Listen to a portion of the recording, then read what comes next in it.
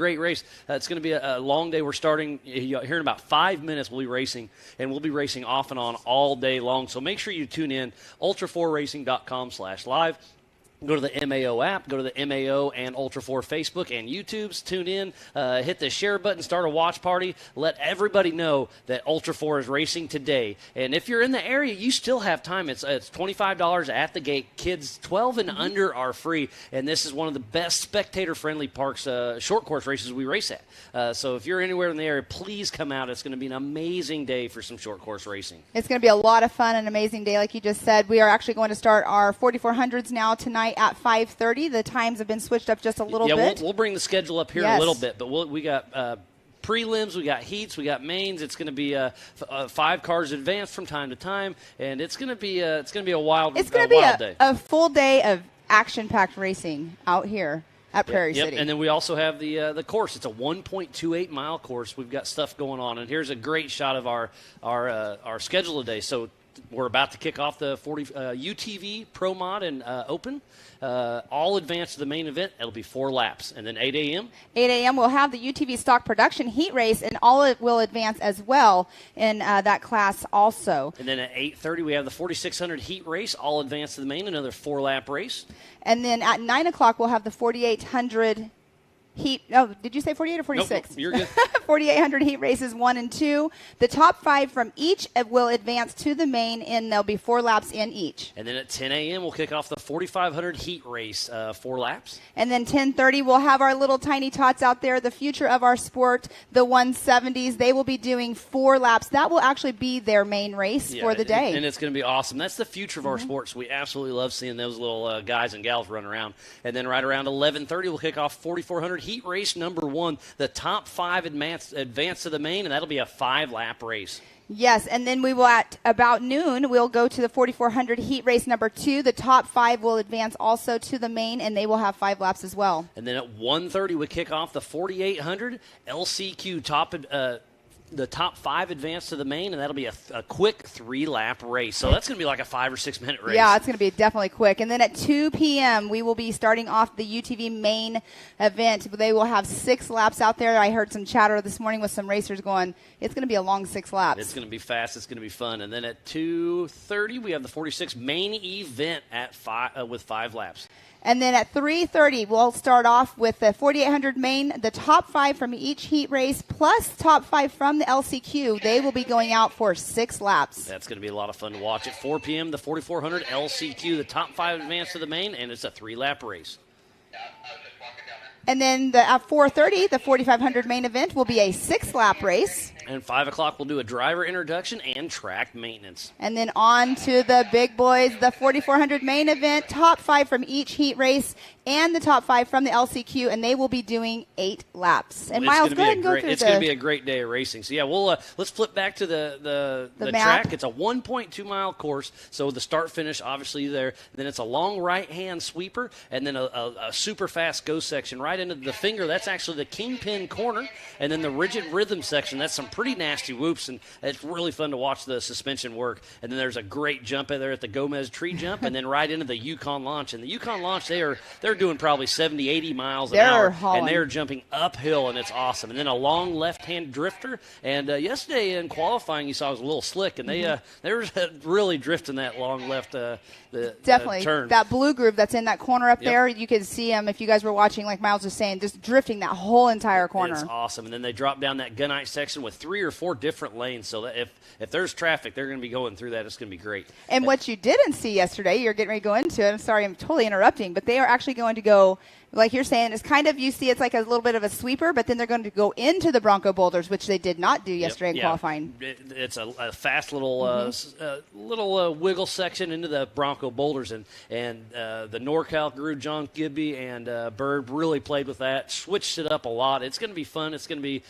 very technical, and then we go through one little more rock section, then through the Recaro rocks, and then the Talladega turn to the start finish. So 1.28 mile lap. It's going to be fast. It's going to be fun. It's going to be exciting. Yeah, I can't wait. I mean, just hearing the chatter last night at the driver appreciation dinner and the drivers talking about the race course, it's a short course, but it is still difficult on the cars. As we saw, some people had some interesting mishaps. Even in practice, we saw Travis Riley, tough break for him. I hated seeing it, but he completely wadded his car up. So he took his car home yesterday. He's coming out to spectate today. We saw Terry Madden take a little tip over, but he was working on that Can-Am late last night, got it back open, and I believe he's getting ready to take the line here very soon. Steve Graff took a tumble on the Gunite section, and that was one car at a time. Yes, and it was. now it's open wheel racing, so they got to be a little careful bumping through those rocks. If you catch a tire, it can just pop you right on over. So everybody's got to be, careful, but have fun and go fast. And exactly. yesterday, what was it? The fast lap of the day was a 1:30 by Mr. Brian Croft. So these races are going to be quick. So I think it's going to be an average just under a 2-minute lap, because when you're by yourself, you have open air. Well, now you have other cars you're battling with. So I bet you, it's going to be, most these early races are a 4-lap race, so it's going to be about 8 minutes. It's going to be fast. And Brian Cross was our last qualifier yesterday, and he ended up turning down the fastest time. Yeah, I was writing my notes on the bottom like, okay, fastest lap here, and it was like the last 3 in a row. Boom, Paul. Boom, Lauren. Boom, Brian. I was like, wow, they just got faster. They just kept ticking each other off for sure. It was awesome qualifying. We were both up here standing up in the booth. We couldn't sit down. We both are getting messages from people watching at home. They have drivers out on course. They're doing the same thing. They're just like, I don't know how we're going. Like Chris Hickman, for instance, he was both messaging both of us, and he said, I can't sit at home. And then today he's like, my nerves are already going. So he's super excited to be watching from home. But if you are at home watching, make sure Miles will go through the spiel, but make sure you guys share the pages. Make sure you're watching it or sharing the watch and everything, so everybody around the world can watch the race. It's going to be a great day out here at Prairie City. We've got a lot of spectators that are starting to trickle in already, and they'll be coming in all day long. But if you're at home, spread the word. Let's help grow Ultra 4. This is some of the best racing out there, I promise. I know, and like I said yesterday, and you mentioned, I have never been here. You've been here a few times, so being here, watching this in person, is totally different than watching it on a live show. Yeah, when we first got here, we hopped straight in with our race director, JT Taylor, and took the Can-Am for a lap, and you're like, wow, this is so much different than on camera. Yes. Camera never does it justice, and this course is absolutely amazing, and it's going to be fun. I can't wait. And speaking of cameras, we're going to have still cameras out there. We have cameramen out there, and then we have 4 cameras, and then we have the FPV drones out there. It's going to be awesome footage. We were getting compliments on all the footage that was going on just yesterday. So imagine today with multiple cars on the race course. It's going to be awesome. Yeah, and then we have the one here in the Nitto booth, too. So we got 9 cameras all over the course. And then we have we walked the pits. We went did a little Gomez tour. So we'll throw in a couple little interviews we did on and off all day. So with Terry Madden. Terry Madden is actually getting ready to go on course, so maybe we can show a preview of his interview right now that I did with him. You did that one, yeah. we traded off the camera and all that, but we caught up with Terry Madden. Was it yesterday? Yesterday, It all starting to blur together. But let's Pam, what'd you have with Terry Madden? Let's see it. Hey everyone, I am here in the pits with Mr. Terry Madden. You went out for practice this morning. What do you think about the track they put together? The track's fun. It's always fun here, though. It's really nice to come back to Prairie City. It's something we did years ago. I'm not sure about the new rocks. They're just there. Whatever. We'll see how they turn out. They're part of it. But the track's always fun here. The jumps are good. The corners are fun. Dirt's in great shape. Did you were you a little conservative, or did you go around the rocks most of the laps that you did, or were you just conservative through them every time just to try to find that line? I was conservative through them every time. There's no point in working on anything right now. We are having a few problems with the car. We just had it completely apart, redid the chassis, new powder, everything on it's brand new. Didn't really have time to drive it, and got here and it's missing a little on high end, so we're having some tune issues. So hopefully we can figure that out. It feels perfect. I just don't have any power. Well, tell us a little bit about it, because you are a Mid-America ambassador, so your new wrap's pretty awesome. Did you come up with this, or is this something that Mid-America has had as a theme? So I was trying to come up with something, and I couldn't. And I walked out of the shop and saw Jason's new truck sitting there and loved it. And I said, well, I can't just do that. And then 360 Wraps took over, and they killed it. Awesome. Well, I know that you're up here in Prairie City this weekend for the race, and you're doing any other Ultra 4 races this season? Are you going? Well, you'll be at Visions in July, right? I'm going to do Visions, Sturgis, and Nationals for sure. We've got a little conflict with a few of the others. I'm going to run some Nitro Rallycross stuff, so I'm not sure. I need to study schedule and prep time and figure out what we can do. Awesome. Well, good luck out there qualifying later on. You have have a strategy going for you? The strategy is not to work on the car next week. We're leaving in a week for the Baja 500, and I'm going to take this down. So I don't want to tear it up. I'm just going to try and run and be conservative. Awesome. Well, good luck out there. Well, Pam, that was a lot of fun catching up with Terry Madden. He's a Mid-America Outdoor Ambassador. He's a Can-Am sponsored athlete. It's great to see him doing so much stuff. I mean, he's a good old from back in the day. We started racing King of the Hammers in 09, both from Kansas. Now he's out here in California. But it's great to really see where he's gone, where he's going, and he's just a great representative of the sport. He started, just helping in the pits, doing co-driving, and he's one of the best co-drivers out there. I mean, he co-drives for a little bit of everybody, and it's great to see him enjoying himself in the driver's seat. Exactly, and like you were saying, being a co-driver, so this year at King of the Hammers, he co-drove for Brian Deegan in the Can-Am. And this Can-Am. And this Can-Am, yep. Exactly, the one he's driving. But the thing about it is, if you watch like their YouTube channel or anything, Brian, like, he came from a different, whole different style of racing, and between his short course racing, his motocross racing.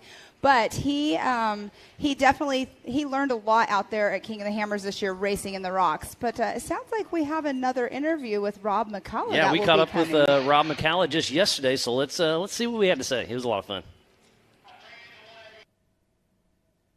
So I've got Rob McCullough right here, the number 783 in a UTV, and UTV is kind of the fastest growing sport, and I love seeing all of you guys come out and play. Yeah, I've been doing this for quite a while. As you can tell, this is a 2018. It's a little bit older car. I built it from the day I bought it up to where it's at, and it's a great sport. It's really, really competitive. It's a great way to get into the to the Ultra 4 or any UTV racing in general for a reasonable price. And it, like I said, I mean, it's probably the most competitive class there is, I think. Yeah, and you can literally go to any dealer, buy a Can-Am, buy a Polaris, buy a Yamaha, Kawasaki, almost anything, and safety's about the only thing because they all run good. They all have decent suspension. Beef up stuff here and there, but put on some safety stuff and go racing, right? Yeah, 100%. I couldn't agree with you more. I think, the biggest number one concern to me with any stock car is safety. And, whether it's a race car or a recreation car, roll cages and proper safety harnesses, window nets are something I advocate to all my friends or anybody that does any type of UTV riding, just to keep your arms in the car, because the majority of any rollovers where you hear somebody gets hurt, it's usually a broken arm or something. But, like you said, the number one concern is to just make the car safe and to make sure that the people, the occupants inside the car are safe, and that you're having a good time, but always be safe and think about what you're doing. With me personally, I really like HTR suspension. These guys have supported me from day one.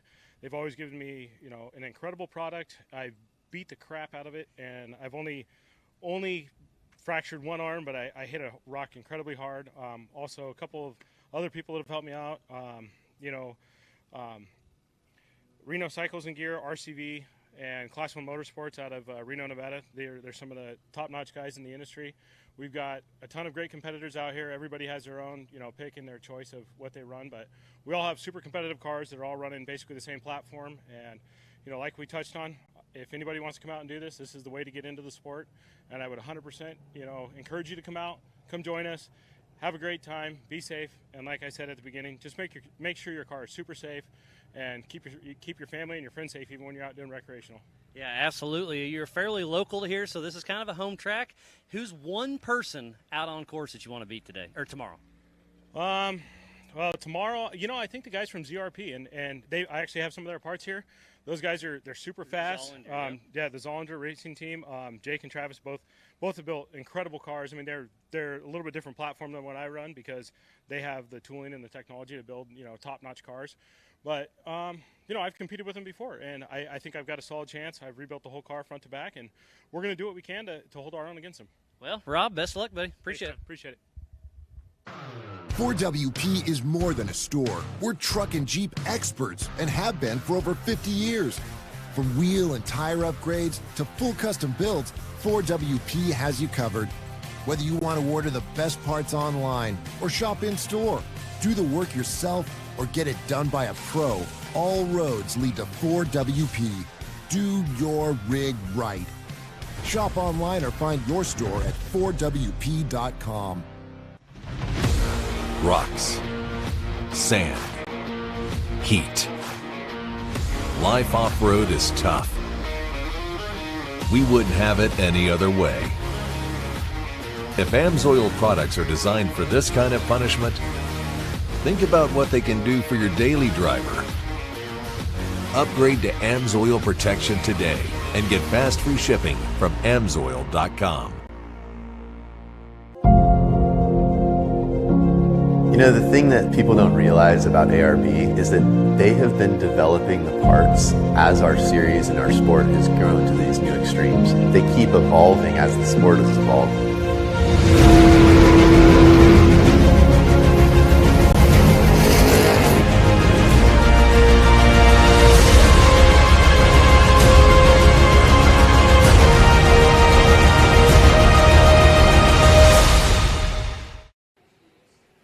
Welcome back. We are getting close to kicking off this race. We had a little bit of hiccup, but we're going to fight through it. We're going to make a great day of racing. Just making sure the track is safe. I mean, that's the number one event. The Mid-America Outdoor Crew and the Ultra 4 with NorCal. We got a lot of people out there prepping the track, making sure everything's good, and we are about to kick off the UTV race. You know, it's going to be a great day of racing, so thanks to everybody for a little patience, but we are going to get through this, and we're going to have a great, great day, Pam. Yes, we are. We're going to have, they have to make sure all the lineup's right, everything's ready to go. It sounds like we're going to be going live here just momentarily. Yeah, lots of chatter through the PCI race radio. The nerves. It sounds like it's about to go down.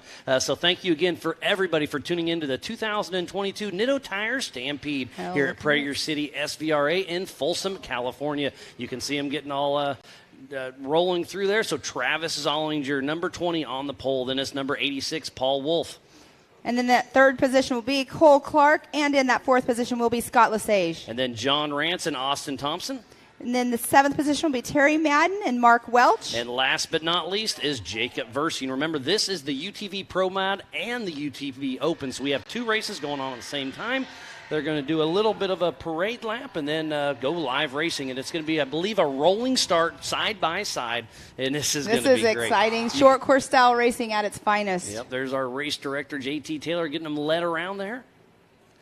And Travis Zollinger in that single seat Can-Am next to his Can-Am teammate, Paul Wolf. And most of these guys and gals are running no co-driver for weight reasons. Exactly. And speaking of Travis Zollinger being in that single seat Can-Am, I only know of two Can-Ams that have been built into a single seat. Travis Zollinger has one, and then at Mid-America Outdoors, Kobe Caraway, he races in a single seat as well. Cool. So those are the only two single seat Can-Ams that I have.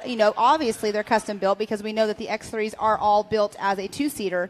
But in this world that I know of, actually actively racing are Kobe Caraway and Travis Zollinger. But that has to be an advantage for them being in that single, center line, lower center of gravity for them.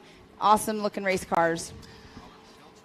So it looks like it's going to be a rolling start, and they are off. Awesome. So Travis Zollinger, Paul Wolf, Cole Clark, Scott Lesage, John Rance, Austin Thompson, Terry Madden, Mark Welch, and Jacob Versing. It looks like Paul Wolf got that whole shot to turn one.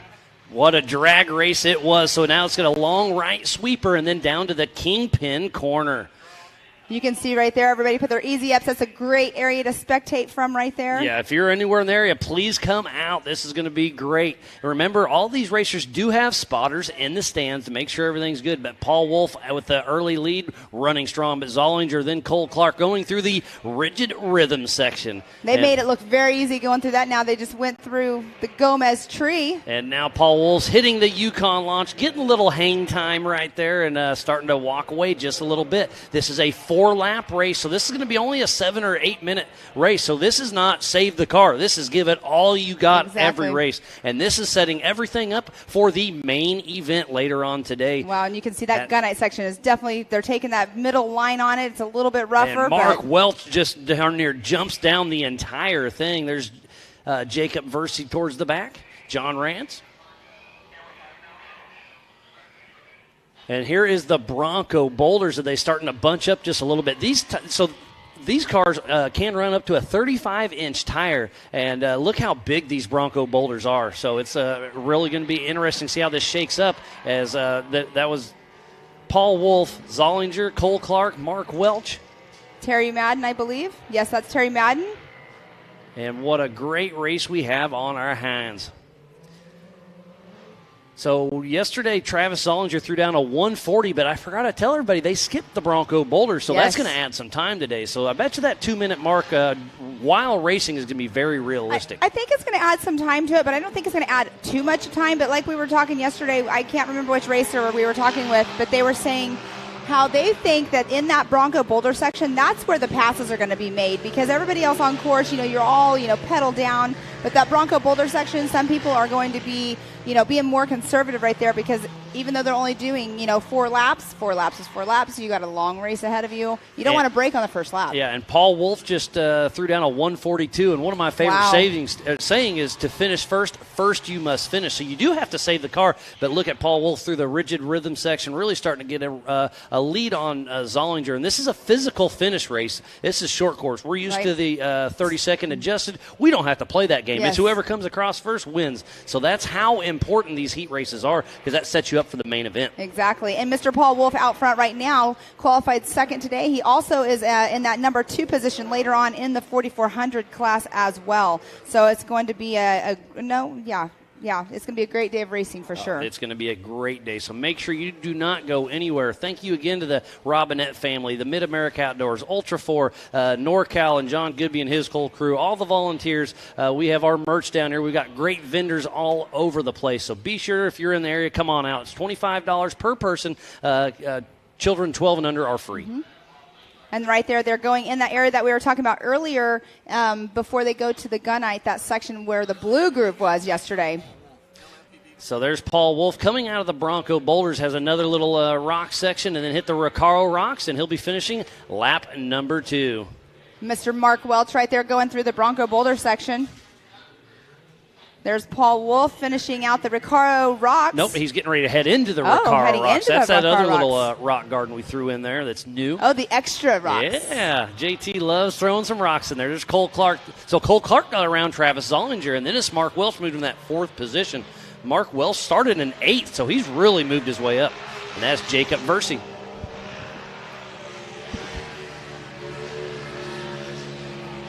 So that is the Bronco Boulders we're looking at as we speak. And Cole Clark is really starting to push hard. Look at that great drone footage right there. I love it when they get up a little bit higher so you can see where the action is all over race course. There's John Rance. So we'll see his dad, Sean Rance Sr., racing in the 4,500 Yukon Gear and Axle Modified class here in just a little bit. So Austin Thompson, I ran into him this morning, and I asked him, I said, are you ready for the day? And he said, I am. He goes, but I had to change out my front diff last night. So he had a little bit of work to do, but he's out on course right now, currently running in that number 7 position. Yep. So Paul Wolf still out front with a pretty good lead, looking good. As he comes down that gunite section, he just came up the Yukon launch. They're making that look very easy.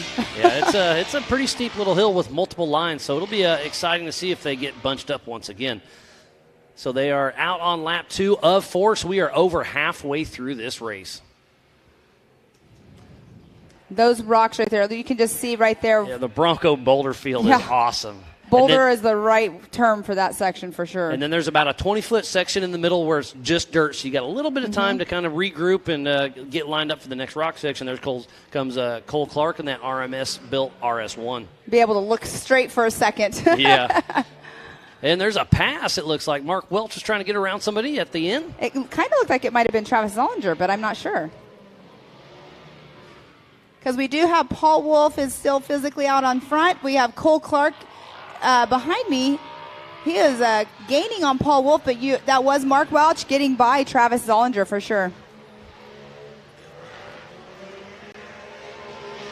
So there is Paul Wolf, and then it's Cole Clark. And there's Terry Madden as he's coming through the Bronco Boulder field. And it is a drag race between Paul Wolf and Cole Clark as they head towards the Kingpin 180 corner. And Mark Welch is in that 3rd position. There's Jacob, the Blonde Ambition Versey. And he's still running in a rented car. Yes, yeah, they borrowed that from Josh Smith. Yes. Yep, he borrowed that car in Moab as well. Yes, Josh Smith, he'll be up next in the UTV stock production class. But, yeah, he's been running in that and the UTV Open. So we have it looks like on screen, Cole Clark has passed Paul Wolf. Yes, good call. It must have been a drag race up the Yukon launch. Cole Clark got around Paul Wolf. Was Paul Wolf sleeping a little bit? But remember, that means they'll both start on the front. So first or second in your heat lap, I'd be happy with it. Save the car a little bit. Yes, exactly. They'll be drag race to the end. Yeah. Who knows? Is that strategy? We don't know. But regardless, great driving by Cole Clark to get around. Well, if you think about it, you want to start on that inside line. So if he finishes in second place, when they come into turn 1, when they're drag racing off the start line, he's going to have the inside line. So it could definitely could be a strategy. But regardless, Cole Clark and Paul Wolf are running strong. This is going to be fun. They are coming in. It's going to be a drag race to the checkered flag. Oh, sounds like Paul Wolf has a left rear flat tire, so that's what's going on. Oh, here we're thinking it was a strategy. Paul Wolf is a smart racer. I promise you it's not strategy to get a flat tire. No, definitely not. But you know what? He's going to still finish out, and if he stays in that position and does not get passed by Mr. Mark Welch. The checkered flag is out, so it will go to Cole Clark. Yeah, Mark Welch is right on Paul Wolf's tail. Let's see if he can hang on to that number 2 position through the checkered flag. Mark Welch is in the open class. So 1, it does go to Cole Clark. 2 goes to Paul Wolf. And then in that first position for the open class goes to Mark Welch. Wow, that was a great race. Still going, Mr. Travis Zollinger. And then, Travis Zollinger looks like he'll get in that 4th position as he's coming through the Recaro Rocks. Pam, this has been some great racing, and we're just getting started. It's just race 1. What's going on here? It's going to be a great day all around. But, wow.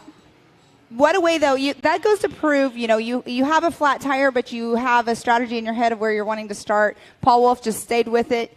They think about the damage that they could do to the car with having a flat, but he just kept going. There's Austin Thompson and John Rance battling all the way to the finish line. So Paul Wolf had a flat tire on that last lap. That just goes to show you how hard these guys and gals will be pushing today, trying to get to the front. And this was their heat race. It was a 4-lap race, and they all do advance to the main event. Their main event kicks off right around 2 p.m. We still have a race going on. We got Madden out there on course. Austin Thompson and Jacob Versey. They're all 3 in the Recaro Rocks as we speak.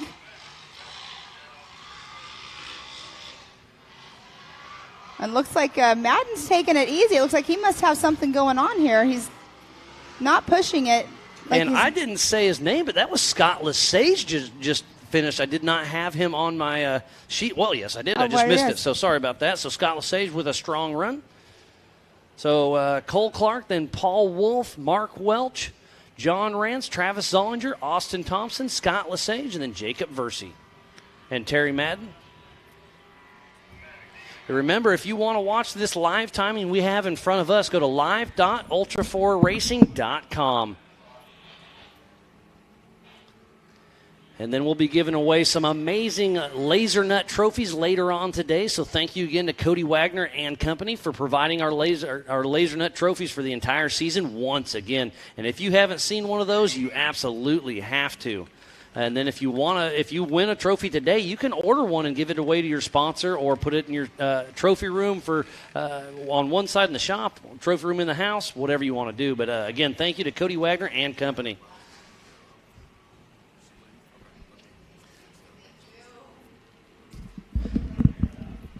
So, again, we want to thank everybody for coming out here and watching the 2022 Nitto Tires Stampede at Prairie City SVRA, just outside of Folsom, California. We just wrapped up our first heat race, the prelim for the UTV Pro Mod and Open Class, and it was a lot of fun. We had 9 cars out on course, and it's going to be wild. I can't wait to see how this 9 cars. Plays we had out. 2, yes, exactly. 9 cars, 2 different classes. We just had the UTV Pro Modified and the UTV Open out there. So Mark Welch, like you said, he finished first in his class, but 3rd overall. But they're starting as they just finished the heat races. It's not going to start, per class in the order they finished per their class. So it's still going to all be commingled and everything.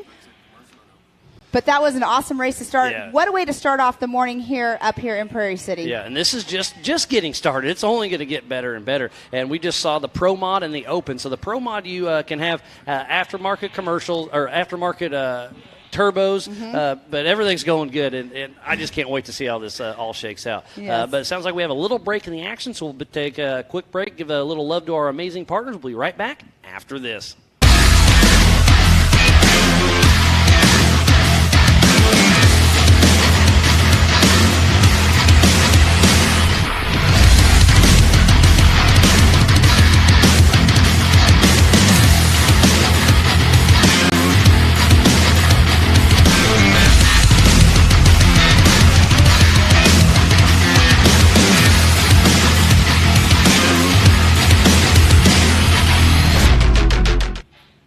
And welcome back. We are about to kick off the UTV stock race. Looks like we have 12 cars will be taking the line, and this is going to be another fun one to watch, Pam. It definitely will be. We have our number 1 qualifier, Mr. Jason Sears, on that line in the number 218. He also has been the mechanic for Dan Wyrick for quite a while. And been helping Paul Wolf here lately. Exactly, because Paul Wolf has Dan Wyrick's old car, so he's out here racing. He races also with the NorCal Rock Racing Series as well. It's great to see him so involved with Ultra 4 and now, enjoying himself as well. So it's great to see everybody because, again, if you walk through the pits, we've been doing it the last couple days, and you can just see if someone needs help, everybody's got open arms. Do you need a tool? Do you need a part? Everybody's running around. I saw Alex Fleming this morning out on the backtrack. Yes. He blew up his front ring and his front differential yesterday, so he's kind of breaking in the new gears. But I saw all hands on deck. He had some teammates over there helping, and everybody's here at Ultra 4 is there to help everybody. And that's why the Mid-America Outdoors and Ultra 4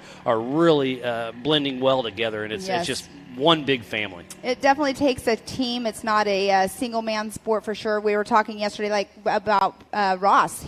Ross Glaive. Ross Glaive comes out to King of the Hammers as a only person with his car, but everybody in the pits, they put their hands in the car if they need to help out with anything. It's just one big happy family out there. Yeah, we just saw Scott Lesage. He does the same thing. Yes. I think it was 2 years ago. He raced every single race.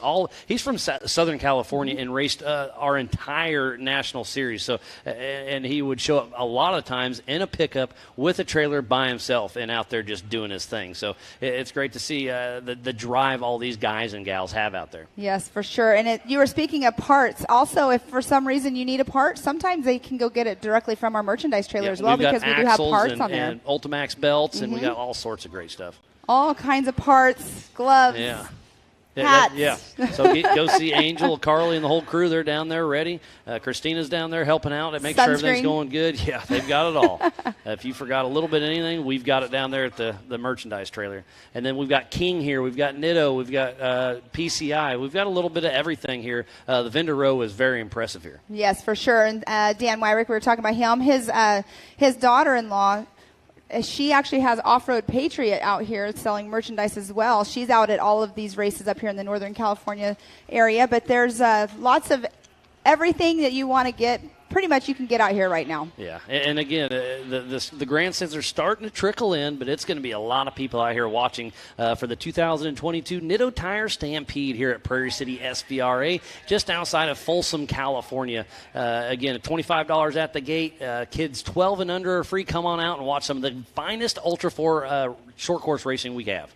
And do we want to go ahead and go through the lineup for our next race? All right. So like we said earlier, the 218 of Jason Sears will be the number 1 off the line. And then right next to him will be Rob McCalla. And then John Bonanno on the number 341 in that 3rd position. And then Joshua Smith. And then in the 5th position will be Trey McKinley. And then Brian Crofts. He'll be playing double duty today as well. And in that 7th position, the 711 of Ray Johnson. In the 8th position, the 915 of David LeMay. And then it goes Jason Berry. And then the 10th position, the number 71 of Dustin Nettles. And then we go Brian Hamby. And then the 12th position, the 805 of Mark Masali. And, it's just going to be a great day. This is all one class. It's the UTV stock production.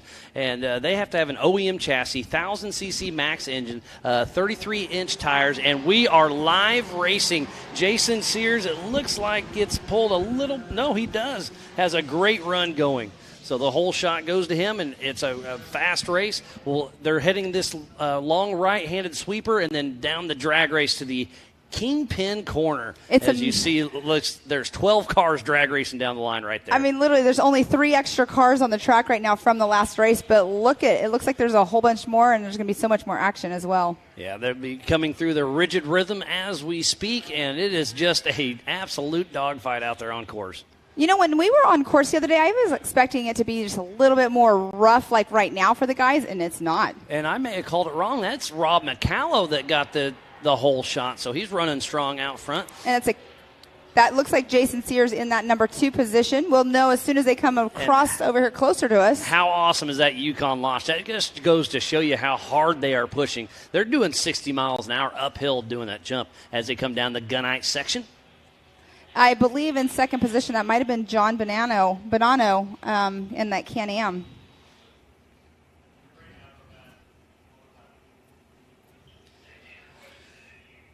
What a great day of racing we've had thus far, and we are just getting started as they come through the Bronco boulders. We need to give a huge shout-out to Can-Am, Ford, Bronco, Monster Energy, Optima Batteries, 4-Wheel Parts, Progressive, Mid-America Outdoors, The Off-Road Syndicate, Holly EFI, Lasernut, Griffin, VP Racing Fuels, Nitto, King Shocks, Ultimax Belts, and King of the Hammer. So please support who supports the sport. Without all these amazing partners, we would not be racing today as we have a drag pass race. Right there. That's Josh Smith right there passing for the lead around Rob McCalla. Josh Smith is definitely a fan favorite for today's race. This young man is incredibly fast. And he normally has a co-driver with him, but he is not. We were talking about with being, short course racing, we don't run them. But, Corey Nassau. Yeah, I was chatting with him this morning, and Corey's normally his co-driver is like, I assume you're not riding. He's like, absolutely not. Weight at this race is a huge difference. So Josh Smith out of Castle Rock, Colorado with Smith Brothers Racing out front. He runs closely with the pit guys. And through the line just now is Joshua Smith in that number 1 position, Rob McCalla 2, Trey McKinley in that 3rd position, John Bonanno in 4th, Brian Cross 5th, Jason Berry 6th. So we have half the field through, and then goes David LeMay. His first race was this year at Moab. Great to see him out here still playing in that Honda Talent. But we are following Josh Smith right now as he's getting ready to hit the Yukon launch. And launching they are doing. They are getting some hang time, that's for sure. And then a long left-handed sweeper. You can tell that they did a lot of track prep last night. There is no blue groove right there right now, but yesterday during qualifying we had lots of blue groove all over. Yeah, we need to thank the Robinette family, all the volunteers, the Ultra 4 and MAO crew, media, safety, USAC. John Goodby and Bird have been working on this track with NorCal, so a huge shout-out to everybody to make this race possible. You know, our pole sitter, Jason Sears, he has not come through, so he must have had some kind of mishap over in the King hairpin because we haven't seen him at all on race course. Haven't seen Jason Shears or Brian Hamby. Not sure what's going on. Oh, and look at right here. We have somebody stopped. That's John Bonanno. And we have somebody stopped on the other side, which I believe that is Brian Hamby right there. Yeah, that's Brian Hamby stuck in the Bronco boulders. Yeah. And they were talking. I was walking through just after they finished this section, and there was a couple of the UTV guys going through here like, man, this is going to be hard on equipment. But, hey, that's just part of it. And there's Jason Berry on screen right there. You did an interview with him. He actually Wheelin', I learned a lot about that company. It's an engineering company, but the lights that they run, the lights, the sirens, the safety lights. Yep. I believe that the number was about 90% of all of the safety vehicles in the United States run the Wheelin' lights, and he has them on his car. So later on, we'll be able to show you guys a little preview. Yeah, and we've teamed up with Wheelin'. They've helped out the Mid-America Outdoors crew, and they've shipped out a bunch of safety lights and sirens and stuff for us. So, again, a huge shout-out to the Wheelin' Manufacturing for helping us out. And it's a dogfight to the finish. This will be a race to the finish for sure. All right, so Joshua Smith in that number one position still. Rob McCalla in 2. Trey McKinley 3rd. Trey McKinley, that's Jeff McKinley's son. Mm-hmm. You recognize Iron Man Racing there. Great to see them still racing. I saw Jeff at the drivers' meeting yesterday. I said, hey, I don't see your name on the list. He's like, no, but my boy Trey is. So that's I was like, awesome. All right. I said, are you going to get back into racing? He's like, I hope to. I was like, well, Yeah. we'd hope so too, because he's raced with Ultra 4 for a long time. But great to see, again, the Super nice father to see him son, out here. the Yeah. whole family affair. And Look at- Josh Smith is on a mission with that Liqui-Moly Polaris. You were saying he's a young gentleman, but he's super young, like 20 or something? Early 20s for sure. And he's just he's worked his way up and driven one heck of a race as he comes through the Bronco boulders. Yeah, those boulders, a lot of the UTV drivers were hoping the larger cars would knock them down. You know, it didn't happen so much, I don't Well, think. yesterday they skipped this section for qualifying. But in practice, in general, they were hoping the larger cars would knock them down. I mean, they're probably knocked down a little bit, but not much. And this is another four-lap heat race, and they all advance to the main event. So as Josh makes it through this rock section, he'll hit one more Recaro rocks and then get the white flag. So Josh Smith is running one heck of a race, and it's his race to lose. So he just needs to be smooth and quick here, because it doesn't matter how much of a gap you win by, you're going to start side by side in the main event. And I believe that one kicks off at 2 p.m. Through the line, his fastest lap time has been a 1:55.641. Has been his fastest lap today. Sounds like we got a right rear flat on our third place. Maybe I don't know which one that was, but getting a little chatter through the PCI race radios. Have a flat tire.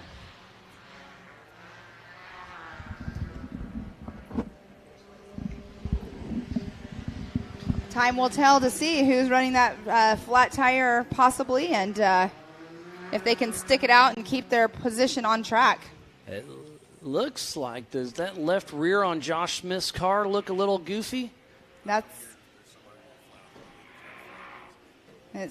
what it sounds like. He might possibly have a flat. Can't quite tell, but he made it through the rigid rhythm section up the Yukon launch. Let's see.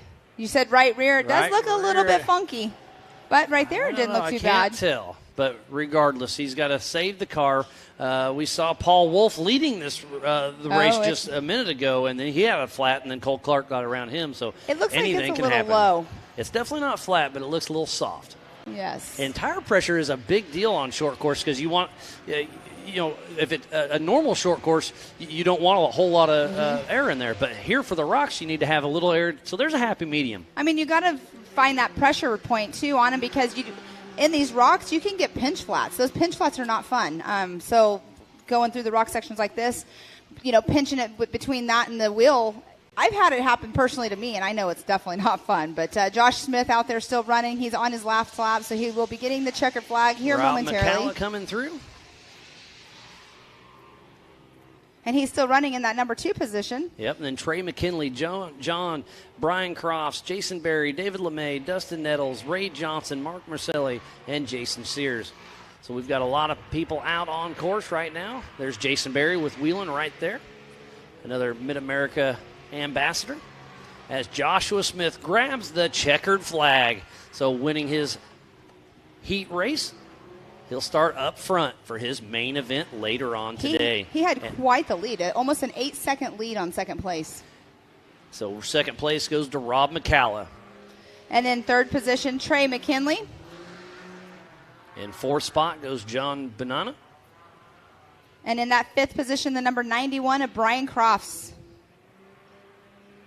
Brian Cross will be racing in the 4,400 Our pole later setter on today. Yep, he was the fastest man of the day yesterday with a 1:30. And then Jason Berry gets in that 6th spot. And on screen right there is a 915 of David LeMay and the 71 of Dustin Nettles finishing out their lap. And they will all advance to the main event.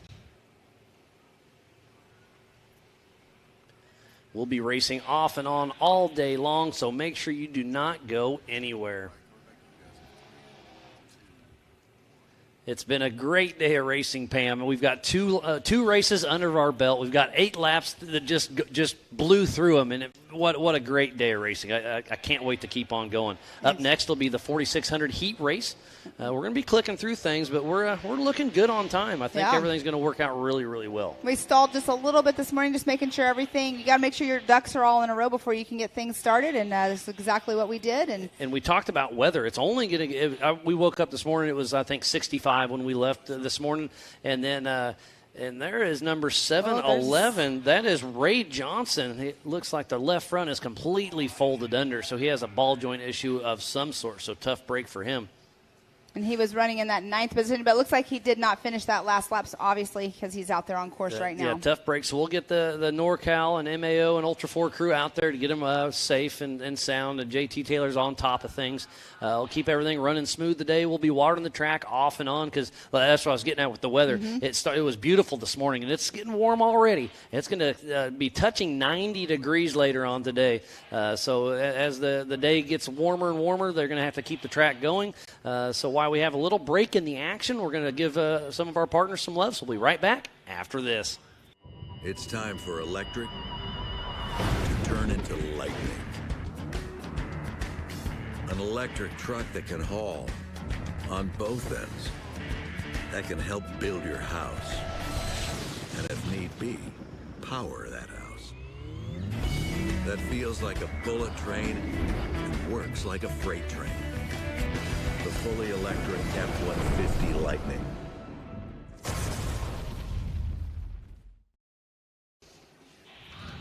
All right, we are back. We are getting lined up for the 4600 stock class. Are we ready, Miles? It's going to be a good one. Let's see. It looks like we have 12 cars that will be taken out. So it's going to be great. The 4600 Spider Track stock class is definitely a fun race to watch. We're going to have one super quiet car out there. We'll never hear him go by. Old Boston Kyle. He's running that Toyota that Bailey Cole used to race. Mm-hmm. But he put a Nissan Leaf motor in it because it's all electric. So I was watching him in practice. I've actually got a ride in that vehicle at King of the Hammers, and it's just so cool to see it back there. And he wanted to race, but we don't quite have the class for him because he's the only one. There are some motor packages out there with Hypercraft and Dana Spicer, but they're just not ready yet.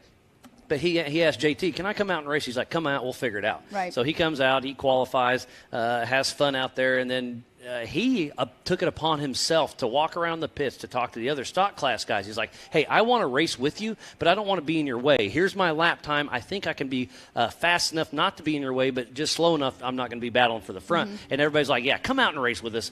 So it's just great to see the sportsmanship. So it's awesome. So it'll be really cool to see, and we'll have action all day. And it sounds like we set up for another commercial break, so let's tune in.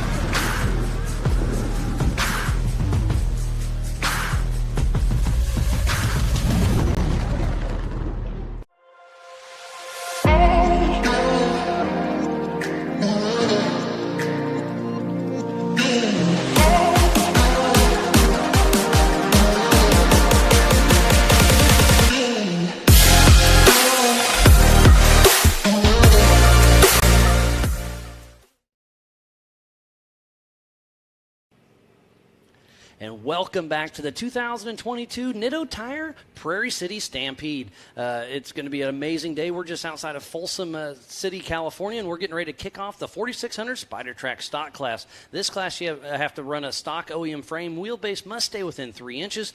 Factory engine, but may be replaced with any available engine the same make, model, and year. Have to run a factory transmission, a 35-inch DOT tire. So a lot of these tires that they're racing on, like you can have that same 35-inch Nitto tire on your race race car and your tow rig. Pretty cool to see. Single 2.5 shock per corner, factory-style suspension like leaf springs, coil springs, TTB, IFS, or whatnot, and has to have mechanical steering. And again, it's a great tight-knit group. It's awesome. And here's our 1.28-mile race course. There's the start-finish on the top left of your screen. We're running counterclockwise. We'll go from there down to the kingpin corner at the finger, head through the rigid rhythm section, hit the Gomez tree jump, and then go up this Yukon launch. And the big cars will be running 80, 90 mile an hour up there, and they are getting some serious airtime. I bet you they're jumping 75, 80 feet. And then go around a long left sweeper that's super fast, and they can really drift out. And you were talking about that blue groove earlier.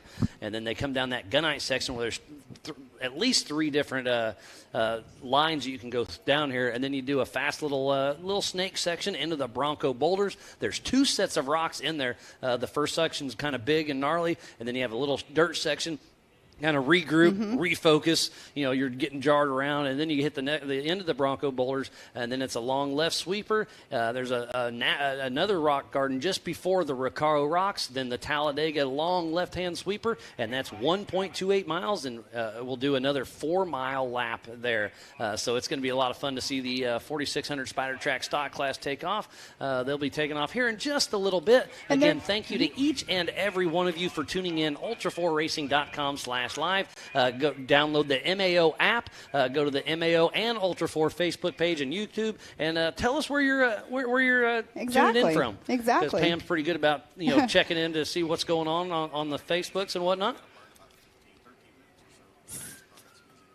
So sounds like we have some interviews that we're going to go across. Mr. John Snell, who is actually qualified second yesterday, we did get an interview with him, so maybe we can go to him. And but we have some interviews we're going to show everybody here at home. So enjoy. Yeah, he's doing a lift off on a Bronco. Glenn's over there, so wait, is he? No, Glenn there. So what do you think about the Jumbotron, kids? The what? The Jumbotron, the big TV. Yeah, that's a lot cooler than my TV. It's a lot cooler, isn't it? When I backed up, it was awesome. I saw that person. Yeah, you can see him out there on course, isn't it? And guess what? You're going to be on that TV in a little bit. This is Jax. He's Jaron Gunter's little boy, and he's going to be racing in the 170 class. How excited are you for it, buddy? It's going to be awesome, isn't it? How much fun do you have watching your dad do this? So much. And now guess what? You may get a trophy before your dad does. How cool would that be? He's going to get a trophy before his dad does. That'd be awesome. Yeah, guess what? He already got a trophy. He's already got one? Yeah, I got my first one. Awesome. Yeah, Where's it at? Is it in your bedroom? Yeah, at home. Heck yeah. But it's just cool to see that your dad, you get to watch your dad race, and then he gets to watch you race. Yeah. Is he the one that's going to be talking in your ear while you're racing? Yeah. What's he say? Go faster? Or did he tell you slow down? No, slow down, since he was throttling on the mountain, then his what fell out again? I think the transmission broke, but I think you're going to try to fix it, right? Yeah. All right. Well, I hope you kiddos have a lot of fun, and it's going to be a great weekend, isn't it? High fives. Yeah, and one more? All right. Well, it's going to be a good weekend. The kids are having fun, so are we. Miles, those kids had a blast talking to you. They thought it was so fun. Yeah, they were having so much fun. It's just fun. I was just kind of standing from afar watching them, and they're just watching the Jumbotron. And, this is just the biggest TV I've ever seen, and I was having a little fun with them. And I was like, hey, would you want to put your Nintendo on there? They're like, yeah. But it's just great to see because that's Jackson, and that's Jaron Gunter's son, and Jaron's going to race in the big class, but Jackson's going to race in the 170 class here in a little bit. So it's just that's the future of our sport. If we don't have fun with them. I mean, again, Ultra 4 in Mid-America is all about family friendly. So bring the whole family out. Let your kids race in the 170 classes. We're going to try to bring that to most races. Sometimes we can't make it just due to the race course and whatnot, but we really are going to try to involve the 170s as much as we can. I mean, the kids are already coming out here with the parents racing, watching the parents racing. So if we are able to accommodate a course for them, then they're definitely going to do that for them. Absolutely. I mean, like you said, it only makes sense for the 170s to be out here racing because they are our future. So seat time is seat time. Anytime they can race, let's do it. But up here at the NorCal Rock Racing Series, they also race the 170s, and they race them every single race because their races are here. So they have a whole slew of kids that come out here and race. Yeah, it's great to see. Yep, and like I said, we've been walking through the pits the last couple days trying to get caught up with everybody, and we tried to get one with Paul, and he's like, man, sorry, I'm busy, but swing by later if you can. So we did swing by, and he's under the car, and I'm like, hey, Paul, you got a minute? And so I threw it to Pam, and let's see what he had to say.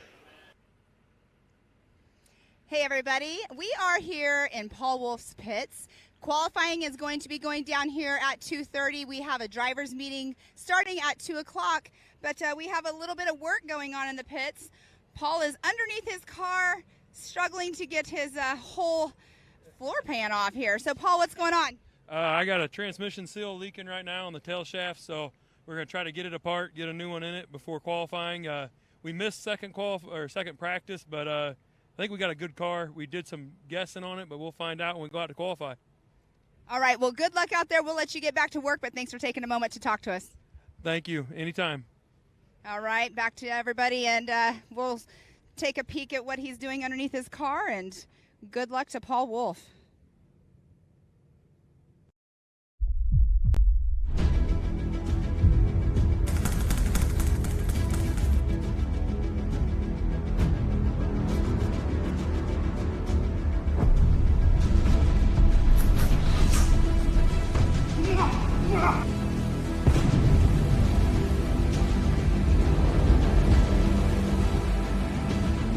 I am Monster Mate.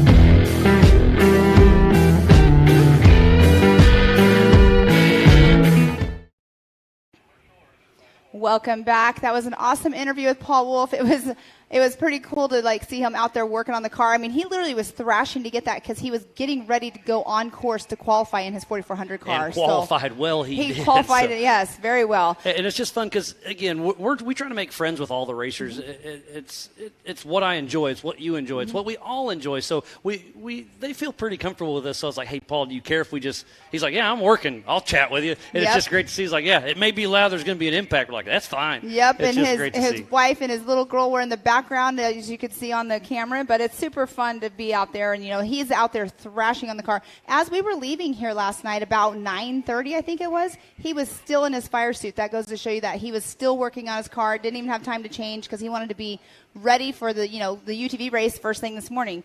But let's give a little bit of shout out to the people watching on our live show right now. So we have Tom, who is at the medic ambulance down in our hot pits. One of our medics right down here checking right in the AMSOIL hot pit. So great to see. Yes. One of my buddies, or one of our racers, Trent Roberts. I've got Mike Seward tuning in. He's picking, I'm going to say it in his words, Mike says that Brian Crofts Campbell's going to win today. Oh, that's Campbell. I love that. Hey, Zach with the pit guys is chiming in. He said, hey, Pam Hall's episode has surpassed Miles. Oh, you got a little more listens, huh?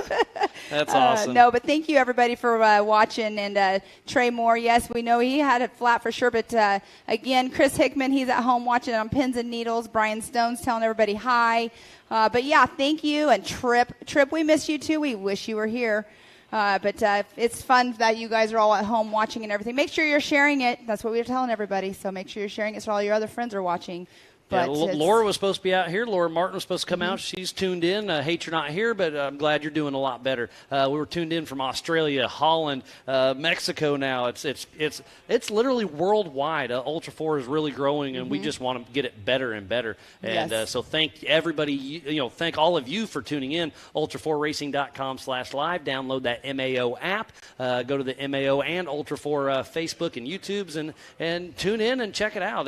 Without all of you, we wouldn't be racing. Without all the racers, I mean, so it takes the whole thing to put it together. And we've got some of the best partners out there.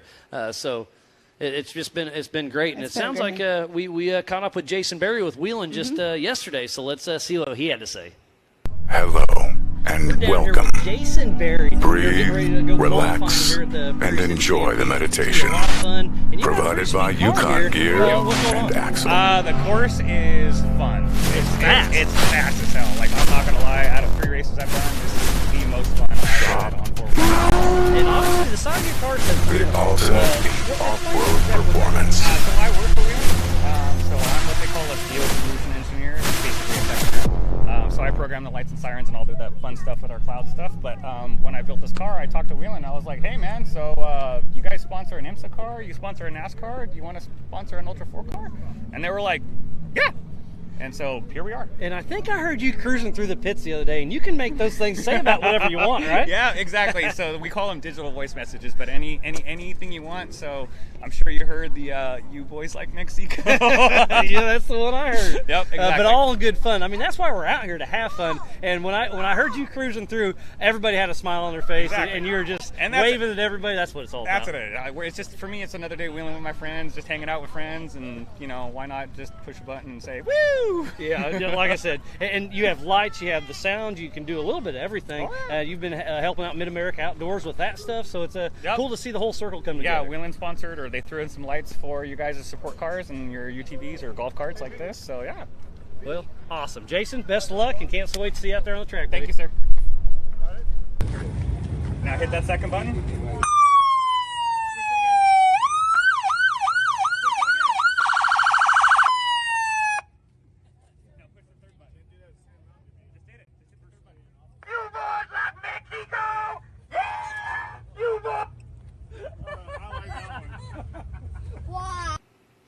And thanks again, Jason Berry with Wheeling. They, like I said, they've been helping us out on some of our safety vehicles. They've given us a bunch of lights and stuff, and the sirens are awesome. It's great to see everybody merging up and helping everything put together. So yes. it takes a lot. There's a lot of stuff behind the scenes. Obviously, Pam and myself, we bring you the best action we can. We definitely goof up from time to time, but we have fun doing it. I hope you guys enjoy listening. But there is so much stuff behind the scenes that's going on. Yeah, nobody has any idea. We've got so many people in our ears talking left and right, and there's a producer down here. There's people out in the field. We got with the drones. radios. We have the race ops. We have everything. It's a lot going on. So again, thank you to all the volunteers, the core staff, the fans, the racers, everybody that comes out here, and all our amazing partners. I mean, yes. We have King, PCI, Nitto's here.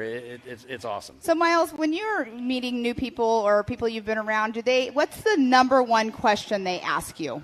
That depends on what we're talking about. Well, about this job that we do. Yeah, they just ask, how can you talk for this long? Exactly. And I tell them every time, I'm not sure. I definitely do a lot of homework. I print out a lot of sheets that I build throughout the year. I get on Facebook and social media and all that stuff, and I pay attention. And then I make notes, and then obviously bantering back and forth with you is super helpful. But speaking of the Facebook and Instagram, the Facebook posts, or communicating, or you watching.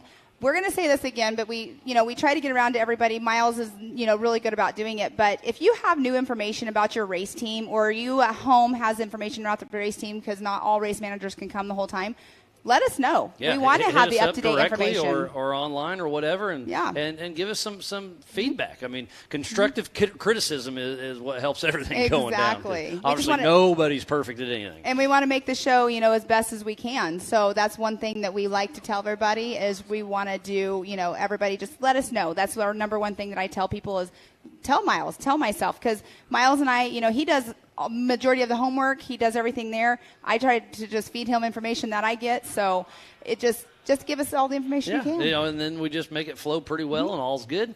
And it sounds like we're getting ready. I see the live timing. So you can also go to live.ultra4racing.com and see the live timing. I see it just switched over to the 4600 Spider Track stock class. So we're about to kick that off. They're getting lined up. So we'll take a quick break, and we'll have some racing action after this.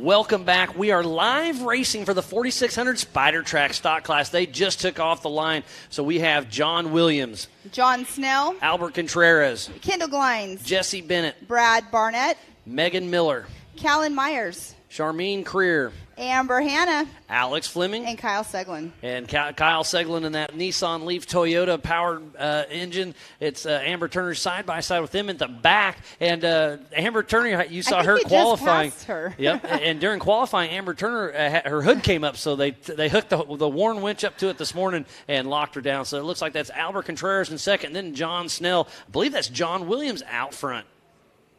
So the 4623 in that fairly new Jeep JL getting chased down by Albert Contreras. And Albert's going to maybe pass him on the Yukon launch in the air. Look at that. Albert Contreras makes the pass around John Williams. This stock class is going to be a lot of fun. 12 of them out of the course at the same exact time. This is the 4600 Spider Track stock class. They will do 4 laps, and they will all advance to the main event. And Albert gets a little crossed up, but saved it. He's pushing a little hard. I don't know. Look at that right rear. Hopefully that didn't go flat because it looked a little funny once he landed. So John Williams, John Snell, Kendall Glines, Bennett, Alex Fleming. We've got a lot of cars out on course. Oh, and look at that. Alex Fleming took a different line than everybody else. Somebody's got a little smoke puffing out there at the end, and there's Kyle Seglin and Amber Turner. Somebody stopped already right there, and there's someone stuck behind him.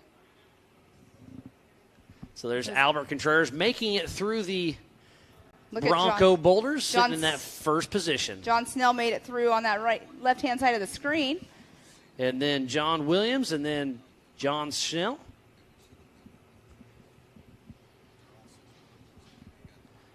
Albert Contreras at that first rock section taking a backup. I'm not sure why he's doing that. These are 35-inch DOT tires, so yeah, he did just get a little hung up as John Snell's going for a pass. So John Snell and John Dyke is pushing hard. Oh, and there's something. Oh, those are rock guards. So the other day when we were out on race course, the other day, that was just yesterday. And the Bronco boulders is getting wadded up. Looks like that's Megan Miller. Can't tell who's quite in front of them. But John Snell, I mean, he was launching off the Yukon launch. We were like, he was not holding anything back. That was for sure. So John Snell, did he get around? Yes, John Snell got around Albert Contreras. We have a new leader, John Snell and John Dykes. Albert Contreras usually has his son riding shotgun. Oh, and Kyle Seglin is going through the boulder section before. He was in the back, so he's made a pass. Not sure who's hung up. Megan Miller's out there on course racing Dawson Allington's old car. So John Snell heading into the Kingpin corner, and then Albert Contreras. And then John Williams.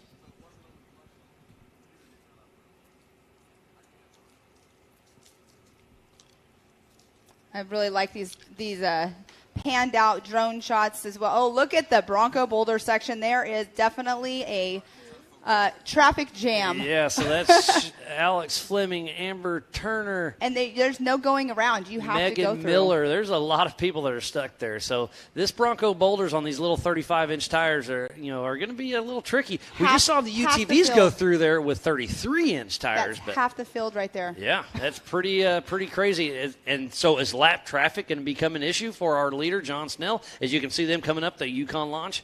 Oh, no, they've already made it through there, so they're at the gunite section. They'll be at that Bronco boulders very soon. So lap traffic I did not think was going to play a part, but it's already here. So John Snell, Albert Contreras, and then John Williams, first, second, third, starting to walk away with this race because of the traffic jam and the Bronco boulders. So we've only had 5 complete their first lap. So John Snell in that number 1 position, Albert Contreras in the second, John Williams third, Kendall Glines fourth, and Jesse Bennett in that 5th position. Those are the only 5 that have completed that first lap. Are they going to bypass this rock section with the leaders? I'm not sure how that'll play out. Well, you can see Alex Fleming looks like he was, maybe going to try to give a little bump to Brad Bennett. They've got 2 Toyotas up there. And, yes, Snell and Contreras come to complete stop at the Bronco boulders. Oh, this is tough. They are racing for the lead. Now they're all stopped, not sure what to do because it is completely jammed. Well, obviously, Amber Turner's trying to go through the middle, thread the needle, but that wasn't going to happen. She didn't have enough room, it looked like. Megan Miller up front. There's Alex Fleming in the back of that section, patiently awaiting with Megan Miller, Amber Turner. This is going to be tough. So they were joking yesterday. I think John Gibby was joking yesterday in the driver's meeting when he said Bert fell asleep or got bored or something in the rock section. I wonder if Bert's over there laughing because, here's the best of the best right here racing, and there's a pile up. So we need to thank Can-Am, Ford, Bronco, Monster Energy, Optima Batteries, 4-Wheel Parts, Progressive, Mid-America Outdoors, the Off-Road Syndicate, Holly EFI, Lasernut, Griffin Radiators, VP Racing Fuels, Nitto, King Shops, Ultimax Belts, King of the Hammers, AMSOIL, Method Race Wheels, Axial RC, 360 Wraps, Spider Tracks, Recaro Seats, Baja Jerky, Raceline Wheels, PCI Race Radios, Off the Grid Clothing, MBRP, Yukon Gear and Axle, HCR, Warn, Factor 55, ARB, Rigid, Brannick Motorsports, Tread Lightly, and Action Sports Canopy. So please support who supports the sport. Without all those amazing partners, we would not be racing today for the 2022 Nitto Tire Stampede at the Prairie City SVRA in Folsom, California. And you can see and Amber where did Turner's John still in the Snell middle. go? They're all, okay, they're still parked. Okay. They're all still in the back. Yep, so Amber Turner. Turner's giving it heck. Her and her brother Stewart are trying to weasel through Megan Miller and Brad. But there's just Barnett. not quite enough room in that rock right there. It looks like it's super big, but there are safety guys out there as well, so they're going to try to get this all cleared up as soon as possible.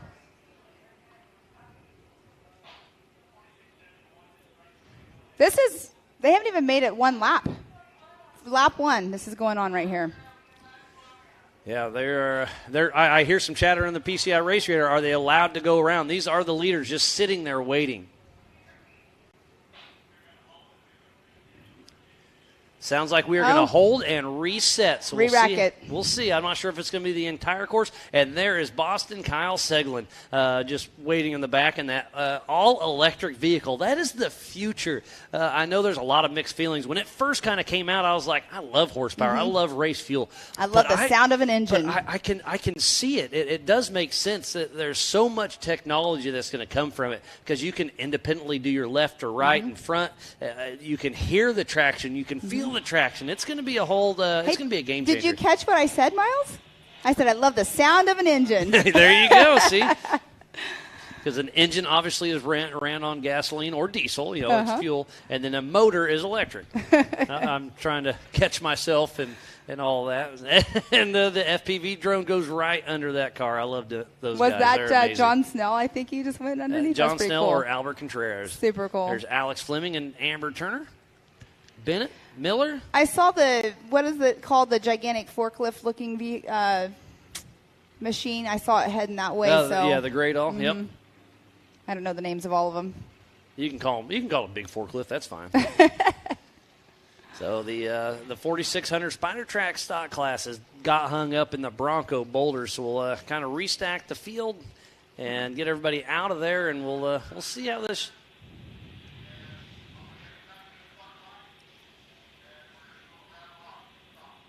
So stock class. They're going to do a bypass. Yep. So they're going to re-rack the field, and they are going to bypass the Bronco boulders.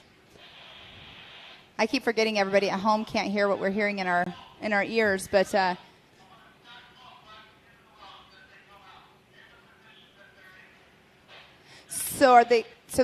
like they're going to restock them right now as the position they're in, but they're going to bring them back over to the starting grid. So there's a lot of stuff going in our ears right now. Are they going to leave them the way they are on the laps, or are they completely starting over the race? I'm not sure. I don't think they're starting the race over, are they? I guess soon we will know. Yeah. So we'll keep you the best informed we can. There's a lot going on right now. I do apologize, but JT Taylor is down there. He's on top of it. We'll figure this out. It would make sense to just get at the end of this boulder section, put them in as they are, because all of these cars that are stuck in the rocks right now are already a lap down. So, and we're going to banter back and forth about this. So it's like, and everything we're saying is unofficial. We're just this is just us guessing. talking and talking to the world, but definitely would make sense to re-rack them how they are on course right now, and then just completely bypass that rock section like it sounds like they're going to do. Just like they did in qualifying. Exactly. But you can see right there, they're bringing them all the way back around to the starting grid, but they are coming around as they are on course. So 1, 2, 1, 2, 6,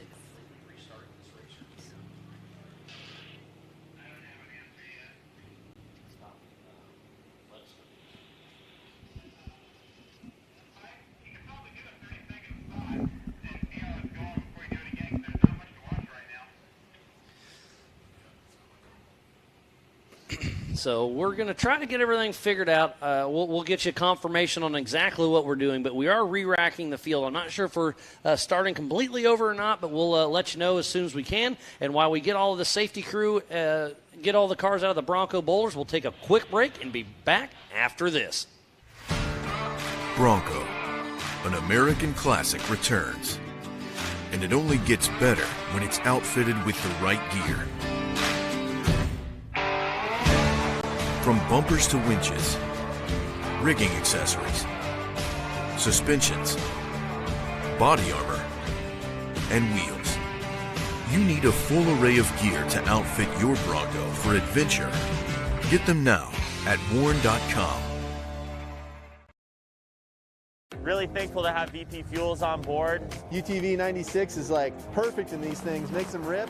It ran cool, it ran strong. We got into those rock sections where we really needed that throttle response, and it was right there every time. We run all VP lubricants. We haven't had any problems with any kind of leaking or any kind of heating issues. And in the State Frosty, no drama, temperature stayed under 200 the entire race.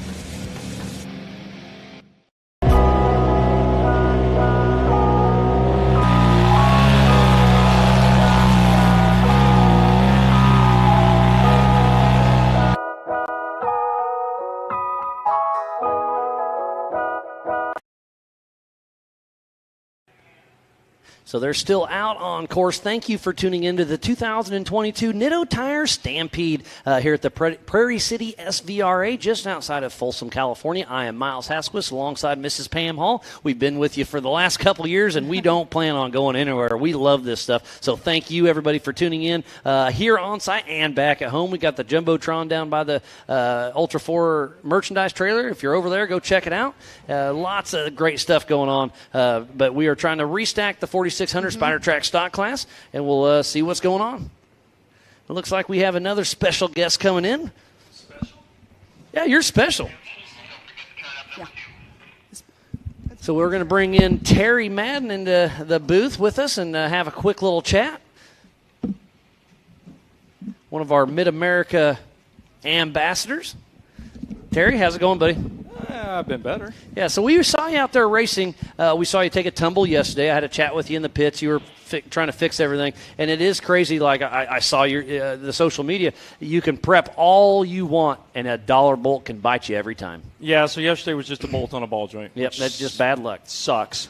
But we spent most of the night getting the car back together thanks to a few teams. Paul Wolf had some parts. ZRP had some parts. Got the car together, but here at Prairie City, one of the things is there's nowhere to test. You can't go test because it's a state park and everything's closed at night. So we got together best we could, but didn't get to drive it till we started the heat. The first 2 laps felt really good, and then there was a boost line that was pulled off the turbo. So you were a little off pace, so that's why you didn't have any boost. Went back into limp mode for the last 2 laps, and we finished. It's back on now, but then we start the main again last. But, hey, that's okay because it's a physical finish. So even though you're starting towards the back, you still have a shot. I know it's going to be tough, but I got faith in you, buddy. And some of the just best one thing after another lately. And move to the front.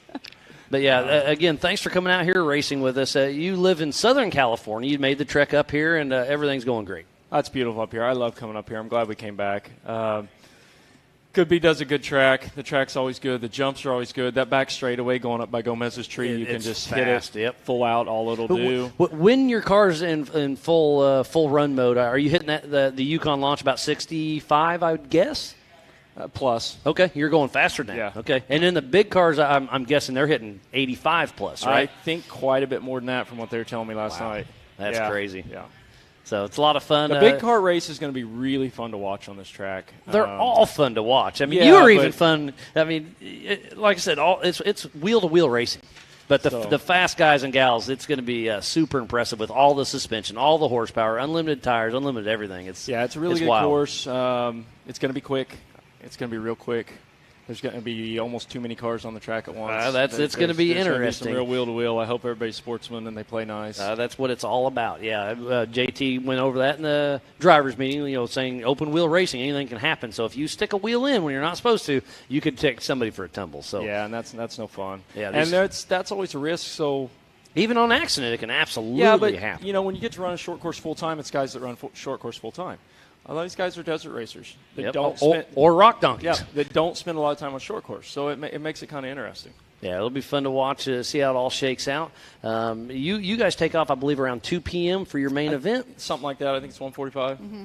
I think, we got we're going to two be in front of us. We changed best it now. time frame we can today. I mean, obviously, we have to work in time with issues like what was just going on with the stock class. I don't know if you were watching. No, but I wasn't. I just walked over. Half the field was stuck in the Bronco boulder section. Well, it was a pile up.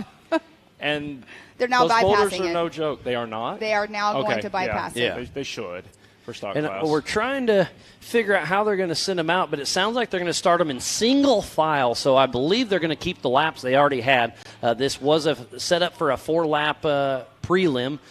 So I think they'll be finishing their second now. So they're halfway through the race. The leaders are, and then the other ones that got stuck in the Bronco boulders are a lap down. I believe that's how we're going to shake it out. Yeah, those boulders, they're moving around, even from first lap to second lap. Oh, really? They're moving every lap. In our race, they'd move some. So they'll settle in, but by the time they're settled in, the day's going to be over.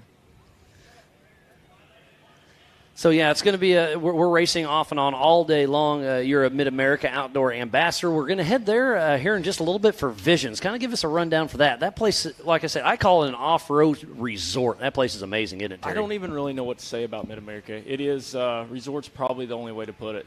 They the first time I pulled in there, I was shocked. It's like you're pulling into a Cabela's building. Yeah, it's amazing. The pro shop's awesome. The pro shop's unreal. The facilities are unreal.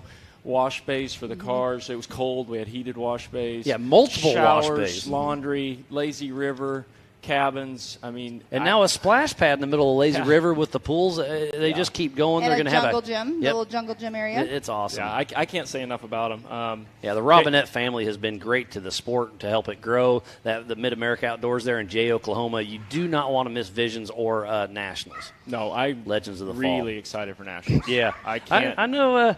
I've heard some good rumors about we're going to go through the woods. It's going to be awesome. I'm pretty stoked about it. So, have you been to Disney, Miles? Yeah, I used to go there probably 20 years ago in the old junk going wheeling around. It's changed some, but it's still the same place. So that's one of the first places I ever wheeled. Brian Shirley. Yep. I bumped into them in his 20 years ago. Old Cadillac car. We used to go to Sumner's Big Meats Run. Yep. And unreal. So the fact that we're going to get to race there is a whole different thing. Yeah, it's going to be interesting to see. I'm pretty stoked about it. JT Taylor, our race director, he's got some tricks up his sleeve, and it's going to be a lot of fun. So mixing that up, and then the Rock Racing is going to have their nationals. The side-by-side championship series will have their nationals. Ultra 4 nationals. It's going to be an event. So do not miss Legends of the Fall or Visions. I mean, it's going to be great. Yeah, I'm excited for both of them. I mean, going out to Mid-America, I've always heard so much, good stuff about it. I didn't get to go to Visions last year, but I am super excited about it this year for sure. No, it's crazy. If it's not on your list to spectate, it should be. Because honestly, I think you can go there and we all want to watch racing, but I think you could go there and not watch the racing and still have a good time and enjoy. Just absolutely. The atmosphere is crazy. Live so music much for every the kids night to do. And you don't have to go anywhere for food because you can just go right up to the restaurant. Yep. It's a breakfast, lunch, and family-friendly park. Yep, they're going to have multiple bounce houses set up, I've heard. Yeah, hopefully me and you can get in there, too. I'm excited about the Barbie Jeep racing. Yep. I really want to find myself one and do it. I think you just signed up. I'll watch. I've been trying to sign up, but my kids said, no, Mom, you don't need to do that. Right here. I think there's a sign up here somewhere. Definitely. So we are back to live racing. It is John Snell out front, then Albert Contreras, John Williams. But John Williams is on the inside with Kendall Glines right behind him. They re-racked him because Kyle is in the rear, and that's where he started the race. So it looks Kyle like they re-racked him. was so excited. Well, no, I think Kyle's doing it out of sportsman. He wants to be in the back. True. He's trying not to be in anybody's way. But he was running fourth place. He's really concerned about holding anybody up and being in the way. And that's the sportsman he is. Kyle's amazing, though. Have you talked about his truck already? A little bit, yeah. I mean, it's got a Nissan Leaf motor in it, all electric. Do you have – I mean, it's got Toyota drivetrain. What else do you know about it? But just knowing Kyle. I mean, so if anybody knows the history of Kyle, I don't know what year now. It's been several years ago. We're out in the desert setting up hammers, and this kid who'd taken his motorhome and his dirt bike from somewhere East Coast comes to the desert because he hears about this place called Johnson Valley he wants to ride, and pretty much had enough fuel to get there. And comes wandering into camp, seeing us setting up camp, says, hey, is something going on here? and pretty much offers to work for food, volunteers for hammers, and then just ends up working for Dave for several years, runs Sing. He's just an amazingly talented individual. A couple of years ago, he went to work for Tesla. The guy's a He's genius. super self-taught. He kind of makes me feel dumb to hang out and talk to. He was over helping me get the car together last night. But he has built this thing in his garage and just built an EV vehicle that is competitive. Yeah, I mean, look at him. On a low budget. And they're bypassing crazy. the Bronco boulders now since they had that issue. So we are just over halfway through this race. And I was talking to Kyle last night a little bit. It's like, so where are you living at now? I know you're kind of local. He's like, well, I kind of just live everywhere because he still lives in a camper. He's like, it's the best. It just depends on the day. What did he say the name of his home was? Whatever he called the camper. It was so funny. Yeah, he's a great character. There's Albert Contreras making it through the rock section, getting ready to hit the Recaro rocks. Yeah, he's got the brains and the drive to go do the corporate life and really make it anywhere, and he doesn't want to.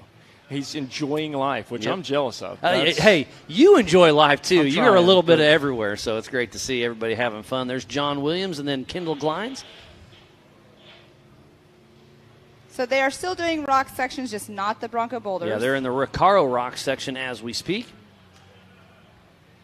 So John Snell out front, then Albert Contreras, then John Williams, Kendall Glines, Jesse Bennett, Kyle Seglin, Megan Miller, Alex Fleming, Callan Myers, Amber Turner, Charmaine Creer, Brad Bennett. And Jesse Bennett moves into 5th position. It's good to see such a turnout for the stock class. Yeah, the stock class, we had 12 with Kyle. It's great. I mean, this is such a fun and fast course. See Kyle in the Recaro rocks as we speak. So Dave Conklin, he corrected my forklift. He said it's a telehandler. A telehandler. You can call a little bit of everything. So I'm like, thanks. I got somebody stopped smoking in the rocks.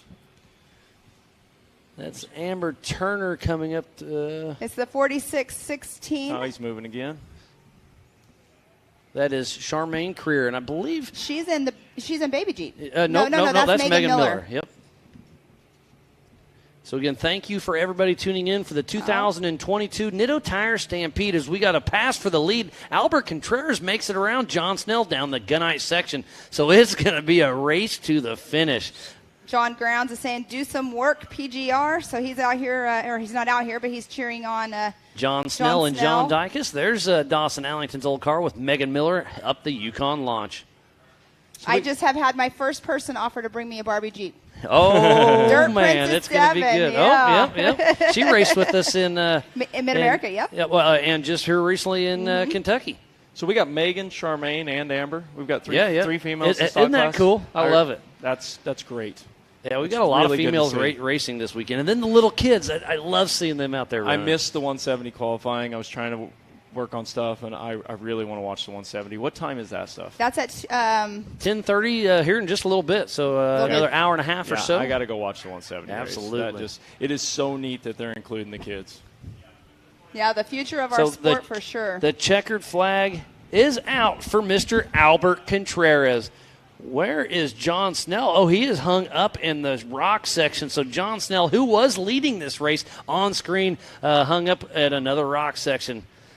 That's good to see. I see the rear tires spinning. The fronts aren't. Not sure that John's stuck, but it's good to see Albert finish first. Yeah. He works really hard. He's been racing with us a long time.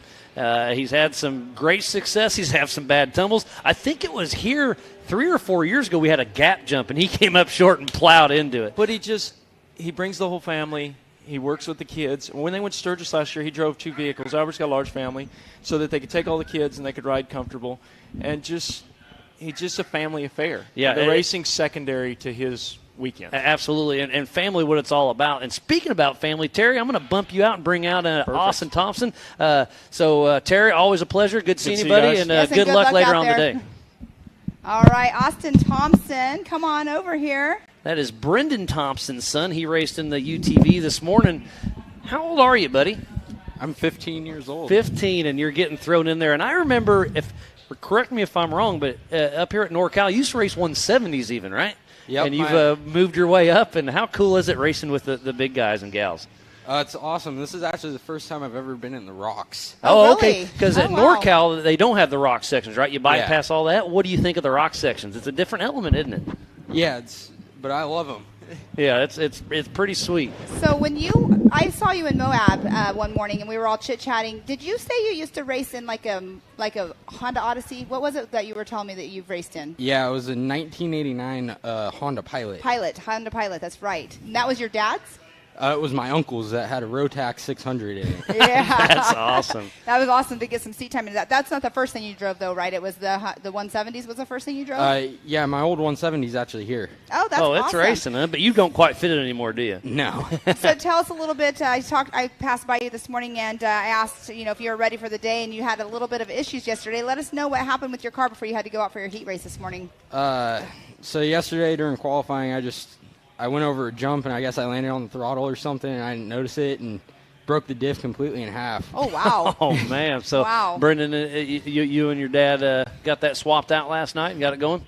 My dad just sat there and watched me do it. I love it. You do all the work on your car. I mean, he would have helped you if you needed it, but I love that he's, I love the father-son team up where he's like, I'll help you if you need it, but here's the tools, here's the part, figure it out, because that's what happens. Yep. Well, and like I was saying, with Terry, whenever he was in here, he's going to be starting in the rear because of the issues he had. The best drivers are also the ones that work on their cars as well. Absolutely, yeah, the builders, drivers, and all that. So let's give a quick rundown. So winning the 4600 Spider Track stock class was Albert Contreras. And then in that number 2 position is the 4623 of John Williams. And third spot is Kendall Glines. And then fourth position, the 4695 of Jesse Bennett. And then in that EV motor with that Nissan Leaf is Kyle Seglin in that 5th position. And then in 6th position, the 4671 John Snell. But no, he's not. He's still out on course stuck, so he'll take a rear start. Oh, he hasn't So, yeah, we had a few cars that were a lap down. So John Snell, Alex Fleming, Megan Miller, Kaylin Myers, Charmaine Creer, Amber Turner, and Brad Barnett were a lap down. So we'll see how that all shakes up for the main event. They will be kicking off at 2:30 later on this afternoon. And that'll be what is that? That's a 5-lap race. So all the prelims this morning are 4 laps. It's going to be really exciting. And it looks like the 4800 Brannick Motorsports Legends class is getting ready to kick off. So, Austin, I thoroughly appreciate you coming up here to chat with us. Pam, you got anything else for I him? do. I wanted to know, so you went out and did your heat race this morning. Everything good on your car now after having to work on it last night? I rubbed a hole in the radiator line. Oh. That goes to the breather, but that's fixed already. We just need to fill it with water. There you go. Then you're set to go. Yep. So, yeah, you'll watch your dad here in a little bit. Then he'll so do you spot for your dad and he spots for you, or how's that working out? I'm actually going to be out there with him. Oh, on course. Nice. So you're running shotgun? No, it's a single-seat car, so how does that work? So my dad's buddy, Mark Nicholson's actually here. And okay. He's got a 2-seat straight axle car. Oh, so you're going to be racing with your dad or Nice. Against your dad. That'll be fun. Yep. That'll be fun. So, the best place to learn, too, is in the passenger seat as well. Yeah. Well, Austin, again, thank you for coming up and chat with us. Come up again later if you'd like. And good tell your luck dad out there. good luck to yourself, and it's going to be a great day of racing. Thanks Awesome. again for the chat. All right, thank you. All right, it sounds like we're going to go to a commercial here for just a moment while they're finishing getting the lineup going for the 4800 Legends class. Over 25 years of off-road racing dominance. Proprietary patented race technology. Proudly made in the USA. Unparalleled customer service and support.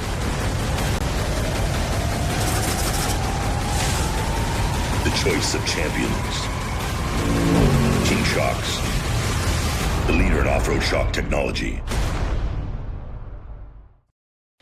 Welcome back to the 2022 Nitto Tire Stampede here at the Prairie City SVRA, just outside of Folsom, California. I'm Miles Hasquist along Pam Hall, and we are about to kick off the 4800 Brannick Motorsports Legends class. This is definitely a fun one to watch, so do not go anywhere. You can see Mr. J.T. Taylor's taking them out.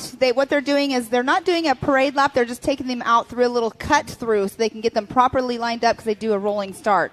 So we're going to have quite a little bit of a stacked field out there with 11 cars. In that number 1 position, in the number 105, is Toby Stacy. And then in that second position with that twin-turbo high-horsepower machine is Chuck Crossland. And then in third position, the 4837 of Mr. Jeremy Doc Jones. And then next to him will be Kevin Condon. And then the fifth position, the number 44 of Joshua Boxey. Number 56 in a brand new Horschel car debuted this year is Brent Harrell. And in the 7th position, the 4437 of Dustin Sexton. In 8th position, the 4805 of Tony Howard. And in the 9th position, the 1006 of Derek Summers. In 10th position, 114, Evan Jesse. And in that last position, number 11, the 4802 of Mr. Ross Glaive. It's going to be a great day of racing. So heat number 1, I believe we'll be doing 2 heats for the Legends class. So heat race number 1, the top 5 advance directly to the main. This is another 4-lap race. So we'll have a 4800 LCQ later on today where another top 5 will kick out. That'll be a 3-lap race later on. So it's great to see. I think we had 22 4800 cars out there. That's our largest field out there. Yeah, one more than the 4400s. You're right. So it's great to see such a great showing for the 4800 Brannick Motorsports Legends class. So Toby Stacy on the line. He's going to be drag racing Chuck Crossland. It's going to be interesting to see Toby Stacy in that Trent Fab machine. Chuck Crossland in the Liberty Mountain Fab. Chuck Crossland's got that twin turbo horsepower, so they're about to take off. So Mr. JT Taylor is the pace car out there, and he's getting ready to go and give them that green flag. So green Can't even flag. talk. I'm getting tongue-tied. So Toby Stacy on that pole position with the lead, and then Chuck Crossland, then Doc Jones, Kevin Condon, Brent Harrell, Dustin Sexton, Tony Howard, Derek Summers, Evan Jesse, and Ross Glaive all out on course. The top 5 advance to the main event. So this makes a lot of this race is a lot more important than the last couple we've had because only half the field advances, and then the other half goes to the LCQ. So I believe it's only going to be 15 cars going to the main event. So we're going to have to cut out 7 cars. Oh wow, that's a tough one right there because you definitely want to push it as hard as you can, but you don't want to push it too hard. But off that Yukon launch right now, that is Toby Stacy, who got 2nd position in his rookie debut this year at King of the Hammers. Had a fun chat with him, and he's just kind of a good old boy that's out here having fun and learning the ropes, and the kid can drive. Not a kid, he's our age. But, the guy's our age, fast. I think I'm older than you. Oh, there's no thinking about that, Pam. Thanks for considering me in your age group. I don't know if I'm giving myself a little grief or you, but regardless. I'll take it as a compliment. Toby Stacy heading into the Bronco Boulder Field. And I wonder what their lap times are going to be compared to yesterday. I guess we'll soon find out. But definitely the only class that's going to be bypassing these Bronco Boulders is going to be that stock class. Yeah, Toby Stacy yesterday ran a 138 bypassing the Bronco Boulders. So I think with the open air, he's going to be at that 145, 150 mark. Jeremy Jones is out front. No, he moved into 2nd position just in front of Toby Stacy's way out front. Oh, yeah, Toby Stacy has quite a lead. See, I didn't even see his dust. But Doc Jones got around good water Chuck truck. Crossland. Good water truck right there. I didn't even see dust. Yeah, so Toby Stacy is all over the throttle. He's going to be hard to catch because lap traffic. When you're 1:33.791. So adding the Bronco Boulders, he shaved off 5 seconds. Toby Stacy, I was completely wrong on my guess. Toby Stacy with a 1:33. Remember, you can go to live.ultra4racing.com and see the live timing we have right here. And we have somebody have a little bit of smoke coming out of the back of their car. We have Balls out there. One of our vendors down here just came up and gave us some decals. Thank you so much. So yeah, Balls out off road. If you're in the area, we've got a lot of vendors out here. Come out and check them out. We've got PCI on site, Nitto, King, Balls Out Racing. We got a lot of people out here. Off-road Patriot apparel. Yep. So come on out, check it out. We still have lots of racing yet to come today. It's $25 at the gate. Kids 12 and under are free. Or tune in ultra4racing.com/live. Go to the MAO app, MAO and Ultra 4 Facebook and YouTube, as they are just sending it up the Yukon launch. And there's Doc Jones coming down the gunite section. Gets a little crossed up there, but these cars are the Swiss Army knives of off-road. We race at King of the Hammers, Crandon, Mid-America Outdoors, Sturgis, California, Tennessee, Kentucky. We go over huge rocks, mountains, short course, jumps, trees, mud, dust, desert, whoops. These cars can do it all and do it all well, Pam. Yes, they can. And so let's go ahead through the top 5 that came through the start-finish line. We have Toby Stacy Stacy in that number 1 position. And then number 2 is Jeremy Jones. And 3rd position, Chuck Crossland. And 4th position, Kevin Condon. And then in that 5th position, Brent Harrell. And then Dustin Sexton. Tony Howard in the 48.05 in 7th. And Joshua Bashi. And then the 10.1006 of Derek Summers in that 9th position. So we have had 9 cars that have came through out of the 11 across this, doing their first lap. And there's a little bit of a traffic jam going through the Bronco Boulders just now, but they're still moving along. And on screen right there, that is Brent Harrell. Oh, and I see somebody stuck in a rock section once again.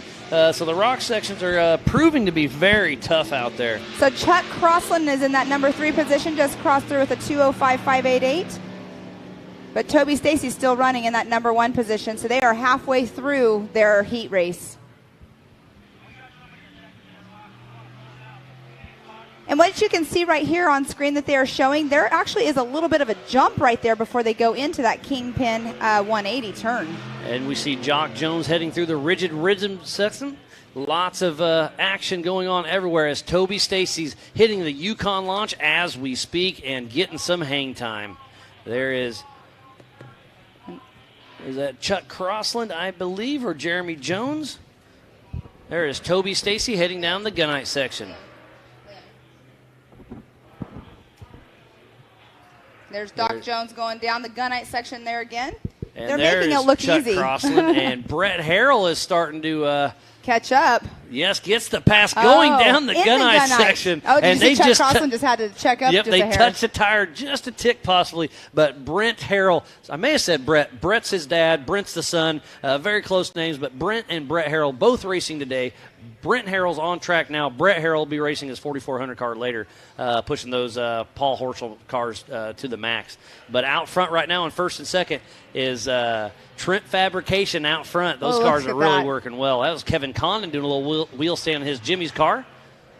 It is definitely rough. And in the dust right there, you don't want to lift because you don't want to get high centered on a rock or whatever, so keep that momentum. But definitely rough. Whoa, and look at the wheel stand going in there. And in the back there, that is the AMSOIL hot pits. We haven't talked about that much today, but the HCR and AMSOIL hot pits are there, and about all you'd want to do is change a tire there. Even but if you that, do have the option. It depends on how quick your pit crew is, because changing a tire definitely is something that takes a little bit of time. But Toby Stacy still in that number 1 position, Jeremy Jones number 2, Brent Harrell 3, Chuck Crossland 4th, and Joshua Boxey in that number 5th position. And then Kevin Condon just passed through Tony Howard, but Toby Stacy was starting to pull away from it. But look, Jeremy Jones and then Brent Harrell are starting to reel him in just a little bit. So this will be a race to the finish. But to finish first, you must finish. The rigid rhythm section's looking a lot of fun right there.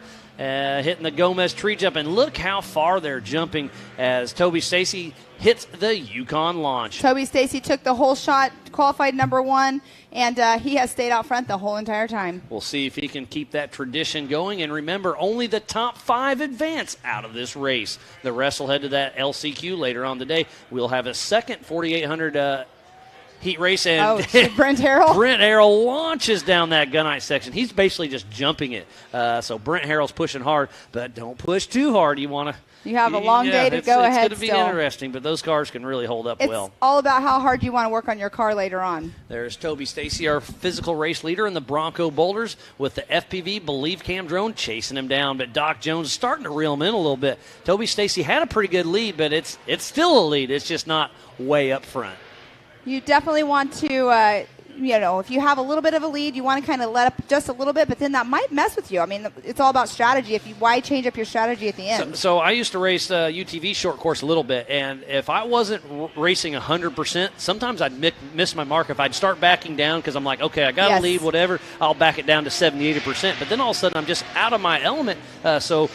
To me, it's hard not to just keep pushing. All right, so we have Mr. Toby Stacy just came through in that number 1 position. Checkered flag came out. With Toby Stacy, and then Jeremy Jones in that number 2 position. Brent Harrell in that 3rd position. And then Chuck Crossland getting 4th, and that 5th position goes to Kevin Condon. So going to the LCQ will be Tony Howard, Josh Boxey, Dustin Sexton, Derek Summers, Evan Jesse, and Ross Glaive weren't even out on track, so tough break for them. They can still go to the LCQ. We'll see how it shakes out. But moving to the main event goes Toby Stacy, Jeremy Jones, Brent Harrell, Chuck Crossland, and Kevin Condon. Oh, look at that. Oh, that's Tony Howard with a flat tire. So he'll be in that LCQ. So that's pretty important for the top 5 moving straight through. There's Derek Summers. He'll have to head to the LCQ later on this afternoon.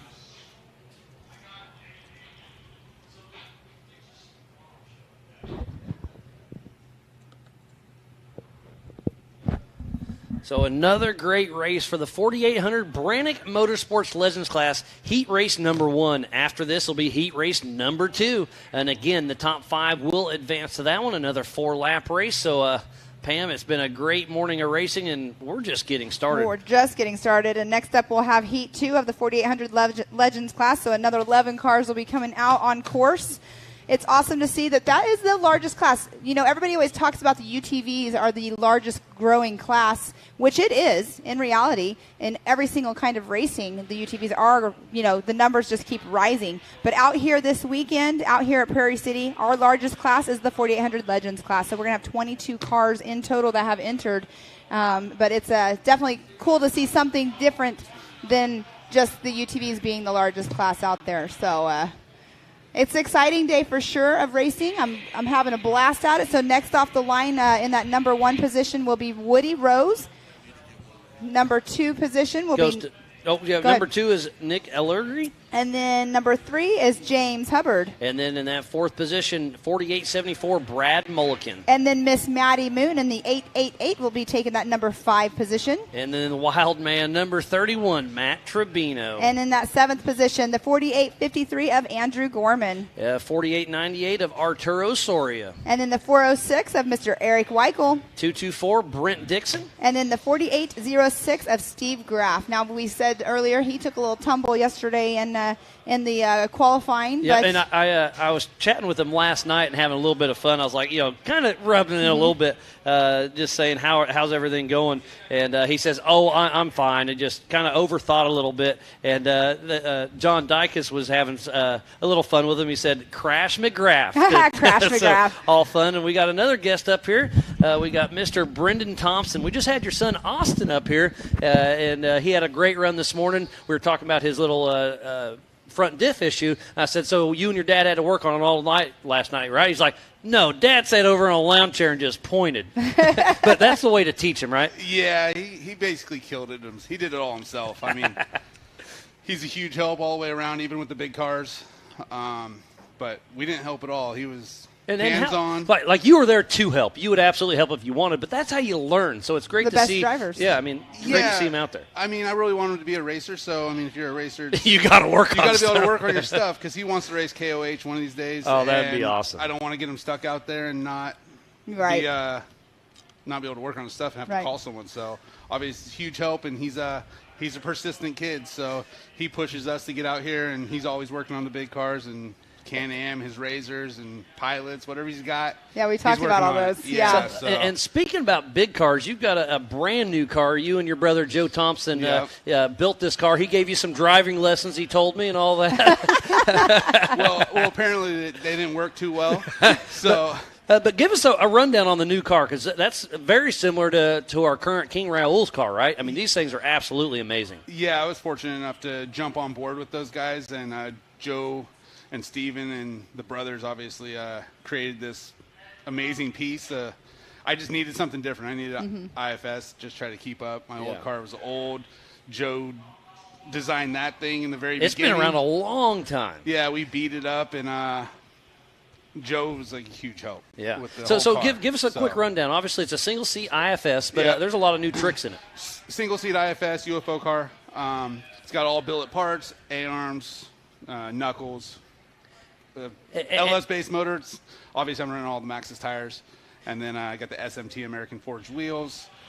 And it's built in house. I mean, I lucky enough, Joe, your brother, and all the Gomez brothers gave Pam and I a tour around that place. I mean, they've got a lathe, they've got the mill, they got the CNC stuff. They build almost everything in house. Yeah, everything's it's done amazing. with those guys. Like they send some stuff out to get heat treated, but they have a full facility for over now. there. Yeah, right. Until they, you're probably right. They'll put something in the back when they can't get it done quick. They're just enough going to need to for build them. another shop, I think. Yeah, so they killed it over there. I mean, all the guys that they have. I mean, obviously it's machined over there, so it's awesome. I'm not over there enough. I'm at my place, so they built all the parts there. They built the chassis there, put it together, and then you took it back to your place and finished it out, right? Actually, I went over there and tacked all the chassis together. All right. Because I got to earn it. I got to put my time in with those guys if I Cool. can, and if I had parts, I would try to get my parts made and let them have them. Whatever. I mean, whatever we can do to try to help. Just move forward. So. And you're an amazing fabricator yourself.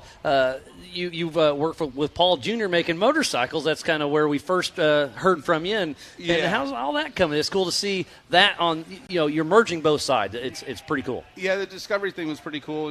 I did it for a long time. I think it was like 12 years. Being on that show, just killing it. It was fun. It was before I started racing. So, and then Joe started getting into the race thing. Came out and watched and. Got hooked, didn't you? Actually, I co-drove with Jake Hollenbeck.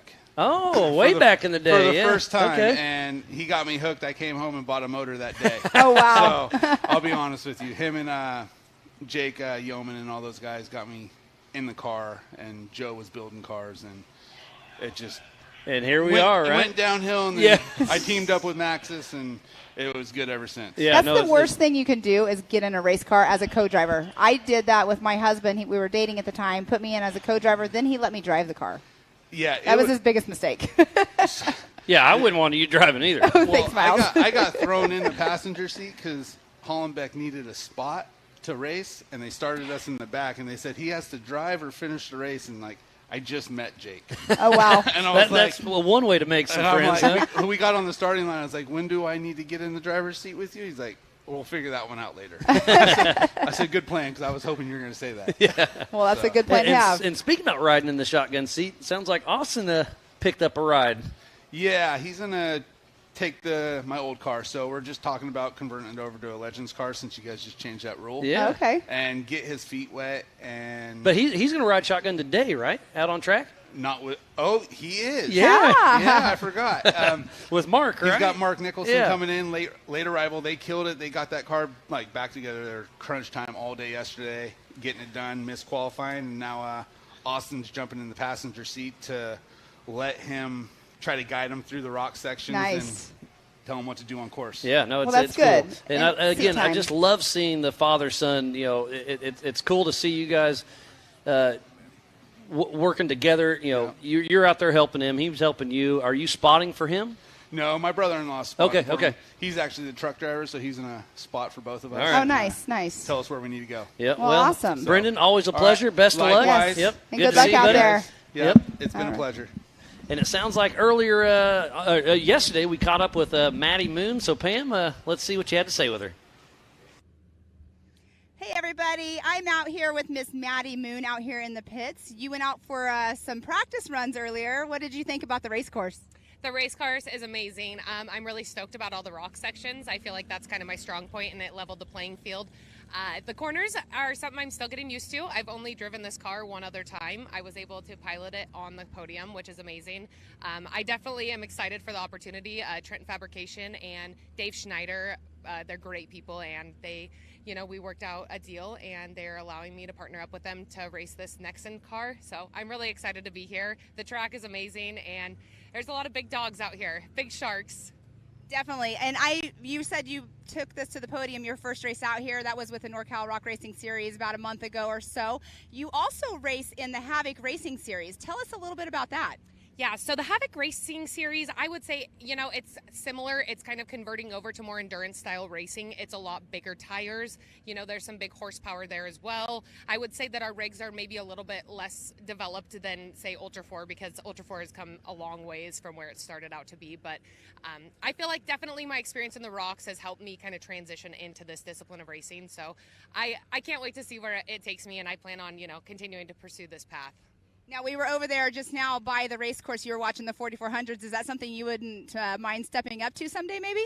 You know, that's where the big bucks and the people that have been driving for a really long time are, and it's a little intimidating, but I love a good challenge. So that is my goal, actually, to one day be racing a 4400 car. Awesome. Well, do you have any strategies for today's pre-running and your qualifying? Are you going to run a co-driver with you while you're qualifying, or what's your strategy for that? So I'm going to have Cody Knoll in my passenger seat. I feel like just because I'm still a rookie in this style of sport, it's really good to have somebody kind of watching your mirrors, watching out for other people. I really want to run a clean, smooth, consistent race.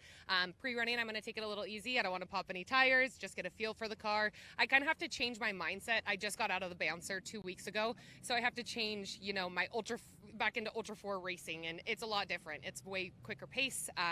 The rocks are a little bit smaller here, which is okay, but I'm running a lot smaller tires, so it'll make up for it. And yeah. Well, awesome. Well, good luck out there. Everybody, make sure you follow in and watch her social media, because she's got quite the racing behind her. So good luck out there, and thank you for chatting with us. Absolutely. Thank you so much. And, I definitely have to thank my dad overall, because that is the man who got me into a car firsthand. And, make sure to follow our Moonbenders page, as well as Trent Fabrication and Nexen Tire and everybody else who makes this happen for us. Thank you. Awesome. Thank you so much. Rocks, sand, heat. Life off-road is tough. We wouldn't have it any other way. If AMSOIL products are designed for this kind of punishment, think about what they can do for your daily driver. Upgrade to AMSOIL protection today and get fast free shipping from AMSOIL.com. 4WP is more than a store. We're truck and Jeep experts and have been for over 50 years. From wheel and tire upgrades to full custom builds, 4WP has you covered. Whether you want to order the best parts online or shop in store, do the work yourself or get it done by a pro, all roads lead to 4WP. Do your rig right. Shop online or find your store at 4WP.com.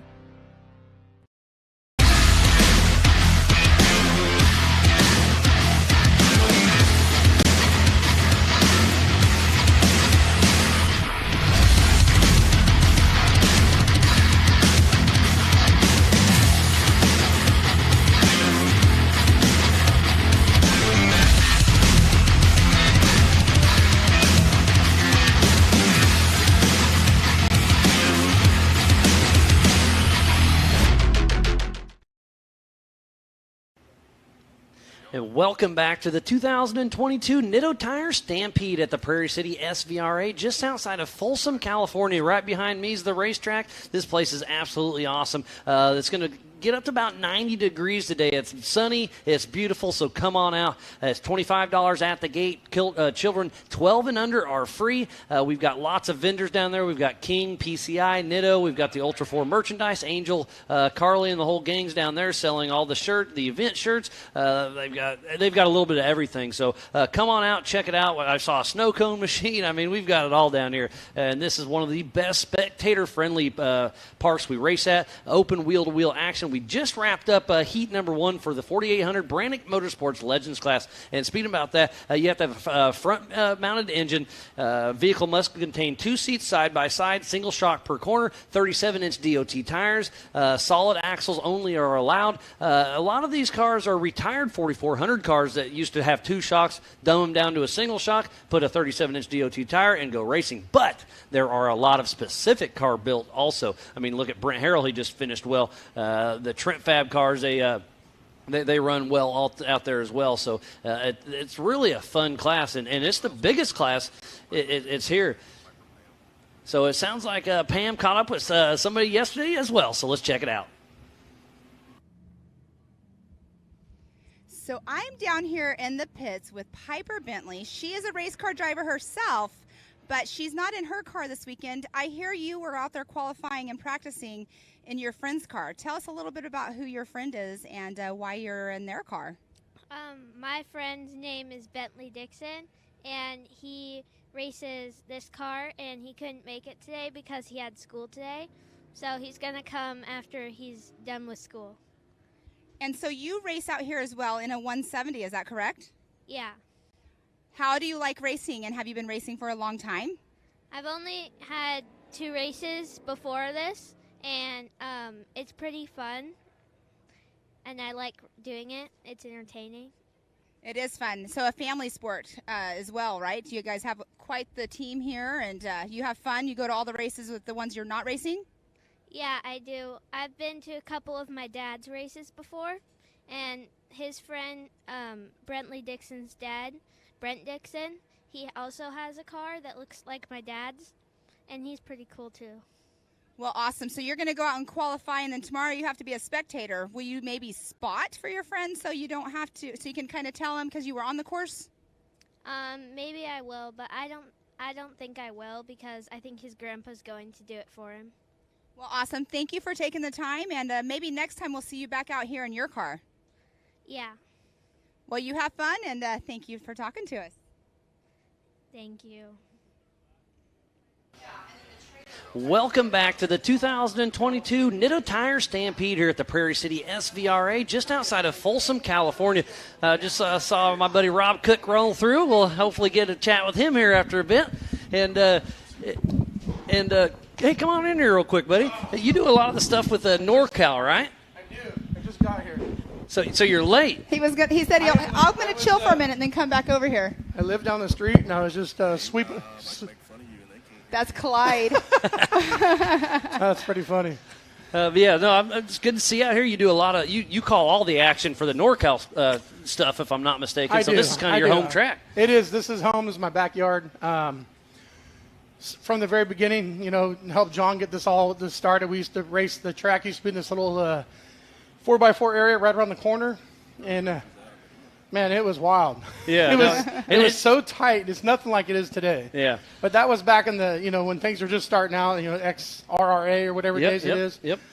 So that was it was pretty wild. It was pioneering. The go-to guys that were like everybody's favorite was like Kevin Yoder. And Chris Ridgway would always run a Trent Fad car. Yeah. Yep. So those guys. And Jeff Mello. Those three would they would just take the show. It was cool. Yep. Now you look today and there's all these names and all these fast cars. And we've got over 90 people that have entered this race today. I mean, it's awesome. Isn't it? It is because, you compare to NorCal, I'm sorry, and you come out here and it's mind-blowing. I was like, wow, this is awesome. I mean, you guys put on a great event, and you've helped us tremendously, so just thanks. And I just want to have a quick chat with you. And if you want to come up later, go chill, whatever. But if you want to come up and give us a hand, because I'm sure we're missing a few things out there. But we're doing our man. best. I was watching the live feed yesterday. You guys look great. So thank you. I was telling Pam, I got to see the setup because I was looking at the way you were set up with the window behind you. And it was a trip. Yeah, it's pretty cool, isn't it? I'm like, how they do that? Magic. It's magical. Thanks for letting me say hi. It was nice meeting you, and we'll see you down up here later on, right? All right. Come on back up. Come on back and say hey, but appreciate it, buddy. Will do. Thanks, guys. Have fun. So that's Rob Cook, part of the NorCal crew with Rock Zombies. Everything's going good. I think I just heard just a minute ago, I heard a 5-minute warning on the PCI race radio, so we should be kicking out heat number 2 for the 4800 Brannick Motorsports Legends class. Again, this is going to be another 4-lap race. The top 5 advance once again, so it's going to be interesting to see how this all shakes out. It is going to be awesome to see another round of the 4800s. I mean, we never split them up like this, so this is super cool. It's fun. And then the top 5 just got advanced, and then we'll advance the next top 5, and whoever didn't make that go to the LCQ and we'll do another 5. So the main event will have 15 cars out on course for the 4800 Brannick Motorsports Legends class, and I think the 4400 class is the same as well. So. I believe so. Let's go ahead and go through the lineup that will be taking off. So we have Woody Rose in that number 1 position in the 4871. And the 1949 in second position is Nick Allegri. And then in that 3rd position, the 4846 of James Hubbard. In 4th spot, the 4874, Brad Mulliken. And the 5th position, the 888 of Maddie Moon.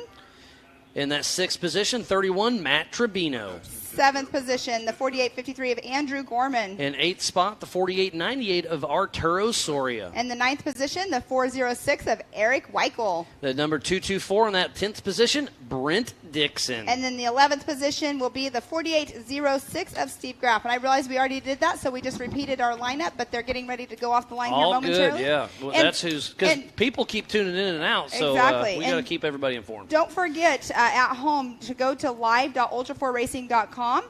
That's where you can see the live timing. You can see the positions as they cross the finish line. And then also if you've missed a class that you want to know where somebody finished, you can go on there as well and you can look at the race results. You can see where they finished yesterday, their lap times. You can also see where they're at today as well. We also need to give a huge shout out to USAC, the United States Auto Club. They're our sanctioning body and help running with timing, scoring, race operations, safety, and tech. Mr. Lee O'Donnell, 23, is out here on site making sure everything's running smooth. We got a lot of safety crew, a lot of volunteers, all the Mid-America, the Ultra 4, and the NorCal groups out here running strong, and everything's going great. Just want to give a huge shout-out to the Robinettes and everybody for making this possible. And Woody Rose will be drag racing against Nick, and we'll see who gets that hole shot. Nick Allegri's giving it all he's got, but it looks like Woody Rose on the outside gets the hole shot. And Woody Rose is in a newer style chassis. That is a Trent fab. That is Derek Trent's son.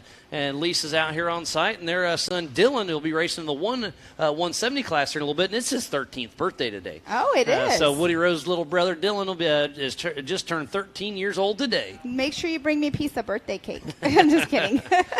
So Woody Rose out front, heading through the rigid rhythm section. Running look strong. At the lead already. Yeah, look at that Trip Fab car working really well, but Nick Allegri is not trying to let him up. Hits the Gomez tree jump and then getting ready to head up the Yukon launch. And look how much airtime they're getting. So, Miles, we keep calling it the Gomez tree. People at home, they're probably wondering why it's called the Gomez tree. You know more of the story. Because this is their hometown track. So they race Ultra 4, but they race a lot of NorCal up here. And about every race, a Gomez brother will take a tumble and end up in those trees. And not every race, but it's definitely happened. They put their marks on it. Oh, yeah. Let's just put it that way. Gomez leaves their marks everywhere they go. And the gunite section, they're heading down. So we have Woody Rose out front, then Nick Allegri, James Hubbard, Brad Mulliken, Matty Moon, Matt Tribino, Andrew Gorman, Arturo Soria, Eric Weichel, Brent Dixon, and Steve Graff out running strong. And look, that's Andrew Gorman as we speak. Gets a little crossed up. Eric Weichel gets around him, heading into the Bronco Boulders. Open, we got a little bit of a stuck. That is Steve Graff, it looked like. That was stuck a little bit, and it is a drag race with Matt Tribino and Matty Moon there. And there's going to be dust in that section.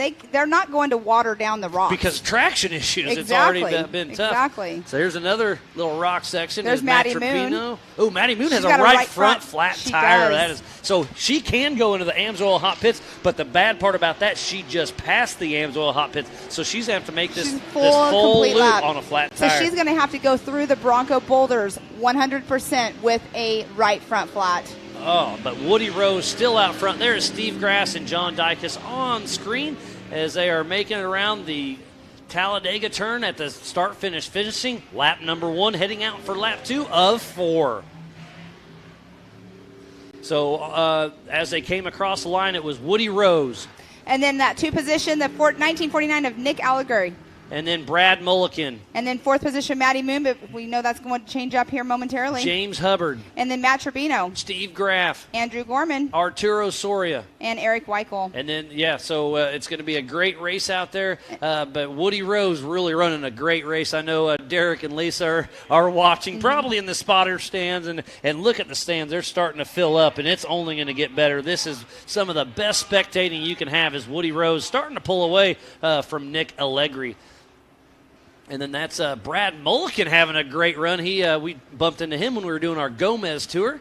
Great to see him out here having some fun racing. He works full time in the race shop for the Gomez brothers, and then out here having some fun. Exactly. And I believe this is his first Ultra 4 race. He's co-drove a lot for a lot of different people. And he's done the shootout a few times, but it's great to see him out here racing. Oh, we have somebody's somebody on upside their lid. down. I can't quite tell who it is, but it looks like it was right before the Gomez tree, possibly. It looks like it ends in an 8. Is that the 4898 of Arturo? Oh, it could be Arturo. He's the only one with an 8 at the end, so it more than likely is Arturo. It's the Woody Rose. Still out in front. He'll be halfway through his race as we speak, running strong. That Trent Fab car is looking good, and he's starting to pull away from Nick Allegri a little bit. So number 1 and 2 are starting to get a pretty good lead. And a 1:51.985 is his lap time. PCI Race Radio chatter, it says driver is good, still don't have confirmation who it is, but driver is okay, the one that's upside down. So there's Maddie Moon past the AMSOIL hot pits again. What's she doing? As Eric Weichel is going to get around her, I'm sure. I wonder if they didn't put anybody over there in the hot pits. And I saw Matt Tribino, his right front may have looked a little funny. Eric Weichel just made the pass on Maddie Moon. If you know you're limping it in with an issue or just trying to finish your heat race, you're going to move out of the way for people if you're having problems. And that rollover is just past the Yukon launch. I'm not sure what happened. Yeah, so they're hitting the Yukon launch. And look at Woody Rose jumping down. We just saw Brent Harrell doing the same thing. And I love that's perfect example of that gunite section. There's different lanes there. And that's where, yesterday during qualifying, you kind of check her out and get your line picked out. And then there's a fun little fast wiggle section into the Bronco boulders. There's 3 guys in a row, it sounds like, through the chatter on the radio. And I'm just surprised there isn't more people in the AMSOIL hot pits right now. Because if on this short course, I would absolutely go change a quick tire, because you can change a tire in under a minute. I mean, we've seen 30 seconds. There's practice. But Woody Rose still out front with Nick Allegri right behind him in that little that little boulder section, and then head through the Recaro Rocks. So flat tires are becoming an issue in this class for sure. But, it's the top 5 advanced. You never know, because there's actually only 10 out on race course right now. And they'll head straight to the main, and then whoever doesn't advance goes to the LCQ later on today. And then we'll take the top 5 from that as well. So, again, is Woody Rose and then Nick Allegri heading out. Next time around, they'll be getting the white flag. Or they just got the white flag, right? Yes. So white flag is out. And coming through right now, the start-finish line will be Brad Mulliken. And that Jimmy's chassis.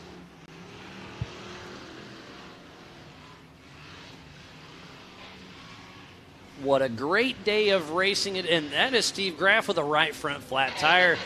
Okay, that is Arturo Soria. You were right, Pam. So Arturo Soria, look at the right front. He tore his car up pretty good. So tough break for Arturo Soria, but he is out of the car. He is okay. JT Taylor, the race director. And look, he even gives us a thumbs up. He's got to be bummed, but he's still all smiles because he's racing Ultra 4. He can go and get his car fixed and still go in the LCQ. You and never I'm know. Sure he'll have some fellow competitors in there helping him out as Woody Rose and Nick Allegri are going to be battling all the way to the finish line for the 2022 Nitto Tire Stampede here at Prairie City SVRA just outside of Folsom, California. So it is going to be a race to the finish. A little inside-outside through the Bronco boulders. And it looks like a line's starting to get burned in. Nick Allegri's following Woody Rose, but those closely behind. That next entire Trent Fab car is looking good out front. Woody Rose, the first time he drove, he was a fill-in driver at Crandon last year for Ultra 4. So it's great to see this young man really stepping up and doing good things. And debuting that Trent Fab car that is that. It's starting to. I wonder if that's overheating or what. He's just got a couple more turns to go, but Woody Rose is smoking. Just getting ready to go into the Recaro Rocks. Oh, that is tough luck. Hopefully he can keep the car together. Is he overheating? Is he having issues? Not sure, but the checker flag will be waving, and it looks like Woody Rose and Nick Allegri 1 and 2. So Woody Rose keeps her together. So they'll have to get him back to the pits and see what's going on. And Brad Mulliken, he's just getting ready to go into the Recaro Rocks now. So it looks like right now he will be in that number 3 position. And remember, the top 5 advance. We can see behind us a battle going through the Bronco boulders just now. They're coming in 2 wide. Yeah, so that's going for that 5th position. It looks like Andrew Gorman and Matt Tribino will be battling in that 5th position. And look at Matt Tribino. He goes in and stuffs a front rock, and Gorman gets stuck on a tire and rolls over Andrew Gorman. Terrible luck. And now Matt Tribino, like I said, he went to jump it and stuffed and look at the right front. He is broken. He's got a steering issue, but he's only got a couple more turns to go. So is it going to be Matt Tribino? Eric Weichel could sneak in if Tribino has issues. But Matt's going to push it. This guy always gives it his all. But tough break for Andrew Gorman. He was going to slide in and then caught that tire and did a power wheelie and wadded her up.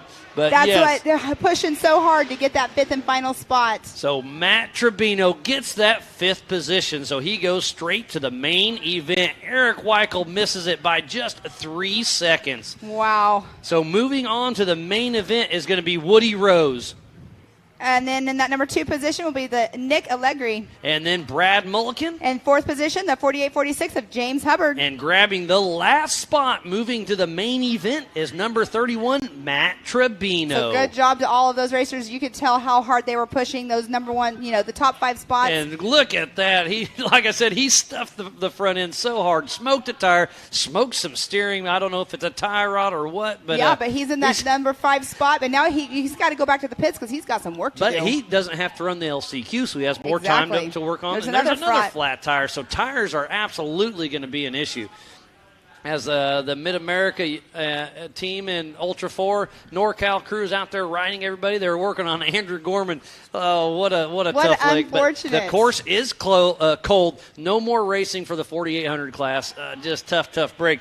We saw some carnage. We saw Arturo take a pretty good tumble on the top of the Yukon launch.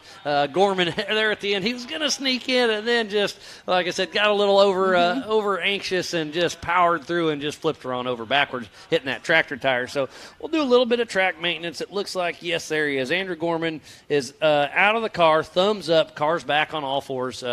Just a tough break for him. So we have we have just a lot of stuff going on, but we got another special guest coming on in. We have Mr. Jason Berry. You had a good run this morning. How's it going, buddy? Going good. How are you? Great. So you've been teaming up with Mid America Outdoors. You helping up give your team or your company a little love. It's Wheeling, so we obviously support first responders, but we also have a whole amber area. So Mid America got 40 lights for you guys to support vehicles to put on the UTVs. Well, we thoroughly appreciate you setting that up, and then obviously the big bossman. It actually really wasn't me. They heard the Wheeling Wine and Whiskey podcast for JT. And he did a little shout out for Wheelan, and then my boss contacted me. He's like, "What do they need?" Oh, that's awesome! That's awesome. And you're helping us, we're helping you guys, and we're all just here for fun. I mean, that's what it's all about. And speaking about fun, like I said, we saw your interview earlier, but you cruise through the pits, and you hit your little siren, and smiles go everywhere. Yeah, it's all in good fun. You walk, especially little kids. Hey, you want to play with some lights and sirens? Yes. Oh, I mean, absolutely. I remember when I was a kid. Yeah, if you got to crawl in a cop car, or when you go flying, the pilot lets you peek your head in, and all the buttons, the bright lights, and all that. Yep. And you guys are heavily into aviation too, correct? That's where it all started, was aviation. Yeah. So again, thanks to Wheelan and Jason Berry, you're having fun doing it, and your company supports you. It's great. And the way you got into this, if I'm not mistaken, is you kind of called them up kind of for a sponsorship, and they said, "Why don't you come to work for us?" No, it was actually the other way around. So I started working for them about 2.5 years ago, and then I bought a race car, I don't know, in October of last year, and I said, "Hey, I'm going to race hammers. Do you guys want to sponsor?" And they were like, "Sure." Why not? It all worked out. That's a win-win. But so you guys have some good things going. Obviously, it's not meant for this. Exactly. But I put a light bar on the roof just to show it off. It's not helping aerodynamics, but it's all in good fun. And you call it the cop cart, right? It's the cop cart. Yeah, I like cart. Cop cart. That's funny. Instead of the golf cart. Now, I've been saying the percentage. Was it 90% of all the safety vehicles in the United States that are running your lights, or did I say that wrong on percentage-wise? It depends on the industry. Okay. So law enforcement versus fire versus amber. Okay. But, I mean, we definitely have the market lead. Market lead. Okay. I've been kind of saying a percentage, but I thought I heard 90%. So I don't think it's quite 90, but we definitely are. You want to be there. Yeah, absolutely. Who doesn't? Yeah, no doubt. It's pretty cool to see, though. I know, like all the little kids yesterday, whenever he was talking to them, and they're all around your car. They're just having fun. Yeah. We showed the video of the one you had in there, and you played the siren, and he was like, "Oh, when it got to the Mexico." So. Good times. What do you got going on with your hands? I see the red tape. What's that for? I broke my wrist. Okay. Yeah, I broke my wrist. and it's still kind of healing, and this just kind of helps out, keeps my hand in the position I want, keeps me from stretching and squeezing too hard and doing that white knuckle stuff. So what kind of tape is it? It's kinetic. Kinetic. Yeah, I love that K-tape. stuff. Yeah. That So, works well. 1,000 uses, but on my hands out here for this kind of stuff, because you're just constantly moving 1,000 miles an hour, it's and you don't even know it's there. Yeah. Yeah. And it just kind of helps you go. And what's you qualified yesterday. You ran this morning. You're getting ready for your main event later on the day. Give us your rundown on the course, because it's 1.28 miles. Right. You ran 4 laps this morning. You're going to run 6 laps this afternoon. Correct. What do you think of the course? The course is fast. It's very fun. There's definitely some faster lines, and some of the jumps want to make you buck, and some of them don't. So you just got to make sure pick those and get your right line. And yeah, we started, I think, 9th on today's first heat, and we finished 6th. Okay, so mid-pack. So mid-pack. That'd be a good start. And I'm sorry, Brian, but I totally nerfed Brian Croft right here in the third rock pile. I bent my whole light bar back, bent the tabs and everything. Not good. But it's all in good fun. We were head-to-head on the second rock pile, and then he got the jump out of it and got right in front of me on that center line. And I was just like, Toby's like, you're going to hit him. I'm like, I know. But, yeah, I mean, Rubbin's racing, exactly. and obviously you guys got done. All smiles, high fives. And I was actually kind of scared because right here on the final turn, he put it up on 2 wheels, and I was right behind him. And I was like, Yeah, he started biking a little bit. Yeah. So. Yeah, that's where the experience comes in handy to recover from those bicycles. Yeah, exactly.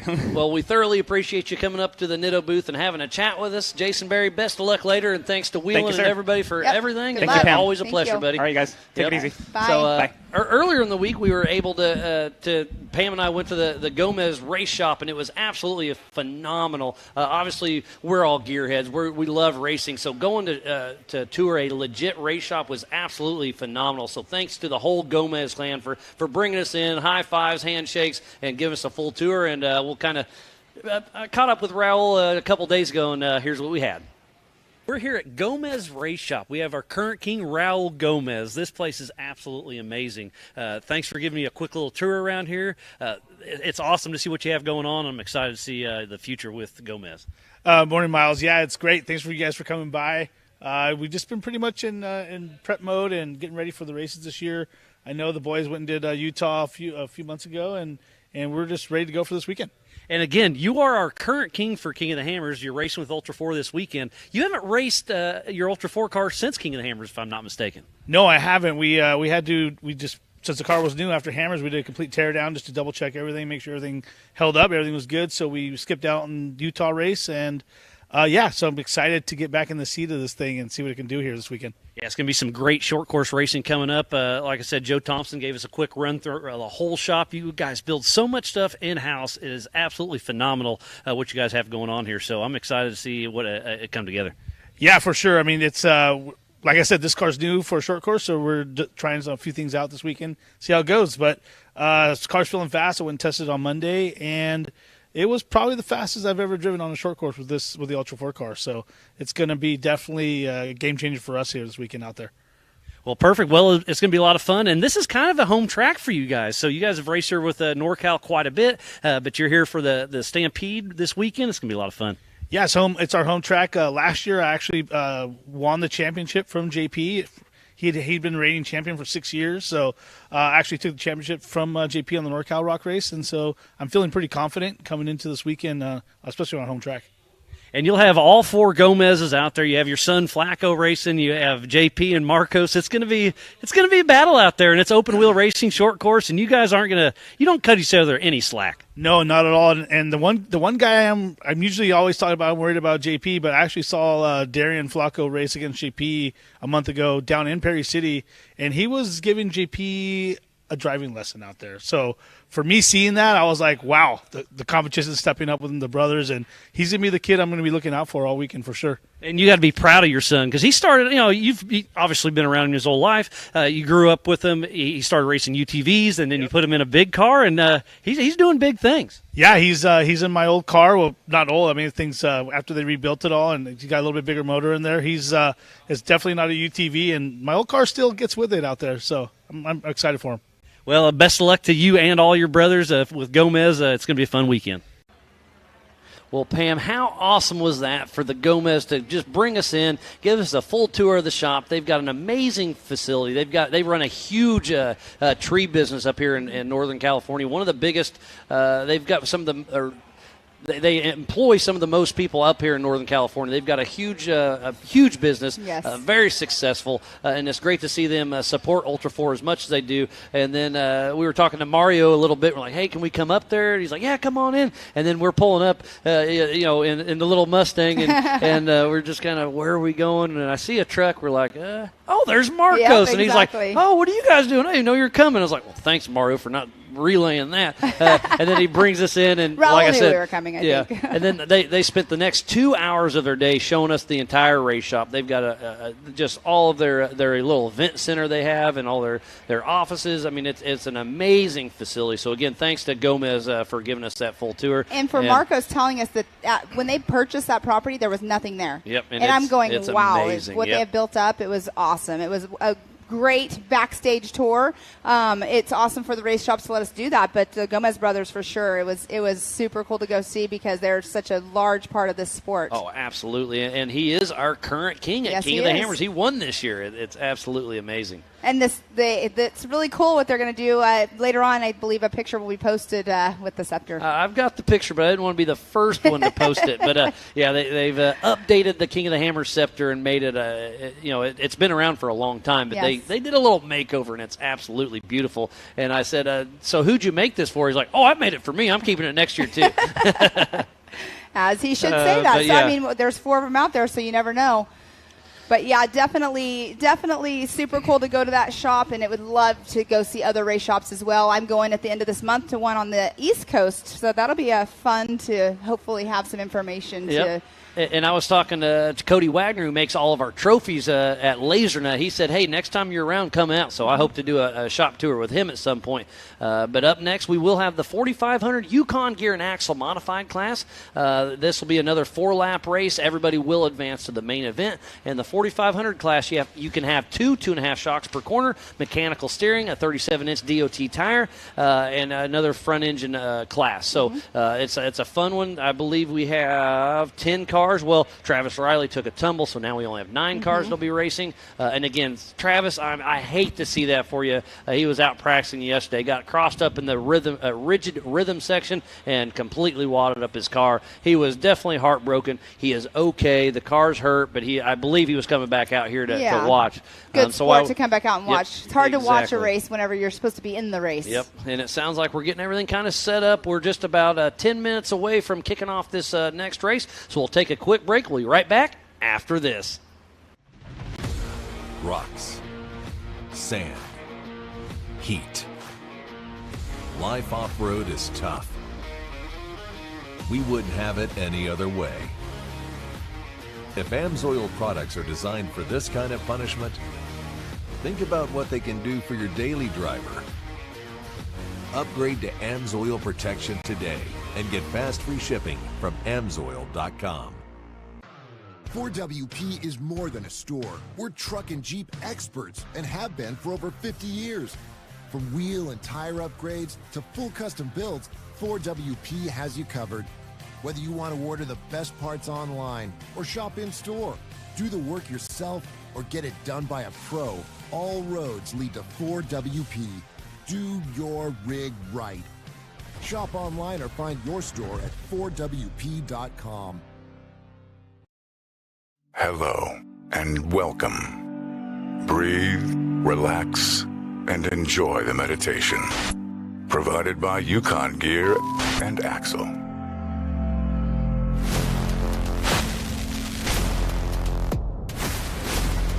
Shop now. The ultimate in off-road performance.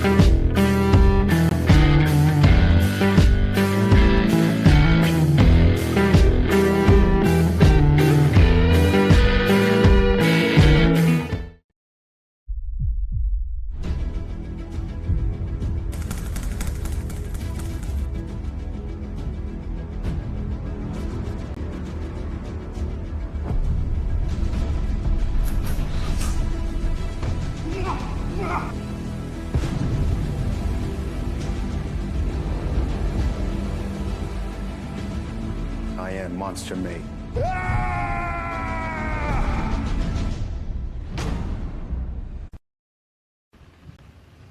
And welcome back, world, to the 2022 Nitto Tire Stampede at Prairie City SVRA, just outside of Folsom, California. I'm Miles Haswis alongside Mrs. Pam Hall, and we are about to kick off the 4500 Yukon Gear and Axle Modified class. What a wonderful day of racing it's been. Thanks to everybody for tuning in, each and every one of you all over the world. It's been a wonderful morning. We qualified yesterday afternoon, and it's been great, Pam. It's been a great day of racing. So much excitement already. I can't wait to see the rest of the day that's going on. I've been chiming in and looking at the Facebook pages. Lots of people watching, and I'm sorry I'm behind on some of them, but the good old team just said we can always go tour their shop. No, that'd be awesome. Yeah, they've been racing with us for a long time.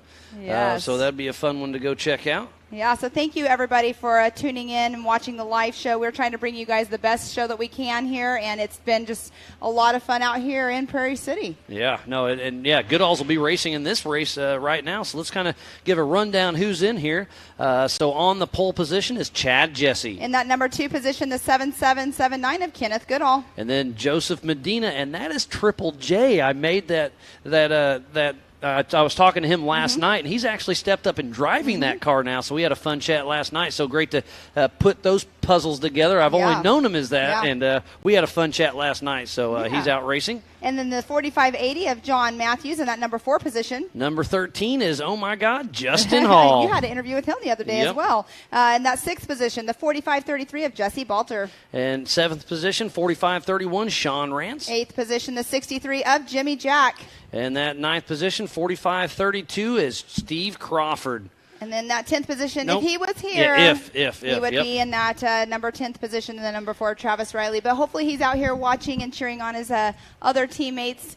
I'm sure he either is here or watching at home. So unfortunate, like you were saying earlier, on the luck of that. Yeah, and we did get a catch up with Justin Hall yesterday, so we'll see if we can get that little video played here sometime today. We had a little fun with that one. But yeah, this 4500 Yukon Gear and Axle Modified class is a fun class, and they showed up pretty good. We started with 10. Riley took a tumble, so now we got 9 cars out there. They will all advance to the main event. This is another 4-lap race. And it's going to be fun. And then their main event will be a 6-lap race. So we're kind of mixing it all up there, and it's going to be a great day of racing. We're not quite halfway through by no means.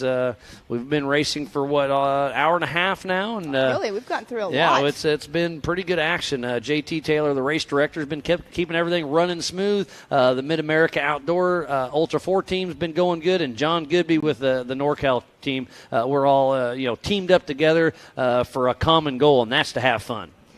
Fun I think everybody is having. Last night everybody had fun having a taco truck here for all the driver appreciation. That was an amazing dinner from the East Coast here. I don't get the good tacos anymore. So thanks again to the whole Robinette family and Mid-America Outdoor crew for putting that on, a driver's appreciation dinner, because without them we couldn't put on a show. So that's what we're trying to just have, is just it's a fun time, and that's like I said. I was calling the show yesterday, right? Joseph Medina is passing whatever. I had no clue it was my buddy Triple J. So we're sitting in line last night having tacos and chatting, and I all of a sudden he said something about I was talking to his dad, and he said something about his brother Medina. I'm like, so who's Joe Medina? And he's like, well, him. I'm like, oh, that's my buddy Triple J. I didn't know his name. You didn't recognize the overalls? I saw that, but I didn't know the name to the face. So he used to co-drive with John Grounds, but now he's taken over that car.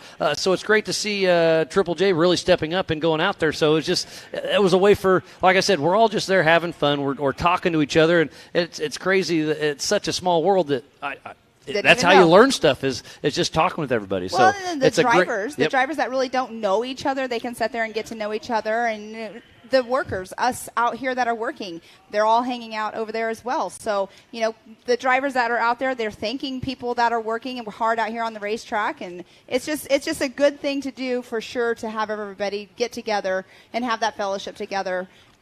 Just for a dinner, sit-down dinner. It might be quick, absolutely. but hey, And the tacos were amazing. And I was talking with Gus, kind of the manager that runs all this stuff. He does an amazing job. He's kind of the go-to guy. He's, when I show up early or work late after the races, he's kind of, he's the boss. And me and him were chit-chatting with Rob McCalla and talking about stuff. And he's like, if you ever want to come up here and run, Ford Ice or anything around here, let me know. He's like, well, we're actually heading up there Monday. So they started chatting, and he may be even staying in his spare house. So, nice. The Rubicon's up here, Ford Ice. It's an amazing spot. So 2 places I have not gone. It's on my list, and I will make it at some point. I lived in California for 30-something years, and I never did it. So. Well, that's what's wrong with you. Yeah.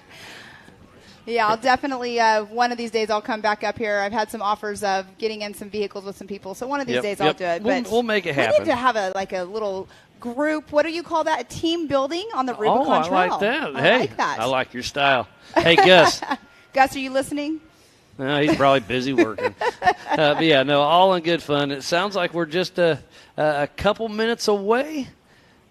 We should be. It sounds like a part of our production crew is going to be going up and doing some trail riding, so that'll be fun for all of them. That'd be awesome. They're the behind the scenes of what we're doing right here. You don't have any idea, like Miles was saying earlier, the hard work that goes on behind the scenes. I mean, they're down there having to switch the cameras and make sure our audio. Everything, every little teeny there's tiny a lot detail. going on for sure. So big shout out to all of our production crew.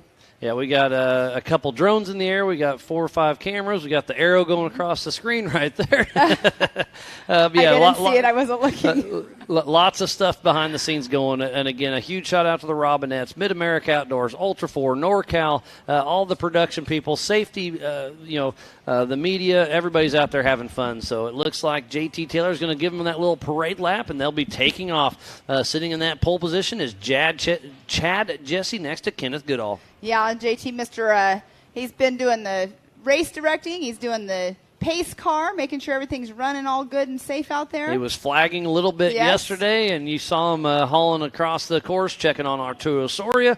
He is a man on a mission, getting her done, and without him, it would be tough. Yep, mixture of everything.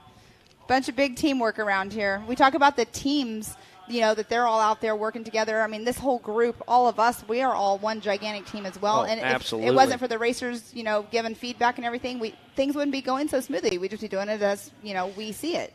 And speaking about that, we will have the Driver's Summit during Visions this year. So make sure if you want to have your voice heard, come to Visions. First off, don't miss Visions. It's an absolute amazing event at Mid-America Outdoors in Jay, Oklahoma. That is in June. July.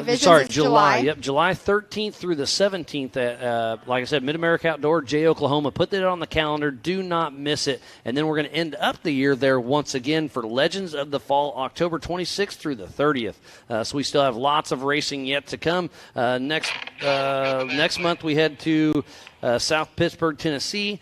And then we're going to hit up Sturgis and Crandon later on this year. So be tuned in to Mid-America Outdoors and Ultra 4. Year full of fun racing. Oh, it's absolutely amazing. And we have the side-by-side championship series at Mid-America Outdoor off and on all year too. So it's going to be a fun, busy year. I know, Pam, you've been heavily involved with that, and I've been starting. I can't wait to see where it leads. It's been a lot of fun for sure. It looks like it is going to be Chad Jesse grabbing the whole shot over Kenneth Goodall, but it was a good drag race. There's Jimmy Jack and his wife, Amy Jack, riding shotgun. Great to see the husband-wife team up. And that's relationship building at its finest. I've always talked about that if you can race with your wife or husband, you can do about anything. Yes, and they also race up here at the NorCal races as well. Yeah, so this is kind of their hometown track. The first time I met them was at this race in 2017, and just great group. And Chad Jesse gets crumbled up and saved it, but going through some rocks and finally rips off a right front wheel. So Chad Jesse through the rigid rhythm section gets a little crossed up, and he is out of the race. Tough break for him. Yesterday to Travis Riley. Riley, yes. I hate seeing that as they're heading up the Yukon launch.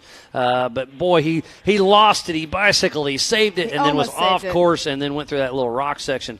So it is Ken Goodall out front with Justin Hall right behind him. And Justin Hall's got that brand new 415 stroker built by Grom Racing. So tough break for Chad Jesse. Getting a to little show you how hard they're driving to keep those number one positions. But Miles, when we were out there yesterday watching the practice, we were talking about how he was such a hard driver. He was running the same line every time. He was on the gas the whole time. He was pushing the hardest in practice a couple days ago. So here's the Bronco boulders. So and there's Justin Hall, Jimmy Jack, John Matthews. So this will be a race to the finish. Some tire touching going on up and here. And Justin Hall is smoking, not sure what's going on. And, he better get that. Yeah, so he just got knocked a little bit. And so we'll get the safety crew on that as soon as we can. Tough break for Justin Hall. He getting out of the car. They had to wait till those cars were going by because, you definitely can't get out while they're right there. So it looks like Justin Hall is out of the car. He is okay, but tough break for Justin Hall. I hate to see that for him. He's another one. When you have a tumble right here. John Matthews takes a bad tumble. Whoa, we've got this is a tough race right now. They are pushing hard, so John Matthews tears his car up a little bit. So lots of carnage in the 4500 Yukon gear and axle modified class. So tough break for them. This is proof right here to show how hard these cars are pushing. So Justin Hall had a little bit of a fire. They got him out. He's safe. We saw Chad Jesse up front take a tumble. Then we saw John Matthews take a tumble. So lots of carnage here in the 4500 Yukon gear and axle modified class. And on screen is Jimmy Jack with his wife Amy in the car.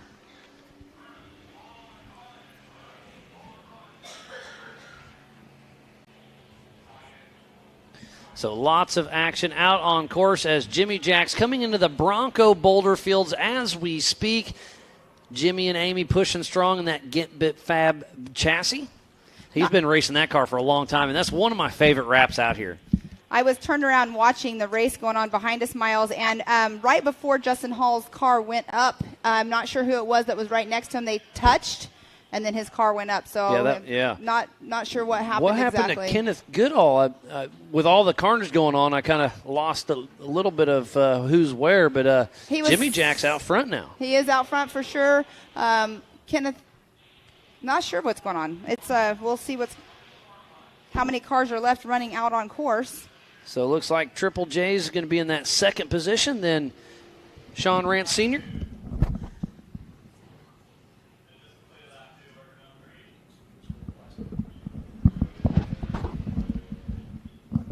So Sean Rance heading through the Recaro Rocks. And there's a great shot of Justin Hall's car. Tough break for there. There's Jesse Balter heading through the rock section. So Jimmy Jack and Joseph Medina. And they have John Matthews back on his rubber side down right now. I saw him fired up, a little puff of smoke, but it looked like a steering rod up front was broke. So tough break there as Jimmy Jack heads through the rigid rhythm section. This has been one tough race so far. Jimmy Jack hitting the Gomez jump and now getting ready to hit the Yukon launch. So lots of action all over the race course. This is the 4500 Yukon gear and axle modified class. You can have 2.5 shocks per corner, limited to 14 inches of travel, mechanical steering, maximum of a 37-inch DOT tire, and front-mounted engine only, but unlimited horsepower. So if you are just tuning in, we thoroughly appreciate each and every one of you. This is the 2022 Nitto Tire Stampede at the Prairie City SVRA in Folsom, California. There's Joseph Medina and Sean Rance Sr. So we currently have 4 cars that are still running out there on race course out of the 10 that took the green, or 9 that took the green flag. And there's Chad Jesse took a tumble earlier, and then Justin Hall caught fire, and then John Matthews took a tumble. Where's Kenneth Goodall? I haven't seen him, so what happened?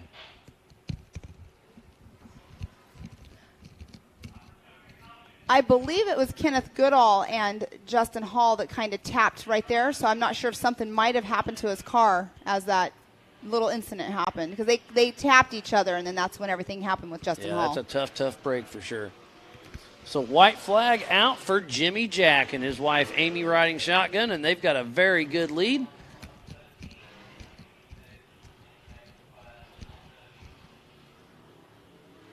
So Joseph Medina with Fly Off-Road in that second position, but on screen in that beautiful built Bronco is Sean Rance. And That's let's talk about Ford real quick, because there's Ford contingency money on the line. If Sean Rance can win later on today, he'll take home $2,000 because they put up $1,000 for a Ford front clip and then another $1,000 for Ford Performance horsepower.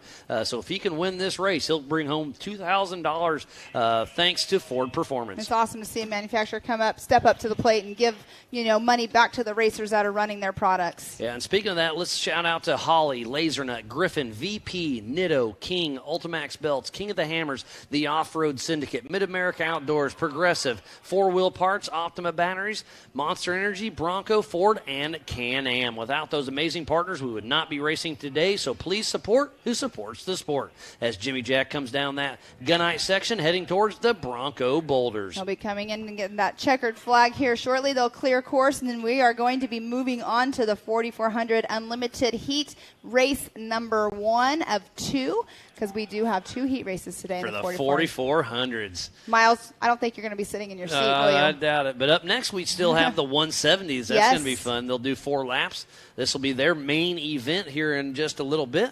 And the little tykes are over there lined up, as we can see over here to our right.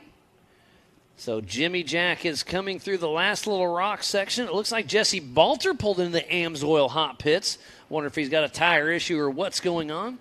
But hopefully they can get everybody lined back out and ready for their main event. That'll be about 4:30 this afternoon. So the checkered flag is ready for Mr. Jimmy Jack and Mrs. Amy Jack. So the checkered flag is flying. Jimmy Jack winning the 4500 Yukon Gear and Axle modified class. And it looks like Sean Rance just went through the Bronco Boulder section.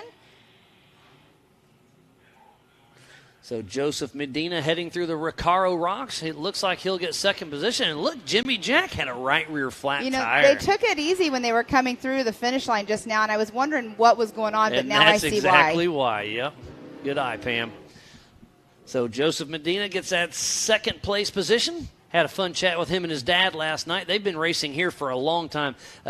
Joe started racing dirt bikes at this Prairie City when he was 5 years old. Huh. Yeah, so he's a young buck out there. Yep. He's an engineer by trade with Fly Off-Road. So third spot goes to Sean Rance Sr. So it looks like Jesse Balter will be a lap down. We saw Chad Jesse took a tumble. Never saw much from Ken Goodall. I don't have any information on that. We saw Justin Hall having some issues. Never saw much of Steve Crawford. Travis Ryler took that tumble on practice, wasn't able. And then there's another late entry of Diesel Krentz. I didn't see him out there. All the way from North Carolina. Carolina, yep. So that was a late entry. He did not race this. We'll see if he can make the main event. Yeah, I was actually surprised to see that he's all the way here from there. So that's super cool. Looks like Ruben's tuned in. Thanks for that, buddy. And what a wonderful race we had. But that's probably the most carnage we've had yet today. Yes. We've seen lots of tires, but we had a couple different rollovers. We had a fire and lots of cars but dropping everybody out. is safe. Everybody the is safety safe crew and was right sound. on it. Absolutely. Everything. Thank you, Pam. So hopefully Justin Hall can maybe get that fixed. Yeah, I'm not sure. Fires make me nervous, but he's got a great support group, so hopefully he can get it back to the pits and get it figured out. Figure out the issue first, and then see what happened with the fire. And we were hearing over our PCI race radios that before, and I was looking back at what happened, and you could hear them already on the radio before he was even at a complete stop to be like, get him out of the car, there's a fire coming on. So they were right on it, of course. That's why we have safety crew all over the race course. They're not just in certain sections, they are all around. Lots of recovery crew NorCal Rock Racing has brought in their recovery crew. So they've been out all day long, and it's just all the past 2 days. Yeah, it's been a busy day. It's been a fun day, and we aren't even done. And, yeah, we've got medics in the AMSOIL hot pits right now. The HCR hot pits were fun, too. Yeah, they were tuned in. It's great. And how cool is that? You can be here on site and tune in because the cell service here is pretty good. Yeah. Some of the places we go, we just left Rush, Kentucky, and there's nothing. And as soon as you get there, it just lights out. No internet. But on the road into there. But Travis and Clyde and the gang put on a live show. It's awesome what they can do. So a huge shout out to the production team for making that happen. But we got the Jumbotron down here by Big Merch. So speaking about that, go check out Angel, Tona, and Carly are down there. Go buy an event shirt, buy some goggles, buy Mid-America Outdoors, anything. They've got it all. Yeah, they have everything for sure. I saw little kids over there. They were over there buying. They have toys for the kids too, like the razors that have the little trailers and stuff. And I asked one of the little tykes, I'm like, are you going to go build some jumps so you can play on it? And he was like, I don't know. He was like, who is this lady talking to me about my toys right now? But it's just fun. They have everything for everybody. They give the kids stickers. The kids love the stickers. They're handing out the little slap bracelets last night. Remember those from Mike? Oh, my kids love them. They're fun. And then they also, sometimes we have glasses. We're out of the glasses right now, but they have some Mid-American glasses that they'll hand out to the little ones as well. And then there's just lots of vendors here. We have King Shocks on site, Nitto Tires here, PCI Radios, and Balls Out Racing's here. We've got lots of people, family-friendly spectating at its finest. The stands, they fill up, they come down, but it's only going to get better. The weather's getting beautiful. It's 80 degrees right now. It's going to sneak up to about 90, so it's going to get a little bit warm, but no better place you could be than right here in Prairie City SVRA, just outside of Folsom, California, for the 2022 Nitto Tires Stampede. It's been a great day, and we should be kicking off the 170 youth class early or here in about 15 minutes, and we were able to catch up. We were able to catch up with some of the drivers, and I think I caught up with Cody Wagner yesterday, so let's check it out. Cody Addington. So I'm here with Cody Addington, number 888 with ADD Racing. We're here for the Nitto Tire Stampede. It's going to be a lot of fun. Short course racing at its finest. I can't wait. Yeah, me neither. I live close to here. I like this kind of racing. That's what this car does good at, and this is what I like, so we're excited for this weekend. And if I'm not mistaken, it was this track probably 4 years ago when you bought this from Lauren Healy, and you had, what was it, third place, if I'm not mistaken? Yep, third place. Second place. First time I ever drove the car. It was 4 years ago because the memories just popped up. So, yeah, it was a fun time, and it's hopefully going to be a good weekend again. Yeah, this car has won a lot of races, and with zero seat time, you got on the podium the first time. You've been on the podium since then as well, but I think you're hungry to get back there, aren't you? Yeah, it's been a little bit. We had some struggles, just like everyone in this sport. It comes and goes in waves. So, yeah, we're dialing the car in still and making it better and faster and shooting for that top spot. And you're one of my favorite stories to talk about because you started in that old clapped-out Toyota that you still have that you go pre-running in and go up to run the trails and all that. But you ran that in the stock class, finished. Dave said, hey, you finished. You want to race in the 4400 class in the old Toyota? You did. And then look where you've came. You've bought a 4400 car, and then you've stepped up to a real IFS car. It's really cool to see your progression. Yeah, thanks. I mean, I grew up rock crawling kind of in that same Toyota. I still own that. We just decided let's go racing, and it may not have been the best idea, but I can't seem to get away from it. Well, Cody, it's going to be a lot of fun, wheel to wheel action. Best of luck, buddy. Right on. Thank you, guys.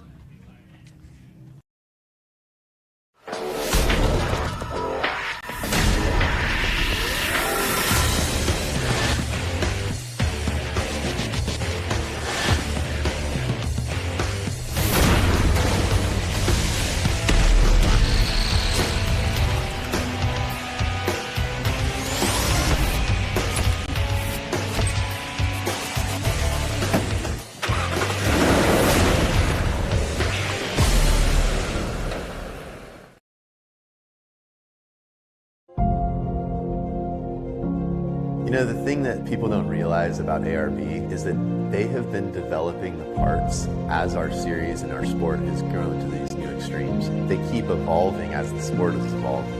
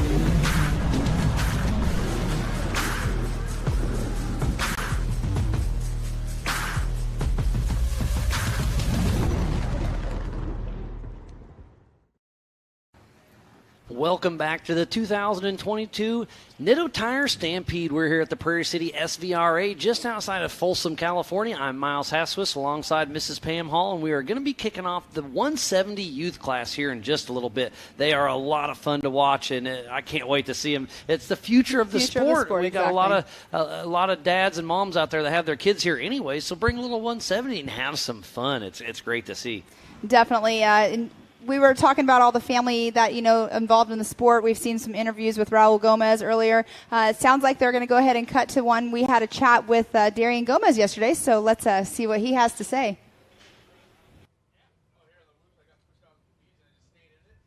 All right, so we are over here in the Gomez Brothers pits. I'm here with Darian Gomez. You were out there practicing. You had a couple practices today. What do you think of the race course? It's definitely fast. It's definitely fun. The race course is similar to NorCal's round one, so I'm kind of used to it and good used to the turns. I'm just excited to go out there. It's a fun, fast course. It's going to be a fast race, I tell you that. Tomorrow, Saturday, and all day tomorrow. So do you guys, have you been making any side bets here in the pits?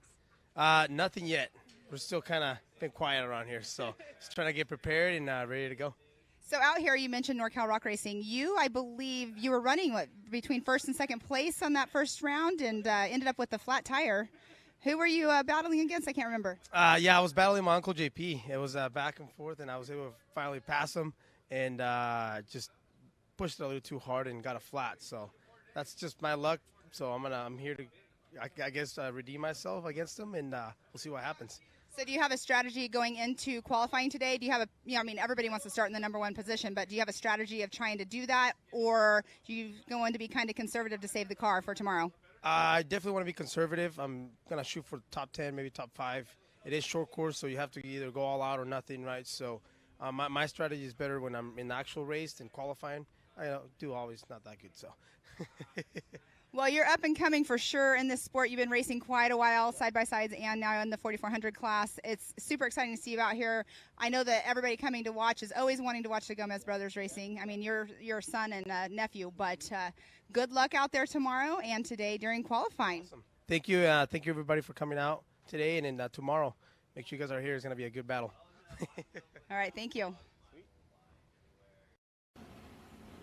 Well, there was the scepter that they just redone. It was a great chat you had with Darian. I mean, the whole Gomez crew is here. They've got 4 cars that will be racing here in just a little bit, so it's great to catch up and have a little chat, and I hope you guys are enjoying it because we enjoy doing it. Yeah, and Darian, he's the young one coming up with them, and he's out there, battling it out. In Moab, he was battling it out with his uncle Marcos, and that was a lot of fun to watch. I love hearing them heckle back and forth with each other.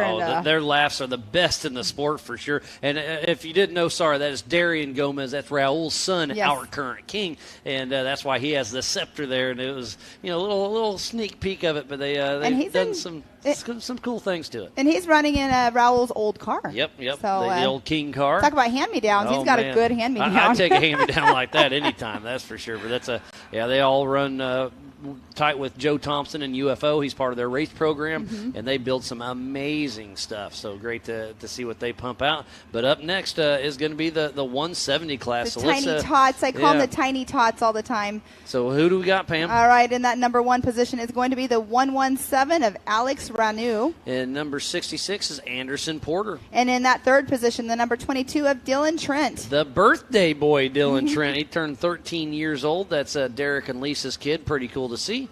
And then in that 4th position is going to be Brentley Dixon. And then in the number 5th position, the number 75 of Peter Abb. And that's Edwin Abb's son. It's great to see. In that 6th spot, number 114, Grace Hennel. And in that 7th position, the number 21 of Jackson Gunter, which we had the interview with yesterday. Super cute group and we'll of kids. See his dad, Jaron, going to race in a little bit. And then at 8th position is going to be Taysom Mastersmith. So got 8 little tots out there running around. It's going to be a lot of fun. Like I said, the future of our sport, the young guns, guys and gals out there having a blast. Well, they should be kicking off here in about 5 minutes. I heard JT talking. He was watering the track a little bit, keeping everything going on.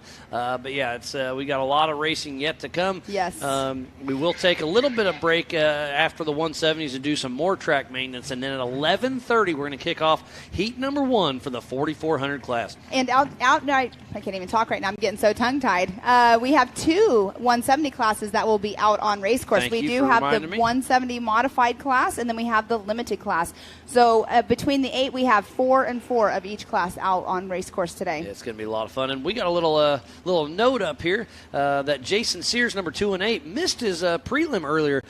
He broke the frame and the motor mount area. So what they did is they cut up one of the trailers that they had, cut some steel out of the trailer to get it fixed. So Jesse Balter, so Jason Sears wanted to give a huge shout out to Jesse Balter for helping him. They cut on his trailer a little bit, patched it in, welded her up. So he will be making the main event. So, that just goes back to the Ultra 4 Mid-America family. Teamwork makes dream work, and they're going to be out there racing. And he was the number 1 qualifier yesterday in his class. Yep, and then had some issues with that frame. He said I walked by, it was yesterday, and they were on a trailer, and they had some jacks. They had it strapped down. I didn't know what was going on. I did see that. Yeah, I went over and chatted. His frame was bent up and hitting his drive shaft in a couple spots. So they bent it down, and now it's broken. So that car's been put through the paces. Well, and he races out here, too, with the NorCal Rock Racing Series. So it's it's a well-used car, and he's out here racing with us. And again, we were saying he's normally the mechanic with Dan Wyrick's car, and he's kind of moved over with Paul Wolf just a little bit. Yep. Helped transition Paul in his new car, and I just got a deal. Justin Cowers tuned in. Thanks for tuning in. We appreciate you.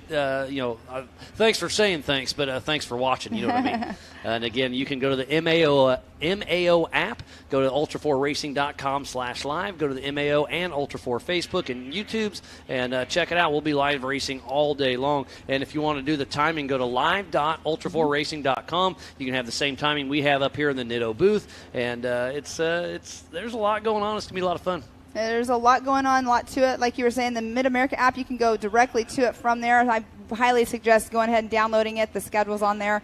Lots of information. And then today we have the 170s going right now. Like you said, we have a little bit of track maintenance that will be going on. We'll actually get a little bit of a lunch break, so go refuel for the rest of the day. It's going to be a good day, so make sure you don't go anywhere. Get lunch plans figured out. Get your beverages figured out, because it's going to be a party. It's going to be a fun day, fun day. And again, if you're anywhere in the Folsom, Sacramento area, we still have tickets for sale at the gate. They're $25 per person. Children 12 and under are free, so come on out. It's only going to get faster. We're still doing prelims. We got the 170s next. And hopefully we'll throw up the schedule here in a little bit so you guys can see what's going to happen later on today. But the 170s are getting ready to take off. And then we'll have the 4,400 heat race 1, heat race 2, and then the 4,800 LCQ, the top 5 advanced from all of those. UTV main event at 2 o'clock, 4,600 main at 2:30, 48 mains at 3:30, 4,400 LCQ at 4 o'clock, 4,500 main at 4:30, and then at 5:30, the 4,400 main event. We'll have 15 of the fastest guys and gals out on course. It's just going to be a fun day of racing, so be sure to either tune in here or come on out. I can only imagine what their heat races are going to be like. I mean, look what we just saw in the 4,500 modified class. That was the gnarliest one we've seen yet. The 4,500 Yukon gear and axle modified class threw it down. We saw Chad Jesse took a tumble. John Matthews took a tumble. Talk about not holding back. Not sure what happened to Ken Goodall. Justin Hall had issues. They, no holds bar. They were sending it. But exactly. Everybody's safe and sound. Everything's good. We saw Travis Riley took the tumble, and he just sent me a message saying he's excited to be here watching, but he's bummed that he's not racing. Yes, and the weather couldn't be any better. I mean, we're up here in the shade, so I'm not sure how hot it is standing out there in the sun, but it's a beautiful day up here in Northern California. And it's been a while since I've been up here.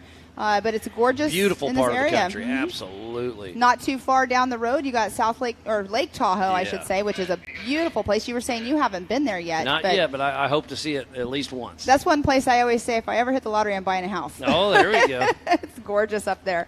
And, afar we can see, the other day you could see some snow still on the mountains out there. They have lots of ski resorts in that area. So lots to do up here. You have Napa Valley, so wine country is not too far down the road. You got the San Francisco Bay Area. It's just we're so located right here where you could go anywhere you want to see, the beach, the mountains, whatever. Yeah, gorgeous. It's a wonderful part of the world for sure.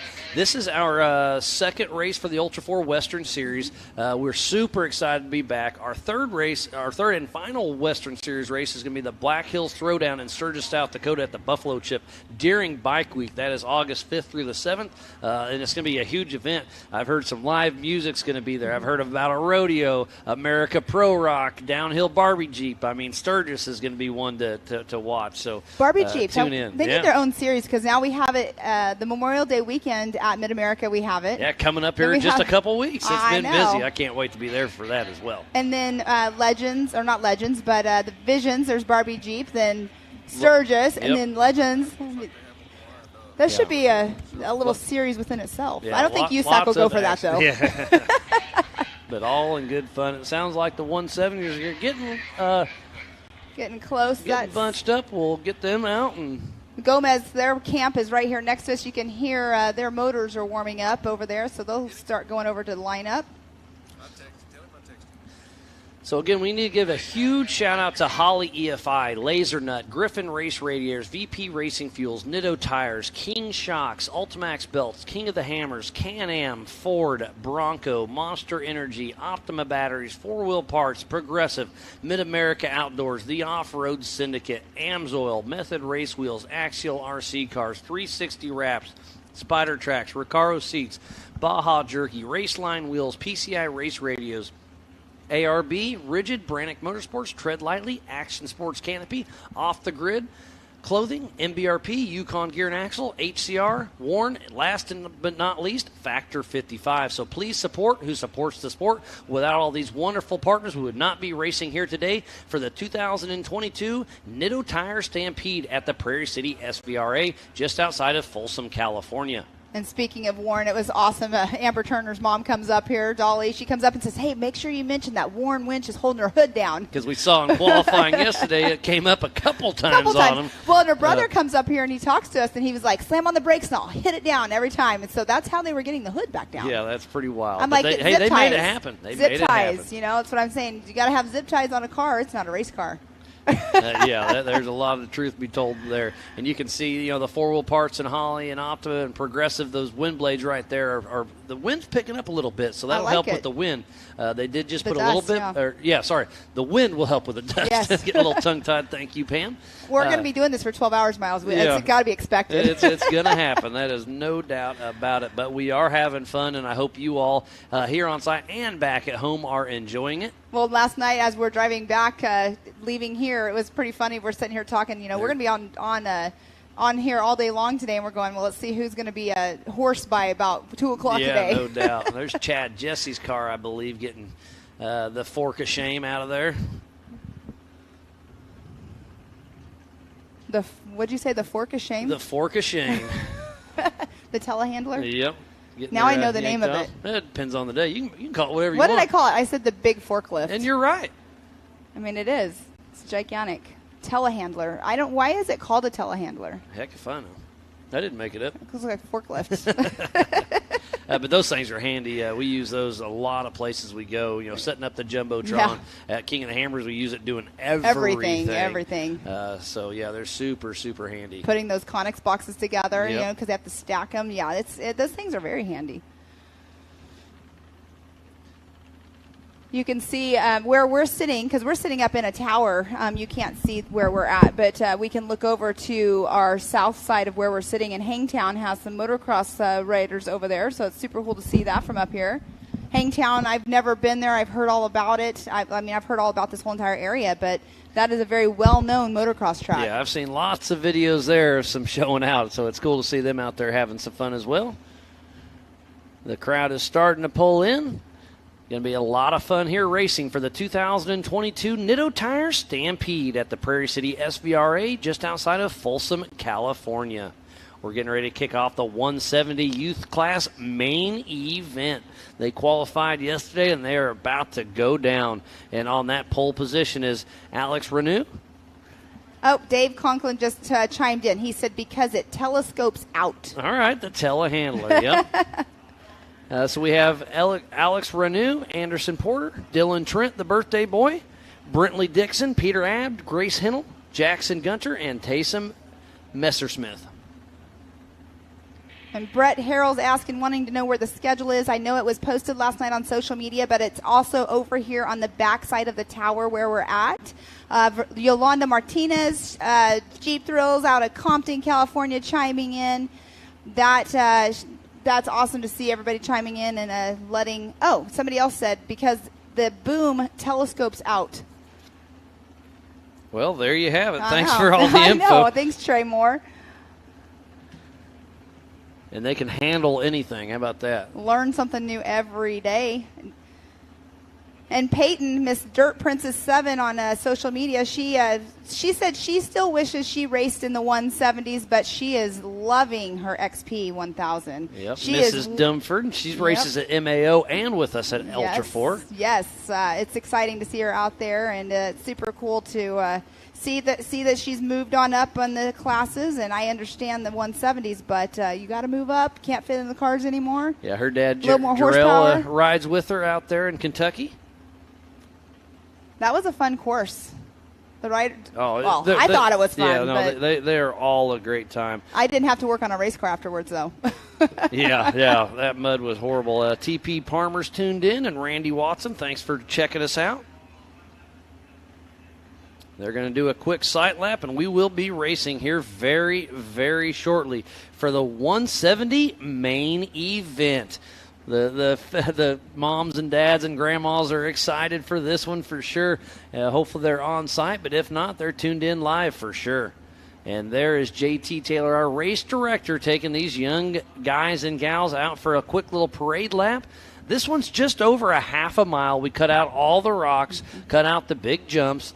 They do hit the first Gomez tree jump, and then they take a left just before the Yukon launch. Yeah, there really wasn't an area that they would be able to cut across right there to go up the Yukon launch as well. So, yeah, cutting it right before there was a little bit of a road, because they have, emergency vehicle roads and fire roads out here for whenever we need to get across race course and everything. So it's just cool to see them out there racing, having a blast, and then they'll get to go and they'll get to watch everybody later on, their parents or the people they look up to. But Trent Roberts, he's chimed in as well. He said he was out here, wishes he was out here racing with us. Yeah, he's been racing Ultra 4 for quite a while, so hate to not see you out here, but I'm sure you'll be back. So, again, we want to give Dylan Trent a happy birthday. He's out there racing on his birthday. I can't think of a better birthday present than that, unless you can take home one of those laser nut trophies. Yeah, that's super cool to see them. They love the trophies. I mean, sometimes we have racers that will give kids trophies. Yeah, Shannon Campbell is one that comes to mind, that I've seen him give away so many trophies to kids, so many body panels. I mean, he's in the Off-Road Hall of Fame. He's a 3-time king, and it's great to see what he gives back to the sport. I mean, like we were saying, the future of the sport right here, they look up to them, and they're like, you know what, I want to be like that someday. Like, they want to be that fan favorite out here. Oh, absolutely. And as they don't know and probably don't understand right now, but they are the fan favorite as they are in the little 170s anyway. But we do have 2 170 classes out there. We do have the 170 modified and we have the 170 limited.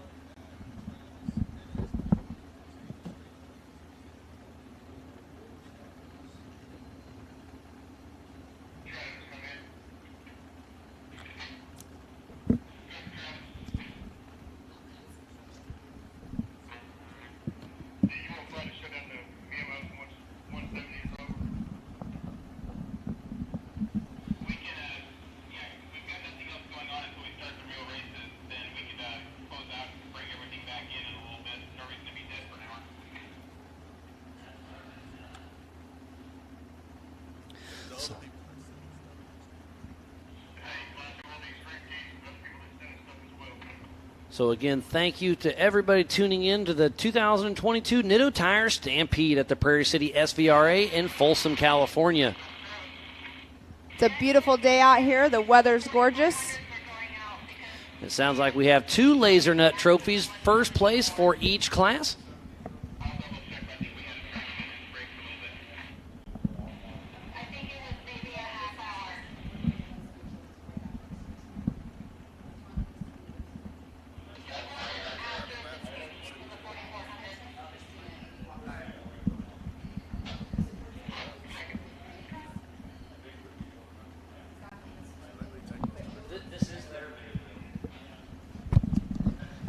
So the 170s will be kicking off here very shortly.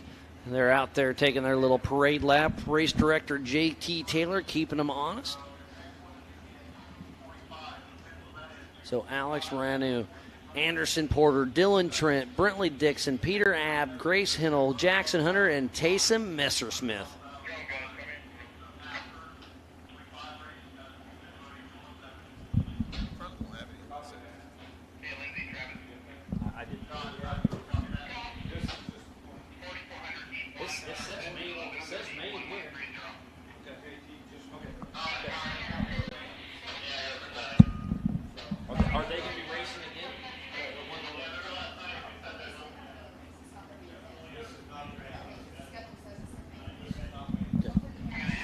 So getting a little chatter through on PCI Race Radios. This is not their main event. This is their prelim getting everything set up.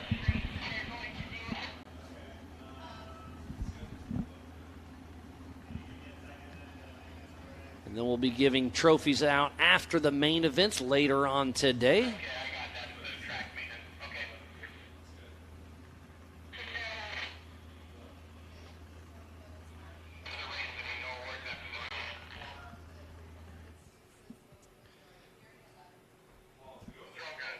So what a great day of prelims we've had. We still have some main events yet to come. It's going to be a great, great day.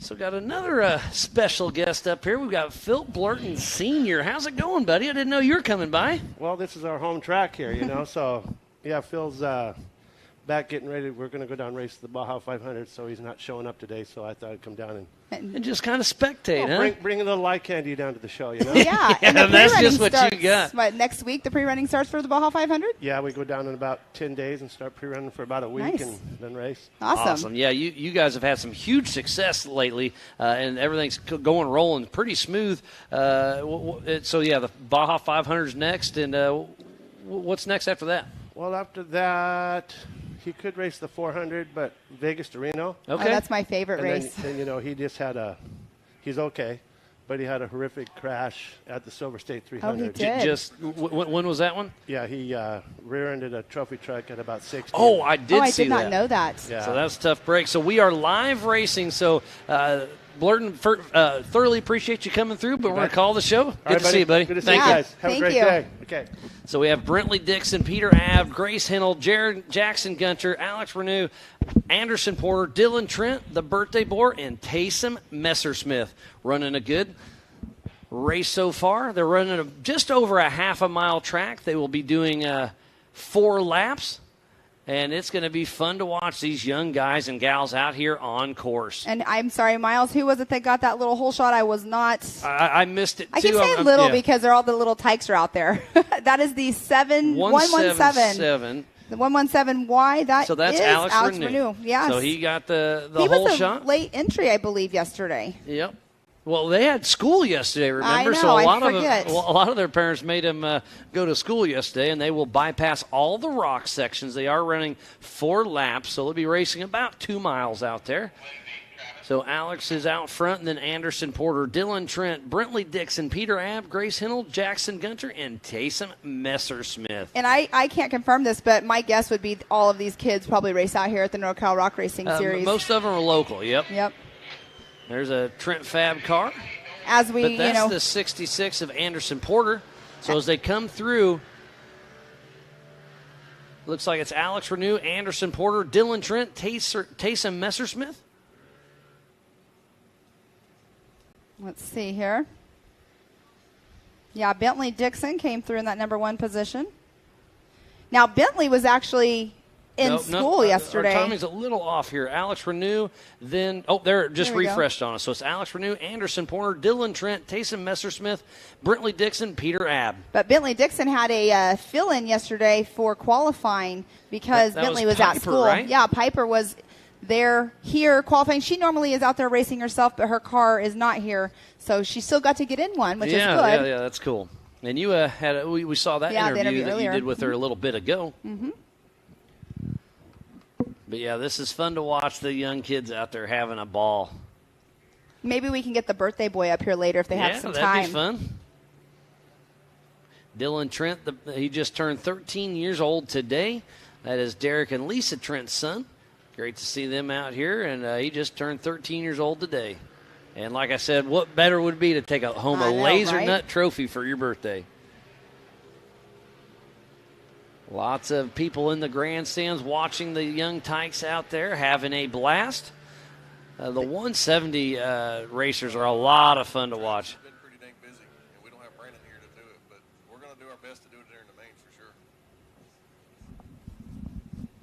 Got a little battle going on screen here as they went across the Gomez tree.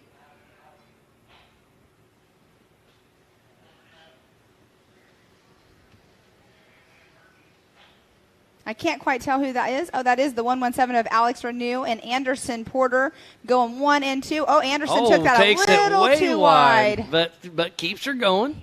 So they're pushing hard, and they're going to be bypassing the Bronco boulders here in just a second. What a great day of racing it has been, and we are not over yet. And they get another race. Yeah, it's going to be fun to watch these young tykes out there. The tiny it's tots. Very, very exciting for them. I don't know why I'm saying tiny tots. Oh, it's because they're little kids. I love it. Yeah, but who is it? It's their birthday? Dylan Trent. He's 13. He's a teenager, and I'm calling him a tiny tot. And the white flag is out and flying for Alex Renew, Anderson Porter, Dylan Trent.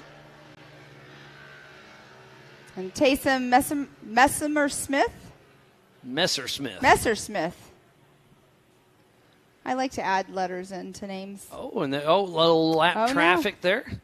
We also have Bentley Dixon out there, Peter Abb, Jackson Gunter, and Grace Hennell having fun out on course. I believe that's Grace right there that just got passed by Anderson Porter. So up front, Alex Renew's got the whole shot, was the fastest qualifier yesterday, and still out front. Anderson Porter makes another move of some lap traffic around Jackson Gunter. Remember, there are two different classes, so that's the UTV 170 Modified and the UTV 170 Limited. So in first place for the Limited is Brentley Dixon, then Peter Abb, and then Jackson Gunter. But in that Modified class, it's still Alex out front. And they're getting the checkered flag all ready to come out, and as Alex is getting ready to come across the finish line in that number 1 position. So checkered flag out for Alex Renew, and then second place. Yeah, not too far behind is Anderson Porter in that number 66. And then the birthday boy, it looks like, should get that third position. There's a pass going on right there on the Talladega turn, though. So Dylan Trent, gets that third position in the UTV Modified. Yes, and Taysom Messersmith, that 4th position. So they get another race later on, and that's going to be exciting. I'm sure they're all excited right now already being in the race car. So Bentley Dixon, then Peter Abb, Jackson Gunter, and Grace Hennell in that UTV 170 Limited class. But again, a huge congrats to Alex Renew. First, Anderson Porter second, and third position goes to Dylan Trent. And the 299, was it 299? 229? 229 of Dylan Trent. Is he he's not a late entry this morning, correct? Nope, he's been here. So, and then in the UTV Limited class, first place goes to Brentley Dixon, second place goes to Peter Abb, and in that third position should be Jackson Gunter.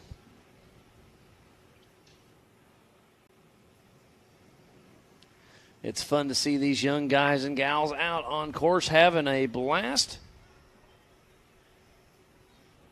I mean, again, they're here with most of them are here with their family anyway, so might as well bring a little 170 and have some fun. Looks like that's cool Grace Hinnell, I believe. I mean, I would have loved to have one of these. These are just absolutely big old Power Wheels. Yep. With a real engine in them.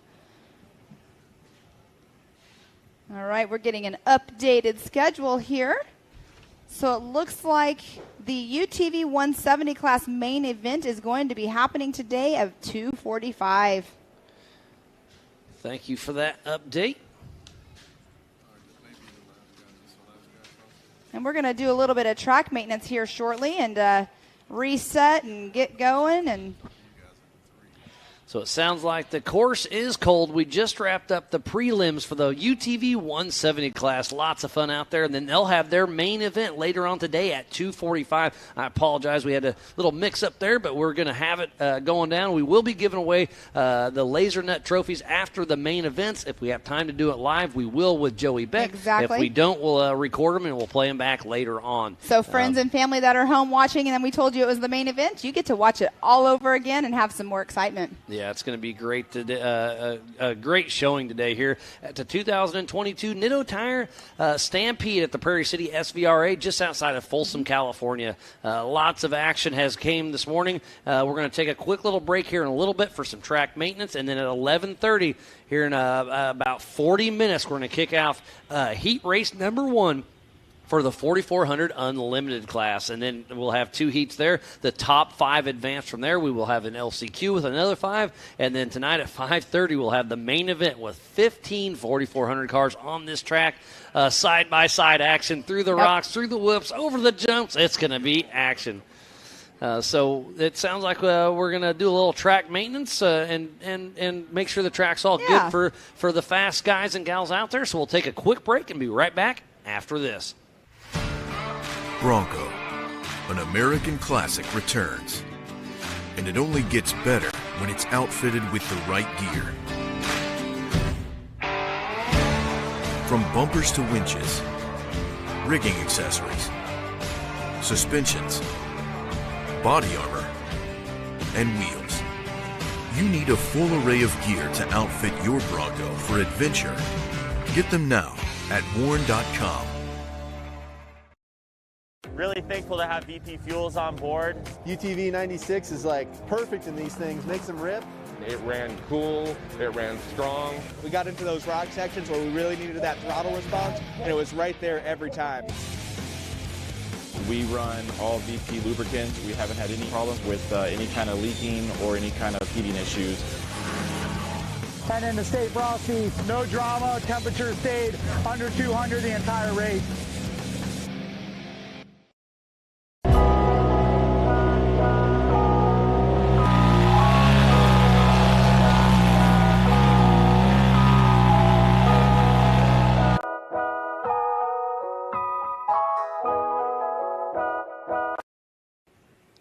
Welcome back. We just watched the 170s out there doing their heat race. They'll be racing again later on, like Miles was saying, at 2:45. But it sounds like we have some track maintenance that's going on. We're going to go refuel. Everybody's going to refuel their bodies for the rest of the day for the races. Miles? So yeah, if you are on the Facebook, we are going to shut it down momentarily and get everything rebooted up.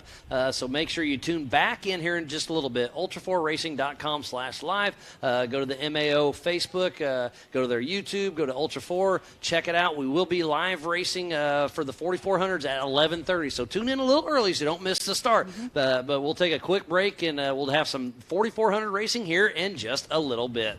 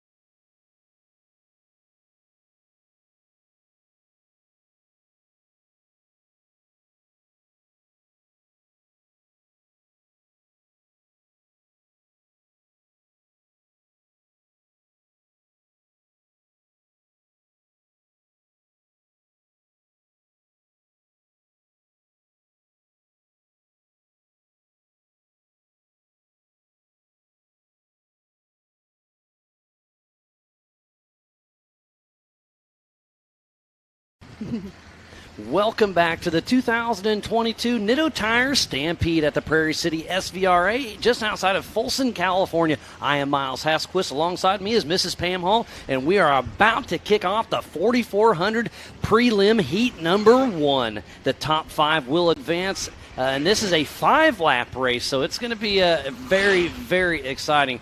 So that's going to kick off here just momentarily, right around 11:30, and then at right around high noon, we're going to kick off prelim heat number 2. And again, another 5 laps go to there. Then we'll take a quick lunch break. And then at 1:30, we'll kick off the 4,800 LCQ, the top 5 advance for that. That'll be a quick 3-lap little race. And then at 2 p.m., it'll be the UTV main event. That'll be 6 laps. At 2:30, we'll have the 4,600 main event. And then at 2:45, directly after that, we'll have the 170 UTV main. I know it's not on the screen there, but we did squeeze that in. So the UTV 170 main event will be at 2:45. And then at 3 p.m., Pam, what do we got? Or 3:30, what do we got? At 3:30, we'll have the 4,800 main event. So the top 5 from each heat race and the top 5 from the LCQ will be going for 6 laps. And then at 4 o'clock, we have the 4,400 LCQ. The top 5 will advance to the main event. They will be doing 3 laps. And then at 4:30, the 4,500 main event. They will be doing 6 laps. 5 o'clock, we're doing driver introductions and track maintenance for the 4,400 main event. That will be starting at 5:30.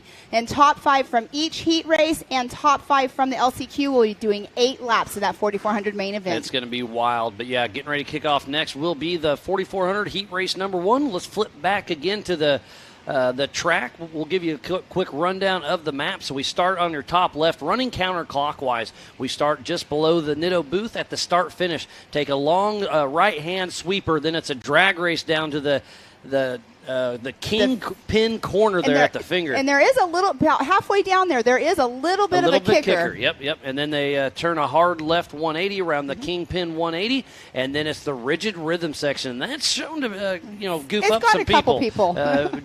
Chad Jesse today. It got Travis Riley during practice, and then it's on up to the Gomez tree jump, and then another Yukon launch. And there's 2 big jumps on the backside. The big cars, they're going to be over 80 miles an hour, probably sniffing that 90. And then it's a left drifter into the gunite drop where there's 2 or 3 different lines down that, then a little wiggle section into the Bronco boulders, another little rock garden, and then into the Roccaro rocks, and then a left-hand sweeper into that start finish. So there's the 1 point. Yeah, it's a 1.28 mile lap, and they will be doing 5 laps here just in a second. And you're mentioning there's a rock section right before the Roccaro rocks. That rock section was literally just put in. That's why we don't have a name for it. So I don't know. I'm not sure what we should name it, but it claimed 1 victim today. Yeah, it got Andrew Gorman a little bit. We saw that's Justin where Hall. Justin Hall. That's where he we were talking to some John Matthews. He was heading around the start-finish turn and caught a rut, and that's how it flipped him over. We caught up with the Goodalls, and they were having some issues with a knuckle, so they're welding it back under, so they should be going. And it sounded like Justin Hall he hit a rock too hard and split his gearbox, and that's what caught fire on his. So some pretty bad luck out there. But they'll get them back going and be racing here very shortly. Yes, and we have all the 4,400s that are out in the first heat race getting out there ready to line up.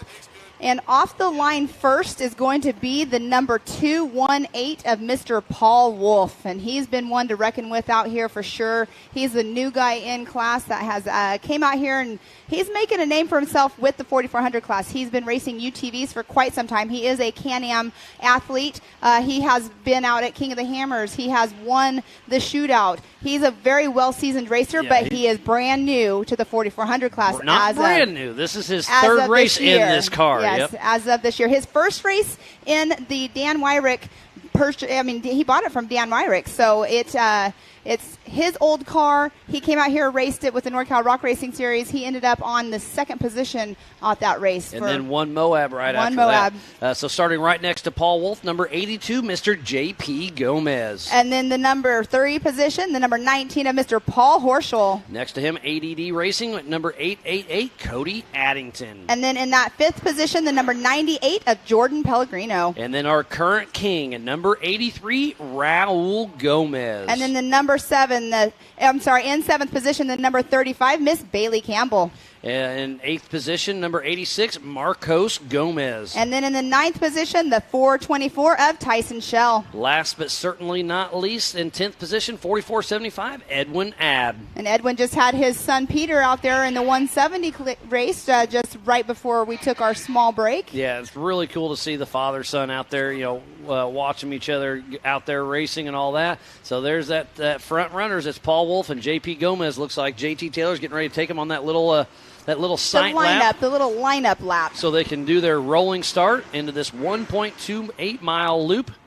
They'll do 5 laps. It's going to be some high action. This is the biggest and baddest names in our sport. So, again, thank you to the Off-Road Syndicate, Mid-America Outdoors, Progressive, 4-Wheel Parts, Optima Batteries, Monster Energy, Bronco, Ford, Can-Am, King of the Hammers, Ultimax Belts, Keen Shocks, Nitto Tires, VP Racing Fuels, Griffin Race Raiders, Lejeune, and Holly EFI. So please support who supports the sport. And you can see right now on screen, they are getting their brakes all set up, making sure everything's all, not getting them set up, they're already set up, but JT is doing the pace car right now, and they are going to be taking off. And they're doing 4 laps, I believe. No, 5 laps, excuse me. Yep. 5 laps. And then I think right around 2 o'clock, our own Rich Kundle, who is a pastor for the Hessel Church out of Sebastopol, California, is going to do a little prayer. We'll do our national anthem and get everything kicked off, so we wanted to give them a little shout-out to Hessel Church. Rich Kundle will be doing the prayer for that. So he did during our drivers meeting yesterday, and it was awesome, so great to see him out here supporting us. And that's Carly's dad, so it's cool to Carly's one of our core teammates, so it's cool to see the whole family come together. And he was out here the other day helping us set up. So he actually came out on Wednesday. They lived close by. And he was helping us set up the canopy for the merchandise trailer. He's just been out here being a big old help. And, it's one thing you want and what we normally do is a prayer before race. So here he is doing that for us. So we're going to do a rolling start with J.P. Gomez and Paul Wolf up front, and it's going to be a drag race. And look at the field we have in front of us. This is going to be absolutely awesome. With Paul Wolf, J.P. Gomez, Paul Horschel, Cody Addington, Jordan Pellegrino, Raul Gomez, Bailey Campbell, Marcos Gomez, Tyson Shell, and Edwin Abb. That is some heavy hitters. And Tyson Shell's new to... Yeah, he bought Bailey Cole's old Trent Fab car.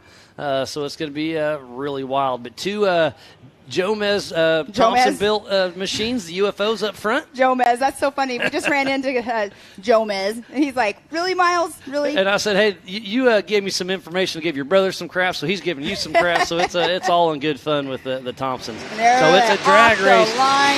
And Paul Wolf with the early little lead, and it looks like, yes, Paul Wolf with the whole shot drags a little wide, but Paul Horschel is hot on his heels. And look at J.P. Gomez. Wow, this is going to be awesome.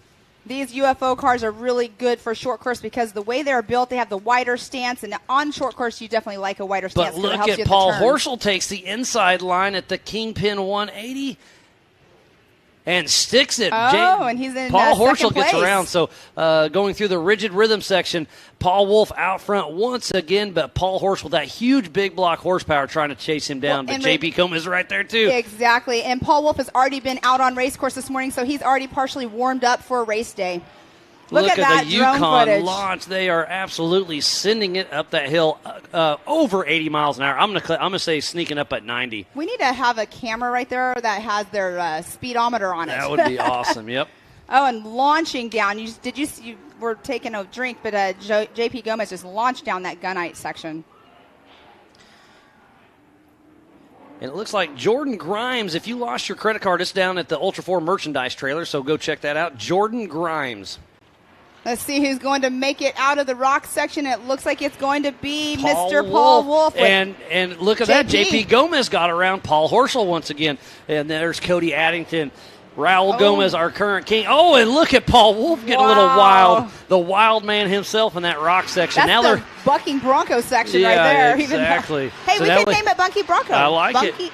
Bucking Bronco. So it is still Paul Wolf, number 1, J.P. Gomez, number 2, Paul Horschel, number 3, Cody Addington in that 4th position, and right now it's Marcos Gomez in the transfer spot, but his brother Raul is right behind him. Then it's Bailey Campbell, Tyson Shell, and Jordan Pellegrino. We've got a race on our hands. Yes, we do, and it's awesome to see them right now with the drone footage. They're going into that King Hairpin 180. And I turned around just for a second, and I'm looking down, and it's Brendan Thompson and Darian Gomez watching the race, and they gave each other a big fist pump, and they're going back to their cars because they're qualifying here in just a little bit. So what was the fastest time yesterday? Well, it was a 1:30 flat by Brian Crofts. So Mr. Paul Wolf just broke it at 1:26, 1:15. Race, and that's with the rock section. Launching. Look at those 2 UFOs just flying through the air. Yes, exactly. Adding that Bronco Boulder section in, that's awesome. That they just picked up 4 seconds on the lap time. And JP's sticking a nose in at the Gunite section, and Paul Wolf is feeling the pressure side by side. JP Gomez and Paul Wolf putting on a show. Well, and this right here, it looks like JP checked up just a little bit right there, or he might have a right rear. Going into the Bronco Boulders, we'll see who comes out the other side first, but it is still Paul Wolf out front. And JP is trailing closely behind. They blow by the Amsoil hot pits, and they are all over the throttle. A right rear or a left rear going down, it looks like. I could be wrong. I might be wrong. It looked like it. I don't see it, but you may. And there's our ticker up there. So Paul Wolf, he definitely Gomez, does not. Horschel, Addington, Gomez, Campbell, Pellegrino, Shell, and Nichols. Wow. Where is Paul Horschel? He dropped out. So what happened to Paul Horschel? Not sure. I know he was running so good.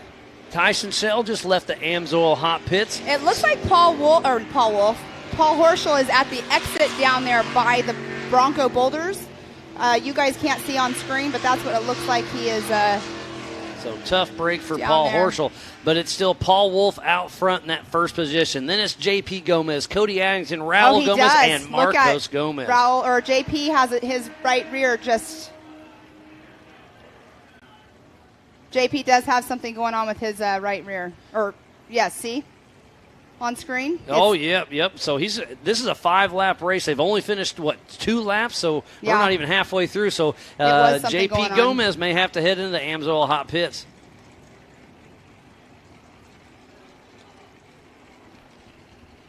What a great race we have for the 2022 Netto Tire Stampede at the Prairie City SVRA just outside of Folsom, California. On screen in the Bronco Boulder Field is Mr. Paul Wolf. He has had a lot of success. This is only his 3rd race in that car, his 2nd race with Mid-America Outdoors and Ultra 4. JP is still on the tail, but we can see that there's something going on with his right rear. So I'm going to put a visual. He blows by the Amsoil hot pit, so he's going to still race because only the top 5 advance out of this race. So can that Nitto tire hold up? It looks like something. It doesn't look like the tire. It looks like something's loose. Maybe the wheel or something might be loose.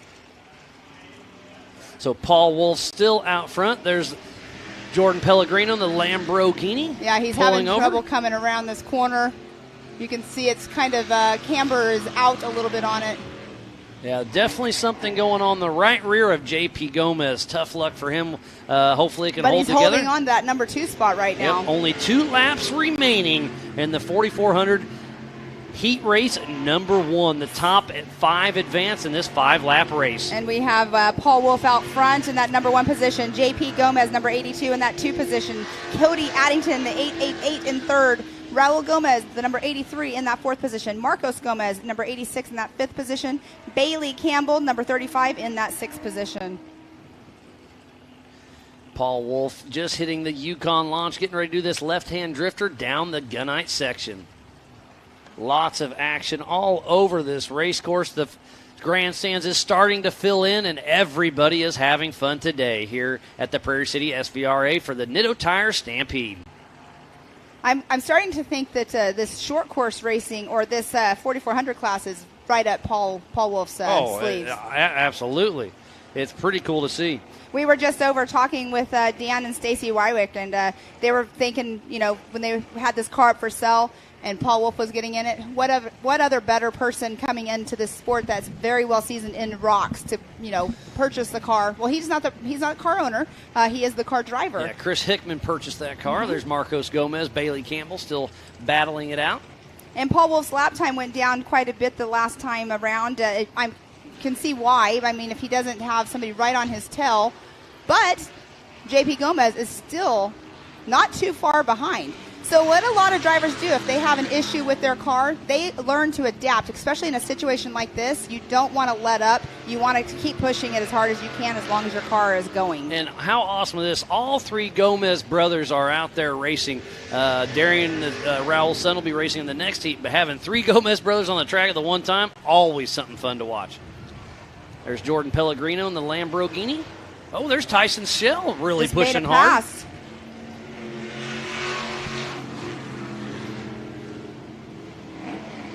So Raul and Marcos are still battling it out as we see Paul Wolf and JP Gomez coming through the rigid rhythm section, now hitting the Yukon launch.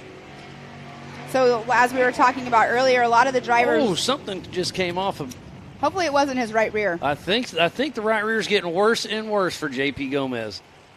As you can see, the dust cloud for sure. So he'll be coming in the screen here very shortly. So they're going to be getting the white flag around. Kind of is Paul Wolf doesn't have a right rear flat too, did he? I didn't notice it, but JP's a little bit off. Yeah, look at the right. Yep, you called it from the beginning, Pam. The right rear is exploding off of JP's. He's got to make another full lap as Cody. No, actually, I'm sorry. They're getting the checkers right now. It was my mistake. Checkered flag is out. Sorry. Josh with our live scoring over here, he informed me that it was the checkered flag coming out because he heard me say it was the white flag. So thank you, Josh, for that information. So there goes JP and Cody Addington. Remember, he just needs to finish this so he can head out. He'll move straight to the main event. I mean, he's still, he's been running second place with having an issue on that right rear. Cody Addington's getting by him, as you can see. But that still puts him finishing this race. So a battle through the Bronco boulders. One more Recaro rocks, and Paul Wolf finishes first place in his heat. Then it's Cody Addington in that second position.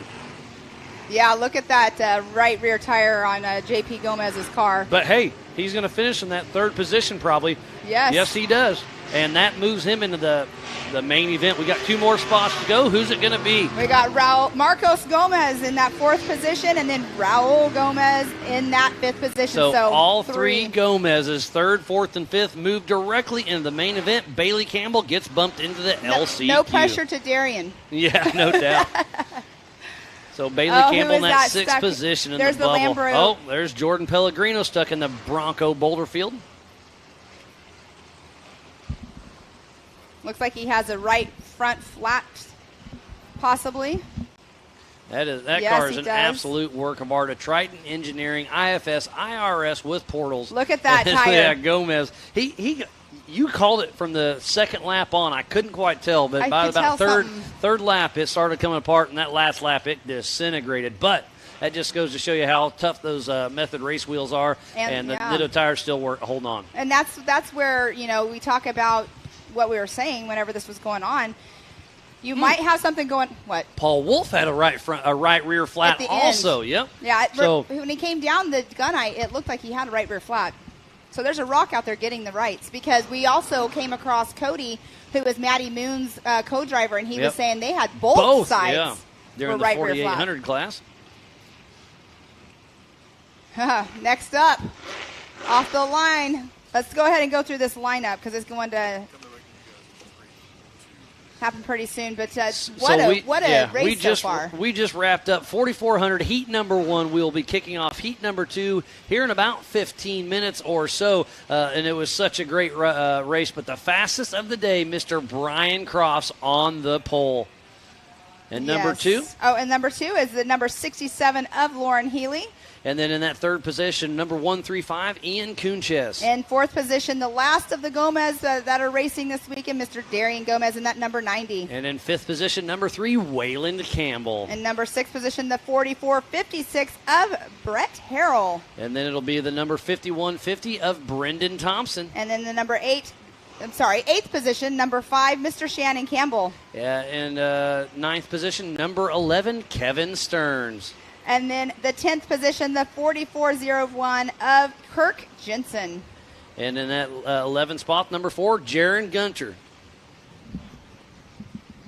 All right, we're so going to have lots of action today, but we have somebody that I wish was out on course, but he's not. I think you wadded your car up at this race about a month ago, Mr. Rod Prindle. How's it going, buddy? Good. The K-Rail jumped out at you. The K-Rail got me, yeah. so did you hit it or did it hit you?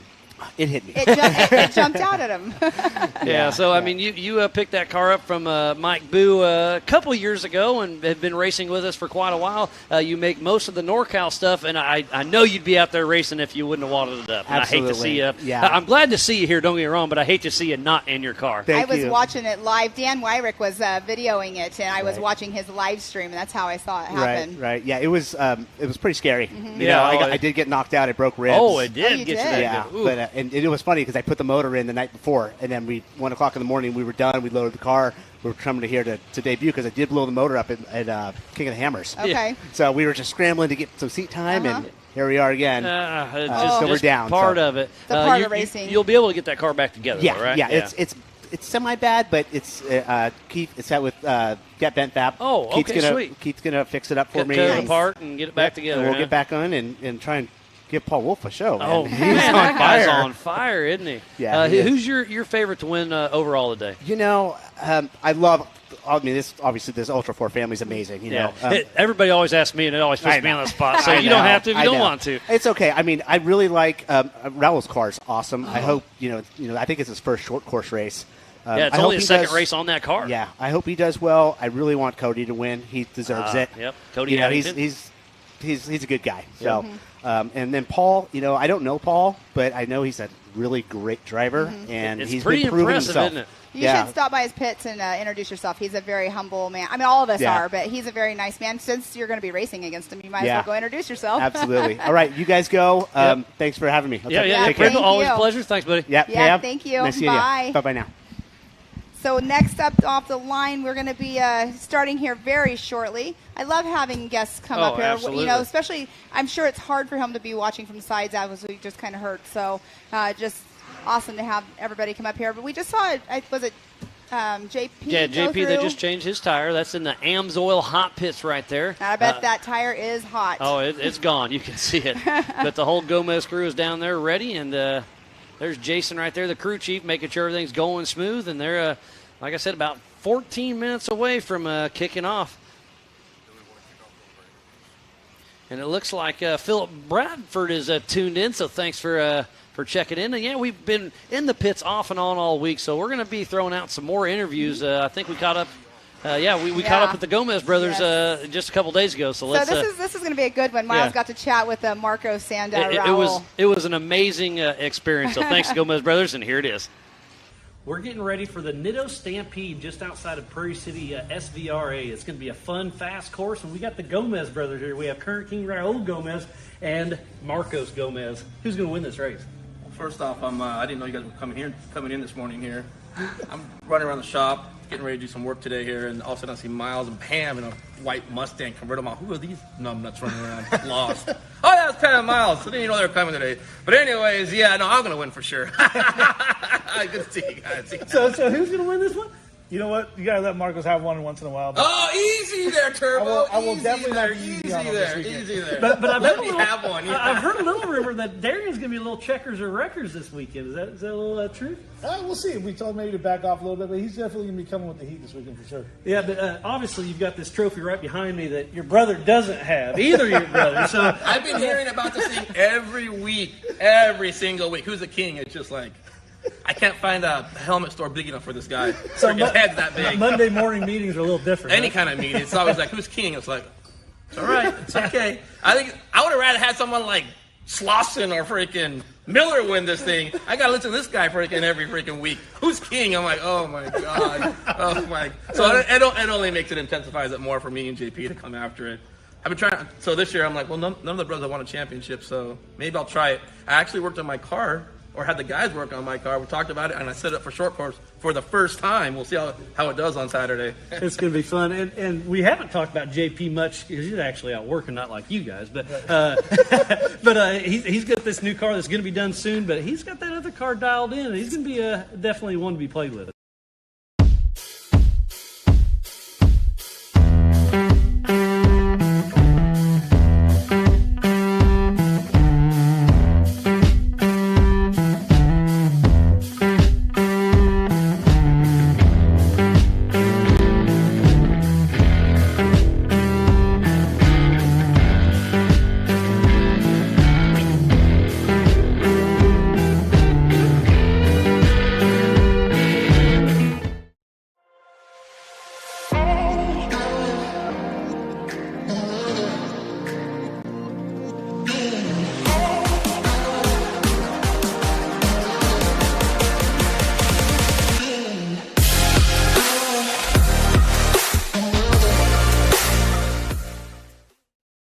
It's time for electric to turn into lightning. An electric truck that can haul on both ends, that can help build your house, and if need be, power that house. That feels like a bullet train and works like a freight train. The fully electric F-150 Lightning.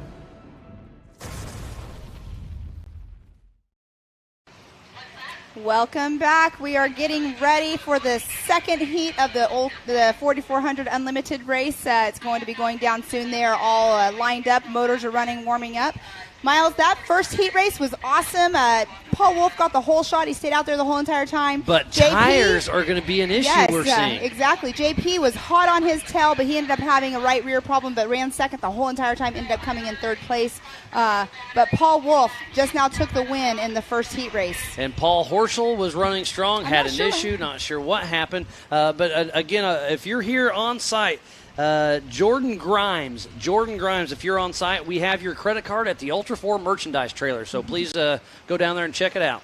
And we have some people. Let's check in with our social media here for just a minute. We have people, Patrick Peterson is saying nice work to Paul Wolf. And then we have Jack Childers Sr. He's like, great job, Miles and Pam. He's raced King of the Hammers with us for a long time. Yeah. Thanks for tuning in, Jack. Scott Rain, he's checking in from Glen Helen. Stan Haynes. Hey, Stan, we miss you. We wish you were on this coast with us. Mr. Brannick Motorsports himself. Yeah, so lots of people checking in. And Trey Moore, you tuned in at the right time, so you're not missing anything at all. But thank you for tuning back in for after our reset for our break. We are going to do this heat race here, and then we're going to go into another track maintenance before we start our main events. We will have opening ceremonies. It's just going to be an exciting afternoon of racing. It's going to be awesome, yep.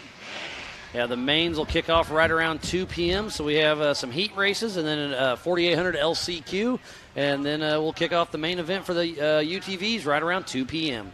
Yeah, it's the weather's beautiful. We have a little bit of a breeze, but the track crew, they are doing an amazing job of keeping the track prepped so we don't have much of a dust issue out there. Yeah, well, not on our beautiful. And you can see the wind blades behind us blowing just a little bit. But again, let's give a huge shout out to Holly EFI, Laser Nut, Griffin Race Radiators, VP Racing Fuels, Nitto, King Shocks, Ultimax Belts, King of the Hammers, The Off-Road Syndicate, Mid-America Outdoors, Progressive, Four Wheel Parts, Optima Batteries, Monster Energy, Bronco, Ford, and Can-Am. So please support who supports the sport. Without all those amazing partners, we would not be racing here today for the 2022 Nitto Tire Stampede here at the Prairie City SVRA just outside of Folsom, California. Yes, and JT Taylor's over there walking the line for the lineup, making sure everybody's all good. What they do is they will go through and make sure everybody does have their safety gear on because, of course, head, neck safety restraints, is everything buckled up. Have to wear your gloves, window nets up. Mm-hmm. Yeah, because what does JT always say in our drivers' meetings? Your car doesn't matter if you're out pre-running, having fun, or racing. Your car doesn't know what you're doing. Exactly. Yeah. So, exactly. Safety first for sure here at Ultra 4 and the MAO crew. Yeah, it's definitely, though. The weather's been beautiful. Again, we're in the shade, so I'm not going to complain about that. Oh, it's absolutely wonderful here.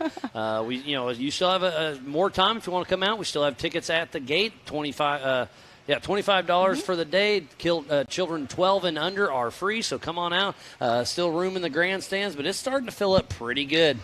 Yeah, definitely. And a lot of people, the people that came in on Friday. Yeah, brought their easy ups. They like marked that. their spot for sure. I was like messing with, I can't remember which team it was. I walked over, I'm like, hey, you can't do that yet.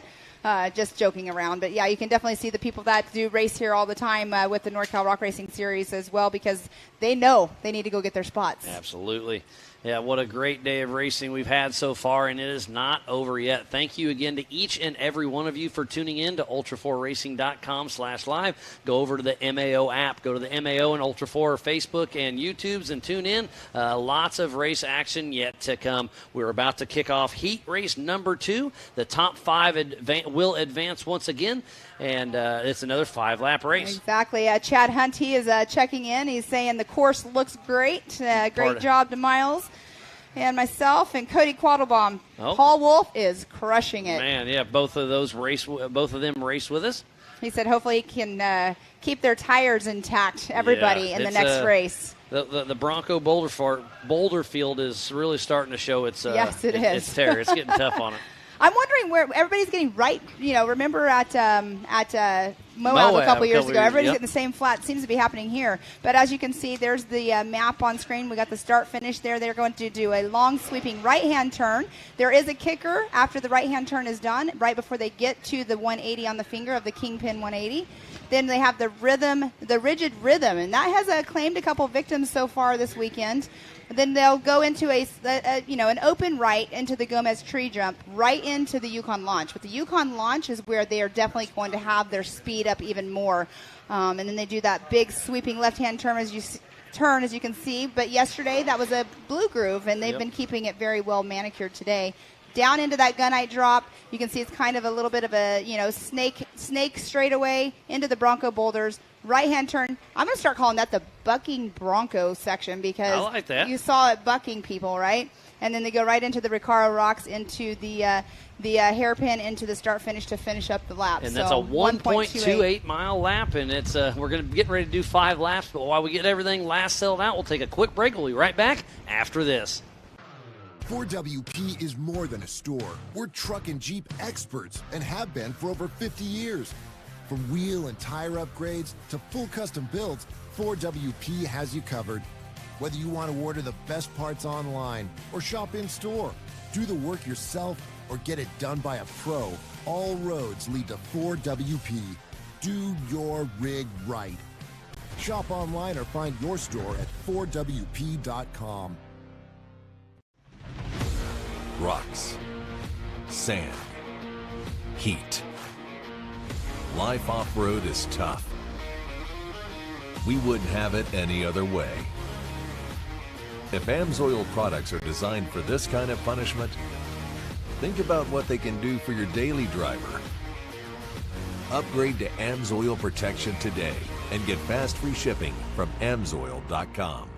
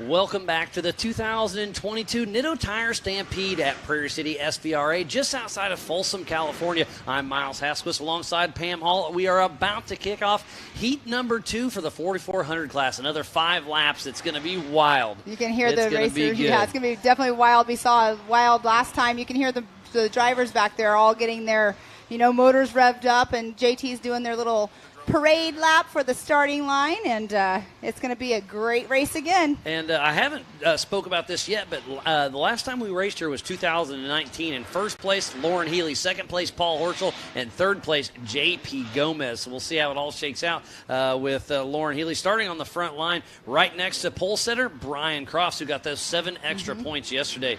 Let's run through the field once again, Pam. We got Brian Crofts. And then in the second position, the number 67 of Lauren Healy. And then Ian Kunches. And then the number 90, and Darian Gomez. Number 3, Waylon Campbell. In the 6th position, the 44.56 of Brett Harrell. 51.50, Brendan Thompson. And then 8th position, number 5 of Shannon Campbell. Number 11, Kevin Stearns. And then the 10th position, the 44.01 of Kirk Jensen. And then coming back from the rear, number 74, Jaron Gunter. It's a side-by-side rolling start. JT Taylor will pull off that Can-Am off the front, and we will be live racing here in just a second, and it's a drag race. Brian Croft versus Lauren Healy, and Lauren Healy gets the hole shot. Yes, he did. Puts that Ford Performance all on the line in that Ford Bronco, and out front, that is a single-seat Paul Horschel-built machine, and Lauren Healy with the early lead. But Brian Crofts right there. There's Darian Gomez in third position. Darian, I kind of heard he's going to do checkers or records at this race. He wants a win bad. That young man is. Well, he was doing great out here a couple of weeks ago. Yep. At the NorCal race. A month ago, yeah. He was running. He ended up getting a flat tire, but he was running like second place, I believe. And look at the suspension coming through the rigid rhythm section. And look at Healy launching, now hitting the Yukon launch. They are absolutely sailing through here. Lots of fun, lots of high-flying action. Do not go Somebody's anywhere. Got a little bit of smoke going on right there. But Bronco. Well, he's in Lauren a Bronco. Healy, I know that's why I said that. So Lauren Healy, he's out front. He has no dust whatsoever to have to worry about. So that's definitely going to be an advantage to him for sure. And let's talk about Ford Performance. Lauren Healy's running a Ford Performance engine and a Ford body, so he can get $1,000 for each. So if he wins this race today, he'll take $2,000 home for Ford contingency. And this is right up his alley. He loves this kind of racing. He loves the short course. He's a drifting connoisseur. He loves the rocks. This track is built for Lauren Part Healy. of that Fun Havers with Mr. Vaughn Gittin Jr. And Vaughn was our 2021 national champion. Yep, Fun Haver off-road team. And so Darian's in second position right now. Yeah, so where's Brian Crofts? He's dropped off. There's Brett Harrell, Brendan Thompson. There's Waylon Campbell. Shannon Campbell. So Brian Crofts is pulled off. Not sure what happened, but Brian Crofts is off the racetrack. Brendan Thompson swings a little bit wide. But through finishing lap number 1 is Lauren Healy, Darian Gomez, Brett Harrell, Waylon Campbell, Shannon Campbell, Brendan Thompson, Kevin Stearns, Jaron Gunter, and like I said, Brian Crofts has pulled off the racetrack. That's so unfortunate. And then Kirk Jensen coming up from the back in that ORI machine. But Lauren Healy starting to come away with a commanding lead through the rigid rhythm session. Did you happen to look at his lap time? I did not. A 1:25.299. I believe that's the fastest lap of the day thus far, right? And he's got open air. Lauren Healy is on a mission.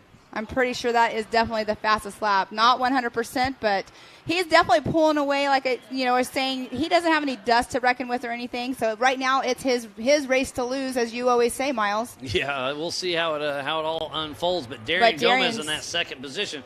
But remember, this is a heat race. Don't lay it all on the line here because you have to win your main event. All this does is set you up for the main event. Exactly. But and you look do at want Brett to start. Harrell taking the inside, getting around Waylon Campbell. But you do want to make sure you are in the top 5 to advance on. Oh, absolutely. Yeah, the top 5 will advance. And right now, that's Lauren Healy, Darian Gomez, Brett Harrell, Waylon Campbell, and Shannon Campbell. So right now, Brendan Thompson is on the bubble. Well, that Bronco Boulder section is definitely getting worn down just a tick, but not that much. Ian Kunches, Kevin Stearns, Waylon Campbell, Brett Harrell, Brendan Thompson, Jaron Gunter coming through the Bronco Boulders with Kevin Stearns right behind him.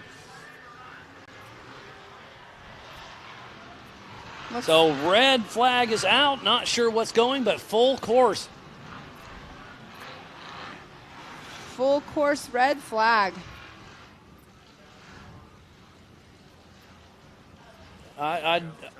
Looks like something's going on over in the King 180. So we're red flag. We'll get whatever going on situated and all worked out. So full course is cold right now. Not sure exactly what's going on.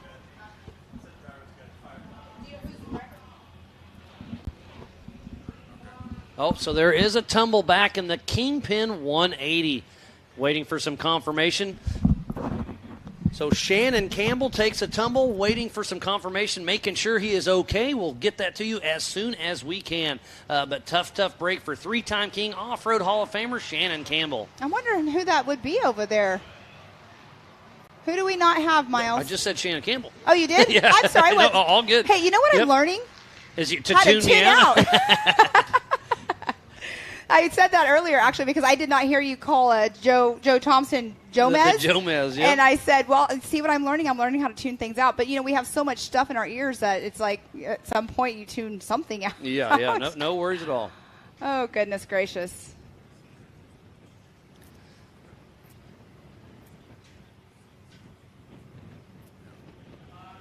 Well, Shannon was all out trying to do all he could to keep up with all those guys. Yeah, so tough break for Shannon Campbell.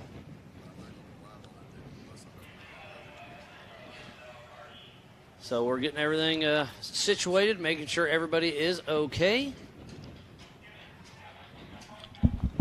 So look at.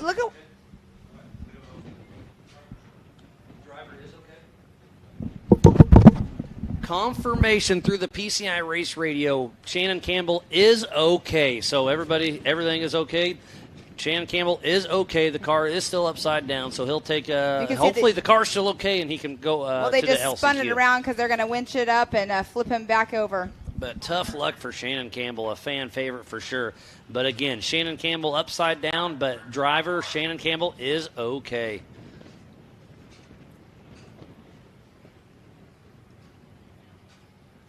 Great. You can shot see from he's our actually aerial standing drone. right there okay, next that's to what the gentleman with the hat. Okay, yep, there he is. Yeah, so he's out of the there. car, helmet's off, but just tough break. Again, Well, hopefully there's not too much damage. Maybe he just, what does he always blame on his driving? He can't see. Yeah, can't see. Yep. But he'll get as long as everything's okay, he'll get that car back together. They got a great crew there. He's a good sport, but yeah, no, it's always funny that I can't see. Like, he needs to get some glasses on underneath that. Do they make prescription visors? That's not a bad idea. I know, right? So if you're just tuning in, Shannon Campbell took a pretty good tumble. He is okay, but we do have a cold course as of right now. This is the 2022 Nitto Tire Stampede at the Prairie City SVRA just outside of Folsom, California. But our leader up front right now is Lauren Healy, and then in second place is Darian Gomez. Then Brett Harrell, Waylon Campbell, Brendan Thompson, Jaron Gunter, Kirk Jensen, and Ian Kunches. And you can see we saw Brian Cross pulled off. They're actually towing him off right now, so what a better way to utilize a little bit of time is to go ahead and clear the rest of the course. He was in that solid second position for a while. Not sure what happened, but Brian Cross out. We saw Campbell upside down. So it's been a great race so far, but Shannon Campbell just took that little tumble. He is okay. We'll get everything reset. So looks like they're getting all lined out. We'll get lined up, and we've only got one lap under our belt right now. So yeah, they just finished lap one. So yeah, lots of action out here for the 2022 Nitto Tire Stampede at the Prairie City SVRA just outside of Folsom, California. We're right in the middle of heat number 2 for the 4,400 Unlimited cars. Our last heat race of the day. The last heat race of the day, absolutely. We'll have we'll have another LCQ for the 4,800 and an LCQ for the 4,400, and then we'll start kicking into the main events. Yeah, you can see right there they have him rubber side down now. It doesn't look like from this angle there's much damage to his car, but if it goes back over and he starts back up, he can get back in line. Yeah, I don't know exactly how that works with a red flag, but he'll probably head back to the Yeah, the you want to make pits sure and it's check good it out. and go to the LCQ. But yeah, unfortunately with Brian, I mean, Brian was just now towed off race course, but he was running that second position too. You know, and he's our pole setter. But if something ends up happening and he can't get back on course, he still gets the race because he's in the UTVs today. Oh, yep, for sure. Yep. The top 5 out of this race do advance. So right now it's Lauren Healy, Darian Gomez, Ian Kunches, Brett Harrell, and Waylon Campbell.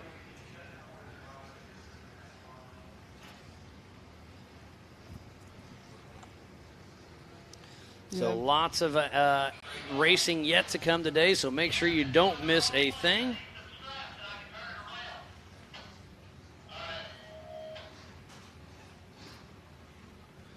So while we're waiting for everybody to re-rack, we want to again thank Can-Am, Ford, Bronco, Monster Energy, Optima Batteries, 4-Wheel Parts, Progressive, Mid-America Outdoors, The Off-Road Syndicate, Holly EFI, LaserNut, Griffin Radiators, VP Racing Fuels, Nitto, King Shocks, Ultimax Belts, King of the Hammers, Amsoil, Method Race Wheels, Axial RC Cars, 360 Wraps, Spider Tracks, Recaro Seats, Baja Jerky, Raceline Wheels, PCI Race Radios, ARB, Rigid, Brannick, Tread Lightly, Action Sports Canopy, Off the Grid Clothing, MBRP, Yukon, HCR, Warren, Factor 55. So please support who supports the sport. Without all those amazing partners, we would not be racing here today. Yeah, it's a great to have all those people backing this racing association. It's a lot of fun. A lot of the racers run a lot of their products, and it's great to have the support. So definitely support them if you can, or if you want a trail rig, you can just go. Yeah, and purchase. I was just going to say, if you have a tow rig, a race car, a mall UTV, crawler. a mall crawler. I mean, anything. Use these companies that help us out because they help us. We want to help them back. Exactly. I know we have a lot of products of a lot of those people on our vehicles that we run at home ourselves. Absolutely. So. And again, thank you to Cody Wagner and LaserNut for providing the trophies for us all season long. We'll be giving those away after the main events later on today. And don't forget, if you win one of those trophies today, you can order a replica and give away to one of your sponsors or one of your teammates or whatnot, or your co-driver. It's really cool what LaserNut, what they are doing with their program. Exactly. They're all getting ready here in just a moment to get restarted.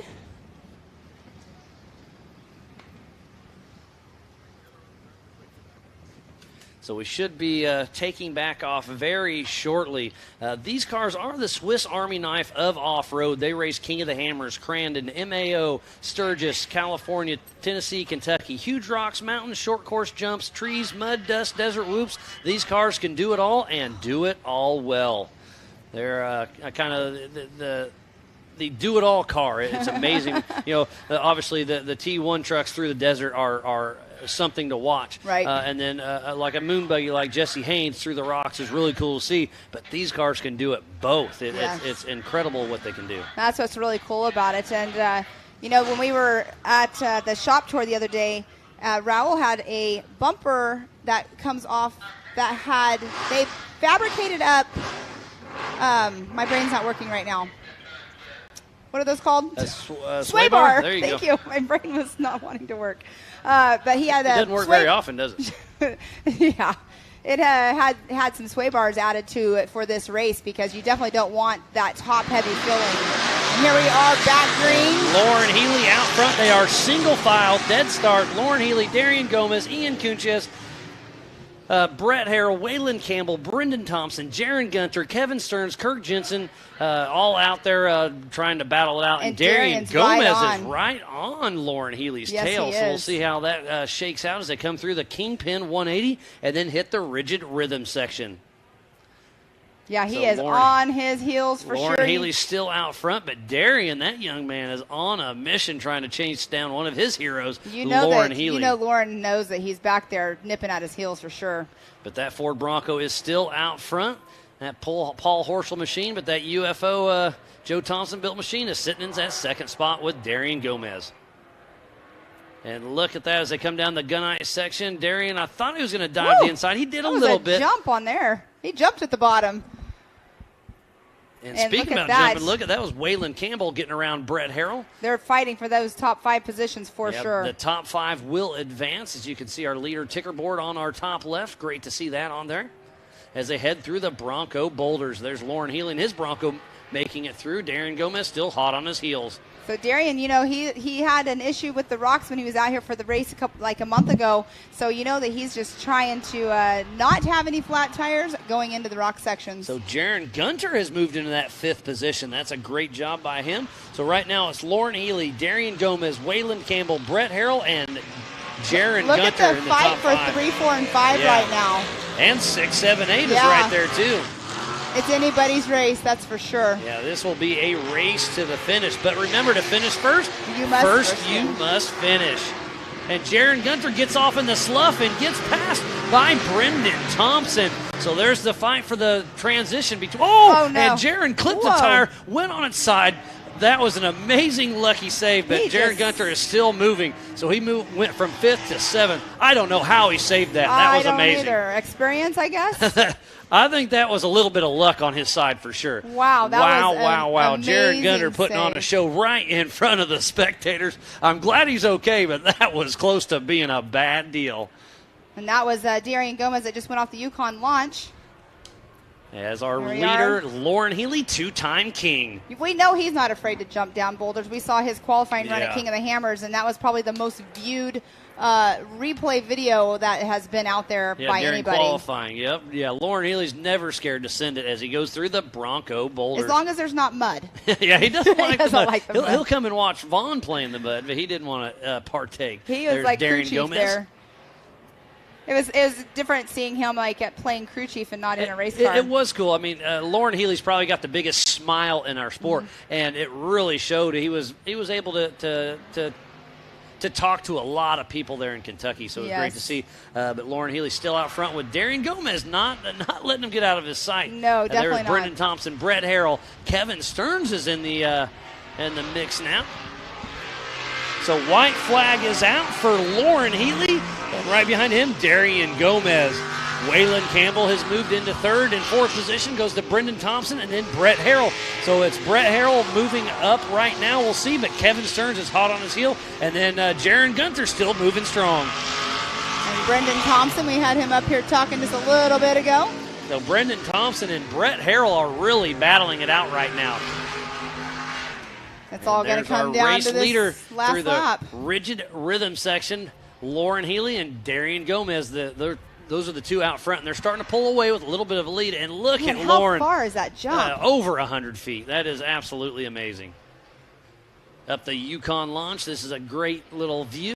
At this point, you know where you're at. He has an amazing lead right now. Darian is nipping at his heels, yes, but he has the lead between him and 3rd place. So right now, it's like you push as hard as you can, but not too hard, because at least you are guaranteed to move on into that main.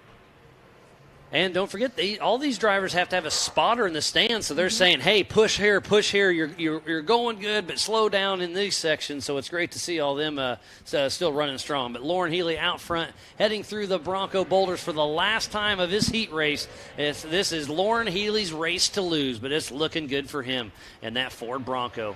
Single-seat IFS Paul Horschel-built machine.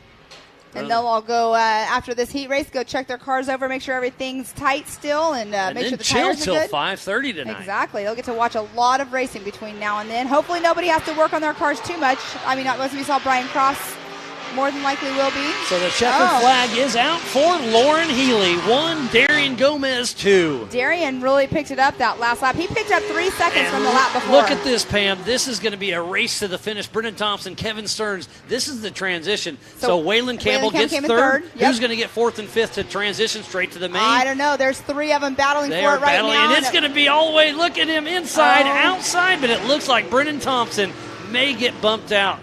So it goes Kevin Stearns and Brett Harrell. So Brendan Thompson will have to move on to the LCQ. Something started going on with Brett Harrell because he slowed up quite a bit or didn't really slow up, but he was really trying to tough it out on that part. So moving straight to the main event this evening, it's Lauren Healy in that 1st position. 2nd place goes to Darian Gomez. 3rd, Waylon Campbell. 4th, Kevin Stearns. And making it into the main is Brett Harrell. Oh, and this is Ian Kunches took a pretty bad barrel roll, but I'm really glad to see them crawling out of the car. Miles, look down at the finish line. I'm not sure which car it is, but that's Jaron Gunter, I believe. Not sitting quite with right. Left rear, something happened there. Not there. sure if the drone can spin around and show us what's going on, but he is not sitting right for sure. There's Kirk Jensen in that ORI machine. He'll be heading into the LCQ. I wonder if he had like Last a shock chance mount qualifier. break. Something's going on.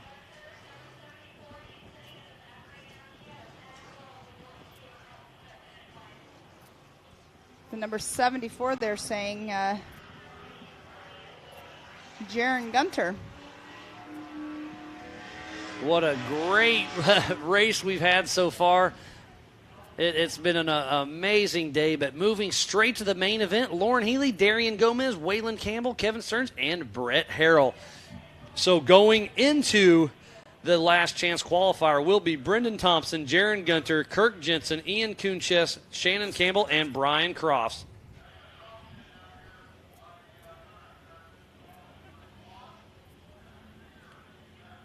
What a race. So what a great race we had. I mean, you talk about some race action. We had a couple tumbles. We had a lot of passing. Lauren Healy gets the whole shot and went out front for the entire deal. What a great race. Yeah, and we see Jaron Gunter sitting back there, not quite sitting right, so he's going to have a little bit of work to do on his car as well. Yeah, he's got a left rear flat, it looks like, but he'll get back to the pits and we'll see how it all shakes out. But it's looking good out there. But we're going to do a little track maintenance. We're going to take a little bit of lunch break, so we'll kind of do a little bit of things. So we'll be right back after this. Rocks, sand, heat. Life off-road is tough. We wouldn't have it any other way.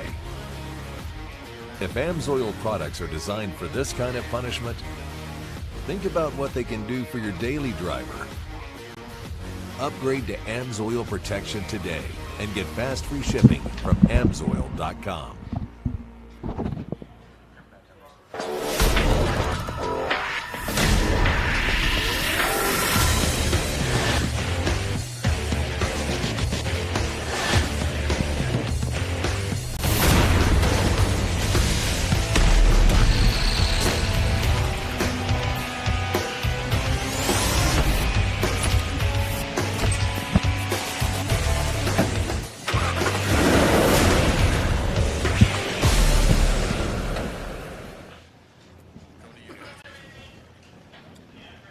Well, thank you to all of our amazing partners out there. It's been a great day. We've been running our heat races all morning long.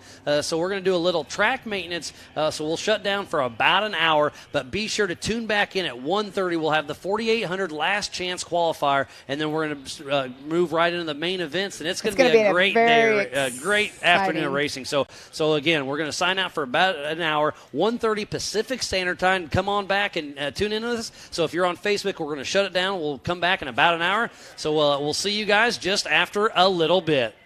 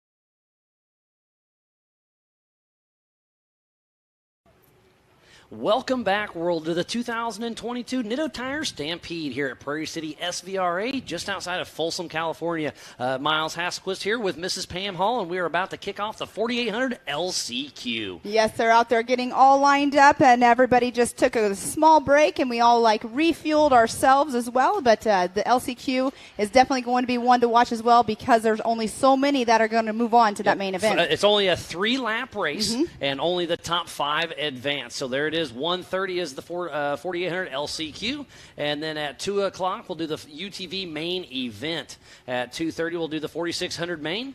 And at 3:30 we'll start the 4800 main with the 6 laps.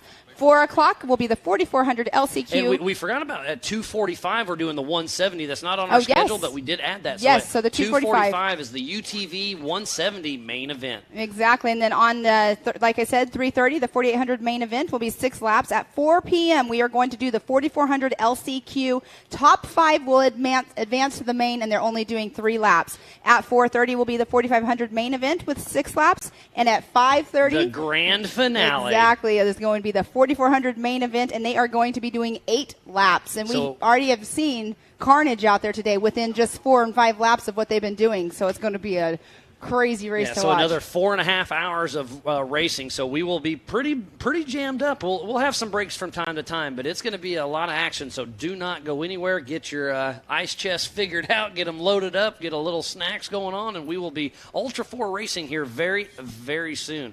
And we'll take a quick look at the course, and here it is. We are going counterclockwise. We start at the start-finish right here below the Nitto studio, and then we go around to the long right-hand sweeper to the King Shock or the Kingpin 180, and then head through the rigid rhythm section, a little dog left right to the Gomez tree jump, and that's another uphill jump right into the Yukon launch, left drifting turn into the Gunite drop, and then a little snake section in the Bronco boulders, then the bucking Bronco, as what Pam called it, the other little rock section right before the Recaro rocks, a long left-hand Talladega turn. I have a new name for it. And the start-finish line is a 1.28 mile lap. Sorry. I just thought about it. We have the Bronco boulders, right? So we have the Bronco, and then we have the Bronco Sport. We can just call it the Bronco Sport section. There you go. I like that. Big and little. Yep, absolutely. Oh, no, it's going to be a fun afternoon of racing for sure. I know that we're, walking around, everybody still, some people are still working on their cars. We saw Shannon Campbell, he rolled. Brian Cross was working on his. We saw Ken Goodall, he was welding on his knuckle for a little bit. And so we had a little break. I went down there. They're working on the knuckle. And then we came back up here to the 4,400 heats, and I went back down there. There wasn't much going on. They were still welding. I'm like, oh, what didn't work? Like, oh no, we went and watched the race. We just got back here ourselves. So they said they'll definitely get their car back in action and take her out there. So it'll be a lot of fun to see. It will be. Now we have 11 cars that are going to be taking the green flag for the 4800 Legends and LCQ. Less than half will move on to the main event. Exactly. So let's go ahead and go through that lineup, because I see Mr. JT Taylor is down there making sure all is good, and they're going to start doing their little parade lap to get the lineup going. So in that number 1 position will be the 4805 of Tony Howard. In second position, the number 406, Mr. Eric Weichel. In the third position, number 44 of Joshua Boxey. In that 4th spot, the 4806 of Steve Graff. In the 5th position, the 4437 of Dustin Sexton. Doing that wheelie over backwards earlier. In that 6th position, number 4853, Andrew Gorman. And in that 7th position, the 1006 of Derek Summers. And in that 8th position, 888, Matty Moon. In 9th position, the 114 of Evan Jesse. We saw Arturo Osorio take a tumble earlier. He's starting in that 10th position, the 4898. And then in that 11th position, the 4802 of Ross Glaive. So this is going to be a dogfight. This is a make or break. So the top 5 move out. The other 6, they're done for the day. Yep. So they are going to be pushing. And this is only a 3-lap race. So it's going to be a sprint race sprint for to the sure. finish, exactly. I love how you name that as a sprint, because a sprint it sure is. And they're all wanting to push to get into that main event. I wonder if the people that don't make it are going to stick around and watch the great racing, or if they're going to pack up and go home. They're here to watch, but they'll be bummed not to be racing. They drove all this way to do it, so we hope it's going to be a good race.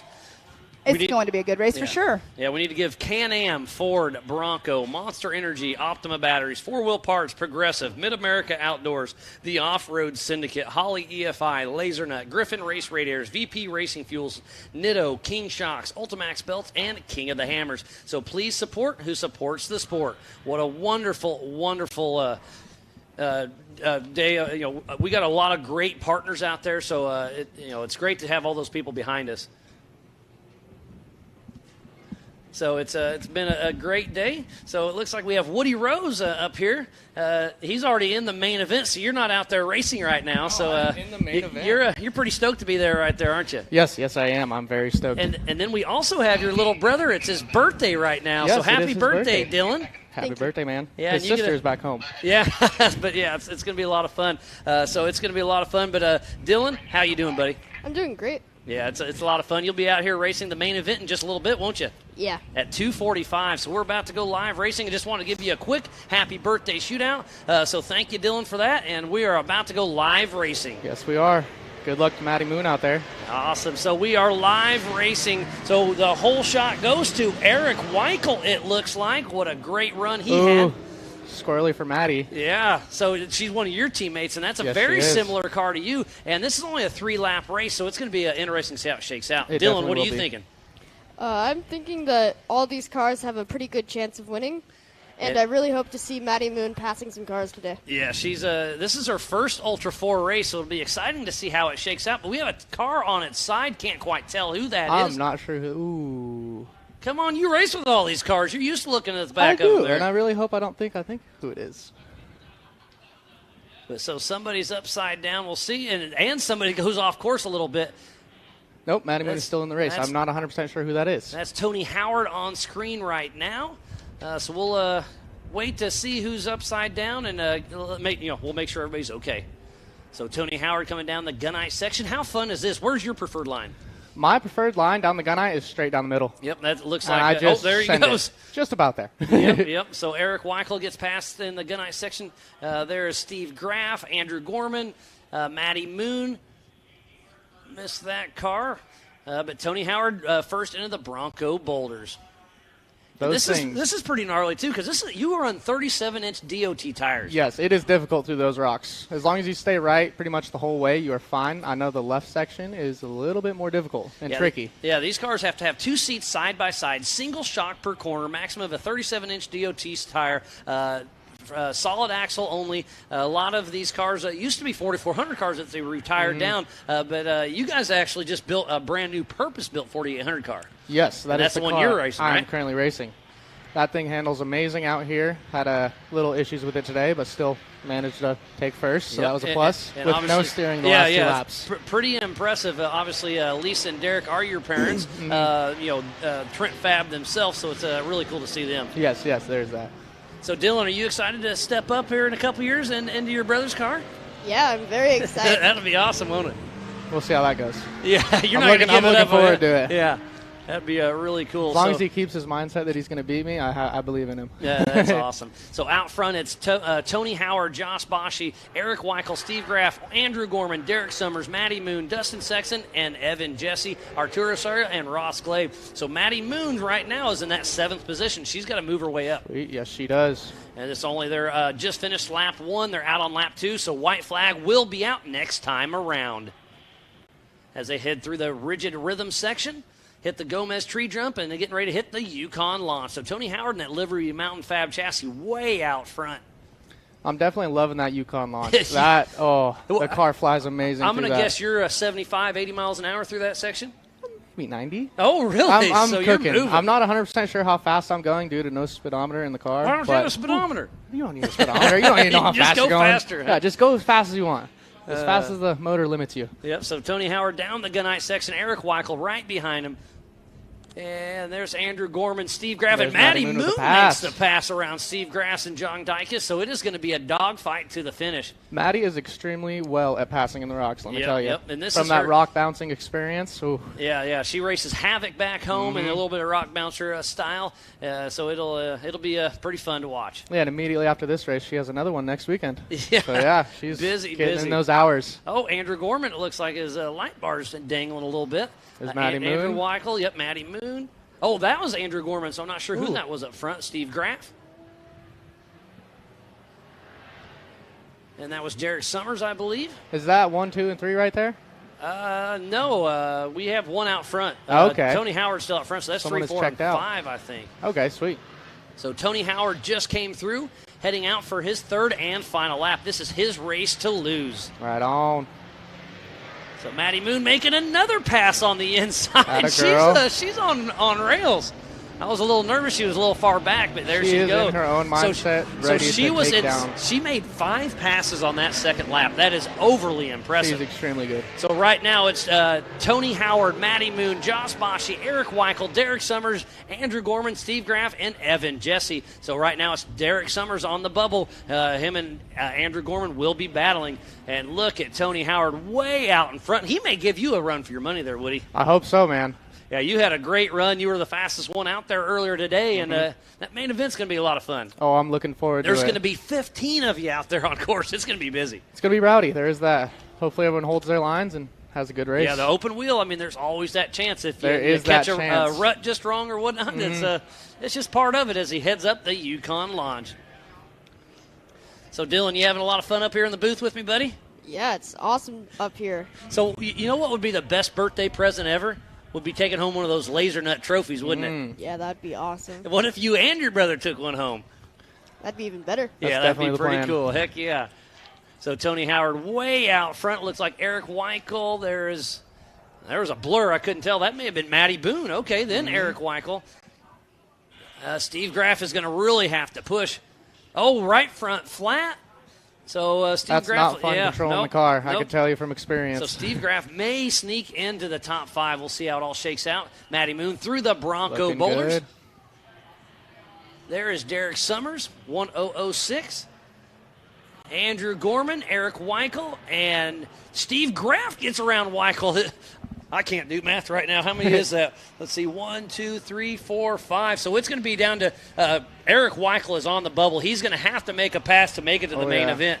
So it's Gorman and Graff battling through the Recaro rocks as we speak. Eric Weichel on their tail, and he knows he's going to have to push. Moon across the finish. So winning this race was Tony Howard. Second place, Matty Moon. And third place goes to Derek Summers. And who's going to bring it home? It is Andrew Gorman and Steve Graff. So tough luck for Eric Weichel. He gets bumped out. And we got one on its side. So moving on to the main event is going to be Tony Howard, Matty Moon, Derek Summers, Andrew Gorman, and Steve Graff. That is going to be one fun main event. That's Let me going tell to you. be pretty wild. I'm looking forward to it. Who's on their side, Woody? I can't quite tell. I am not 100% sure who that is.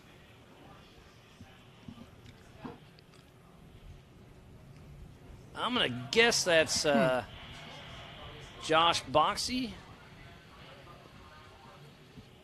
So tough break for them. Yeah, it might be. There's Lee O'Donnell, 23, our USAC race director, or USAC rep out there, making sure everything's going smooth. Eddie, one of our volunteers, helping everything out. So again, moving straight to the main event out of the LCQ is Tony Howard, Matty Moon, Derek Summers, Andrew Gorman, and Steve Graff. Well, right on. Well, Woody and Dylan, I thoroughly appreciate you coming up in the booth and saying hi. But, yeah, we're going to jump back. We got some more stuff to go. Sounds Always good. Thank a pleasure. You. Appreciate it. Yep. So, Dylan, happy birthday, buddy. Thank you. Yep.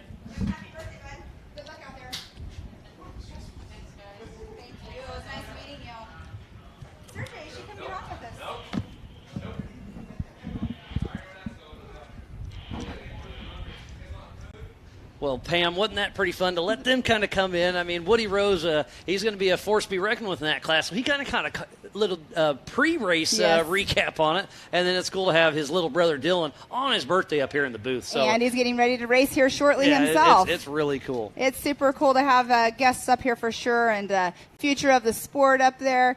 But I was standing in behind the scenes taking pictures, gave them to Mom so she can post them on the social media of you guys all up here doing some announcing. But, yeah, that was another crazy race. More action out on race course. Did you guys find out who it was on the side? Was it Joshua Boxey? I think it's Boschy. Boschy. Trying to unfortunate. Figure out if anybody's got a. But yeah, they're just looking at the numbers, I think that's Boschy out there. and they're Tough doing luck. track prep out there right now again as well. So it's watering this track is definitely key right now to keep that dust down. Because you can see there's a breeze with the wind blades behind us and everything. We actually have our windows open up here, so we are getting a little bit of a breeze as well. But that's another thing that when you're on race course and there are dusty sections, you definitely want to keep that breeze, or you want to hope there's a breeze to keep that dust away. Yeah, it's a beautiful day here in Prairie City, just outside of Folsom, California, for the 2022 Nitto Tire Stampede. So, and we just saw Eric Weichel out on course, and we were able to catch up with him yesterday. So let's see what he had to say. So I've got number 406, Eric Weichel with Some Fear Racing. You're getting ready to take on this short course racing, and you're from Helena, Montana. That's a little bit of a drive up here, isn't it? Yes, about 16 hours to get here, and everything went flawlessly. We're looking forward to a new track and get broken into this one. Yeah, so this is short course racing. You haven't been here. I'm sure you've seen some of the videos, but this is like wheel-to-wheel, jumps, rocks. They've got it all. Yeah, and I've heard it's a lot like Sturgis, where it's short course and they got a little rock field in it here and there. And so we're looking forward to breaking it in and putting it down. Yeah, it's always a lot of fun. You and your wife, Nancy, come to a lot of our races, so we thoroughly appreciate you coming and supporting Ultra 4 and everything. And it's just a lot of fun, and look at that smile. That's what it's all about. Absolutely. We're looking forward to this season and with the changes to Ultra 4 and everything, and looking forward to everything that's to come for next year.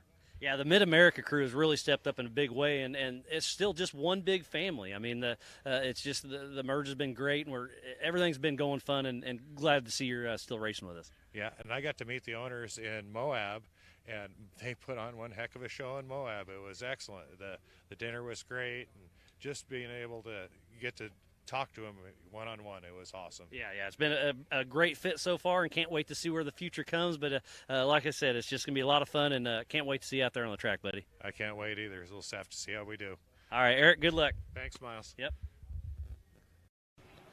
Always fun catching up with Eric Weichel. Such a great guy. He's him and his wife travel all over and come out here racing with us, just like everybody. But it's just fun, catching up with everybody behind the scenes. Yes, and she normally co-drives for him, but I think she's taken the season off, and he has another co-driver with him. Wade is his name, yes. I believe. But yeah, she used to co-drive with him until they started having grandkids. Now they kind of rethought some things, and now Nancy's staying back and but just hanging out in the pits. For sure. Yep, absolutely. I had out at King of the Hammers this year. I was out at Remote Pit 1, and she was there, and I got to sit down, and not sit down, but we sat and chatted for quite a bit. So it's awesome to get to chat with the wives and, of course, everybody else with the race teams, racers, and everything. But we see the UTVs are getting over there and getting lined up and ready to go here shortly. Yeah, it's going to be a lot of fun. We got a lot of people tuning in all over. Curtis and Katie, you're tuning in. We'll see you guys shortly. Thank you for checking in. Deidre, Mario, we got all sorts of people.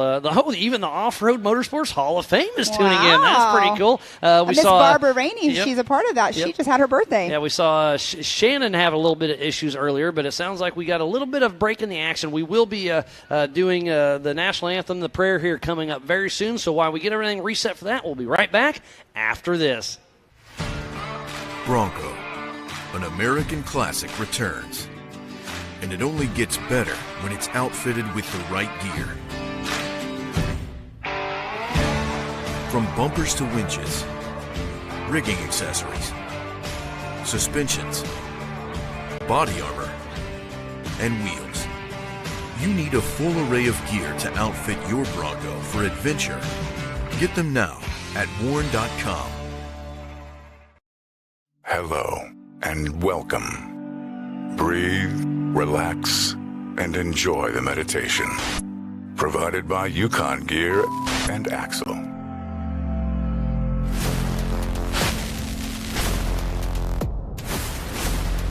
Shop now. in off-road performance.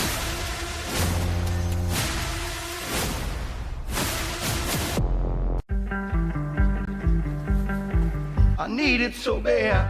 It's not just a hobby. It's not just something we do on weekends. It's how we live every day. Can we go out and play? I needed to try. Needed to fall. I needed love. I'm burning away. I need never get old.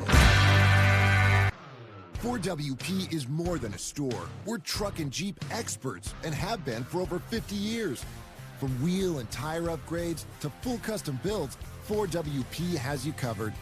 Whether you want to order the best parts online or shop in store, do the work yourself or get it done by a pro, all roads lead to 4WP.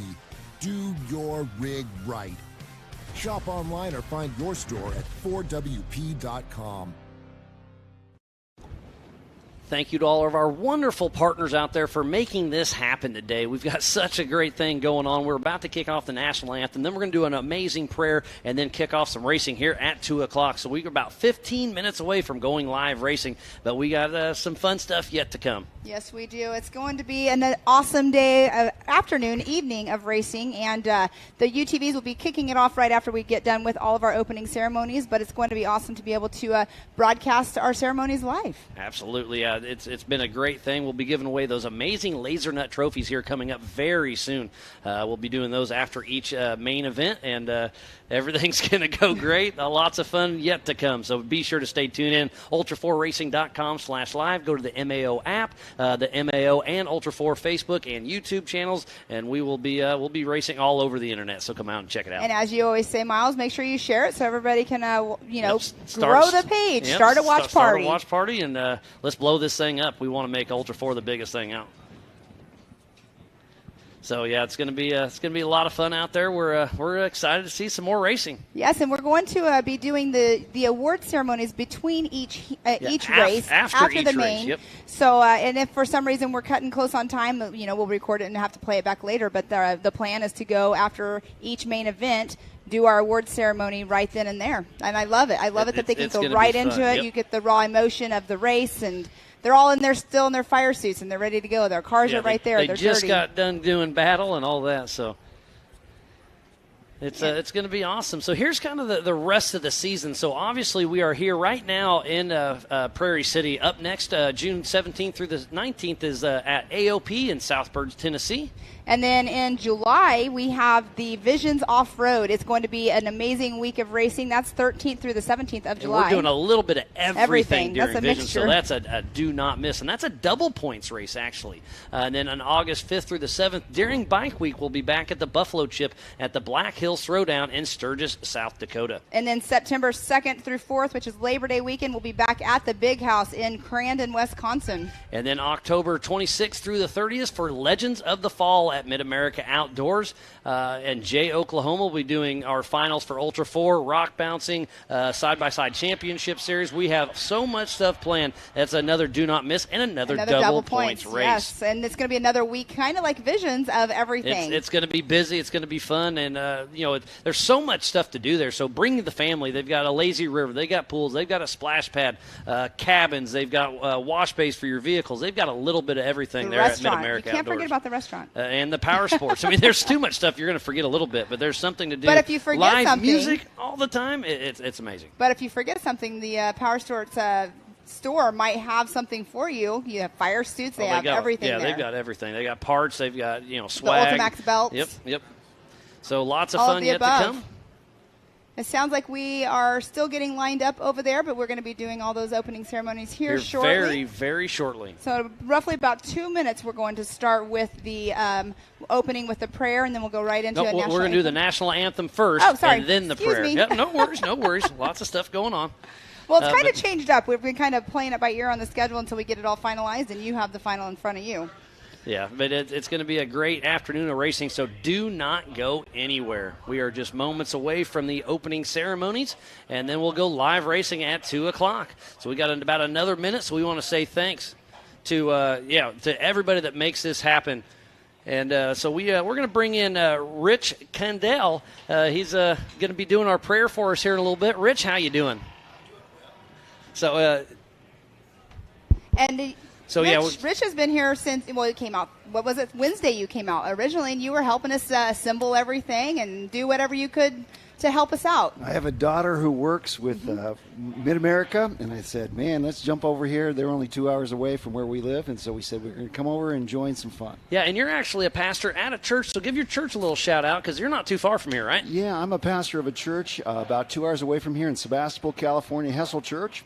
And I've been there for 36 years now, so they can't get rid of me quite yet. Not yet. Not yet. Well, we appreciate all your help and what you have done so far. And you're sticking around with us here in a minute. We're getting ready to go. After the national anthem. So we are about to kick off the greatest song in the world about the greatest country in the world. So, ladies and gentlemen, please stand, remove your hats, and look at the flag.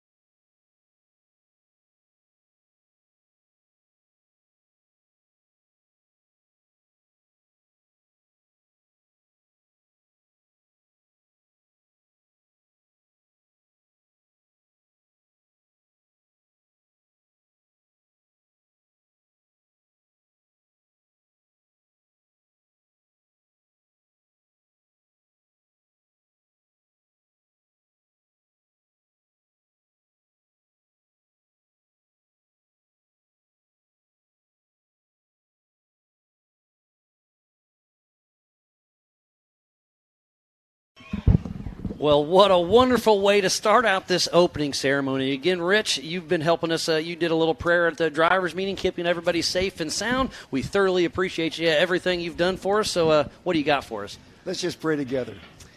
Father God, we thank you for today. You've blessed us with an incredibly beautiful day, and you've blessed us with a spirit of competition and the ingenuity for these men and women to work on vehicles and just that allows them to perform in just an incredibly peak performance. And God, we just want to pray for your blessing upon every person involved in this, from the guys that are out on the course working, keep them safe, they're keeping us safe. And we want to pray for all the drivers, and we want to pray that you would keep us safe throughout this thing. Lord, what a great opportunity it is to be together with family and friends and just enjoy this camaraderie and this friendship here. May you bless and keep everyone safe. In Jesus' name, amen. Amen. Well, Rich, we thoroughly appreciate that. And we will just say thanks for everything you've done, and it's been a great, and Carly's been great. Thanks. Great meeting you, and just really bringing part of the family. We'll do it again. Absolutely. Well, Rich, thanks again for everything, and we're about to go racing. So thank you again. Opening ceremony. What a great show. That was picture perfect. So we are about to kick off the main events for the 2022 Nitto Tire Stampede at the Prairie City SVRA just outside of Folsom, California. So I hope to be racing here very, very soon. All right, we're getting ready to start here. We're actually going to be ahead of the ball game today. That's awesome. And we are going into the UTV main event, and we have Mr. Cole Clark in that number 1 position today. In number 2 position, we have the 86 of Mr. Paul Wolf. And then in that 3rd spot, we have Mr. Mark Welch. And then in the 4th position, the 1948 of Joshua Smith. In 5th position, number 20, in Mr. ZRP himself, Travis Zollinger. In that 6th position, the 783 of Rob McCalla.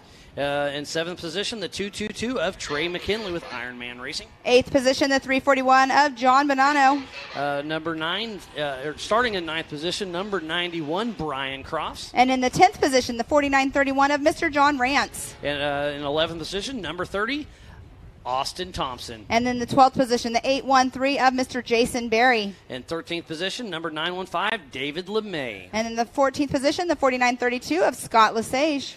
Mid-America brand ambassador in that 15th position, number 188, Terry Madden. And then in the 16th position, the number 1, Mr. Jacob Versey. In 17th spot, number 71, Dustin Nettles. And then the 18th position, the 805 of Mark Masali.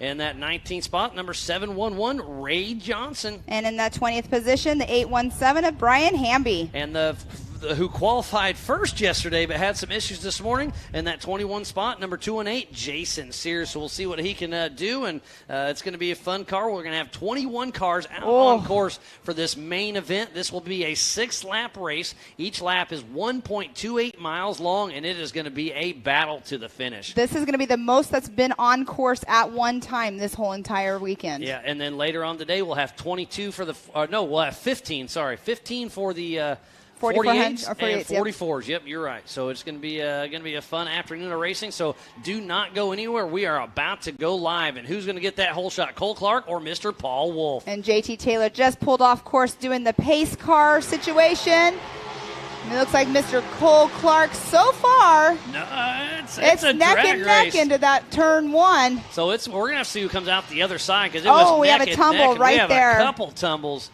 Is that Brian Crofts? No, that's John Rance upside down. So out the gate, open wheel racing, tough break. There's a spring lane on the ground right there. That's Will and Jason Berry. So tough luck for him and John Rance. Tough luck. But it looks like the safety crew is on it. So, yeah, it looks like everybody is okay. Unfortunately, it is it's open wheel racing. Any kind of small touch definitely can do what you just saw right there. But we all know that you don't win the race in the first turn as well, too. But that's unfortunate that just happened. So we'll get confirmation that both drivers are all good and okay. So it's still a race between Cole Clark and Paul Wolf, but it is Cole Clark physically out front. And then right behind. Mark Welch is right behind him. And remember, these are 3 different classes. So we have mixed up the Pro Mods, the UTV Open, and the UTV Stock. So they're going through the Bronco boulders as we speak with Cole Clark out front. Paul Wolf right behind him, but Paul Wolf's having some issues in the rocks. Not sure what happened. Oh, it looks like maybe he just nose dove in there a little bit because look how Mark Welch is now having an issue as well. And Josh Smith was able to make a move in the Bronco boulders. Oh, and we have another car else on its That's side. That's a Klim car. I can't tell the number on that one. The 222. Oh, that's Trey McKinley then. Oh, no. So tough break there. And there's Travis Zollinger. Bonanno. Rob McCannell. Brian Crofts. Austin Thompson. David LeMay and Jacob Versey. So lots of action all over the course.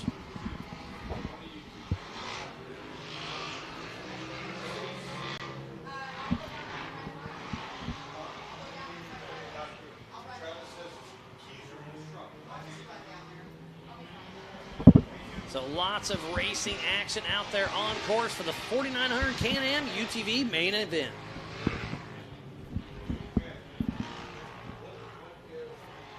So yellow flag is out because we have that little tumble still.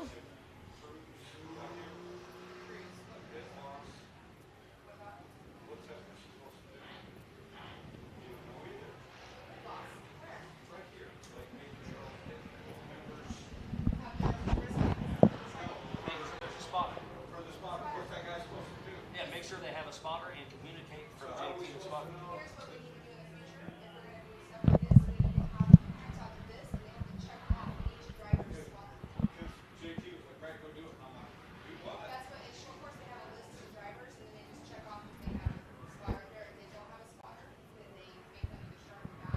So lots of action all over this race course for the 2022 Nitto Tires Stampede at the Prairie City SVRA in Folsom, California. And on screen, I believe that was Paul Wolf just now. Just making some good moves. Cole Clark still out front.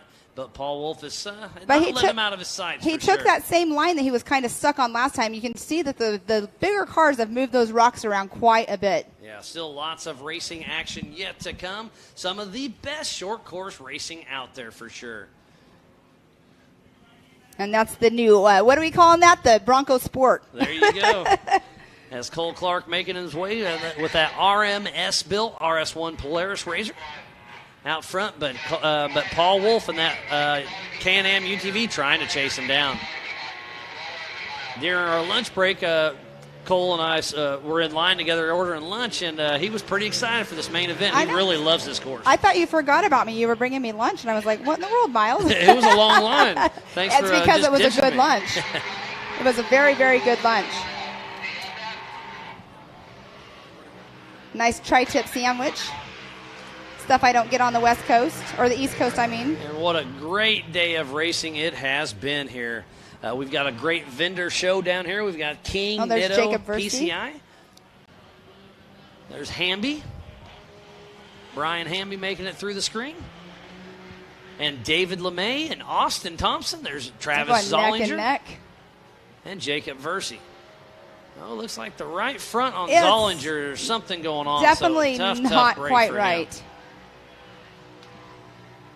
And don't forget, Jake Versey is in Joshua Smith's old car, so he's still in a rental car. But he said he'll have it back in action here shortly. Oh, we have another rollover. rollover. Oh, that's still Trey. Yep, a rollover at the bottom of the gunite section. Trey McKinley's on its side. Lots of action, lots of carnage, lots of flat tires. So the HCR hot pits, we'll see how much action's in there today. So right there where Trey McKinley was, that's going to change up some of the drivers' lines because they were taking that line. And it's a yellow flag there, so you have to slow down your race pace and no passing in a yellow flag area. Looks like Scott Lesage is down here. He's got something going on. His driver front tire is looking a little crooked. Yeah, something's going on. Tough break there as Cole Clark's coming into the Bronco Sports section. Pull up our live timing here. So Through the Recaro Rocks, Cole Clark is going, finishing. He'll be finishing lap 2, going out on lap 3, correct? Exactly, yes. And so we have in the number 1 position Mr. Cole Clark, and that number 24. Second position, 86, Paul Wolf. Third position, the 1948 of Joshua Smith. Number 4, fourth position, the 88 of Mark Welch. And the 5th position, the 341 of John Bonanno. So we are right at the halfway point, just finishing their 3rd lap, heading out on 4. And there is Scott Lesage is pulled off to the side. And there's Brian Crofts on screen just now. What a great race we have on our hands. There's John Rance, so tough break for him. There's Gus Fisher, our MAO crew chief, making sure everything's running smooth. And Mark Welch has just taken over the number 3 spot from Joshua Smith. This is going to be a race to the finish, that is for sure. What a great day we've had. 6-lap main. 6 laps is a lot for this course. It's tough. Yeah, we saw a few people having some overheating issues, and we see Cole Clark hitting the Yukon launch. And the field is starting to get spread out a little bit, so it's getting a little harder to tell who's where, but Cole Clark's running a great race. We'll see if he can take home one of those Laser Nut trophies. And speaking about Laser Nut, we need to give them a huge shout-out. Cody Wagner runs the business now, but his dad started the business in 1984 building powder coat equipment. Bought their first laser in 2006. They do laser, bending, robotic welding, tapping, counterseating, and finish sanding. They've got over 80 employees at work around the clock. They have 2 10K fiber lasers and 11 press brakes. So Cody Wagner and LaserNet are running an amazing company. And then they build all of our trophies for all season. So thank you to LaserNet. Exactly, and that would be a great factory to go tour, an area to go tour. We'll make that happen one of these trips. Yes. We were just talking about this at lunch. We're not back on the West Coast the rest of the season. Yeah, you're right. The closest will be Sturgis. And that's not close at all. No, it's not. Almost center. So off the side there is the 813. That is Jason Berry. He's the one that took the tumble early on yes. this morning. Look, Mark Welch is getting ready to make a pass right there on Paul Wolf. But remember, we have 3 different races going on at the same time. Something on the front of Paul Wolf's car was shining like it was moving around and it shouldn't be, but... Oh, it's just shiny. He just has shiny parts underneath the car. There you go.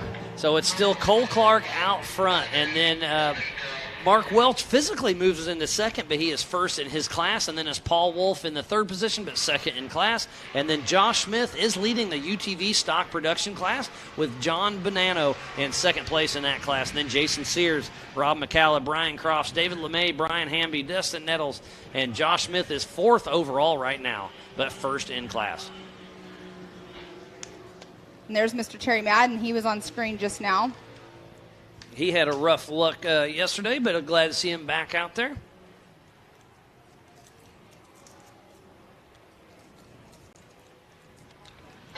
Wow, look that was at a the great, Yukon launch. They are great sending video. it up that hill. A lot of fun out there on course.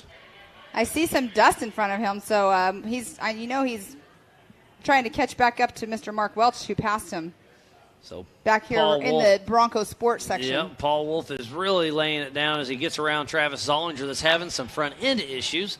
There's the number 71. 71 of Dustin Nettles. Yep, he's running that UTV stock production class. And there's Jacob Versey.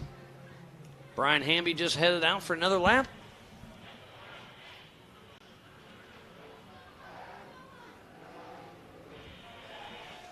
Oh, Cole Clark got a little bicycle. That's a tough break there, but he was able to save it. You do not want to flip over this far into the race. I believe Cole Clark will be getting the white flag on his next time around as he makes it through the Recaro Rock section. Yeah. There's Paul Wolf not too far behind him. Yep, he will be getting the white flag. And, Miles, that is my cue. I will be going down to the podium. You got to give away those LaserNet trophies, I got to unwrap the LaserNet trophies. I want to take one home myself. There you go. You need to get me a race car. But I'll be back up here with you in the booth here as soon as I can. Well, don't forget about me. After trophies, don't go take a nap. All right, see. Pam, appreciate everything. We'll see you down there. Paul Wolf just went back in second position. Yep. Sorry. We'll see you after you give away those trophies. Okay, bye. So Cole Clark is physically out front in first position. Then right behind him is Paul Wolf. What happened to Mark Welch? I am not sure. Okay, I do see him, but he is definitely off pace. Travis Zollinger makes another lap around, but he is a lap down and having some steering issues. There's our physical race leader through the Yukon launch. Joshua Smith physically in third position, but first in class. And then Jason Sears has really moved up. Jason Sears started in the back of the pack and made it all the way in fourth position overall, but second in class. And Mark Welch makes another lap around. He is first in the open class. Then Brian Crofts just crosses the line and physically in sixth, but third in class. So lots of action out here on course. What a great, great day of racing as we get a great shot there of the Bronco Sport boulders. There's David LeMay coming through. Make sure you make it down to the Ultra 4 merchandise trailer. We've got Tona, Angel, and Carly down there slinging all the merch. They've got a little bit of everything, so go down there, check them out. We also have a lot of our amazing vendors here on site, Nitto, King, PCI, and a whole list of others. There is Jacob Versey. But our physical race leader is into the Recaro Rock, so we'll hopefully chase him around to the finish line. Cole Clark physically out lead, got the whole shot. Him and Paul Wolf battled, but he got around Paul. So it's going to be Cole Clark. The checkered flag is out. It will be waving. Cole Clark wins the 2022 Nitto Tire Stampede for the 4900 Can-Am UTV class. That young man's got to be excited. There's the number 71 of Dustin Nettles heading out for his final lap. Second place goes to Paul Wolf. They are in the UTV Pro Modified class. Jacob Versey makes it through, so he'll have one more lap for him. Lots of great racing action out there, and look at them pushing hard through the next little rock section. There's Brian Cross coming into screen and Travis Zollinger.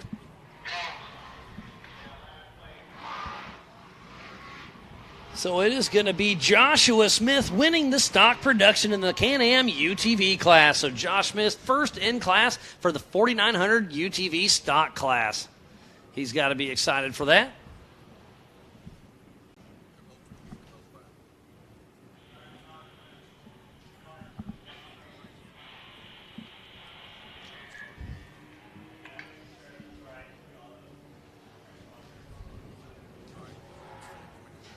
So Cole Clark, Paul Wolf, Josh Smith, Jason Shears, Mark Wealth, Brian Crofts.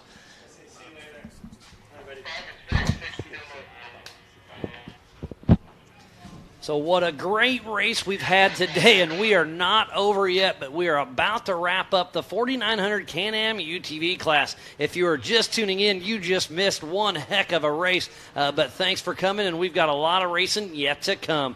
Go to ultra4racing.com/live, go to the MAO app, go to the MAO and Ultra4 Facebook and YouTubes, and hit that share button. Start a watch party. Let's blow this up. We've got a lot more racing action yet to come. Up next will be the 4600 Spider Track Stock Class main event.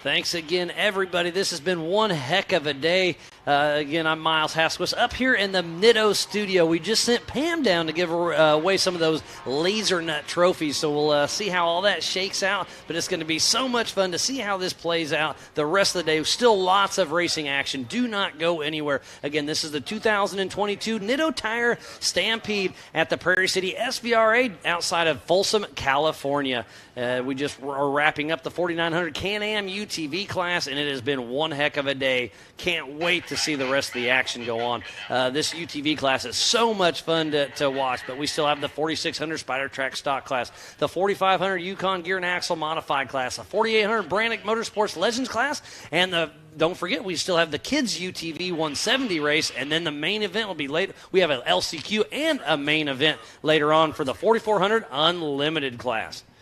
So everything is going smooth thus far. This is some of the best short course racing Ultra4 has to offer. And speaking of that, we'll have some good short course racing at Mid-America Outdoors in July and in October, so be sure to tune in all season long. Lots of racing action yet to come.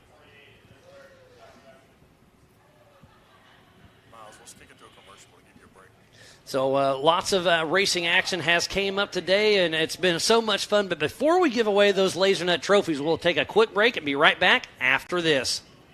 It's time for electric to turn into lightning. An electric truck that can haul on both ends, that can help build your house, and if need be, power that house. That feels like a bullet train and works like a freight train. The fully electric F-150 Lightning.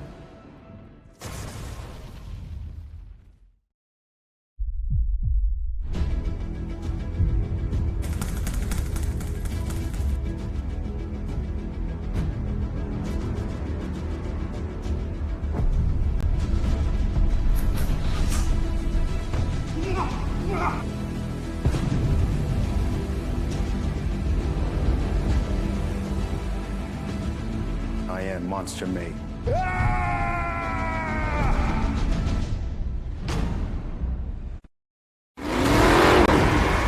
Over 25 years of off-road racing dominance. Proprietary patented race technology. Proudly made in the USA. Unparalleled customer service and support. The choice of champions. King Shocks, the leader in off-road shock technology. Welcome back. We just wrapped up the 4900 Can-Am UTV class. In first place in the UTV Pro Modified class was Cole Clark. Second place was Paul Wolf.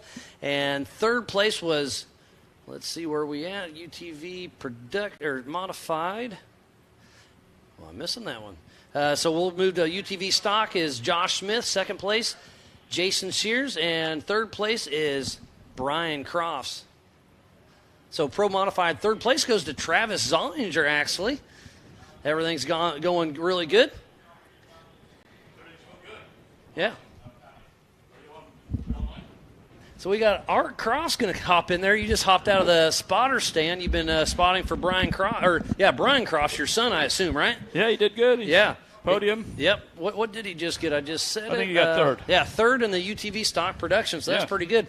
So we saw him have issues early in the 4400 car. What happened? I didn't see. Lost a transfer case. Oh, transfer case. That's not good. So, no, it's all back together. Okay. Yeah, the whole Campbell crew, they worked great and got it back going, so I'm glad to see that. And Bailey lost tranny. I think that's back in. And then Shannon took a tumble. Is that okay?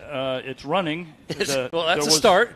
A lot of wiring issues. It's back together, and we think all 3 cars are going to go up. Awesome. That's 3 cars. It should be 4, Or 4, right? yeah. Waylon. Waylon made it anyway. Yeah. So we got 3 cars will be going into the LCQ, all 3 Campbell cars. It's going to be interesting. It should be. Yeah, because I believe only 5 advance, and it's only a 3-lap race, so it's going to be Yeah. a sprint race, isn't it? It should be.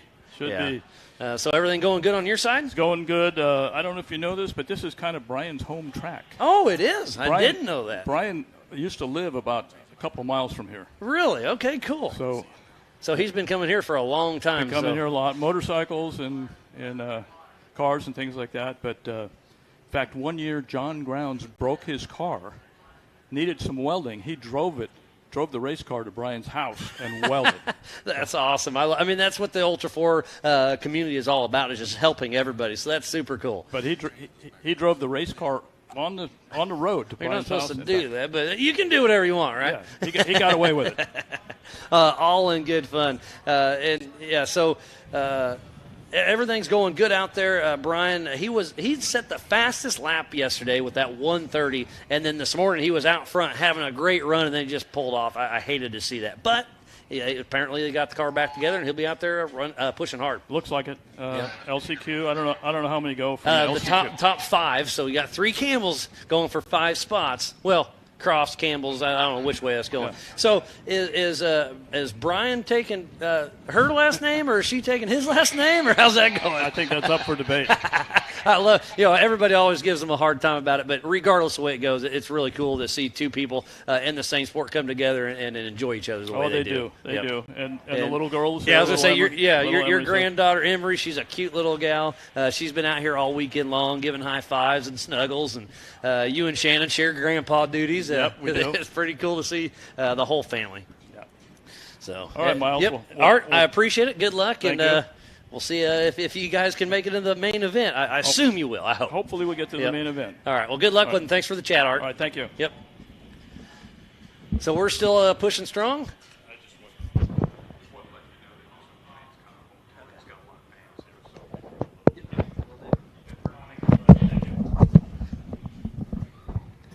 So we just finished up a great run, and I think we'll be getting close to be giving away those Laser Nut trophies here very soon. Pam ran down there. I think they're rounding up a few last things, but we're going to try to stay on time, and so far so good. We're going to be doing the next race here in about 15 minutes for the 4600 Spider Track Stock Class main event. So lots of racing action yet to come, and lots of fun yet to come. It's been great. So the 4600 Spider Track stock class is definitely a fun one to watch. You have to have a stock OEM frame, but must stay within 3 inches of wheelbase. Factory engine, but may be replaced with anything in the same make, year, and model. Factory transmission, 35-inch DOT tires, just like a lot of these tow rigs have out here.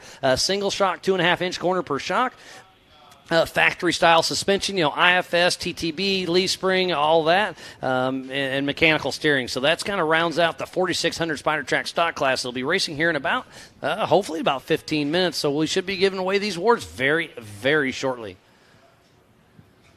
And we want to give Can-Am, Ford, Monster Energy, Optima Batteries, 4-Wheel Parts, Progressive, Mid-America Outdoors, the Off-Road Syndicate, Holley EFI, LaserNut, Griffin, VP, Nitto, King Shocks, Ultimate Backs, and King of the Hammers. So please support who supports the sport. Without all those amazing partners, we would not be racing here today for the 2022 Nitto Tire Stampede at the Prairie City SVRA just outside of Folsom, California.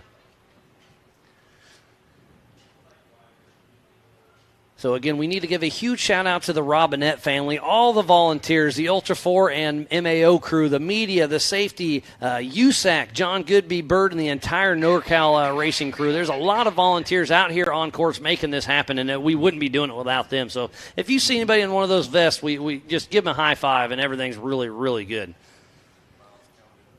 So it sounds like we're about to give away those Laser Nut trophies. Pam, take it away.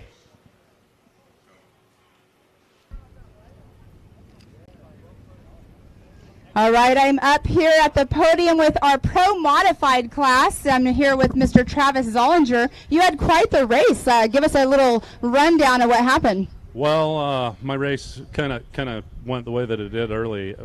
We got wadded up in a hole in the first rock pile and chasing Paul into there, and played demolition derby like we were told not to, and broke my car, and so I limped it around. Hey, got me here, so I'm super stoked to be with these guys. They race hard, and it was fun to race with them today. So it's the meaning right now is drive it like you stole it kind of thing, because you had a broken car, right? Always drive it like you stole it out here, for sure, in California. We fit in.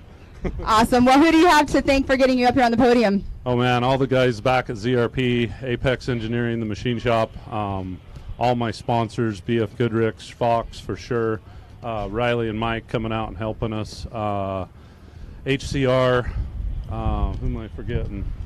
Warren, Logan Coach Trailers. Yeah, we got Fox. Yeah, some of those guys. It's an old suit. So, yeah, they get us here, and everybody that I forgot. K&T Performance for sure. I mean, they got us that #1 qualifying spot, but I wasn't able to hold it together and get on top. But we'll come back next time. Well, congratulations, though, on the third place finish. It's you're up here on the podium, even though you are a pole sitter, but good job out there, and we'll see you at the next one. Thank you very much. Give it up for Travis Zollinger, Mr. ZRP himself. Now we're going to go over here to Mr. Paul Wolf, a Mid-America brand ambassador. Double duty out here this weekend. Yes, ma'am. Quite the race. Yeah, it was an awesome race. Me and Cole were doing some good battling earlier. Right in the first laps, we were rubbing and banging and having a lot of fun. Came into that rock section, and them rocks got a lot deeper than what they were earlier today, and I center punched a rock with the front of the car, and I think I caused a traffic jam behind me a little bit. And I was able to get it through it and keep going. After that, I think I have some bent components on the car. I got to check it out. It wasn't handling the greatest, but we were able to keep it together. HCR, them A-arms are super tough. I definitely hit some rocks hard out there. They took a beating. Same thing with RCV and the Halo Locker. Them guys are awesome products. Travis over there makes some knuckles for us. Zollinger, they took a beating today too. And then MRT Tires and Raceline. All the products on this car are phenomenal. Evolution Power Sports. And, of course, to come out here in the Can-Am and run. I wish I could maybe made a few more laps with Cole up there. I really like rubbing and racing with him, but we'll get him next time. So I hear there was a side bet. Was there a side bet? Yeah, so Travis actually loaned me a set of spark plugs and to come out here and beat him, I guess. That's a pretty nice guy. So we had a side bet. He said if I could beat him, he'd let me keep the plugs for free. So I got a free set of spark plugs out of the deal. Awesome. Well, congratulations on that #2 spot. I know you have to go get ready for the next race, so good luck out there. Thank you. All right, and our #1 spot goes to Mr. Cole Clark. Cole, you were on it out there this whole race. Give us a quick rundown of it. I'm a little upset I don't get any spark plugs, but no, it was good. Leading up to the race, everything was perfect. You know, I've been in a really good space. The shop is everything's organized. Everything's where it's supposed to be. I got done with my prep early, and we just got here, and everything just ticked off, and we just kept going and going and going. It just felt really good to get a clean run. So awesome. Well, who do you have to thank for getting you up here today? Definitely my dad. He was in the spotter tower on a rugged radials. Everything was coming clear. I was pretty stoked when Paul got caught up because I didn't want to battle for another 5 laps. That was pretty gnarly. And these GBC tires, I just got on these. These are pretty awesome. No flats. Everything did good. Travis, of course, he builds all my billet goodness on this car. It's not quite as fancy as his, but gets the job done. RCV axles. We never had an RCV brake, and I don't plan on it. They're awesome. My girlfriend, she cooks me food when I'm in the shop until midnight every night. PRP seats, everything was gold. George at Double E, that dude helps me so much. I call him in the middle of the night. He'll be in bed with his wife and tell me exactly what I need to do to fix this car. So I can't thank him enough. Polaris Razor, HCR, just like Paul said, it's the stuff. If you don't have it, you're running behind. So just, clean weekend. I'm super stoked. Awesome. Well, congratulations to our 1, 2, and 3, Cole Clark, Paul Wolf, and Travis Zollinger.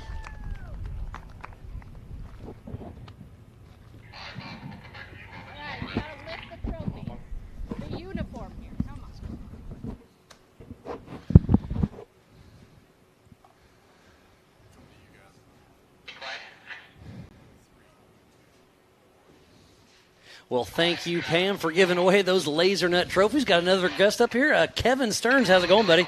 Good. It's good to see you, Miles. Yeah, for sure. So you've got some more racing yet to come. How's the car doing? Car's doing real well. You're in the LCQ, right? No, you did. You were able to sneak in. You started from the back and then came through it. Yeah. We finished P4. We snuck around at the I forgot about that. There's been a lot of racing. Sorry, but the car's looking good. I like the new yellow you got going on there. It's that Triton car is pretty sweet. Yeah, Triton car is super sweet. Doesn't get much better than that. Dirty Life stepped up this year and really, I mean, their whole program, their wheels are great. I mean, everything's working great. The Nitto tire is just hooked. This is the track for the Nittos. Yeah, and your car, I mean, it's really built for a little bit of everything, obviously, but I think it really likes this short course. Yeah, it's low. It's my third race in it, so I'm still learning what it's capable of doing. And it's capable of a lot. Yeah, more than I can give it right now, and so I'm learning a lot about it. That Mass Motorsports motor, Gina, it is 8,500 RPM around the corner. Yeah, so it's screaming through there. Yeah. And you started in the 4,500 class, had great success there, have moved your way through, and it's great to see where you've taken your program. Yeah, thank you. I mean, obviously, it's my partners put me in a position to do that and do well in the 4,500 class, which today is. Those guys are just animals out there. And your old car's still out there racing with Goodall in it, right? He's doing really well with it. So, and it was a stout platform, and so the new car though, the technology that's there, the Hall Tech computers with all the telemetry and data acquisition. It's amazing what they're doing with that stuff. It simplifies me. I don't even look at the gauges. I got alarms and bells that go off in my head if I need all to the bells and whistles, right? It's fully loaded. Pretty much, yeah. So. It's an amazing thing. So. Yeah, I was talking to Josh West. He's involved with a lot of that stuff, and it's amazing what they're talking about what's coming in the future and where they're already at now. It's pretty impressive. Our crew can connect Wi-Fi to the car and see while you're running. While I'm running, it's crazy. Yeah. They could say everything's good, or hey, you push now because you're going to overheat, or. Hey, let's save the car for the next round, or hey, you're about to lose the motor. Let's move back it her off. down. So, pull into the AMSOIL hot pits or something. Exactly. At one point, you were starting in an unlimited desert truck too, right? Where are you at on that one? Ultra 4, it takes pretty much all the time. Okay, so you had started, right? Yeah. Okay. I'm a one-man band. I build, I prep, I drive to the races, and I drive in the races. So well, I love your dedication to the sport. Yeah, you got to be dedicated, especially I'm learning with the 4,400 guys that it's just another level, even higher than I thought it was going to be. It's pretty These impressive. guys just go for it, and I'm still learning, so I'm really stoked. I'm happy with the 4th place, and that'll put me in pretty good position to let the race come to me in the main. It's going to be impressive. Yeah, they'll put you a little bit further than half pack, so you'll be having a good start there, and it's going to be exciting. You guys kick off at 5:30, I believe. Absolutely. It's going to be fun. I wouldn't miss that. That's going to be a show. Yeah. So you're just kind of out here spectating a little bit. Just trying to see if the course is changing, what I can see. Just gather as much information as I can so we can make good choices, and just put everything we can into it as a team. It's going to be a great race. Can't wait to watch that one. So obviously this racing we're doing, all of it's great, but at last race of the day, it's almost easy for me because there's so much excitement, so much action. You guys and gals leave it all on the line, and that's my favorite part of the day. Well, I appreciate it. Thanks to all my partners and my family, my wife. I mean, it's what makes it come together, and all the time in the shop and on the phones with my partners, and trying new things and out testing. It's lots of testing and tuning on the new car for sure. Yeah. And it's a IFS IRS, or is that a solid axle? You have a solid rear. That's right. Solid rear axle. Yeah. Lauren has a Triton car that's IRS. Yep. Yeah. But you have this car is very similar to Vaughn's. Okay. So, yep. And runs Vaughn's short course. Gotcha. Yeah, okay. so. And then Pellegrino's in a Triton car too, right? It's a Armada Triton mix. Okay. There's a little bit of everything. Some history there. Yeah. And then it's a Dorby design car now. They pretty much rebuilt that car. Oh wow. Okay. Jordan's pretty dedicated. It's pretty impressive. I believe the guy's name that's worked on it is Dorby, and it's very impressive. Yeah. So. But I mean, not taking anything away from any of these race cars out here. They're all amazing. But your new Triton car, it's pretty sweet. Yeah, we nicknamed that car the Dirt Ferrari because his was the Lamborghini. Yep. Okay, the Dirt Ferrari. I like that. So the Ferrari yellow, and we're good. So I appreciate you having me on here, Miles. Yeah. I appreciate it, buddy. Yep. Good to see you. Thanks Best so of much. luck. Yep. getting everything switched around. We are just minutes away from kicking off the 4600 Spider Track stock class. So getting all my papers swapped up, and we should be live racing here very shortly.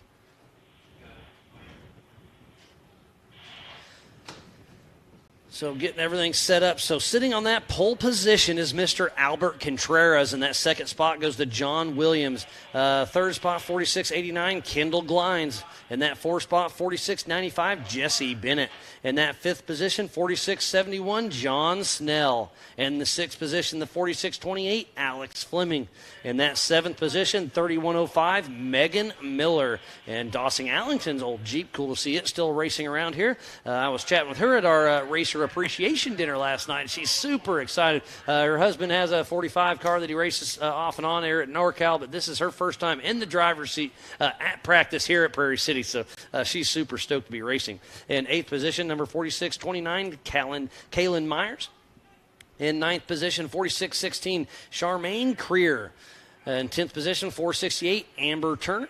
In that 11th spot, 4602, Brad Bennett. And then in the EV class, number 617, a prior Ultra 4 employee, Boston Kyle Seglin. Great to see him out there racing in the EV Toyota. Lots and lots of stuff going on. And like I said, we are just moments away from kicking off the 4600 Spider Track's main event. This is our second Ultra 4 Western Series race, and we are excited to be back here. Our third and final race in the Ultra 4 Western Series is the Black Hills Throwdown in Sturgis, South Dakota at the Buffalo Chip during the bike week, August 5th through 7th. And there is big fun events there. There's a rodeo or American Pro Rock, all sorts of action. So it's going to be a lot of fun there in Sturgis. We have Visions in July. We have Legends of the Fall.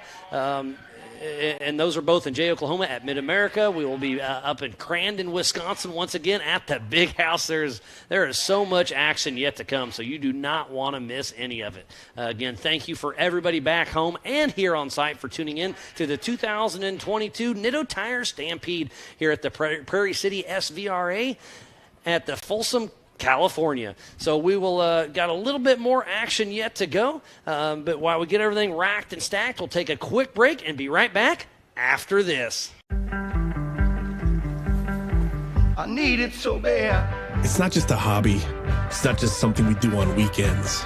It's how we live every day. Can we go out and play?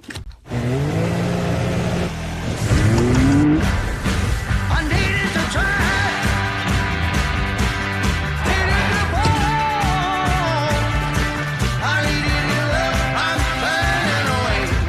Never get old. Rocks, sand, heat. Life off-road is tough.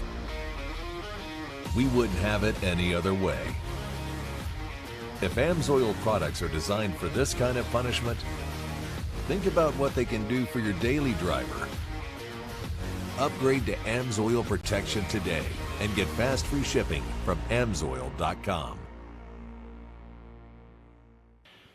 Welcome back to the 2022 Nitto Tire Stampede at the Prairie City SVRA, just outside of Folsom, California. Sounds like we're missing maybe one spotter in the spotter stands because each driver that goes out of course has to have a spotter in the stands for safety reasons, obviously. So it looks like we're missing one, but we will be kicking that off here very, very shortly. Oh, and it looks like the last one. Oh, that's Dan Weierquist slacking on us a little bit, but he's there, so now we can get back under some racing. So all the spotters are in place, giving us some thumbs up out there. So we will be live racing for the 4600 Spider Track stock class here momentarily. So lots and lots of action going out there on course. We got another guy coming in here, Mr. Justin Hall. How's it going, buddy? It's going pretty good. How about you, Miles? Great. So you had some tough luck. You were running strong this morning, and you came into that rock section hard and just stuffed the front end. So I think what happened, it was Goodall was next to me. I thought he was broke. He was getting off track. I was going in to make the pass into first place, and he came back into me and touched touch tires. So you guys kissed just a little bit. little Yeah, we kissed bit. just enough, and it backfed pressure into the box and blew the box apart, and it just blew fluid on and caught the car on fire. So it was pretty neat. I was a little nervous at first because I saw the little flames. Flames turns into big flames. Yeah, and then I saw your window night fly out. Yeah. You were out of there in less than 10 seconds. Weirdly enough, you got to think about like how to get out of your car in emergency situations. It gets pretty hairy, and to remember what to take off and unhook and all that stuff. That's a lot. I co-drove in the XRA days a couple times, and we literally practiced no helmet on, but we blindfold ourselves and time ourselves to make sure you can get in that car in a certain amount of time. And, definitely. And like you said, you need to familiarize yourself with the safety equipment. Exactly. Sometimes you can't see if there's smoke, or if you're Bailey Cole, you go underwater. You got to be able to get yourself out. Yeah, so it can be a scary deal, but I was glad to see you get out quick and thank you very much. Fine. Yeah, I just want to come up like we did get. I was able to get a new steering box. Oh. I got it from Brian Cross' brother, actually. Really? Are you going to be able to race it? Yeah, I got the car. I got the box awesome. put back in. I had to put a new steering pump in the car.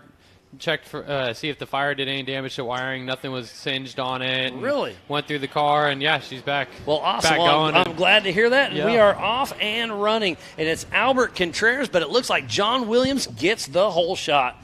So we'll get this 4600 Spider Track Stock Class main event going. This will be a 5-lap race, so it's going to be a fun one to watch. And there's Boston Kyle coming from the back of the pack in that all-electric vehicle. He's running a Nissan Leaf battery. That thing's it's pretty cool. Yeah. Have you spent any time checking it out? I've kind of walked around a couple times, and it's interesting. It drove by me when I was walking the pits last night, and I was like, "What the heck?" I didn't even hear it go by. It's so just like you can hear a little bit of drivetrain rattle and whatnot, but you're just like, "What is going on?" It's insane what he's able to do with that thing. It's pretty wild. So they're coming through the rigid rhythm section as we speak, but it's John Williams out front with Albert Contreras trying to take him down. This is a 5-lap race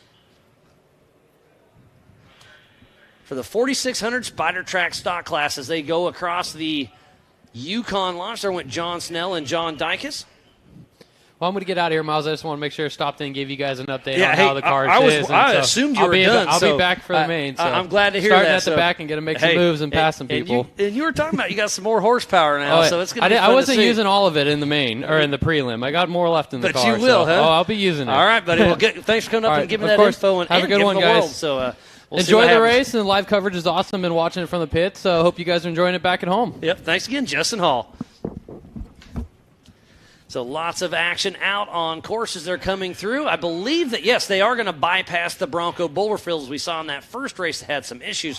The 35-inch Nitto tires on some of these cars, just a little too much because they're just, it's a stock Jeep on a lot of these. So Kendall Glines is going for a move. Him and Albert Contreras are battling, but it looks like Kendall Glines moves into second position. And Jesse Bennett, I believe, that's the 4695 in his Cherokee. And then Brad Barnett and Alex Fleming still running strong. John Snell, Megan Miller, Kaylin Myers. Where's Amber Turner? She's got her Warren winch wrapped around her hood so it doesn't pop up as they're making their way through the Recaro Rock section. But out front, it is still John Williams out front leading this race for the 4600 Spider Track Stock Classes. They're making their way around the Kingpin Corner. Great to see King out here in full effect. Well, we also have Nitto here, PCI. The vendor area is absolutely packed. Make sure you go down and see the Mid-America and Ultra 4 merch tent. We got Angel, Carly, and Tona down there slinging all of our merch. Go check them out. And if you are just tuning in, we want to thank each and every one of you for tuning in. This has been an amazing day of racing, and we've got lots more to come.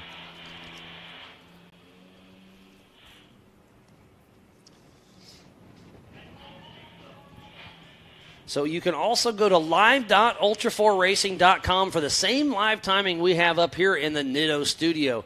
So make sure you log into that. Have that on your computer. Have this up on the TV. Do a little double dipping. See where your favorite racer is. See their lap times.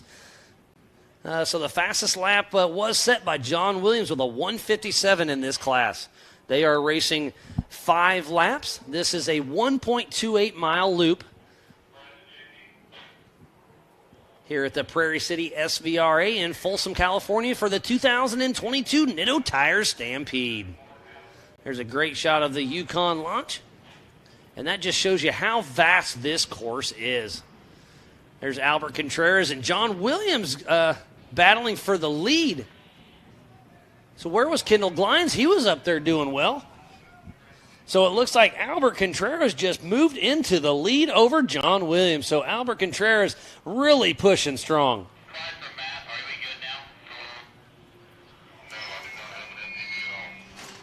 So Albert Contreras heading out for another lap in first position. There's Alex Fleming with Team Sherpa. They've got a great social media following.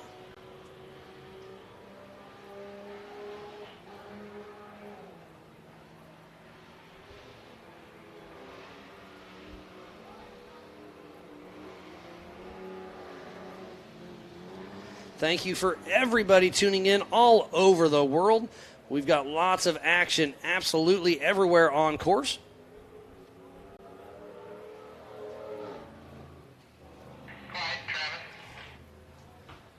Looks like Mrs. Pam Hall is joining me back in the Nitto studio. You left me hanging for a little bit, but you got to give away those laser nut trophies. Yeah, those laser nut trophies are awesome. So, Miles, you're going to have to fill me in. I'm back and forth between that, so I don't know what's going on out on race course, but I do know we have the 4,600 stock class out there. Yep, yeah. Albert Contreras and John Williams have been battling back and forth. Kendall Glines was in the mix. He's dropped back. But right now, out front is Albert Contreras, then John Williams, Jesse Bennett, John Snell, Kendall Glines, Alex Fleming, and Megan Miller.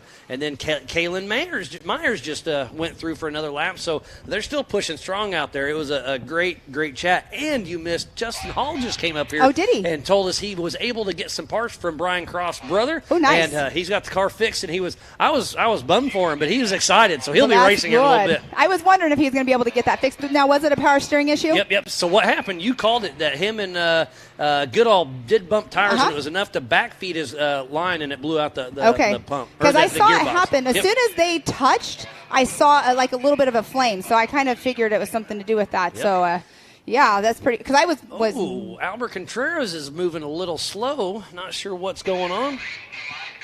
Oh, no, he's got a little lap traffic in front of him. That's what's going on. Amber Turner's there, so he's turned it back up.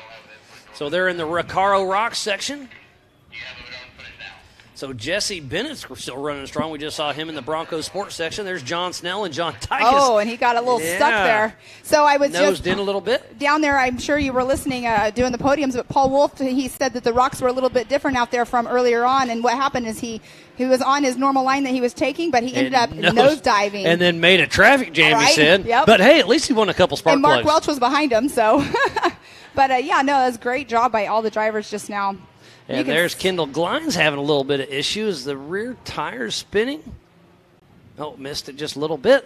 As we are looking back at John Williams heading through the King Shock 180 turn. Yep. JT Taylor saying something broke in the rear, and that's what it looked like. So tough break for Kendall Glines. He's had a good run, but his day may be over. That wouldn't be good. It's never good when your day's over.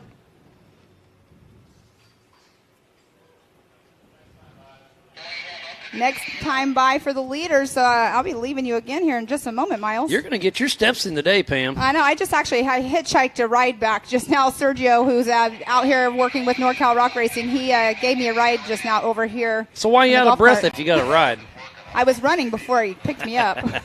All in good fun. I love it. I love doing the podiums. It's a lot of fun to go down and chat with the drivers as they're getting their awards. And it's been working really well doing it right after. That way you get that raw emotion. And none of them are leaving. They all want to stay and watch the 4,400 race. Oh, yeah. Nobody's leaving anywhere. Look at the grandstand starting to fill up.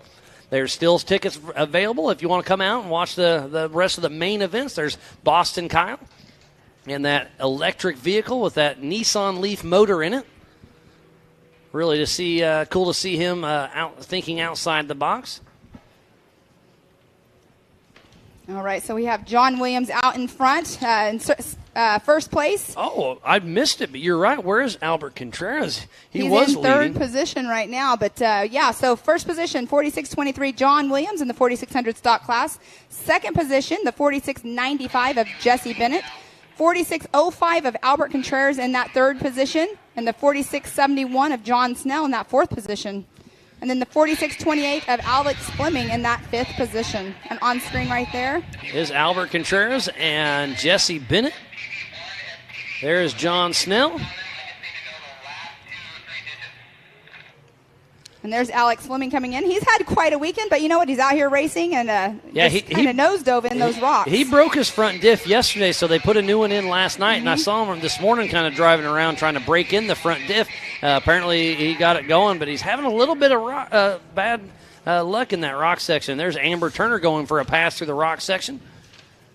Oh, and she's got all four spinning right now. She looks like she's turtled on a rock. Yeah, and she's got those huge 31-inch tires on that Samurai. They are way too big. And probably the only carbureted vehicle out there racing today, but her and her brother Stuart are having some fun with it. I have to say, every single time like I see a Suzuki Samurai, I think of her, and I'm like, man, I would love to get one of those and race it. I had a Samurai for a little bit. They are so much fun, but I use mine as just kind of a beater out in the woods. Yeah. I tore that one up pretty bad. And they're doing 5 laps this race, 5 correct? laps, Okay, so we have the white flag is out. So right now we have John Williams in that number 1 position still. And I'm going to have to leave you again, Miles. That's no problem. We'll see how it all shakes out.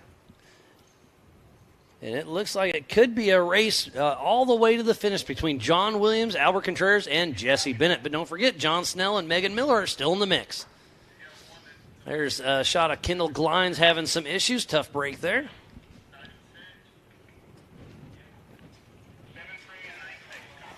All righty, Miles. So I'm going to check out here. I'll be back here momentarily with you. All right, Pam. Well, thanks you good, again. Miles? We'll see you. I'm always good. I know. You're like me. We could both just talk to a wall. So I don't know if I go that far. I mean, sometimes I do talk to a wall, and then you leave me. All in good fun. Yep. We'll see you down there and give away some of those LaserNet trophies. All righty, Pam, I'll thank see you you later. again. There's Albert Contreras right there. Oh, takes a little bad bump out of the rock section. So where is John Williams? The checkered flag will be out for John Williams. The number 4623 about to lock this race up as Bennett was in third position. Now he's stuck in the rock position. So first place goes to John Williams, the 4623. Got to be super excited for winning the 2022 Nitto Tires Stampede. As Kendall Glines is on the fork of shame right now, and Jesse Bennett was doing so good, and one rock section left to go and got stuck. And we'll see if he can get going. I think he fell right back in the same hole. And Alex Fleming could steal it away from him. And John Snell actually sneaks onto the podium. I just missed that one. So first place goes to John Williams. Second place, Albert Contreras. Third place, John Snell.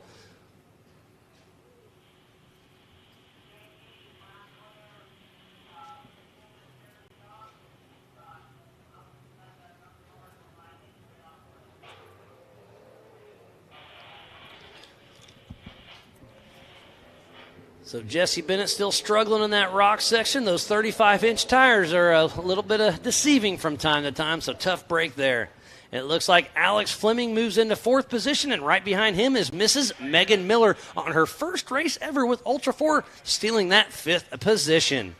So great run by all of our guys and gals out on course. Again, I'm going to give Megan Miller a huge shout-out for finishing her first race here at Prairie City SVRA. Getting that fifth position. But again, it is going to be John Williams 1, Albert Contreras 2, and John Snell in that third position. There goes Amber Turner once again, sneaking through the rock section.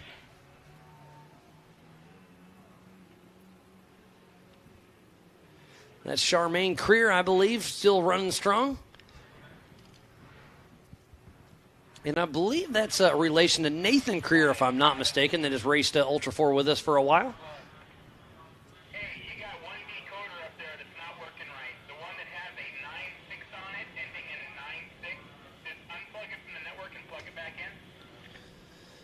What a great day of racing it has been, and we are about to wrap this one up and then go to the UTV 170 main event for the young tykes. That'll be a lot of fun to watch, but we are just wrapping up the 4600 Spider Track stock class. Pam's running down to do podiums down by the Ultra 4 merchandise and the Jumbotron down there, so she'll give away those Laser Nut trophies here very soon, and we'll be moving on to the next race. We'll be kicking that one off here pretty soon. So lots and lots of racing today. We'll do some track maintenance after the 170s and then kick off the 4800 LCQ at 3:30. So lots of racing action yet to come. Then we'll do the 4400 LCQ, and then the 4500 main event will be at 4:30. A little maintenance after that, and then at 5:30 we'll do the 4400 main event. It's going to be a lot of fun to watch them go. And the 4400 main event will be an 8-lap race. So thank you again for each and every one of you for staying tuned in all day long. Ultra4racing.com/live. Go to the MAO app. We'll log into the MAO app. Go to the Facebook and YouTubes and check it out. And it sounds like we caught up with one of our drivers yesterday. So we have John in the pits. What's up, buddy? Down here in the pits once again with Mr. John Snell. He's racing the 4600 Spider Track stock class. You've been racing it for quite a while. It's such a fun family-friendly sport. The class is really close. I'm glad to see you still out here racing with everybody. I'm glad to be here. This is a super fun class. People always ask me, when are you going to step up? I'm happy in the stock class. It's a fun class. It's got challenges and compromises because you have to keep the body. You can't mess with the body. You have to use the engine block that it came with, the transmission that it came with. Everything else you can kind of play with, but that puts you in a tight box, and it's hard to get it to go fast, and it's hard for it to be reliable. But you've done a great job with it. And another huge thing is these 35-inch Nitto tires too. They're DOTs, so you can put them on your tow rig as well. So it's definitely another rendering spot. I just walked the course with some 4800 guys, and they're saying, "Oh, this is easy. We'll go through these rocks." Not on 35s, you won't.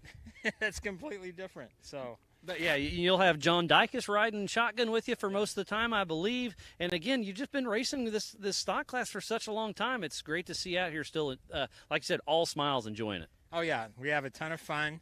Dykes is one of the best co-drivers in the business. You are well aware of that. I absolutely agree. And I'm very fortunate because he keeps agreeing when he can to co-drive with me, so that gives me a little bit of confidence. And we always have a lot of fun. And that's what it's all about. Yeah. If you're not having fun, why are you out here? No, that's right. You got to have fun. It's a challenge, to get the cars ready and get them prepped and come out, but it's worth it because we have such a fun time. Well, John, it's going to be a lot of fun out here racing at Prairie City, short course racing at its finest. Best of luck, buddy. Thank you very much. We're looking forward to it.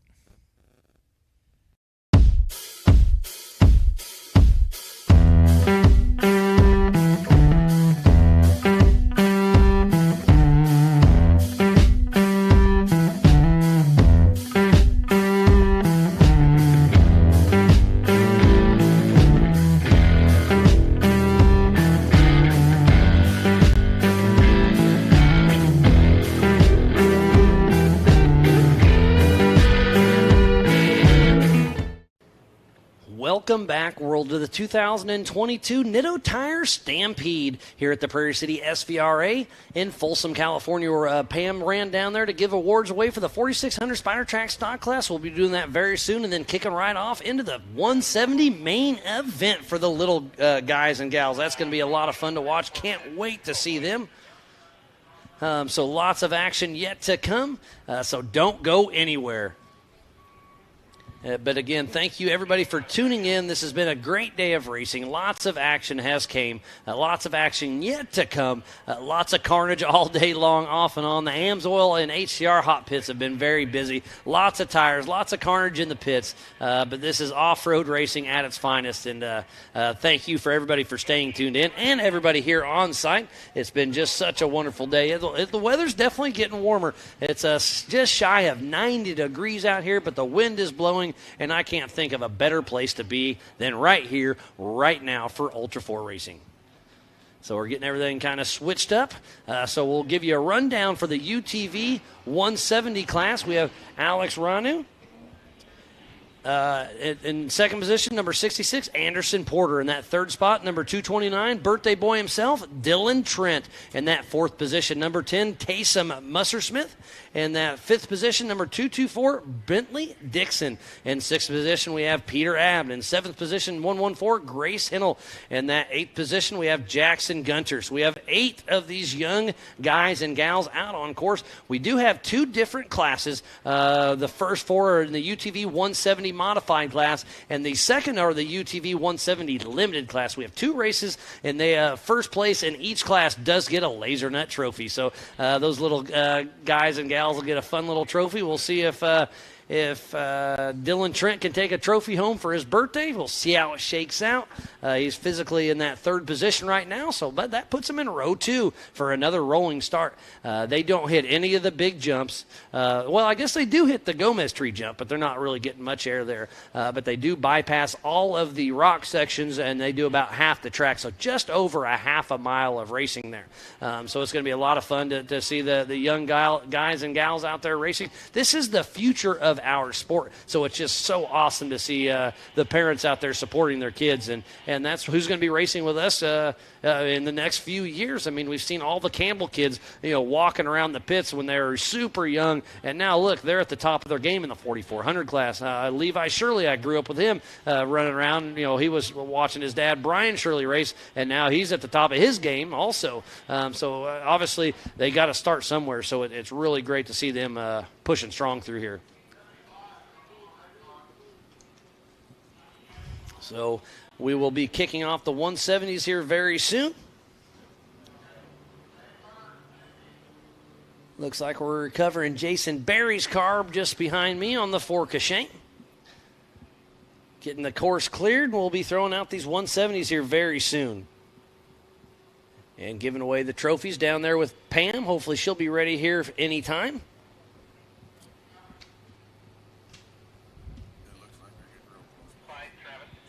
So, again, we need to thank Can-Am, Ford, Bronco, Monster, Optima, 4-Wheel Parts, Progressive, Mid-America Outdoors, the Off-Road Syndicate, Holly, Lasernut, Griffin, VP, Nitto, King, Ultimax, and King of the Hammers. So please support who supports the sport. Without all these amazing partners, we would not be racing here today. So it sounds like we're getting really close, getting lots of chatter through my PCI Race Radio that we'll be doing those awards here very, very shortly. So we just wrapped up the 4600 Spider Track stock class. We'll be giving away those awards soon, and then we'll be racing the 170s here very soon. So, Pam, it sounds like it's your turn. Take it away.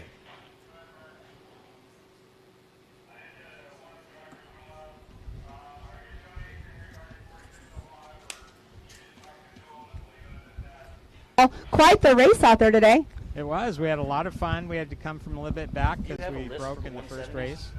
Got our car all repaired, obviously, and we gave it the best we could. Got third. Well, you're up here on the podium. Who do you have to thank for getting you up here? Fox Shocks, Dirty Life Wheels, Rough Stuff Specialties, Yukon Gear and Axle, Torco, which has great lubricants. We really love them. All of our sponsors really did a great job of getting us here. Well, awesome. Congratulations on getting up here on the podium spot, because I know you just said you had some issues, but congratulations on today. Thank you very much. All right, and we're going over here to our second position, Mr. Albert Contreras. He had quite the fan base at home on our Facebook page cheering you on. Great race today, huh? Oh man, awesome racing over here with these guys. It was amazing. We loved it so much. We had a little bit of issue at the rock section, but we managed to pull second, so we're still here. Awesome. I know out here it's a race to the finish for sure because of the rocks and everything. Anything can happen throughout the whole entire race, but who do you have to thank for getting you up here? Oh, man, the first person that's got upstairs, that's the man. And then second, my wife and my kids and my family and my 2 guys at the shop, Danny and Rafael. I mean, these guys burned the midnight oil at the shop. And all my sponsors that are on my tagged on my on my social media. I mean, there's so many of them, but I can't name them. But thank you to all my sponsors and all the fans that are out here watching this race. You guys keep us going, and we do this for you guys. Awesome. Well, thank you so much for coming up here and racing. Congratulations on that number 2 spot, Albert Contreras. Over here in this number 1 spot, top of the podium, John Williams. Great day for you. Any issues? It was really a good day. We have a little bit of engine and a little bit of shock. We still need to do some more work on our suspension, but all in all, it was a great day, a lot of great racing. Well, obviously it's a great day. You're on the top of the box. I was hoping for it. Had my fingers crossed the whole time. How did you drive with your fingers crossed? One-handed. Well, congratulations. Who do you want to thank for getting you up here? Big thanks, number one, goes out to my brother. I mean, he keeps this thing in check. We're burning the midnight oil. All of our families that support us getting here. Big support of ours is BF Goodrich, the Active Air system that's in this, Dynatrack axles. Everybody on here has just been a great help in getting this Jeep going. We started this Jeep after Christmas with the intent of beating a Bronco. One day, hopefully, I get it. Well, congratulations on getting a number one spot up here. And you guys going to stay around and watch the rest of the racing? Oh, yeah, we're going to stick around for a bit, for sure. Awesome. Well, let's give it up for our 4600 stock class. In the number one position, John Williams. Number two, Albert Contreras. And third position, John Snell. And back to you, Miles. Well, thank you, Pam, for giving away those laser nut trophies, and thank you to Cody Wagner and company for giving us our trophies for all season long. Those things are absolutely amazing. Don't forget, if you won one of those trophies today, you can order a second one and have it shipped to you wherever you want, and give it to one of your sponsors, give it to your co-driver, whatever. It's a really cool program that Cody Wagner and Laser Nut does for everybody. So again, huge shout out to them for the trophies. Thank you, Pam, for the 4600 Spider Track stock class. We are about to kick off the Youth 170 Limited class, so it's going to be a lot of fun to watch them. We also want to give Brannick a lot of love. Brannick started in 03. They started with one CNC mill and some manual equipment. Started out primarily serving the aluminum industry, building permanent molds new from raw billet, tool, and steel. They also repaired molds and made other foundry tool components. We've been into off-road Jeeps and 4x4s and started making some of their own parts with the equipment they had. We started making parts more and more as long as they went. They've been racing and transitioning into 90% of our business being off-road related, and a complete line of axles and drive lines components and other hardcore off-road racing parts. They also private label many parts components for other big companies in the industry. So a huge shout out to Stan, Brandon, and their whole crew there at Brannick Motorsports for doing what they do. And they are our lead sponsor for the 4800 Brannick Motorsports Legends class. So we've got so many amazing partners that really help us out.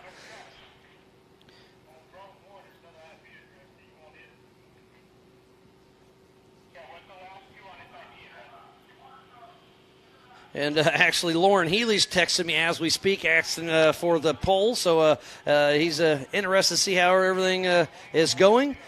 But it's going to be a lot of fun. Thanks, Lauren, for checking in.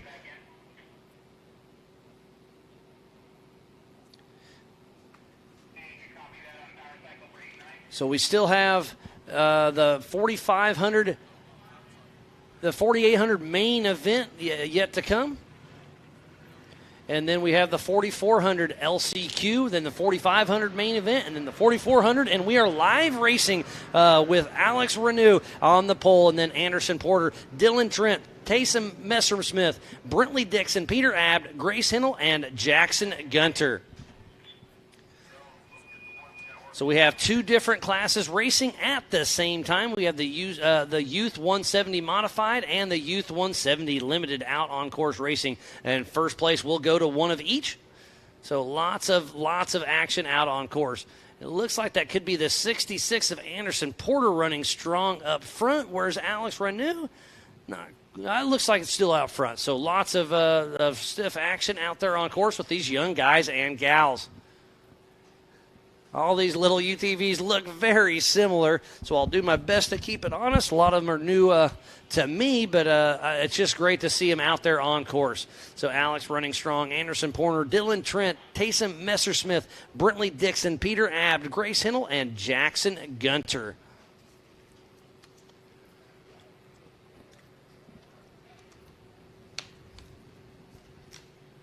Thank you, everybody, for tuning in to the 2022 Nitto Tire Stampede here at the Prairie City SVRA in Folsom, California. The Youth 170 is running a modified track just over a half a mile.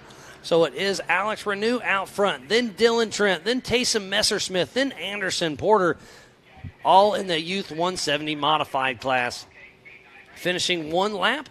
They will be racing 4 laps today.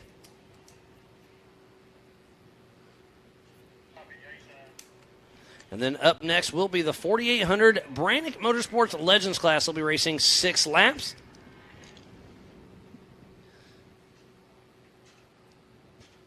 So Alex Renew still out front. Then it's Dylan Trent, Taysom Messersmith, and then Anderson Porter. Great to see these young guys and gals out there running strong.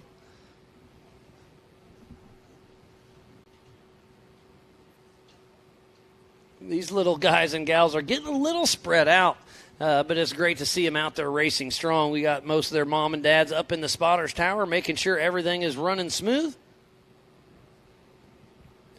The crowd is definitely starting to fill in.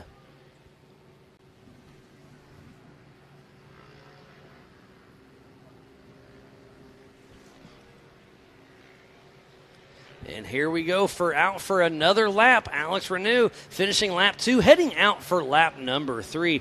So it really hasn't switched up too much. Taysom Messersmith still in that second position. Third place goes to Dylan Trent, and fourth place is Anderson Porter. Looks like our first UTV 170 Limited class will be crossing the line here very shortly. And it is Bentley Dixon. She's been running a great race in that 170 Limited class, and that just goes to show you how much faster the 170 Modified class cars are. They're definitely purpose-built machines.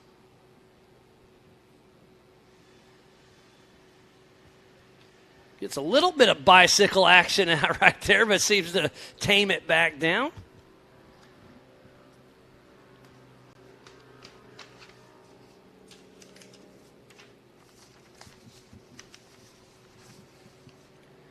Dylan Trent's in a loaner car from California Custom, still running strong out there. Great to see. Josh Smith lent his to Jacob Versey, so I love the people that'll share a race car and just say, hey, whatever you tear up, come back and fix it, and let's have some fun, make some dust.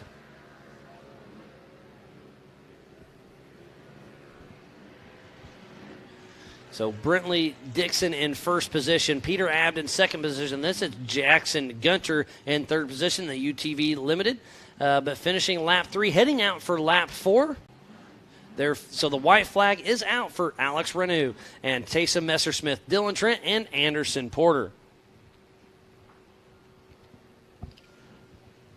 So it really hasn't switched up too much for the top 4 in that UTV 170 Modified class. Alex got the whole shot and hasn't looked back yet. It looks like Brentley Dixon's in the lead for the 170 Limited class.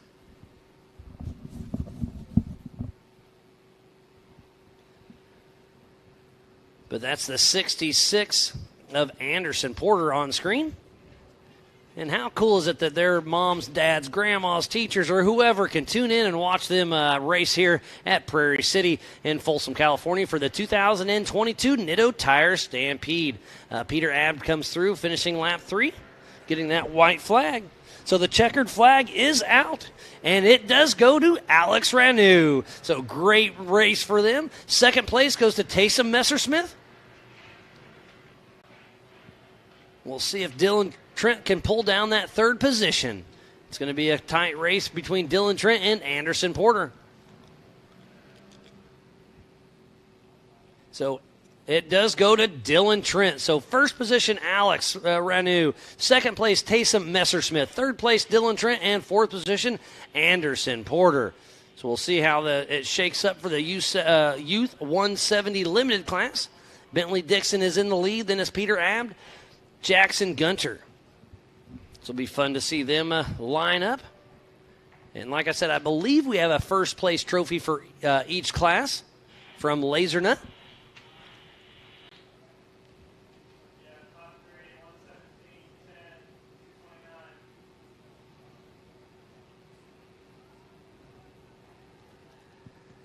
So lots of fun out there on track. I love seeing the young guys and gals out there racing. That is the future of our sport, and it's just great to see them given a little bit of time out there. So Pam makes it all the way back to the Nitto studio, and I said, hey, you got to go back down. So she's definitely getting her steps in. So we'll send her back down there and give away those trophies. So how far out is Bentley Dixon? Oh, Bentley Dixon did get the checkered flag, so she won her class, and then Peter Abb got second position. So great to see these young guys and gals out there giving it their all. And we are expecting to take off here in about 20 minutes for the 4800 Brannick Motorsports main event. That's going to be a 6-lap race.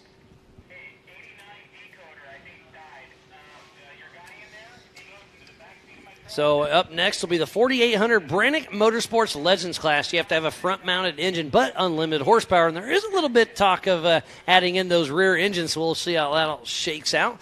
Vehicle must contain 2 seats side by side, single shock per corner, maximum of a 37-inch DOT tire. Only solid axles are allowed. And this is a great place for old retired 4400 cars come to kind of, they're still competitive, but not in the 4400 level. So you can put a 37-inch DOT tire, dumb it down to a single shock per corner and come racing. So there's lots of those cars out there.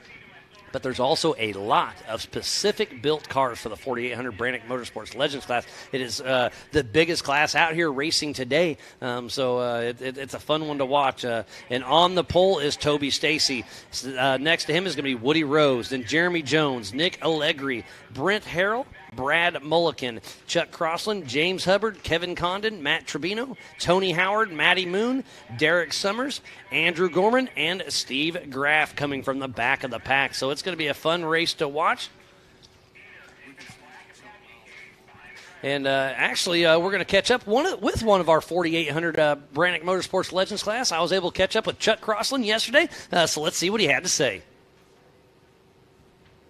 So I'm here with Chuck. Oh my God, it's Justin Hall. How's it going, buddy? Turbo in it. I love hearing this thing rip. How you doing, Miles? I'm doing great. You're out here just tinking with the car. You just got everything all set up. Camp's here, camp's ready. And last time you were here, if I'm not mistaken, some fun beverages. You kissed the car up pretty good, didn't you? Yeah, we're getting the car all dialed in. We just put a new motor training and transfer case in the car, and just kind of getting everything last minute dialed in and getting ready. I mean, that's just all part of racing. And I think, this is, I think, the only single-seat car in the 4500 class. Give a quick rundown what yes, that means. Yes, sir, that's correct. We're the only one that read the rules a certain way and did benefit ourselves. And going to go out there and try to give her help. And I love that part because Ultra 4 is all about that. I mean, I've heard this. Illegal's just a sick bird. So if you can just read these rules right, as long as you play the rules, there's some loopholes in there. You know, there's a lot of gray area, and I love how the Ultra 4 guys really push the envelope on that. And you're here. That's a Phil being a modified class car, we always have to read the gray areas of the rules and try to benefit them. It's been a lot of fun to see you progress. So these are a lot of these cars are retired 4400 cars. Yeah, this one is good car for this kind of track. Correct. This was a purpose-built car. I built this car for racing short course. So what's your favorite part about the couple other good cars out here that are racing, and look forward to a great time with them. Going wheel and door to door. Absolutely. That's what the Stampede's all about here. A little bit of audio issues there. I do apologize, but it was great catching up with Chuck Crossland. He'll be racing in this next race. He starts in that 7th position, so it's going to be a lot of fun yet to come. Pam will be giving away those laser nut trophies to the young tykes here very soon. They're doing some track maintenance, and then it looks like we will be kicking off the 4800 Brannick Motorsports Legends main event at 3:30 here in just about 20 minutes. So don't go anywhere. Lots of action yet to come. So it sounds like we may have got that audio fixed with Chuck Crossland. So let's give it another shot. So, Chuck, what do we got? So I'm here with Chuck Crossland, number 4869. This thing's got a twin turbo in it. I love hearing this thing rip. Oh, yeah. It's a twin precision turbo LS3. It definitely likes to party. And last time you were here, if I'm not mistaken, you kissed the K-rail pretty good, didn't you? Yeah, we're here at NorCal, practiced, and literally drove straight into the K-rail and practiced. Literally, sun in my eyes, failed to turn. I mean, that's just all part of racing. You got the car put back together. So this is a 4800 car. Let's kind of give a quick rundown what that means. Obviously, it's a custom tube chassis. You have to run a single shock per corner, 37-inch DOT tires. Yeah, so the 48, it's a single shock car. Some of the little bit of work in the gray areas of it, we're running custom long shocks, which is basically a bypass with a coil carrier on the bottom. So it gets us all the benefit of a bypass shock, but still in a single shock configuration. Yeah, that's Phil Ashardy that's been helping you with that, correct? Absolutely. It's one of his chassis and his his full suspension design. Yeah, it's been a lot of fun to see you progress. So a lot of these cars are retired 4400 cars, but this one is specific built. Correct. This was a purpose-built car. So what's your favorite part about the Prairie City SVRA track? Biggest one for me is one, it's local, which is awesome, and it's just a great tie-up of fast, tight, and then we got some new rock sections this year, which are they're going to be interesting. Yeah, I was out there working track a little bit, and I saw you. You kind of gave me the smile and nod in that first the Bronco Boulder Field, we're calling it, and it's going to be a little nasty, isn't it? Yeah, there's going to be a lot of hate. There's going to be a lot of hate of people going through that section that's a little too greedy. Yeah, it's going to be a lot of fun. So wheel-to-wheel short course action, lots of jumps, lots of whoop sections. It's going to be fun. Can't wait to see you out there. Yeah, dude, we're excited. We are ready to party on it. We got to get an elephant off our back here. So hopefully this is the weekend. Well, Chuck, always a pleasure, buddy. All right, brother. See you soon. 4WP is more than a store. We're truck and Jeep experts and have been for over 50 years. From wheel and tire upgrades to full custom builds, 4WP has you covered. Whether you want to order the best parts online or shop in store, do the work yourself or get it done by a pro, all roads lead to 4WP. Do your rig right. Shop online or find your store at 4WP.com. So I'm here with Cody Addington, number 888 with ADD Racing. We're here for the Nitto Tire Stampede. It's going to be a lot of fun. Short course racing at its finest. I can't wait.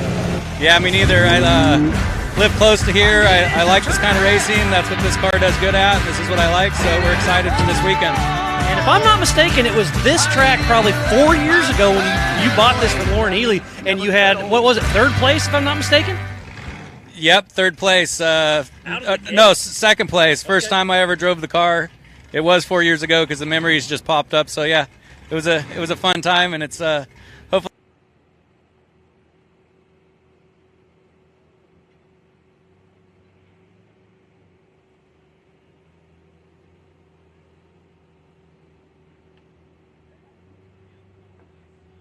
Nothing. There it comes. Welcome back to the 2022 Nitto Tire Stampede here at the Prairie City SVRA, just outside of Folsom, California. We just wound up the 170 youth class. That was a great little fun race to watch. Lots of the families out here checking it out. Everything's going good. We are about to kick off the 4800 Brannick Motorsports Legends class here in about 15 minutes. So it'll be a fun one to watch. So make sure you stay tuned in for that one, and we'll be giving away those Laser Nut trophies here very soon. I believe Pam is still down there getting ready to do that. We have a first place for each one. So again, huge shout out to Cody Wagner and Laser Nut.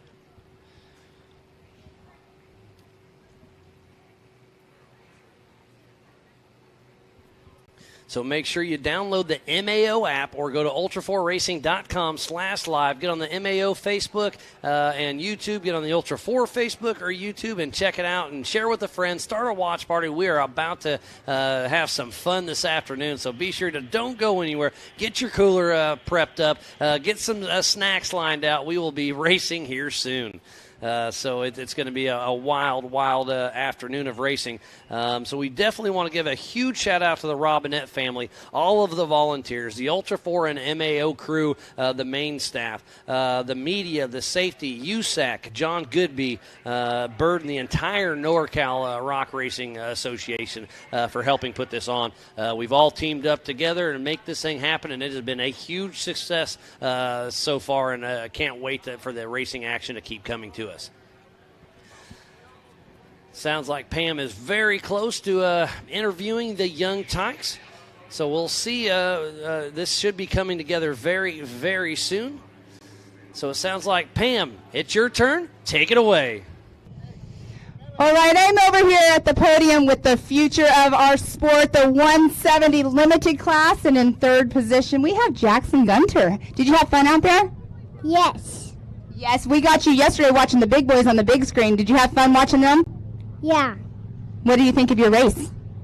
It was fun, and on practice, I jumped and a whole transmission snapped off, and we got it back on, we found a new way to make it running. So you got to come back out here and race then, but you did really good and you're up here on that number 3 spot. So are you excited about that? Yes. Well, congratulations. Who do you want to thank for getting you up here today? Mommy. Oh, for Mommy. Well, congratulations, and we'll catch you later watching the big boys race. Thank you. All right, that's our 3rd position. Jackson Gunter coming right on over here to our 2nd position. I can't see it. What is your first? Peter Abb, how are you? And the number 75. Did you have fun out there? Yes. In one word, what would you sum up this race? Fun. Fun. Well, congratulations on this number 2 spot. Who do you have to thank for getting you up here? I want to thank my mom and dad and Rugged Radios. Are you going to go watch your dad race now? Yes. Do you want to be in your dad's car someday? Yes. Was that a silly question that I just asked you? Yes. Well, congratulations on your number 2 spot up here. We'll see you again racing in the future. Thank you. Thank you. Awesome. And then this number 1 position, we have Bentley Dixon out here. You had a great race, and what do you think about this Laser Nut Trophy? I think it's pretty cool and awesome. Awesome. Did you go out there today with the strategy at all? I just kind of just had fun. That's all. So did you get much practice? Because I know yesterday you had Piper in here practicing and making sure your car was all good. So did you get much practice once you got here? Not really, but I did do good. Well, obviously you did wonderful. You're up here in this number 1 position, so congratulations on that. You're going to go watch the big boys race here momentarily, so congratulations. Thank you. And who do you have to thank for getting you up here? My mom, my dad, my grandpa, my grandma, and also King Cranes. Is that it? Yeah. Awesome. Well, congratulations to our 170 modified class. They're going to put their arms up, get some pictures, and go watch some more racing. Back to you, Miles. Well, thank you, Pam. That was so fun to see those little guys and gals. They just raced their hearts out there. So it's just so cool to see them out. They will be racing. They'll be moving on up the ranks just like the rest of them. I mean, Darian Gomez is out there in the 4,400 class now. He started in the UTVs back in the day. It's just great to see all the young guys and gals progress through the sport. So, again, just awesome to see them do what they do. So it looks like we're hopefully about 10 minutes away from kicking off the 4,800 Brannick Motorsports Legends class. Looks like they're still watering the track a little bit, keeping the dust down. The crowd is definitely starting to build here below the Nitto studio. In the grandstands, everybody's having fun. It is warming up. The wind is still blowing. You can see the flags over here still blowing away. I guess they're on this side. Still blowing away, and everything's going fun. There's one of the water trucks passing through.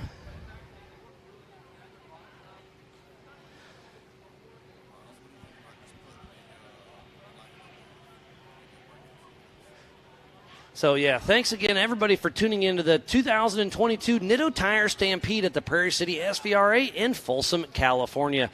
So we'll have some live racing coming up here very soon. So we'll take a quick break. We'll be right back after this.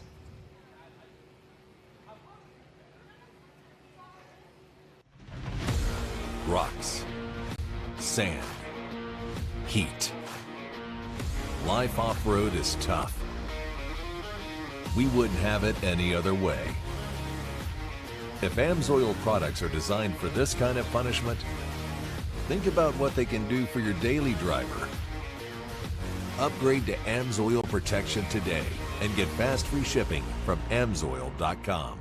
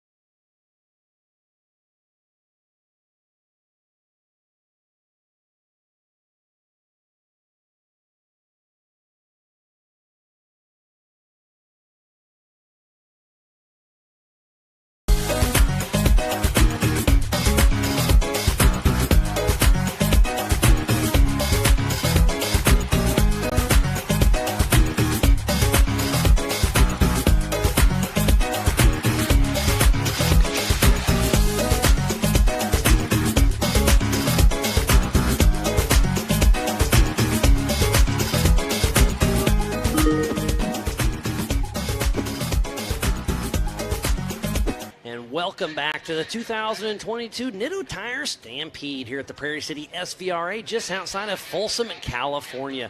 I'm Miles Hasquist, and joining me soon should be Mrs. Pam Hall. We will be kicking off the 4800 Brannick Motorsports Legends class here very, very soon.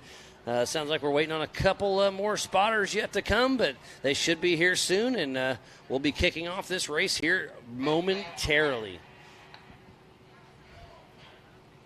Getting lots of chatter through the PCI Race Radio. And thank you, everybody back home, for staying tuned in all day long. So I want to say thanks to each and every one of you. This has been an amazing day of racing. We started this morning at 7:30 a.m. We've had a couple small breaks, but it's been busy all day long. So we've got yet a couple more hours yet to come, and it's going to be an exciting day of racing. So it's we've been live from the Nitto studio all day long, and we don't anticipate quitting anytime soon.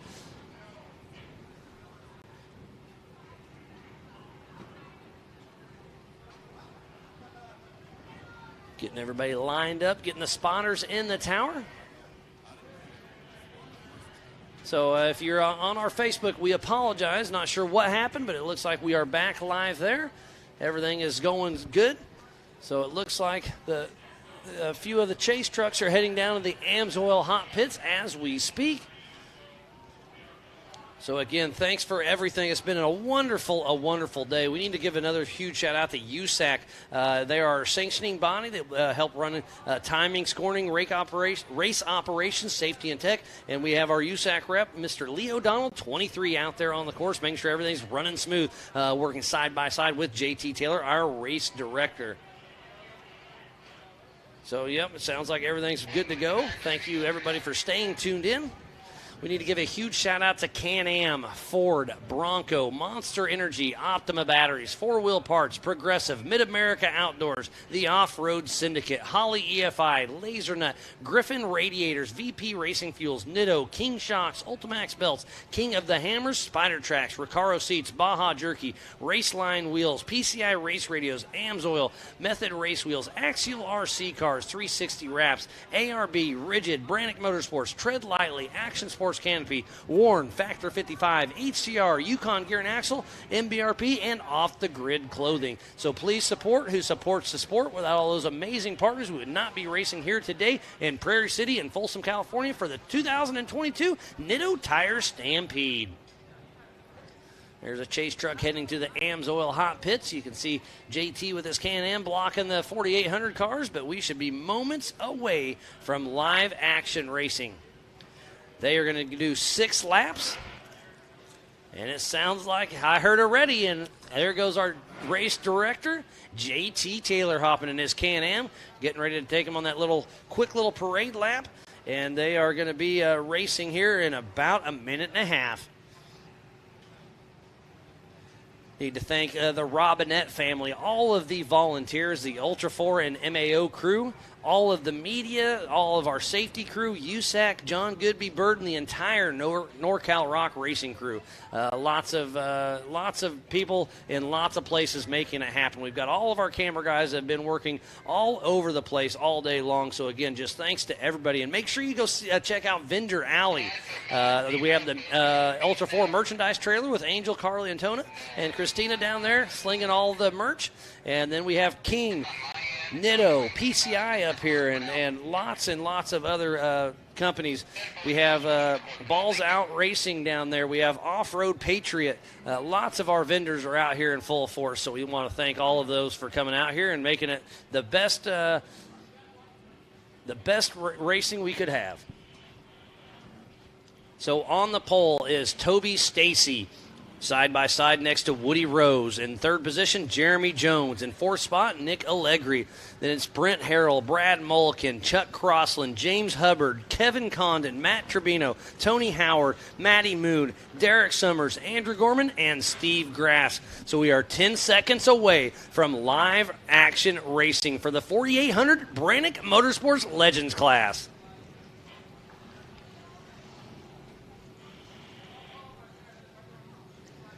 Who's going to get the whole shot? Is it going to be Toby Stacy or Woody Rose? Looks like Toby Stacy gets a little slideways, and it may be Woody Rose. It's side-by-side racing action. They just watered this course. Did they touch tires? I don't think so. It is Toby Stacy out front who won his heat race earlier on today. And Woody Rose is hot on his tail as they head into the Kingpin 180. They'll be hitting the rigid rhythm section here shortly. And who's going to come out in front? Is it still Toby Stacy? Look at the dust. And we just watered it. This track is a lot of fun out there. All these Trent Fab cars up front look alike. But I believe that is Toby Stacy, then Woody Rose. And Jeremy Jones close behind as they hit the Yukon launch right there and getting some hang time. Nick Allegri still in the mix. Brent Harrell, I expect good things out of Brent Harrell as well. Brad Mulliken still running strong. Chuck Crossan with those twin turbos. James Hubbard, Kevin Condon, Matt Tribino, Tony Howard, Matty Moon, Derek Summers, Andrew Gorman, and Steve Graff. But out front once again is Toby Stacy, but he is being pressured heavily by Woody Rose. And some great racing action down the Gunite section. There's Matt Tribino bouncing down. Andrew Gorman, Steve Graff. What a wonderful day of racing it has been, and we are not over yet as they're heading through the Bronco boulders. I see tires in the air. There's a great shot of Woody Rose trying to chase down Toby Stacy, and it is going to be a drag race. This is an endurance race. 6 laps here for the 4800 Brennick Motorsports main event. And as Woody, nope, Toby Stacy still making it around. Pam, thanks for joining me once again. You've been busy.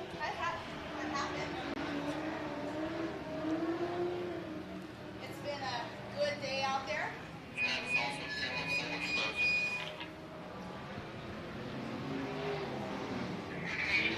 Lots of action as Toby Stacy comes around first, and then it's Woody Rose, Jeremy Jones, Kevin Condon, Chuck Crossland,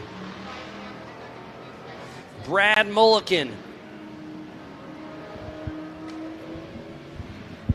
All right, I am back up here with Miles. You were introducing me back in. My mic was cold because I wasn't up here, but you've been running, huh? Yeah. It's been a lot of fun, but yeah, you didn't miss a whole lot. Well, I guess you missed a lot. I missed the start of it. And you didn't even help with the 170 race because you were back and forth. I got up here. I got up to the top of the stairs. I'm like, oh my gosh, it's already over. But yeah, all in good fun. Everything is going great so far. But Toby Stacy still out front, but Woody Rose is really putting the pressure on him. Those Trent Fab cars are running strong out there. Whereas Jeremy Jones, I assumed he'd be up there in the mix. I saw him when I got up in here. I saw him on camera, but I have not seen him since I saw that. So he's physical in that third spot. And then it's Kevin Condon, Chuck Crossland. So not much has switched up since they crossed the line last. This is a 6-lap race for the 4800 Brennick Motorsports main event. Yeah, it's getting a little dusty out there, but you can tell that they just wet it down. But it is warm out there, Miles. You're up here in the shade. Down there at the podiums, we are not in the shade. It's a little bit toasty. But it's a beautiful day nonetheless. It's a beautiful day in the neighborhood. Absolutely. So it's still Toby Stacy out front, then Woody Rose, Jeremy Jones, Kevin Condon, Chuck Crossland, Brad Mulliken, Matty Moon, Tony Howard, Derek Summer, Andrew Gorman, Matt Tribino, James Hubbard, Steve Graff, Nick Allegri, and Brent Harrell. Oh, it looks like he might have had he just hit the bank just slightly. I know earlier in the heat race, Matty Moon, or not in the heat race, but in the LCQ, she hit the berm a little bit, almost popped her up, but she recovered it very well. Coming through the start-finish right now is Mr. Jeremy Jones. Physically in that third position. So it's still Toby Stacy, Woody Rose, Jeremy Jones, Kevin Condon, and Chuck Crossland in the top 5, heading out for lap 3. And they are the only 5 that have crossed over, and they're out on lap 3.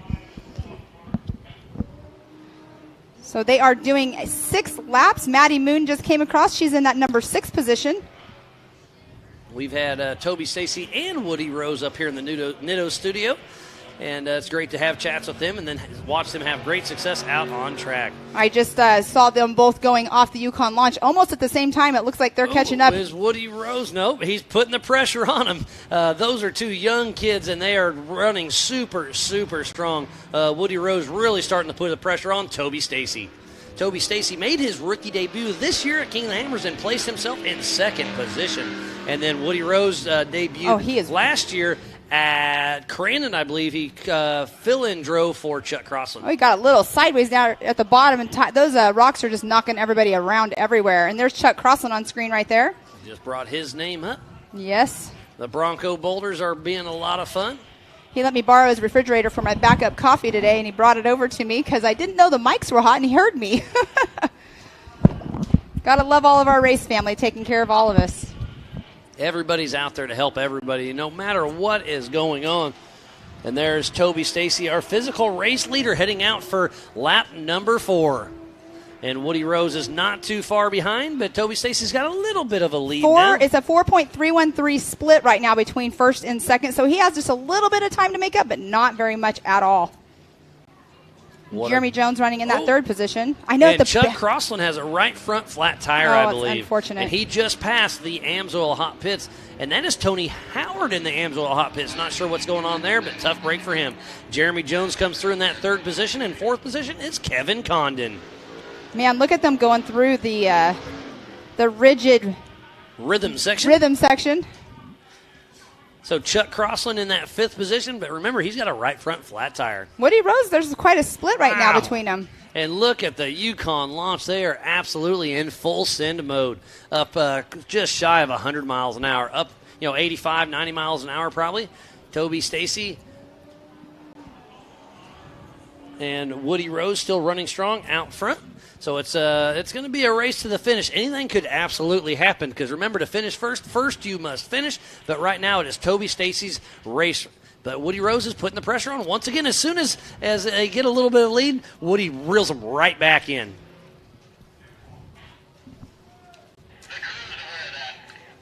Nick Allegri still runs strong out there. Man, the crowd is growing out here. Thank you, everybody, for coming out here and watching the racing with us and putting up with the heat that's here today. We went from like 70 degrees at the beginning of the week to now we're at, 90 or something? Yeah, it's just shy of 90 degrees out here, but the wind is blowing. It's still a nice day. You know what? Something's going on with Woody. No, that's not Woody Rose. I'm sorry. Somebody's got a right front flat coming through right now at the start-finish line, though. But I believe they are a lap down, and that's a Kevin 1006. Oh, that's Summers then, isn't it? Yes, it is. Yep, Derek Summers having a tire issue. Right side tires. Yep, so there's a rock out there somewhere that keeps on catching him. So Toby Stacy and Woody Rose is the name of the day for this race right now. Who's going to bring it in? Toby Stacy's had that clean air all day, but now they're starting to get into a little bit of lap traffic. Yes, and then the next time around they are going to get that white flag. On screen, Chuck Crossland still trucking away there. So in the top position, we have Toby Stacy, number 1. Woody Rose, number 2. Jeremy Jones in that third position. Kevin Condon in 4. And Chuck Crossland rounding out the top 5.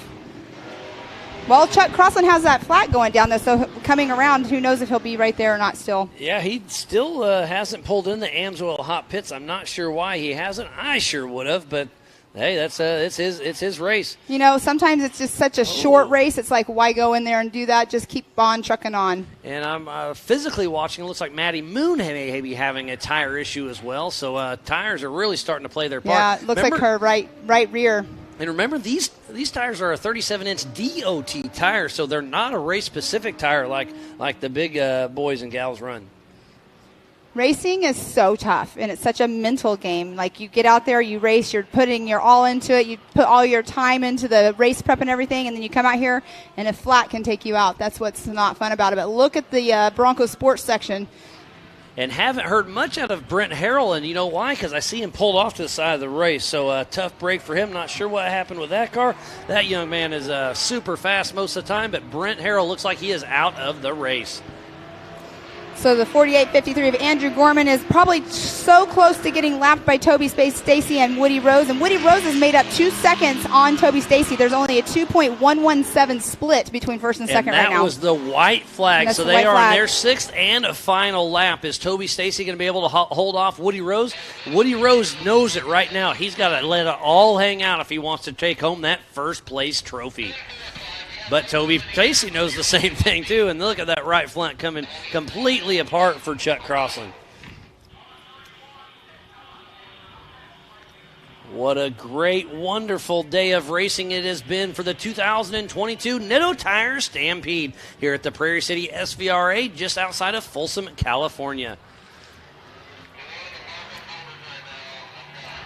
Oh, man. Chuck Crossland just exited the Bronco Boulders, as I saw, but you're going to see on screen. His right front is just flapping rubber everywhere. And that's Maddie Moon on screen coming through the Bronco Boulders, and she's got a left front tire going down as well.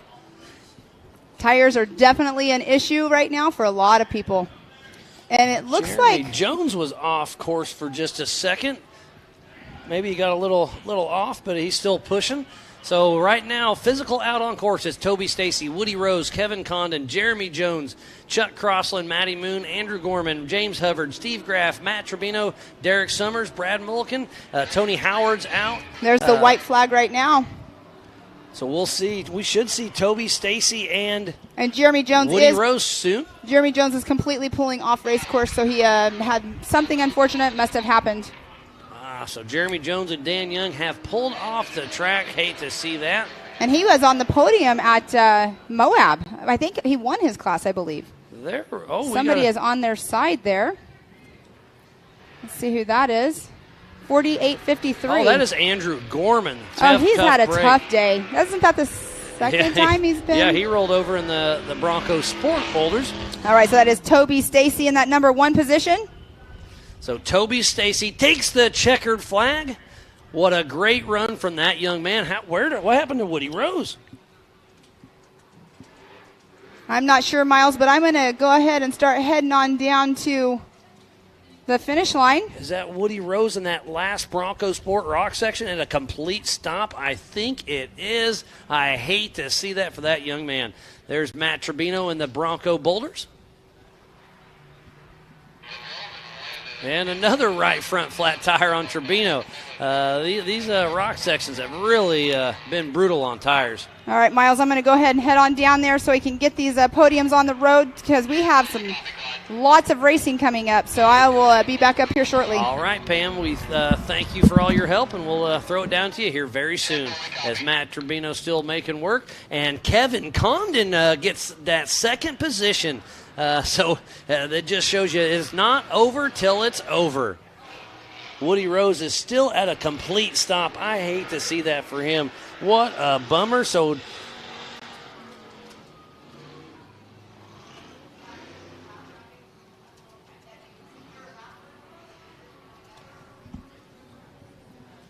Woody Rose still at a complete stop. And it looks like Maddie Moon may have just moved into third position. And it is. So it looks like, this is unofficial, this is what I think. But I think Toby Stacy won, Kevin Condon 2, and Maddie Moon in that third position.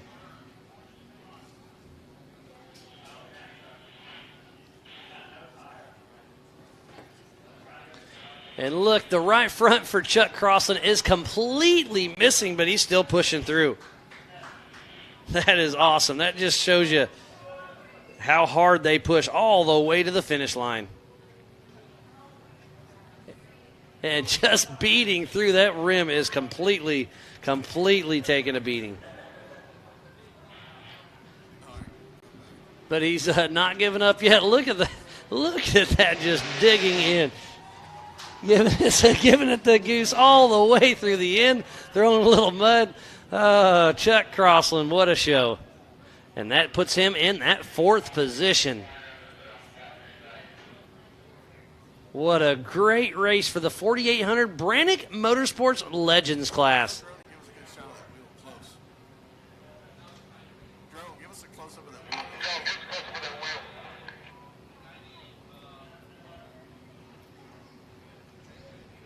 Thank you, everybody, for tuning in to the 2022 Nitto Tire Stampede here at the Prairie City SVRA just outside of Folsom, California.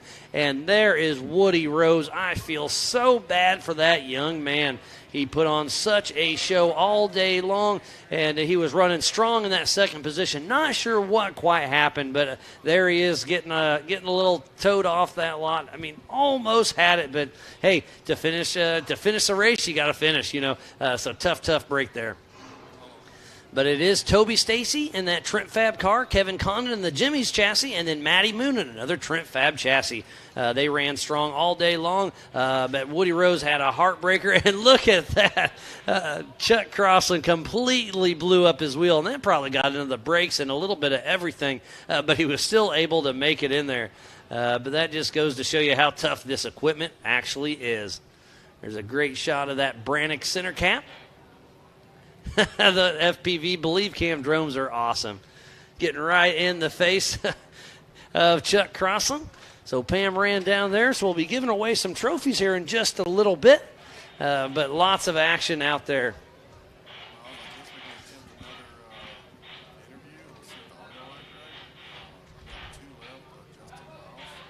So it looks like earlier we were able to catch up with Justin. I had a chat with him today. He will be racing in the main event in just a little bit. So let's see what Justin had to say.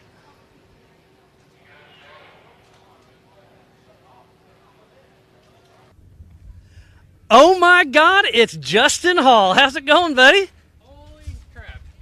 How you doing, Miles? Oh, I'm doing great. You're out here just tinkering with the car. You just got everything all set up. Camp's here. Camp's ready. I've seen you having some fun beverages. Getting the car all set up.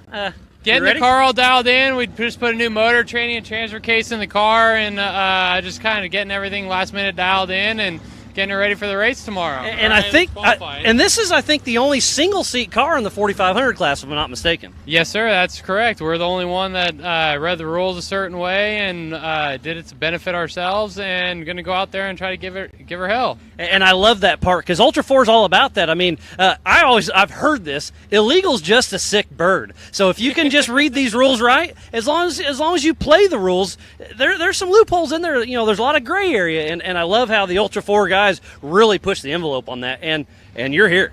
Yeah, being a modified class car, we always have to read the gray areas of the rules and try to benefit them to our benefit to ourselves and do the best we can. And yeah, this is a good car for this kind of track. It's a short course track. I built this car for racing short course, and we got a couple other good cars out here that are racing, and look forward to a great time with them, going wheel to wheel and door to door. Absolutely, that's what the Stampede's all about here at Prairie City. Lots of fun. You've been racing with us for quite some time. You had a pretty good run at Crandon. Like I said, you love this short course. Now you got a little more horsepower, so it's gonna be a lot of fun to see you out there. Yeah, I got about 100 horse more than what I had when I was at Crandon, and this was first race with a new motor, new training, new transfer case. Like I said, I just swapped to an SES case in here, do a little gear reduction in it, just trying to step up the game in the 4500 class just a little bit, just try to stay just above the bar than what everybody else does, and do my best to do it.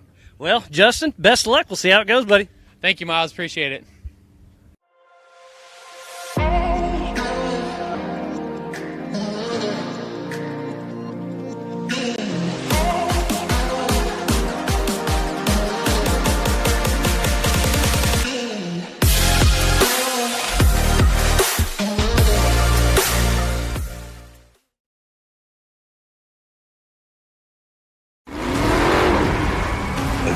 Years of off-road racing dominance, proprietary patented race technology, proudly made in the USA, unparalleled customer service and support,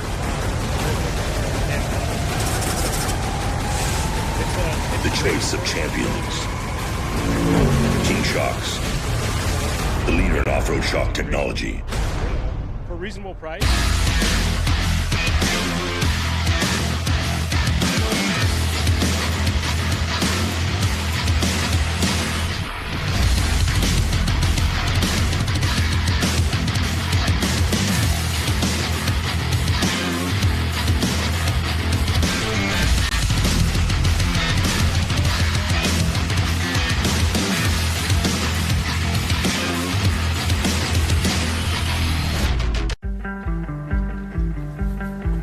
Need it so bad. It's not just a hobby. It's not just something we do on weekends. It's how we live every day. Can we go out and play? I needed to try.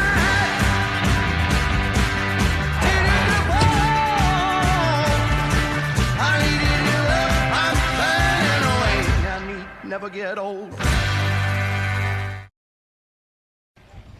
Welcome back to the 2022 Nitto Tire Stampede at the Prairie City SVRA, just outside of Folsom, California. I'm Miles Haskell. Pam's getting ready to do some awards, and we are about to kick off the 4400 LCQ. This is going to be a sprint race. It's 3 laps. The top 5 advance. We're going to have some big names in this class, so it's going to be super exciting to see. On the pole is number 35, Bailey Campbell, side by side with number 5150, Brendan Thompson. In third spot, 424. Tyson Shell. In that 4th position, number 74, Jaron Gunter. In that 5th spot, number 98, Jordan Pellegrino. In that 6th spot, number 4401, Kirk Jensen. In 7th spot, number 19, Paul Horschel. In that 8th position, 135, Ian Kunches. And number 9 is 4475, Edwin Abd. In that 10th spot, number 5, Shannon Campbell. In that 11th spot, 1177, Mark Nicholson. In that 12th spot, number 9, Brian Croft. So there is a lot of heavy hitters. So there's 12 cars heading out. Only the top 5 will make it. So this is going to be a dogfight to the finish. This is, like I said, a 3-lap sprint race. It's going to be a lot of fun to watch. And we are hopefully going to be kicking that one off here in about 10 minutes. I think we'll have time to do some awards with Pam, and then go some live racing here very, very shortly.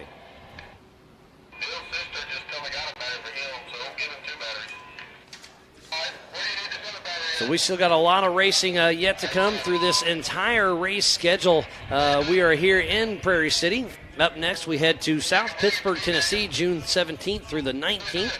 Then we head to Visions at Mid-America Outdoors in Jay, Oklahoma for a double points race, July 13th through the 17th. August 5th through the 7th, we head back to Sturgis, South Dakota at the Buffalo Chip. September 2nd through the 4th, we head up to the Big House at Crandon, Wisconsin.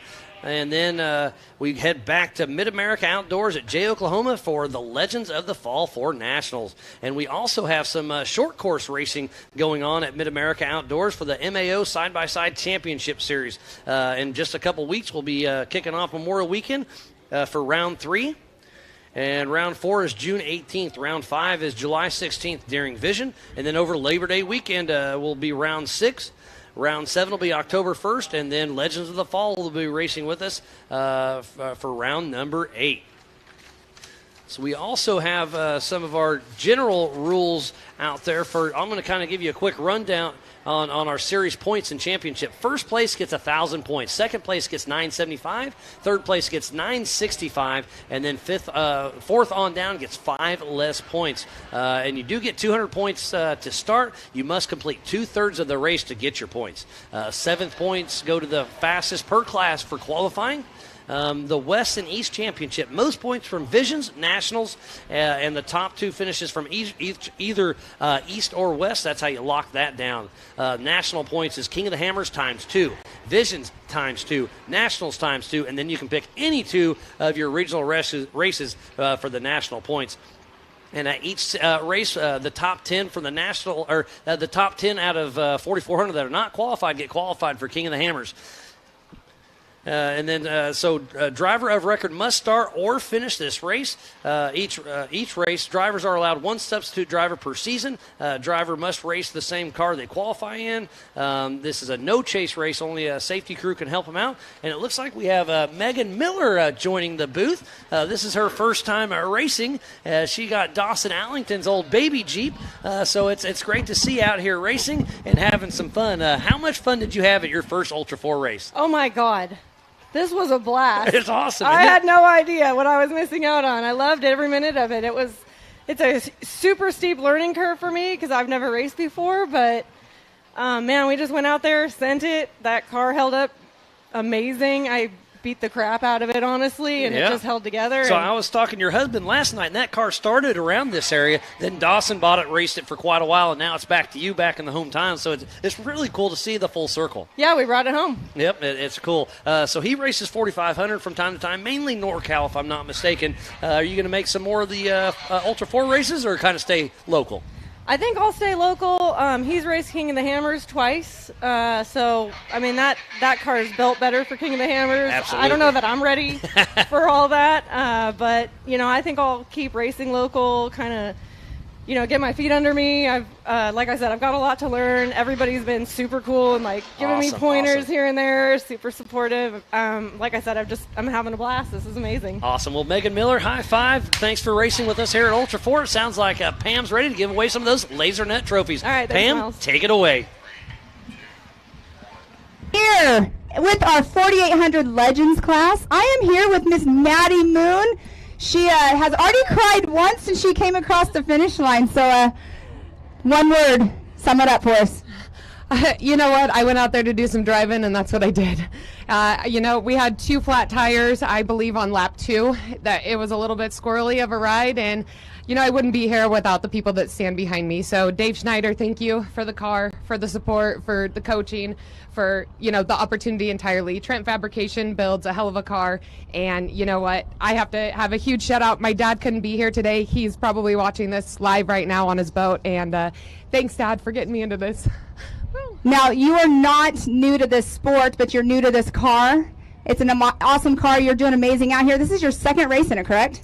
Yeah, that's correct. I've actually never raced Ultra 4. I did short course. I actually got 3rd place at NorCal a couple weekends ago, and then, I came out here to run with the big dogs. I was hoping top 5 was like my ultimate goal, so to be here today, I'm ecstatic.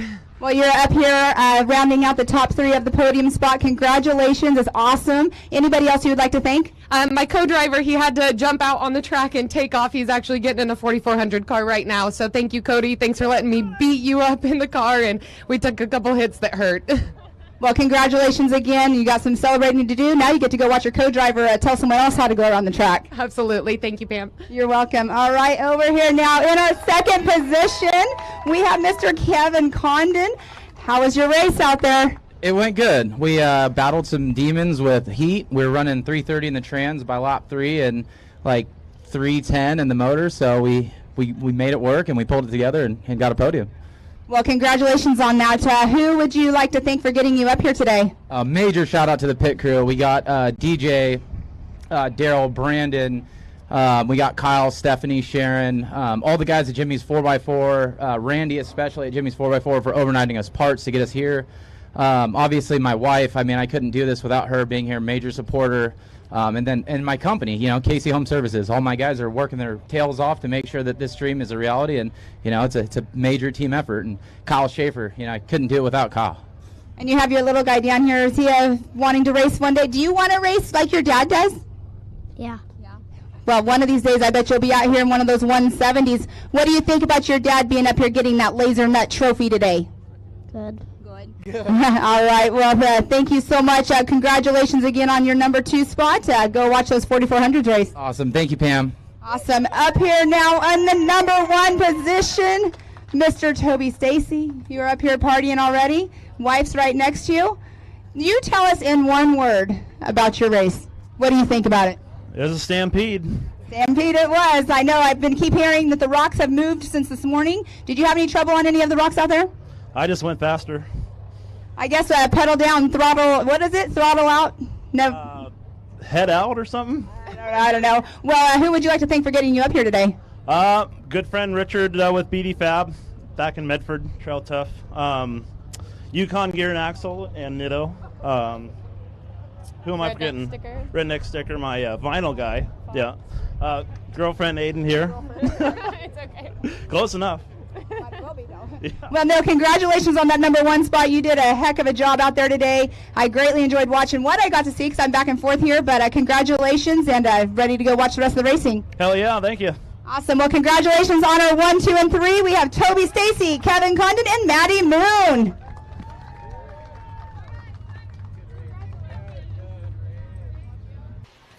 Well, thank you, Pam, for giving away those laser nut trophies. And who do I have with me? Mr. John Goodby, Mr. NorCal yourself. How's it going, buddy? Pretty good. How are you? I'm doing great. And I just want to give a personal thank for myself, MAO, and Ultra 4 for you. You've really stepped up and done a great job. So thanks for all your help. Thanks, man. I really appreciate it. My crew kills it.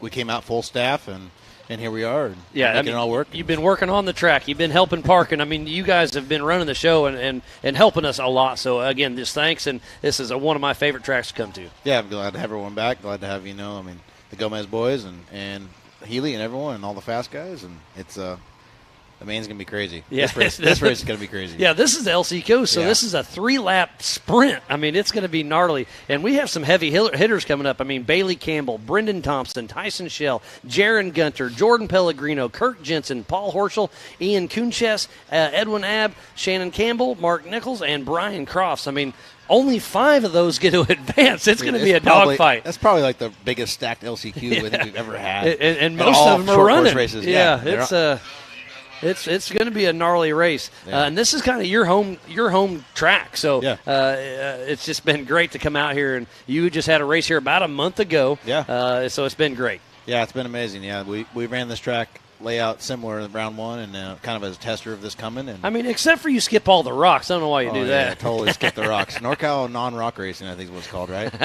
Yeah, no, so we did some more work on the rocks and made it a little tougher because that's what we always do for the Stampede, and it's showing. Oh, I mean, man, the rocks are nasty. It's a good show. Yeah, you guys have built one heck of a track out here. Bird's been busy. That guy just loves running equipment, doesn't he?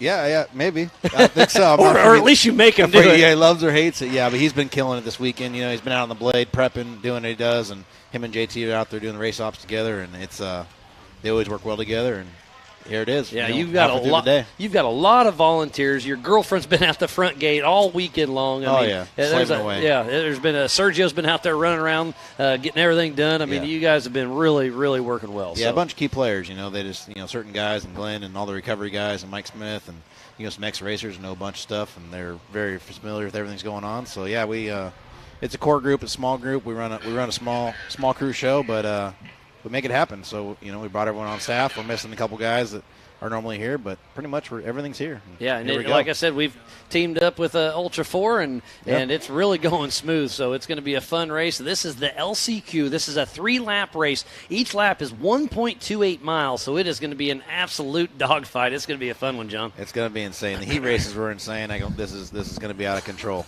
Only taking 3 or 5 and then 3 laps. I mean, it's going to be a healthy race, Yeah, it's going to be a fun one for sure. We got a breeze going today, so we've been fighting the track and keeping the dust in. It's been a little bit of dust, but you guys have been running those water trucks off and on all day, and it's holding together. Yeah, I bet you we're going to put 150,000 gallons on the ground by the end of the day. Gosh, isn't that crazy? It's insane. And you're running look like one of the Gomez water trucks out there as well, right? Yeah. I mean, I can rent from a local rental company, or I can pull it out of their yard and rent from them. So I support them. They just like support us, and that's what it's all about, scratching backs. Makes the world go round. The Gomez brothers are out here in full effect racing. None of them are racing here because they're already in the main event. Yeah, they all snuck in. But it's great to see. Like you said, you'd rather support a friend than somebody else. Yeah, and it's easy. It works out.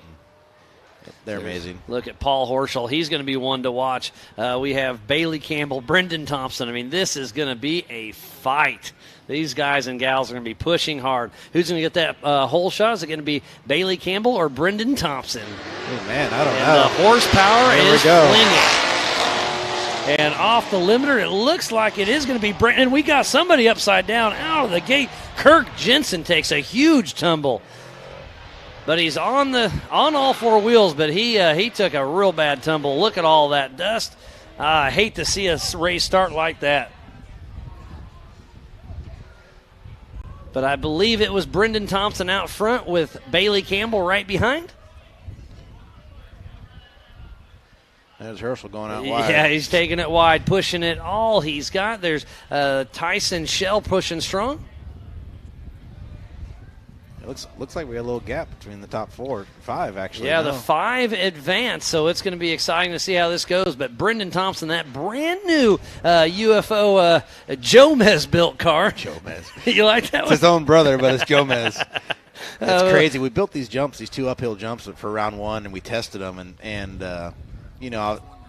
obviously we get a bunch of the cars out here, so to change the jump a little bit to make sure they clear all the way up on the top of the second one was what I envisioned, and here we are doing it. Like it's insane. These guys are just killing the course. And you and Bird built a great course because you were in the driver's meeting or for practice. You were saying, "Hey, pay attention a little bit and feel it out a little bit." No, full send, and it jumped great. Yeah. I mean, we rebuilt the rock sections. Added some new rocks. We always got to try to build something special for this event.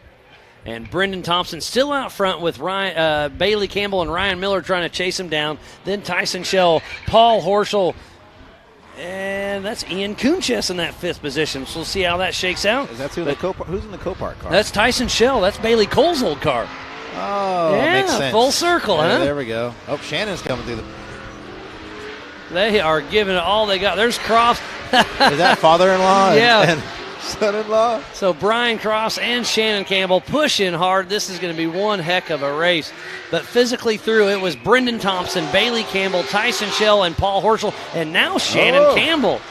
So they are giving it all they got. How far back is Brian Cross? Not too far. It's going to be an interesting race. We'll see how it all shakes out. Man, Shannon had a tough roll earlier. Yeah, right there in that Kingpin 180. Yeah. As they're heading through the rigid rhythm section as we speak. Oh, Herschel. Yeah, Herschel went for a pass and got around Tyson Shell. So moving in that 3rd position. Remember the top 5 advanced from this LCQ. I can't believe I'm saying LCQ and all of these big names. This is insane. crazy. We're looking at the driver's list. There's not, sad to say slow cars in 4400, but we've got most of the big names There's here. no one slow here. Yeah, it's pretty impressive. Bailey Campbell bombing through. Paul Horschel still right behind, and Tyson Shell and Bailey Cole's old car in that Trip Fab 2-seat IFS machine. So leaders are into the Bronco Boulders. It is still Brendan Thompson. Brian got past Shannon, looks like. Really? Shannon got a flat. It looks like. Tough break for Shannon. Driver's side front.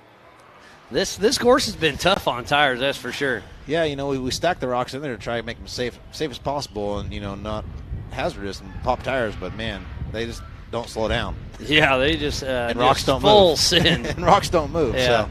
Lots of Nitto tires out there laying it down, and Tyson Shells broke down in that second little rock section, the Bronco Sports section. Not sure what happened. So Brian Cross is able to get around Tyson Shell.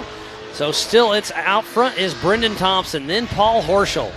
So Paul Horschel's moved all the way into 2nd position. Bailey Campbell's in 3rd. So we have got a race on our hands there, John. Yeah, this is insane.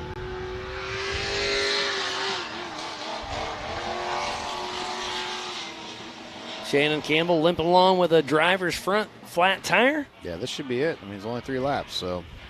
So, yeah, the white flag was out. This is the 3rd and final lap for this LCQ. So if I was those top 3, I'd still be pushing, but I'd back it down just a little bit just to make sure you make it into the main Paul event. Know what that means, though? I don't think so. That guy's a genius. He's so soft-spoken, but he flips down that visor, turns into an animal. He's scary, man. Look at him. He's going for Brandon right now. Going for the pass in the LCQ, and he gets it. Uh-oh, Is there Brendan's something got wrong trouble. with Brendan? Oh, he's going to come to a complete stop. I Oh. hate to see that. He was been running so strong. Brendan Thompson comes to a complete stop. there There we he go. goes moving again. Not sure what happened, but hey, he's in that 3rd spot. So now it's Paul Horschel, Bailey Campbell, then Brendan Thompson. Yeah, I was just about to say, I'm so stoked for Brendan with the new car. He drove that old Strayhouse car for so a long. long time. And now he's got a new car, it's super competitive, and he's putting together a good program, and here he is. And Brian Cross moves in that 3rd spot. Oh, there's Rock. Yeah, there's rocks everywhere. So Paul Horschel looks like he's going to win this race. A couple more rock sections to go. Here's the Bronco Sport. Heading through the Recaro rocks, and Paul Horschel looks like he's going to win the LCQ. But that still puts him in that 6th row. He's still a ways back for the main event. He's going to have some work to do in the main. Absolutely. So Paul Horschel winning the 4400 LCQ. Moving on to the main event. There is Bailey Campbell and Ryan Miller riding shotgun in that 2-seat IFS Campbell car.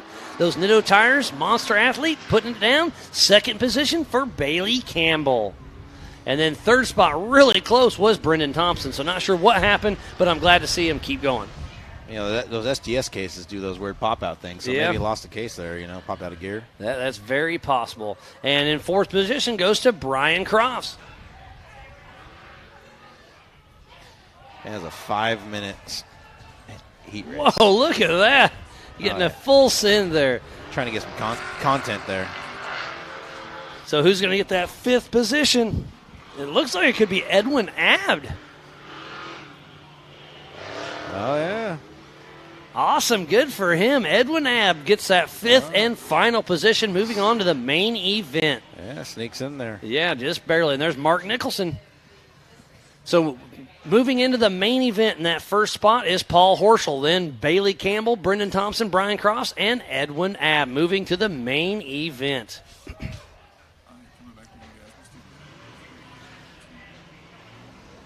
Well, John, it's been a great day of racing, and we're still not over. I appreciate you coming up here in the booth, calling the shots for the LCQ. I'm going to let you. I know you're a busy man, so I'll let you get back down there. But always a little stressful being up here during that one. But always a pleasure. Yeah. Thanks for everything again. I mean, you and your whole team has been tremendous to work with. So thanks for that, and great seeing you, buddy. No, thank you. Thanks, guys. Mr. John Goodby, NorCal Racing himself. So we'll bring back Pam Hall. It looks like we have Amber Turner, so we'll bring her on in, too, as well. She had a fun race in the 4,600 Spider Track stock class. That's fine. Yeah, come on in.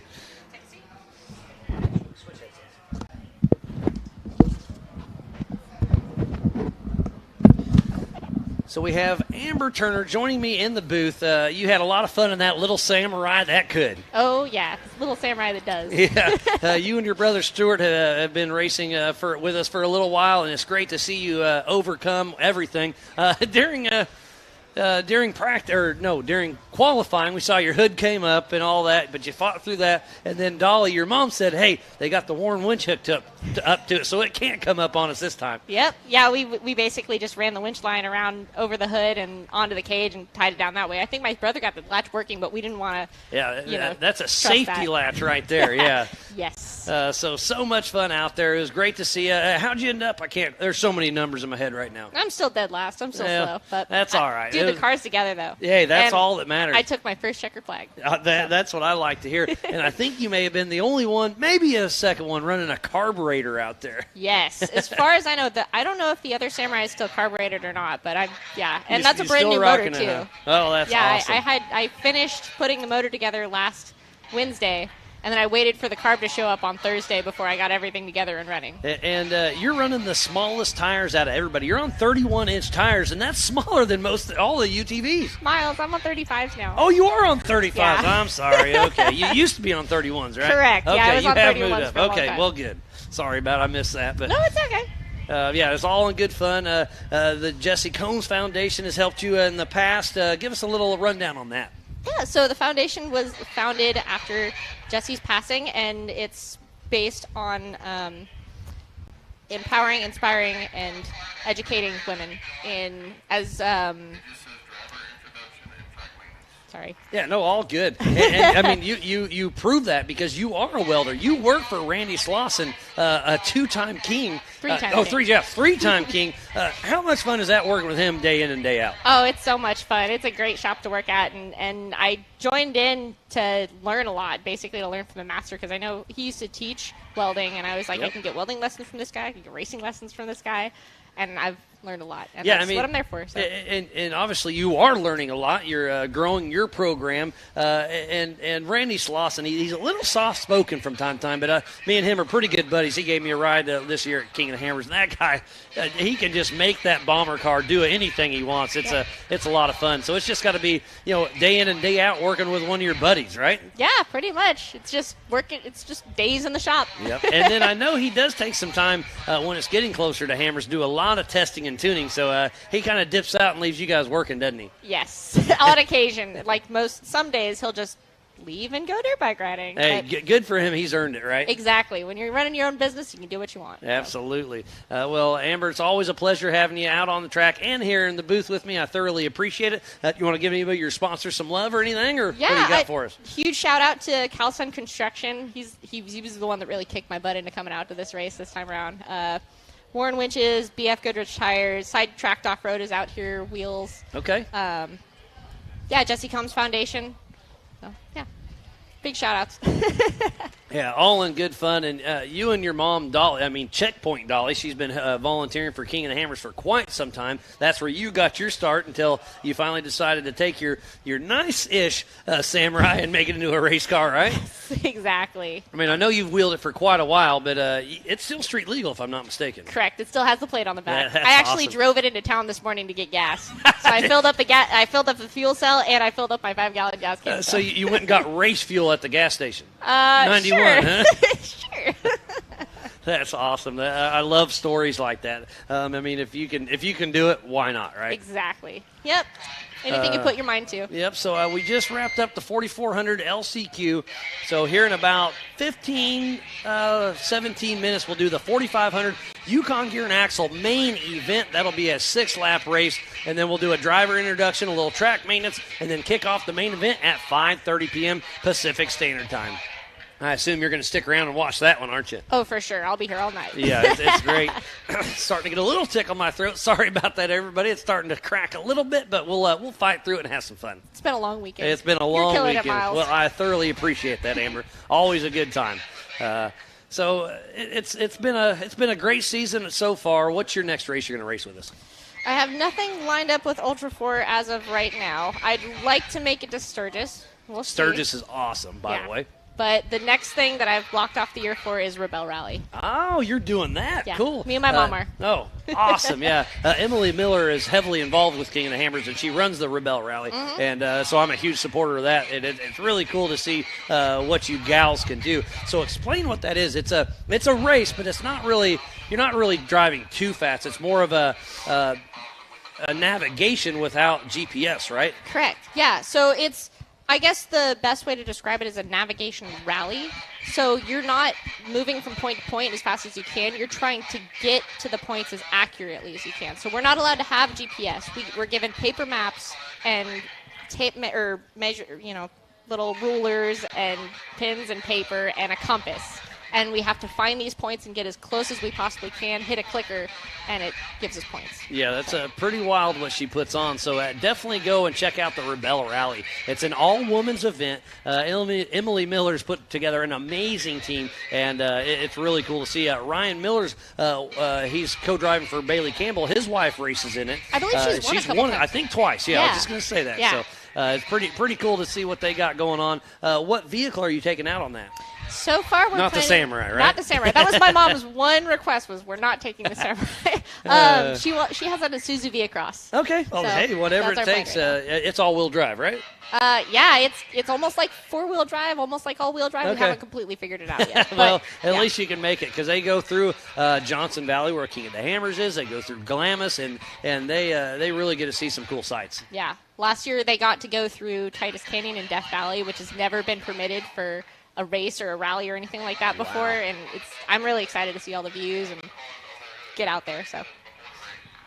Yeah, so it's been a great day of racing. Thank you to all of our race fans, all of our racers like you, tuning in for the 2022 Nitto Tire Stampede at the Prairie City SVRA just outside of Folsom, California. I am Miles Hasquist. Joining me in the Nitto studio is Amber Turner, and it's been a great day. It's been a lot of fun, and we're not done yet. We still have the 4,500 main event and then the 4,400 Olden Limited race, so I can't wait.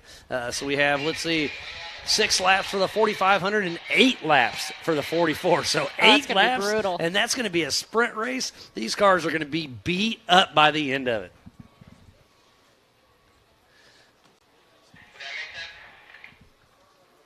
So we're getting ready to kick off the 4,500 class.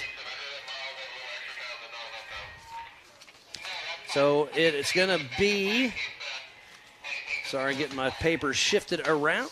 Did you get a chance to watch the 4,500 prelim? I watched it live. But yeah, that prelim was nasty. There was so much carnage out there. Yeah. Chad Jesse took a tumble earlier. John Matthews, Justin Hall caught fire. I know. Goodall busted a knuckle. I mean, they were hard on equipment. Yeah. But I do believe Ken Goodall and Justin Hall were able to get their car back together. Good. I'm glad. I know he walked through my pit looking for a power steering box. So Yep. I'm glad He was found able to one. get back. Brian Croft's brother had one, fairly local. They were able to figure it out, got it put back on, and rocking and rolling. Awesome. I'm so glad. That's what the Ultra 4 family is all about, is helping everybody out. So, it's been a lot of fun. We've been roaming through the pits just like we were talking. They were looking for parts, but I was able to catch up with Rob McCalla yesterday and had a quick chat. So here's what he had to say. So I've got Rob McCalla right here, the number 783 in a UTV. And UTV is kind of the fastest growing sport, and I love seeing all of you guys come out and play. Yeah, I've been doing this for quite a while. As you can tell, this is a 2018. It's a little bit older car. I built it from the day I bought it up to where it's at, and it's a great sport. It's really, really competitive. It's a great way to get into the to the Ultra 4 or any UTV racing in general for a reasonable price. And it, like I said, I mean, it's probably the most competitive class there is, I think. Yeah, and you can literally go to any dealer, buy a Can-Am, buy a Polaris, buy a Yamaha, Kawasaki, almost anything, and safety's about the only thing because they all run good. They all have decent suspension. Beef up stuff here and there, but put on some safety stuff and go racing, right? Yeah, 100%. I couldn't agree with you more. I think, the biggest number one concern to me with any stock car is safety. And, whether it's a race car or a recreation car, roll cages and proper safety harnesses, window nets are something I advocate to all my friends or anybody that does any type of UTV riding, just to keep your arms in the car, because the majority of any rollovers where you hear somebody gets hurt, it's usually a broken arm or something. But, like you said, the number one concern is to just make the car safe and to make sure that the people, the occupants inside the car are safe, and that you're having a good time, but always be safe and think about what you're doing. With me personally, I really like HCR suspension. These guys have supported me from day one. They've always given me, an incredible product. I've beat the crap out of it, and I've only fractured one arm, but I hit a rock incredibly hard. Also, a couple of other people that have helped me out. Reno Cycles and Gear, RCV, and Class 1 Motorsports out of Reno, Nevada. They're some of the top-notch guys in the industry. We've got a ton of great competitors out here. Everybody has their own, pick and their choice of what they run, but we all have super competitive cars that are all running basically the same platform. And, like we touched on, if anybody wants to come out and do this, this is the way to get into the sport. And I would 100%, encourage you to come out, come join us, have a great time, be safe. And like I said at the beginning, just make sure your car is super safe, and keep your family and your friends safe even when you're out doing recreational. Yeah, absolutely. You're fairly local to here, so this is kind of a home track. Who's one person out on course that you want to beat today or tomorrow? Well, tomorrow, I think the guys from ZRP, and I actually have some of their parts here. Those guys they're super fast. The Zollinger racing team. Jake and Travis both have built incredible cars. I mean, they're a little bit different platform than what I run because they have the tooling and the technology to build top-notch cars. But I've competed with them before, and I think I've got a solid chance. I've rebuilt the whole car front to back, and we're going to do what we can to hold our own against them. Well, Rob, best of luck, buddy. Appreciate it. Appreciate it.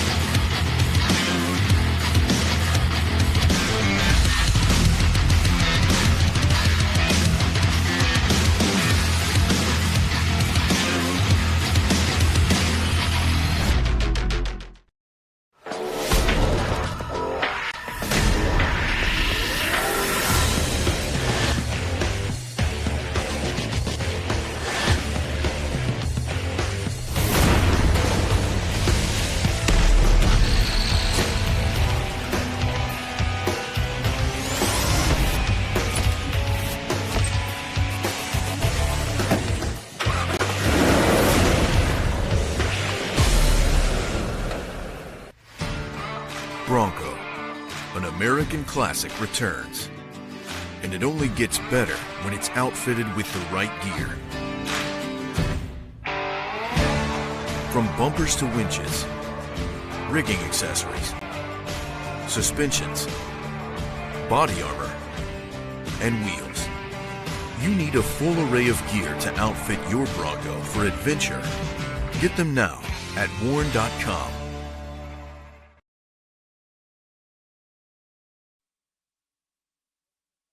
2022 Nitto Tire Stampede at the Prairie City SVRA at just outside of Folsom, California. I am Miles Hasquist, and joining me in the booth has been Mrs. Amber Turner. I appreciate you sharing your story with everybody, but we got another guest we'll bring in, so thanks for everything, Amber, and we'll see you later.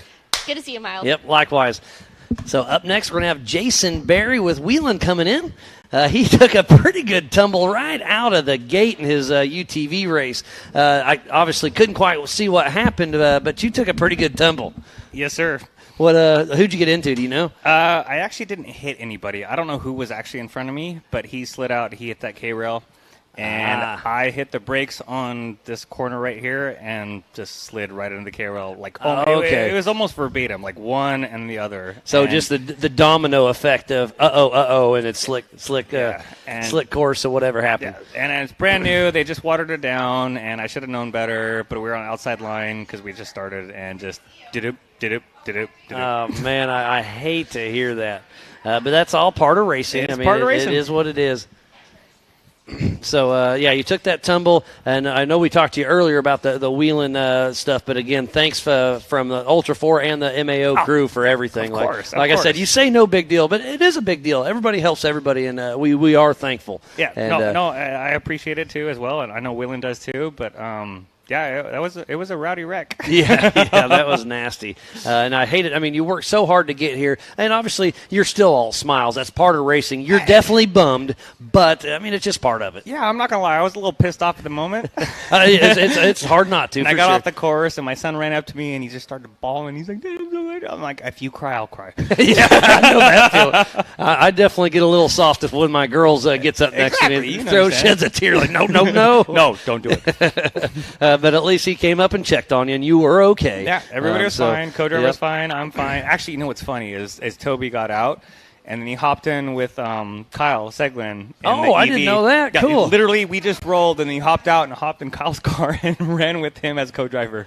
That's awesome. Well, Jason Berry, always a pleasure. Great to see you, and thanks for everything. And we'll see you at the next one for sure. Oh, for sure. Yeah, thanks, buddy. Appreciate it. Miles.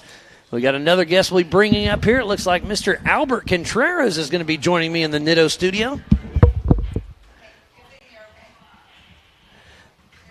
So you're fresh off your podium finish there, and how you feeling right now, Albert? Oh, man. You had a great run going, didn't you? That was you were battling strong. Dude, it was insane, man. This course is just an eater course. Yeah, it just gets your car up and it's nasty. You had some really good passes, and then you got passed back and forth, and John Williams ended up getting you, right? Yeah, you got second, right? He got me in the rocks because I had some issues with my car, electrical fuel, and it was just, oh man, it sucked. But, that's part of racing. Part of racing. And again, we always talk about the Ultra 4 and MAO family. And talking about family, you have your son Tristan riding shotgun with you. How much fun is that to share these memories, make these memories with your kids and family? Oh man, it's the greatest feeling in the world, I tell you. He's just turned 16, and this kid is just amazing kid. He's an excellent co-driver, and he knows everything about the Jeep, and he's just super keen on driving the Jeep and being in there, and it's super fun to have him, and it's just the greatest feeling in the world to have him in. Yeah, I love it. And then he helps you in the shop too, do a lot of stuff. And then when you guys walk up together, he's got about a foot on you. This kid's tall, isn't he? This kid's a giant. He takes after his mom, But this kid's amazing at the shop. He can really take the whole car apart, put it back together, and he's very technical on it, and just like his dad. Yep. Stuff like that. So he's learning from the best, and I love having him at the shop. He's super busy at school. He's a scholar athlete, and he's probably gonna go play football somewhere in the university or something. Oh, that's gonna be awesome. But, so you talk about in the shop. You have Jeep Thrills off road. Give yourself a little love. Where is it at, and what do you do? So my shop is based in Compton, California, and I started a Jeep shop there, and I started in my mom's driveway. Yeah. That's awesome. I mean, that's a lot of stories start out like that. Yeah, I started in my mom's driveway, and I got kicked out. Got a letter from the city say, "Hey, take a hike. This is not zoned for this." Like, all right, cool. So we found this shop, and we were able to buy a shop. And you've been in that one for quite a while now, right? Yeah. So my shop, I've been in my shop legitimately for 20 years, and I worked out on my driver for 7. So I've been at it for 27 years. That's awesome. So, and we built some awesome vehicles and awesome relationships with companies and customers, and we're super strong. And when we come out to race, we close up the shop.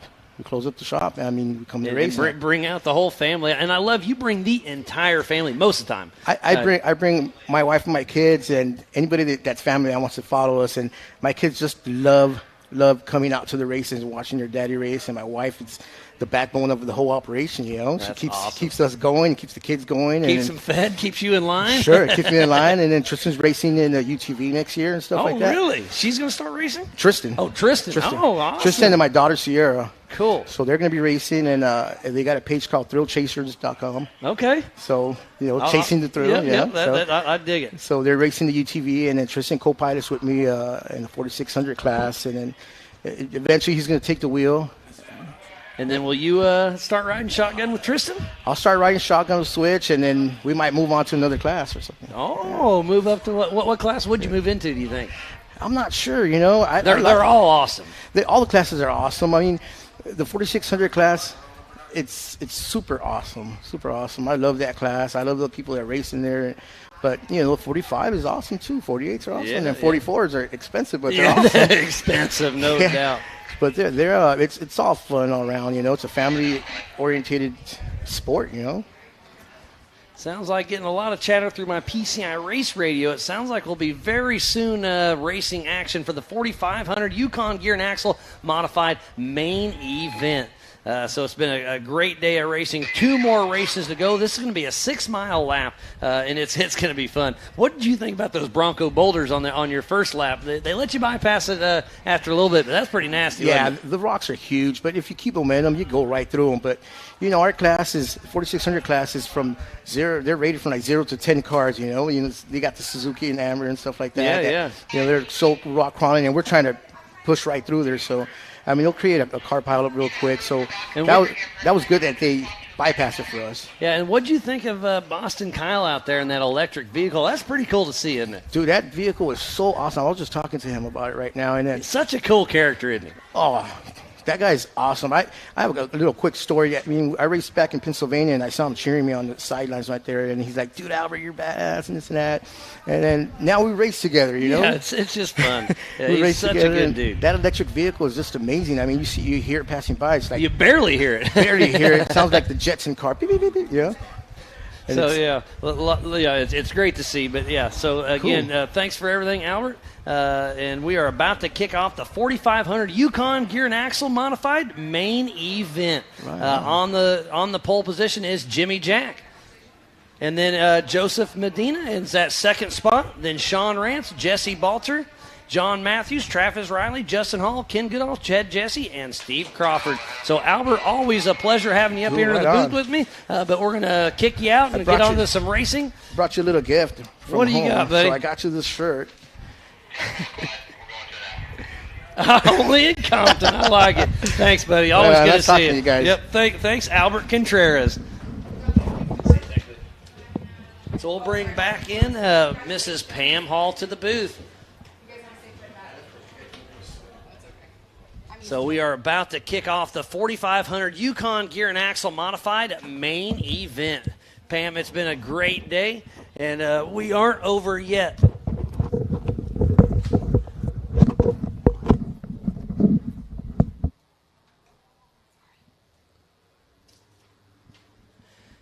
So there's Justin Hall coming from the back. We had that fire earlier. There's Kenneth Goodall. He got it back together. Sean Rance. And I'll take a little bit about Sean Rance. If he wins this race, Ford Contingency will give him $1,000 for running Ford horsepower and another $1,000 for running that Ford Bronco. So if he can win this race, he'll take home $2,000 from Ford Performance. How cool is that, Pam? That is super cool for sure.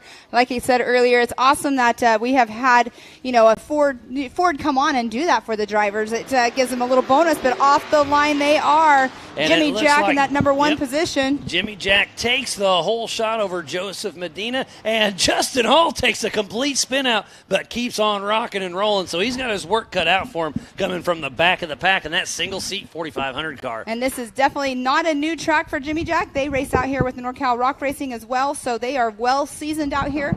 But when the races are over, the track doesn't stay as it is. They have to go out there and they groom it back down to be as it was when they got here. So it does change up here and there a little bit, but so Jimmy Jack and his wife Amy Jack making it through the rigid rhythm section as we speak, running strong. And like you said, they're locals here. This is their home track, and they're going to push strong, trying to give a good showing for their friends here at the 2022 Nitto Tires Stampede at the Prairie City SVRA just outside of Folsom, California. We are hot and heavy during the 4500 Yukon Gear and Axle Modified class. There's a great shot of Jimmy Jack Going down that gunite section.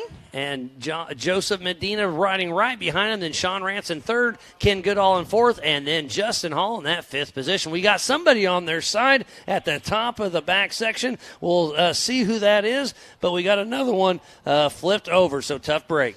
Yeah, you can see it right there on screen. But we can't see exactly who it was, so we'll know here momentarily. Our safety crew is heading up there trying to make sure everybody is A-OK. And it looks like they were already out of the car. And on screen right there is Sean Rance along with Kenneth Goodall and Justin Hall are all going through the Bronco boulders. What a great race we have on our hands. And Joe Medina's going for a pass on Jimmy Jack. Wasn't able to make it stick. He got shut out. The door shut for him for sure. As they make it through the Recaro Rock section. This is a 6-lap race, so they are about to finish lap number 1, heading out for their second lap. Between 1 and 5, there's definitely not a huge gap. There is a 2.1 second gap between first and second, but I have a feeling that's going to close in quite a bit. Joseph's been in the car a lot, but he's been in that passenger seat, but he's moved on over to that driver's seat. It's cool to see him move over. Mm-hmm. I'm sure that he's been out practicing somewhere because they're not just going to throw anybody in the driver's seat without any practice. But he's another local boy. I was talking to his dad the other night. He's been riding dirt bikes out here since he was about 5 years old, if I'm not mistaken. So they make it through the rigid rhythm section. It is Jimmy Jack out front and Joe Medina second. And then Ken Goodall in that third position. And Sean Rance in fourth. And then we have Justin Hall in that fifth position. They have all completed lap number 1, and we do have 10 cars out on the course. So that must have been Jesse Balter that took a tumble out on the back stretch. So tough break for him. So we do have 5 cars running strong out on course. Jimmy Jack and Amy Jack heading down the Gunite Rock section. If you remember a few years ago, J.P. Gomez came down this section and came down a little hard and hurt his back. That could be a nasty section if you hit it too hard. Justin Hall still pushing hard from the back of the pack, trying to make up for lost time when he spun out off the start line. Oh, I just got a message to Mario with the Gomez brothers. He's wanting to watch it, but he can't watch it. He's still working, but he's going to be heading this way to finish up and hopefully get to watch the 4400 race and cheer on all his hits. And Mario? He's a head honcho kind of guy down there now. He's really worked his way up out there with the Gomez crew, so proud of him for doing what he's doing. As Jimmy Jack does a little wheel stand through there, and Joe Medina's pushing strong and starting to catch Jimmy Jack as they head into the Recaro Rock section. We'll see if we get a pass here, and it does look like he's going for it. Nope. Oh, they got a little stalled right there, but that's where he almost did the pass in the Bronco Sports section a little bit earlier. I like that name. Yeah, it's working out well. So finishing lap number 2, heading out for lap number 3, it is still Jimmy Jack out front. Joe Medina in that second position. Ken Goodall welded up his knuckle and was able to keep it. Uh-oh, the voice is starting to crack, Pam. I'm sorry, everybody, but I'll do my best to keep it together. It's been a long day. It's been an exciting day, but we're still having some fun up here. It's so funny whenever you mention people's names and then people start texting you about them. Ryan Few, who is with Nitto Tire, he sent me a message about Mario, but yeah, pretty funny to heckle with people and joke around with people.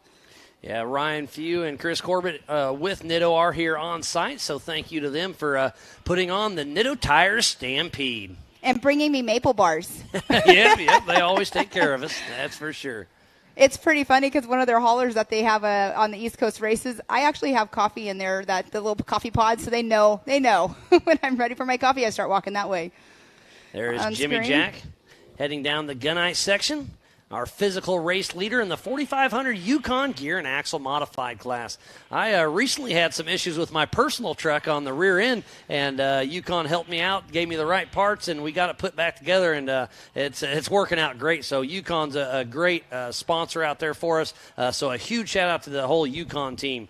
They make a great product, and it gets used in the real world. Jimmy Jack making it through the Bronco boulders. Miles, your voice lasted a lot longer today than we were expecting. We were talking about this last night. We were going, how long is it going to last? Well, it's still there, but it's getting a little crusty. We'll see what happens. There's Kenneth Goodall right there on screen. I promise I'll have a frosty beverage tonight and make it all better. Somebody will bring you a cold one as soon as the races are over. So Jimmy Jack just took the right-hand side right there of the Recaro Rocks. The left-hand side. I mean the left-hand side. We're getting a little tongue-tied here, Pam. I do know my left and my right. I don't know. I've rode with you a few times this week. Made me nervous. We've been cruising that little Mustang around this week. Ford Mustang convertible. It's not really a track car, but everybody kept asking me when they saw us pull up, did you get the insurance on that? Go take it on the track. The extra insurance, Yeah, absolutely. Ken Goodall still pushing strong. Well, we are halfway through this race. Jimmy Jack out front, Ken Goodall in that second position. What happened to Joe Medina? Oh, that's right. And then we have somebody else pulling off to Joe the side. Medina, I can see him in the AMSOIL hot pits. Looks like they're jacking up the car, so he probably has a flat tire on that fly off-road machine. So tough break. He had a great run going, but hey, that is racing. But look at Jimmy Jack. They got out front. They got that whole shot, and they have not looked back ever since. He's hitting the Yukon launch as we speak. Starting to get a little bit of a lead, so this is Jimmy's race to lose. But remember, to finish first you must finish, as Ken Goodall hits the Yukon launch now. And is that Sean Rance? He's turning back and forth, so he may have some steering issues. Yeah, I hate to see that for the Rance, Sean Rance. He was off to the side a little bit. But we saw him, where was it at? Were we at Kentucky? No, at Moab, and he pulled up in a brand new Bronco. Yeah, they're Lauren Healy put their name in the hat, and they got one of the leftover Ford Broncos, so they're going to start building a Bronco for the stock class. It'll be fun to see. And I think Sean's son, John, is going to start running that and maybe even put his UTV up for sale. Oh, that's super cool. And he was doing well out there today. So he took a tumble with Jason Berry earlier on. Before, earlier on, yeah. But that's part of racing. Oh, look at that big boulder right there at the exit. And it was just so cool. I put it on my social, but Ken Goodall was, after his little tumble early on, broke his knuckle. They were welding on it, and they got to put that back together. And now he's starting to reel in Jimmy Jack. So this is going to be a race to the finish. Well, I was down there at the spotter's booth just now, and I was chit-chatting with Brad, who is with Mid-America, and his spotter walks by, and I said, "You got it all back together? Everything's good?" He's like, "Yep." And I said, "What a way to not give up." And they said, "We drove all this way. We're definitely not going to give up." So Jimmy Jack heading out for lap number 5. So next time along, they'll have the white flag. So Jimmy Jack, then Ken Goodall. And those are only the two on the lead lap right now. Everybody else is having some issues, so I hate to see that for everybody. Sean Ramsey's going slow right here, but definitely something loose going on in that front end. You can see the cars moving around a little weird, not normal. Yeah, this is the 4500 Yukon Gear and Axle modified class. You can have 2.5 shocks per corner, limited to 14 inches of travel. You have to have mechanical steering, maximum of a 37-inch DOT tire, and front-mounted engines only, but unlimited horsepower.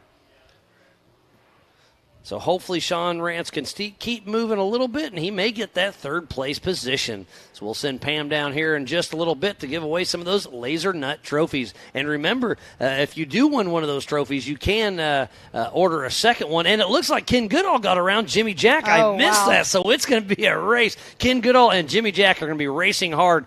The white flag will be flying, so about 3 or 4 more minutes of racing. And look, side by side out of the gunite section, and Jimmy Jack is all over the tail of Ken Goodall. This coming up right here into the Bronco Boulders, that's what's going to name who's going to come out in first right here. That spot right there is definitely, if you have a good line or however you drive it, we'll see what happens right here. So Ken Goodall out front and does a little bite there, but keeps her under control. So that just goes to show how hard they are pushing. He just Can Jimmy Jack and Amy get around? Time will tell. He didn't use his blinker, though. He did not use his blinker at all, did he? He ran out of blinker fluid. You'd probably fall for that one, wouldn't you? I have not, and I would not.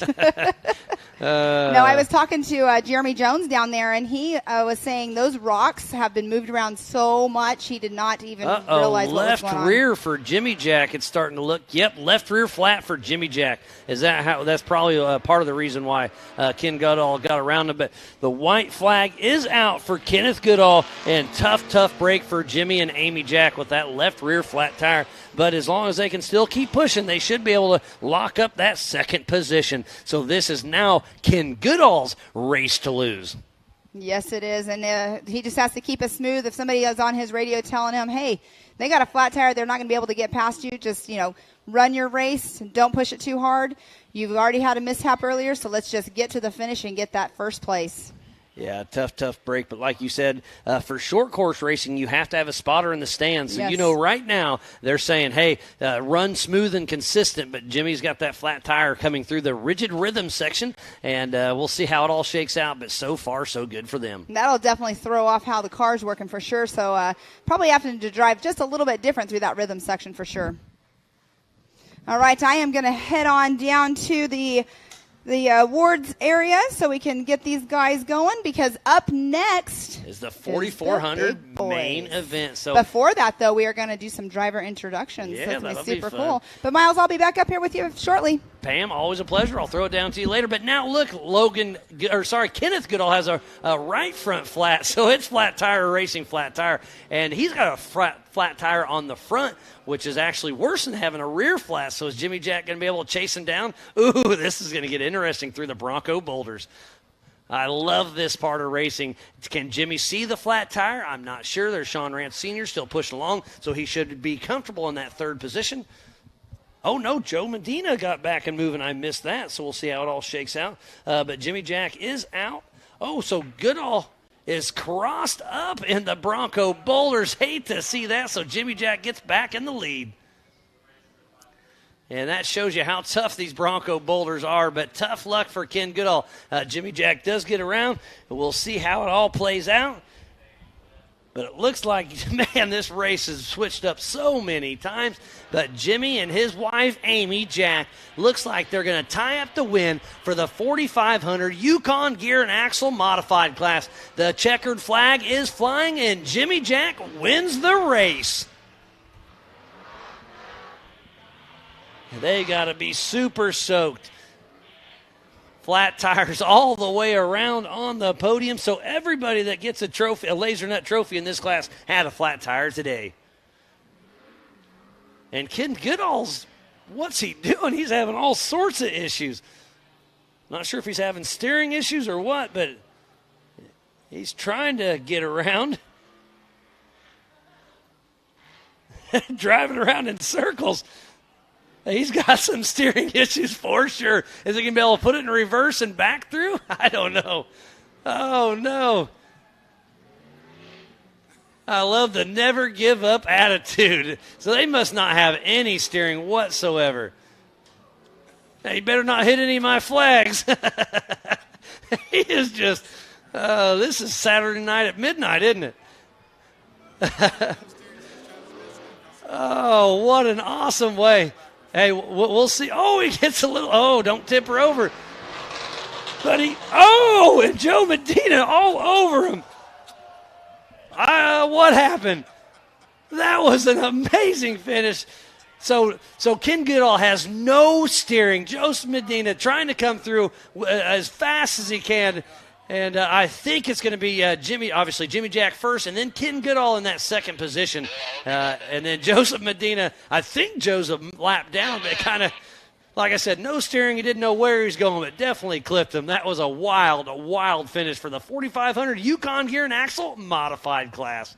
What a finish. Poor Ken Goodall had some issues with his steering, but never give up attitude. But they're crawling out of the car. The crowd goes wild for the Goodalls. What a wild finish. That was awesome. Look, bump into the K-rail. So we'll have to get the grate all up there and get it fixed. But the crowd goes wild for the Goodalls. That was an awesome finish, and he is wore out. Could you imagine trying to finish this race with absolutely no steering?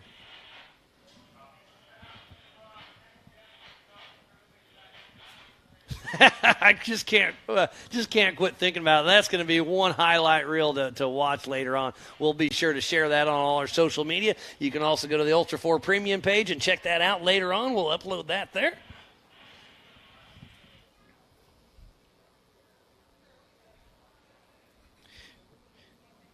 Looks like Bobby, our truck driver's tuned in, checking everything out, having fun. And what a finish it was. This is going to be a little tricky to get recovered. And JT Taylor's coming up, I'm sure shaking his head, laughing a little bit. So we'll get the grade all up there and get him off the track and fix the K-rail and get everything lined up for the 4,400 main event coming up right around 5:30.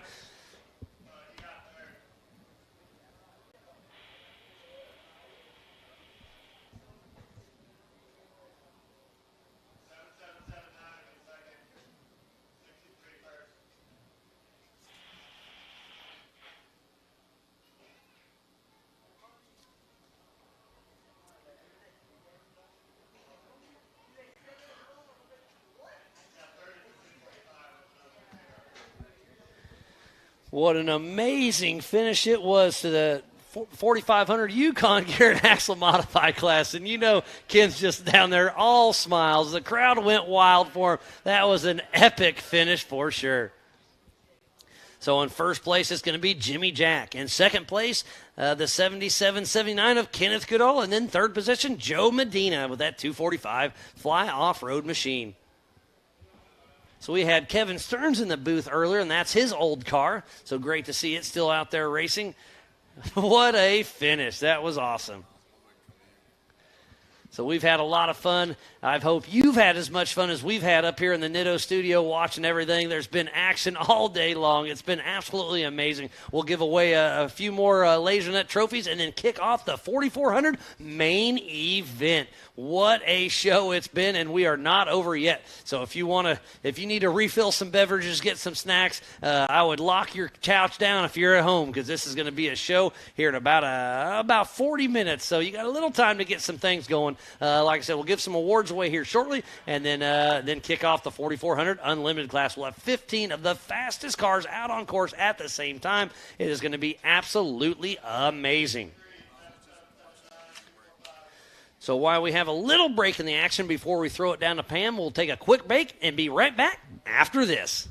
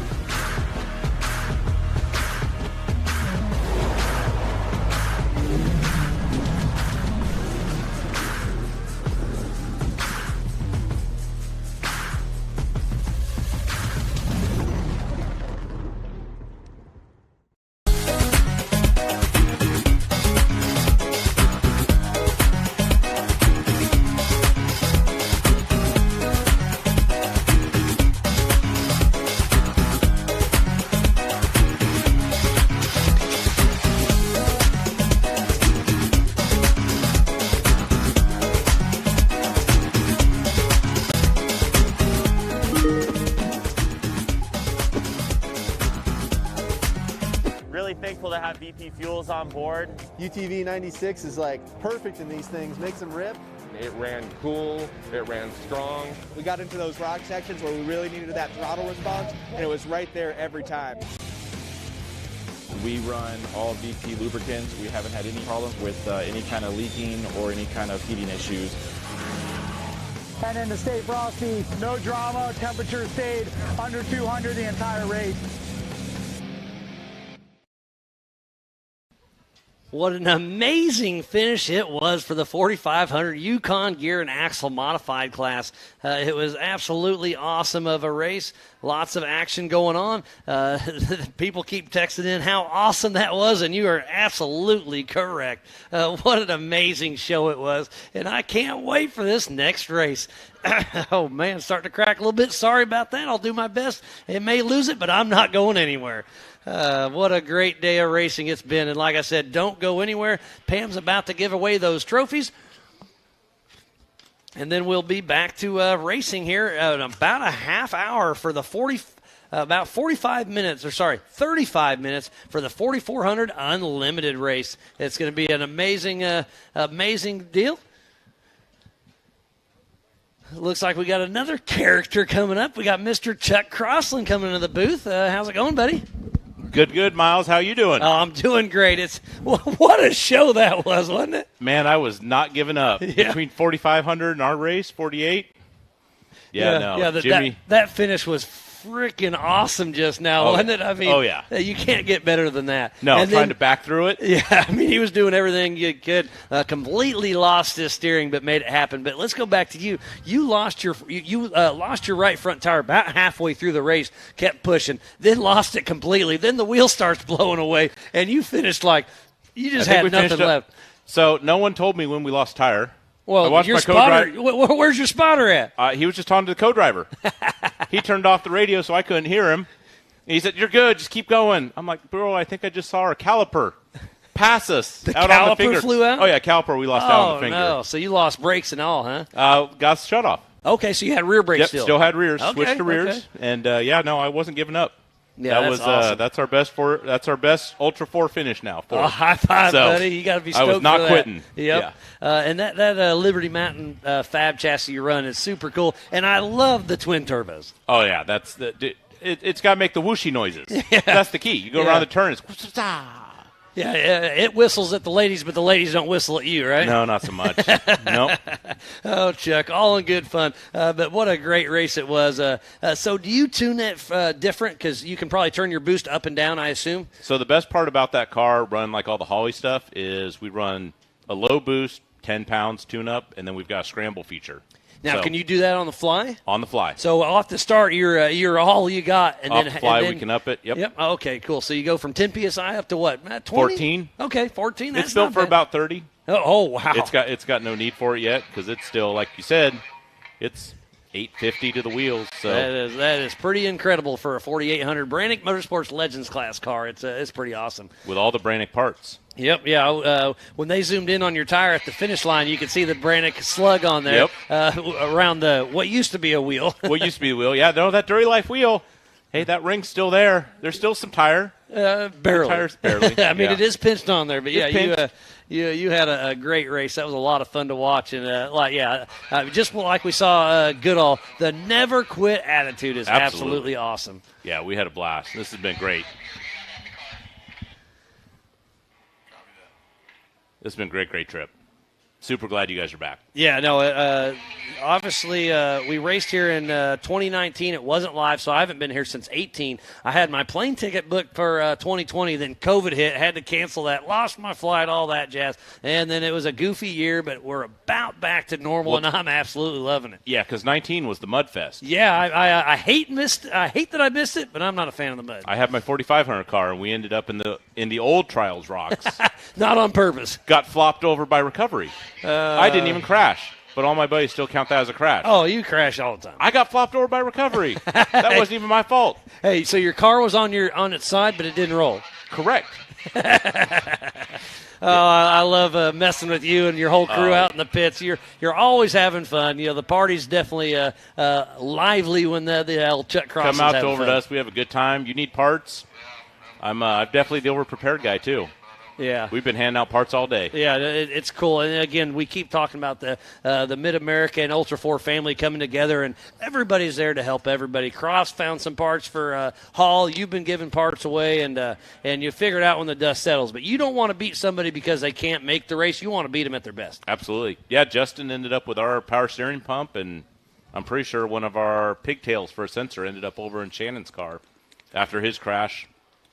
They're out the finger. So, yeah, it's great. Yeah, no, it's really cool to see everybody helping everybody. So, again, thanks for being the class act you are and having fun out there. And congratulations on your best finish yet. I hope to see you do better. But fourth place, we'll get that you podium. Be excited. We'll get there. Yep. Awesome, so, guys. What's your next race? You'll be racing Ultra 4 or NorCal? Next race, we're showing up. I think it's Oklahoma.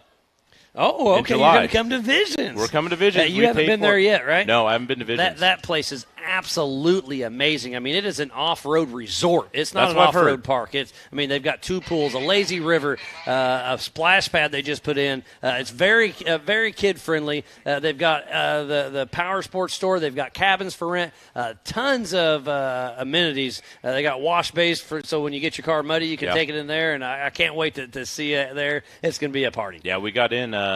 We got our spot. So, yeah, we're looking forward to Visions. And then on to Sturgis. So. Yeah, you're coming to Sturgis once again, right? Well, I haven't been yet. Oh, you weren't there last year, huh? I'm sorry. No, that was a little bit of a gray area. We don't talk about that anymore. Your name was there. My name was there. Yeah, okay. Yes. So I do remember, but I forgot. But yeah. So Chuck Crossland, actually, you did better than normal because somebody else was driving for you. I've heard that before. Thanks. I appreciate that. Yeah. We're looking forward to it. I'm really excited. Good year.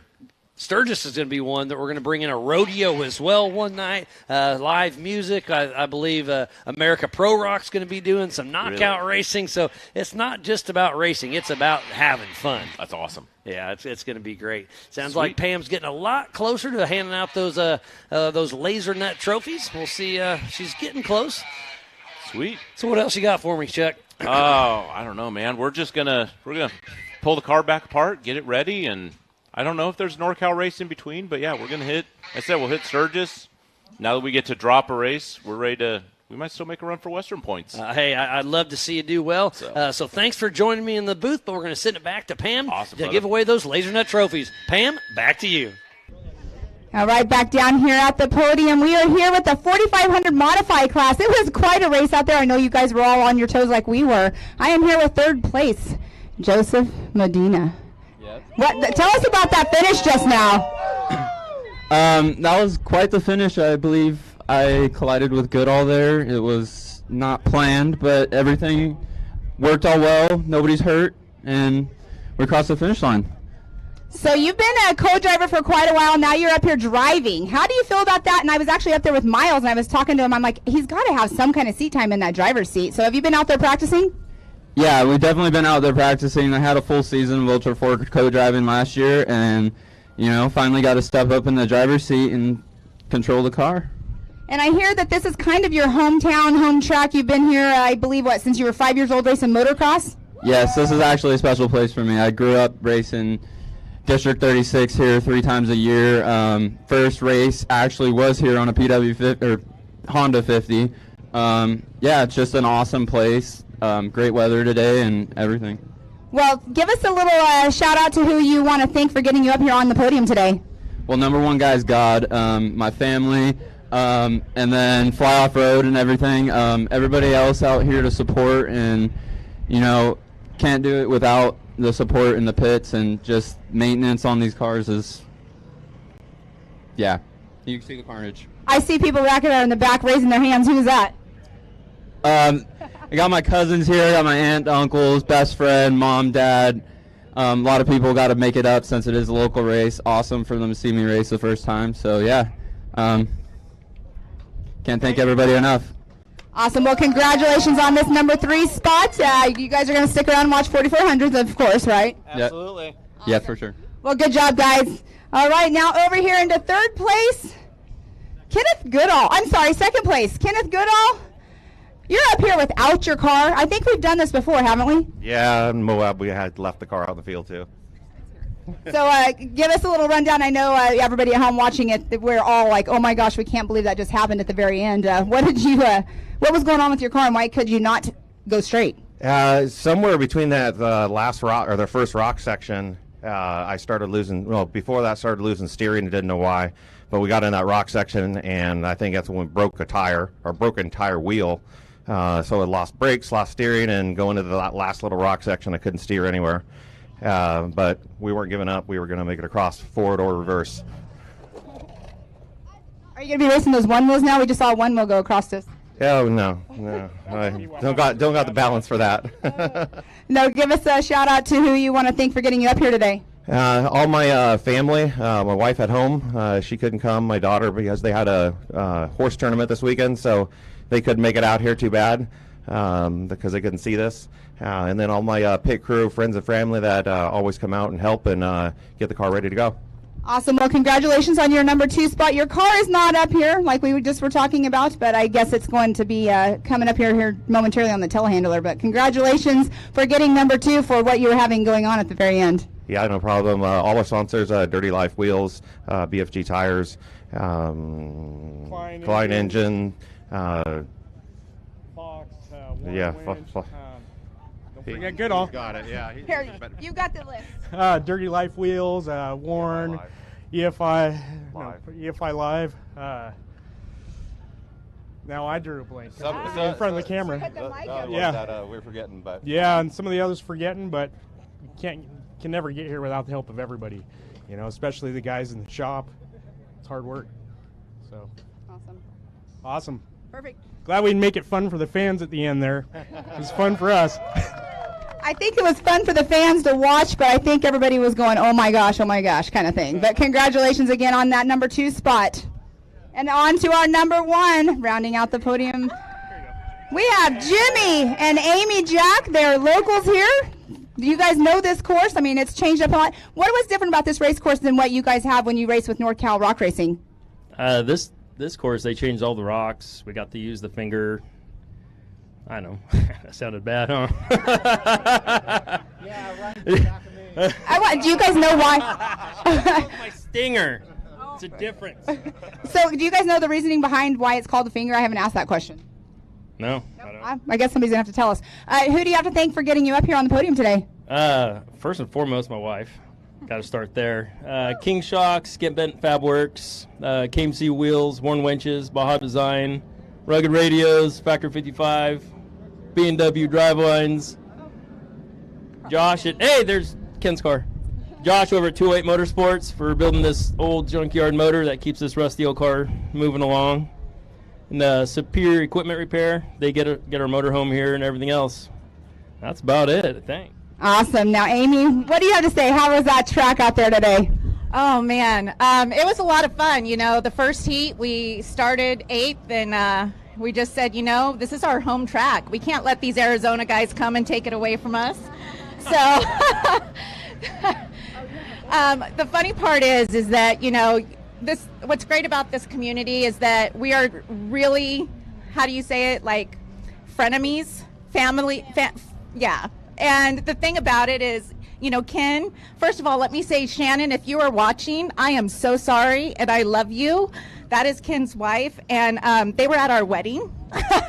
So they're super good friends of ours. And when we went into that rock pile, Jimmy says, what are we going to do? And I said, you know what? I said, we're just going to go for it. And he said, okay. And Ken got a little sideways, and it was like, go, go, go. And I was on the horn, and you know, you didn't get over. So we helped you to get over. But, you know, we love these guys and everybody out here. Yeah, Jimmy used to co-drive for Ken. And his son, his son has been a co-driver for us at KOH. So it's a big family. And, you know, we love you. Sorry about that. Well, it was sounded like a lot of fun out there on course, but we are gearing up for the 4400 race. I know you guys want to get, yes, you may. Because my husband forgot, we couldn't do this without each and every one of the people that come out here.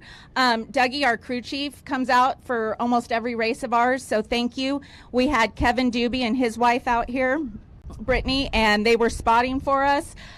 We have Bill Kessler out here who cooked for me because normally everybody thinks I'm going to do it.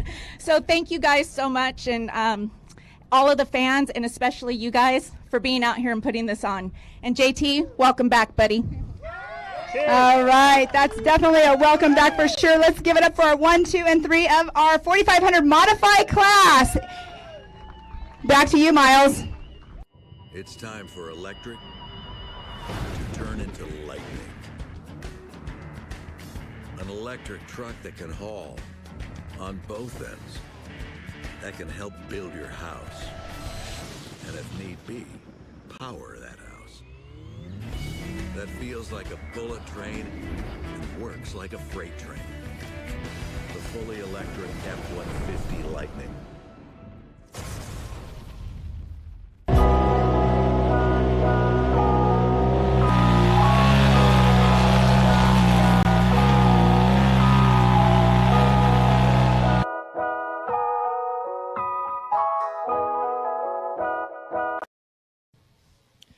Well, thank you, everything, for going on. It looks like Brian Crofts just had to drop out of the race. I'm going to try to flag him in here real quick. He was kind of giving me a quick rundown on what was going on. Sounds like you're having some T-case issues, so you could take the green flag, but you wouldn't be able to race, so you're giving your spot up to somebody.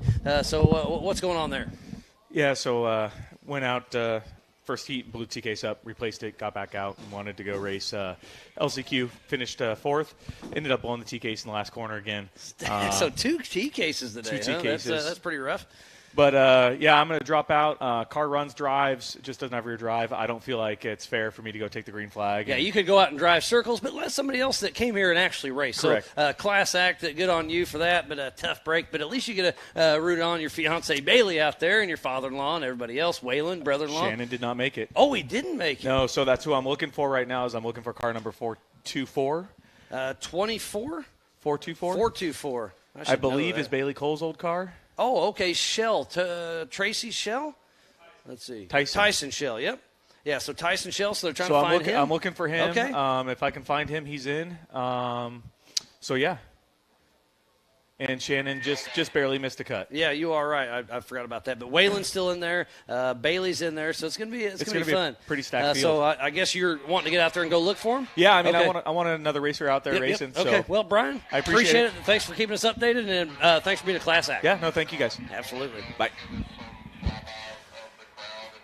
So what a wonderful day of racing it has been for the 2022 Nitto Tires Stampede here at the Prairie City SVRA just outside of Folsom, California. It's been a wonderful day of racing. I am Miles Hasquist. Alongside me, my buddy Pam Hall will be joining us here in just a minute. We've had a lot of fun. I hope you guys and gals have had just as much as we've had. It's been a great day of racing, and can't wait to finish off with the 4400 Unlimited class.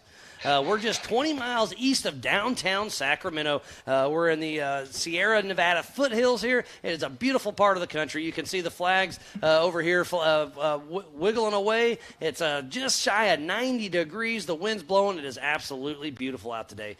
So thanks for everybody to come here. The grandstands are a little light now, but I'll bet you here in the next 15, 20 minutes they'll fill up for the 4400 main event. It's going to be wild. These are the Swiss Army knives of off-road. We race King of the Hammers. We race Crandon all over the East Coast, MAO, Sturgis. We go up the mountains, through the desert, the mud, trees. These cars can do it all and do it all well. It's going to be a lot of fun, so make sure you grab your beverages, grab your snacks, and this is going to be an 8-lap main event. So this will be the last and final race.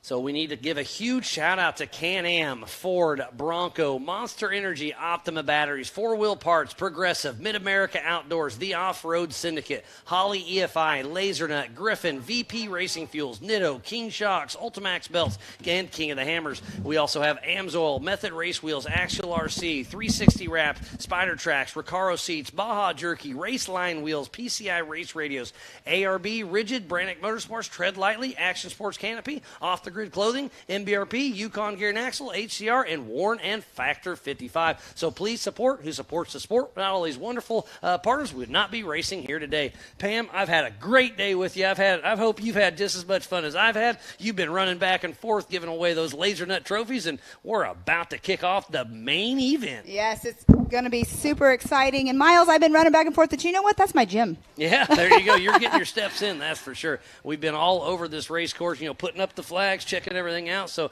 I definitely get my steps in here at the races also. For sure. And Kenneth Goodall just came through, as we all saw his car, came through without his car doing the podium just like he did in Moab. Yeah, so yep, the forklift it's becoming of his normal. What an amazing finish it was. That was pretty awesome.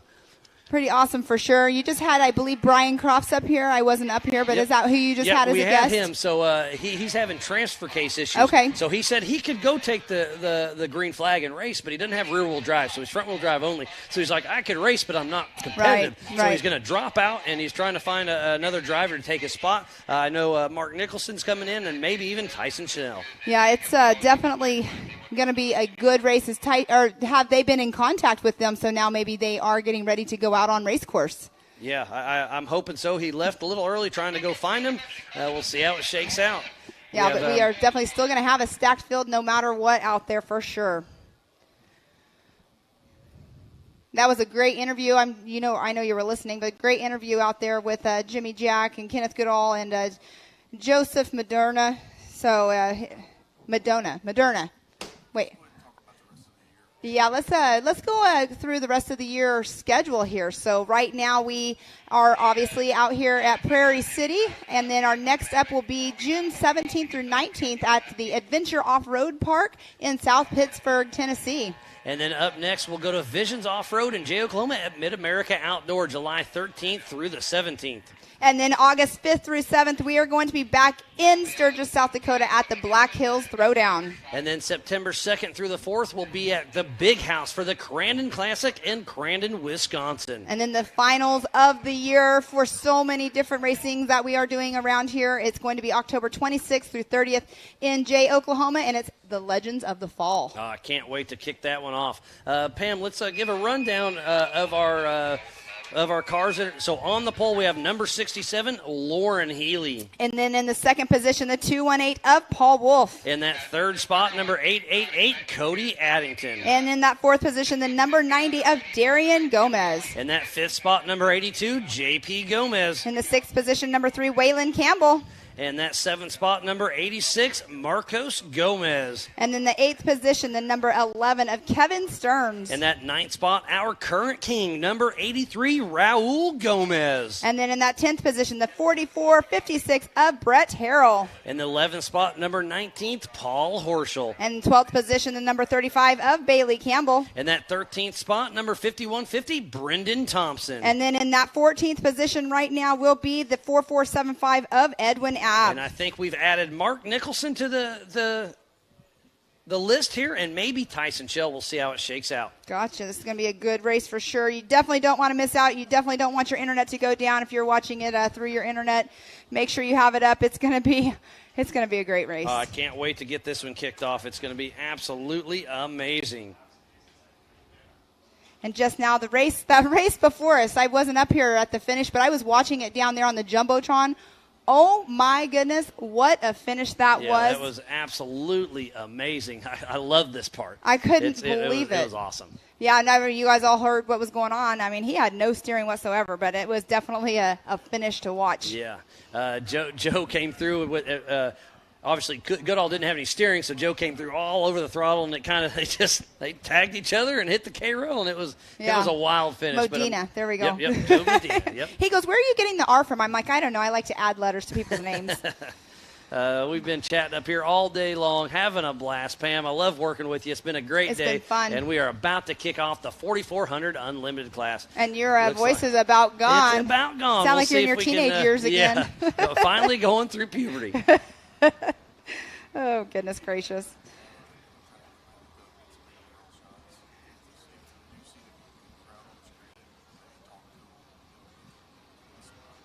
So we are here for the 2022 Nitto Tires Stampede here at the Prairie City SVRA in Folsom, California. It looks like we have Jaron Gunter up here. We were hoping to have you out on course, but you're up here in the booth. What's going on? Not much. It was a blast day. Had a great time. The competition out here is incredible. I mean, you're talking about some of the fastest guys in Ultra 4 came to show up to this race. It was intense. Just the start, there's cars going everywhere, every which way, and it was a lot of fun. You took a pretty wild ride earlier. What happened? You got sideways, bicycled, and hit the K-rail maybe, and then all of a sudden you landed it. The one down here, we hit the K-rail. I was driver error. I got out to the K-rail, got up on two wheels, saw the front tire come down, just gassed it, and did a NASCAR spin out into the infield. Goodness. And that one, I'll take credit for that one. The one up here, I don't know what happened. We came out of the rocks. I know I had a flat tire. I didn't know which side it was. Just gassed the car trying to come around the corner, and it caught and shot me straight up in the air. I still haven't seen video of it, but I'd love to see. If anyone out there's got any video of that, I'd love to see it. Yeah, I'm sure somebody somewhere has it. I'm sure it's there. Yeah, that was a Someone said the top of the car was upside down about 6 feet in the air. Oh, so. my goodness. How is the car still okay? Oh, no. No, it's hurt, huh? Oh, yeah, so that's why we didn't go out for LCQ. The car, all 4 shocks are blown out the back. The back part of the car got broken tubes, and yeah, it was a little violent. I hate to hear that. So yeah, it's not good. Who's going to fix that one for you?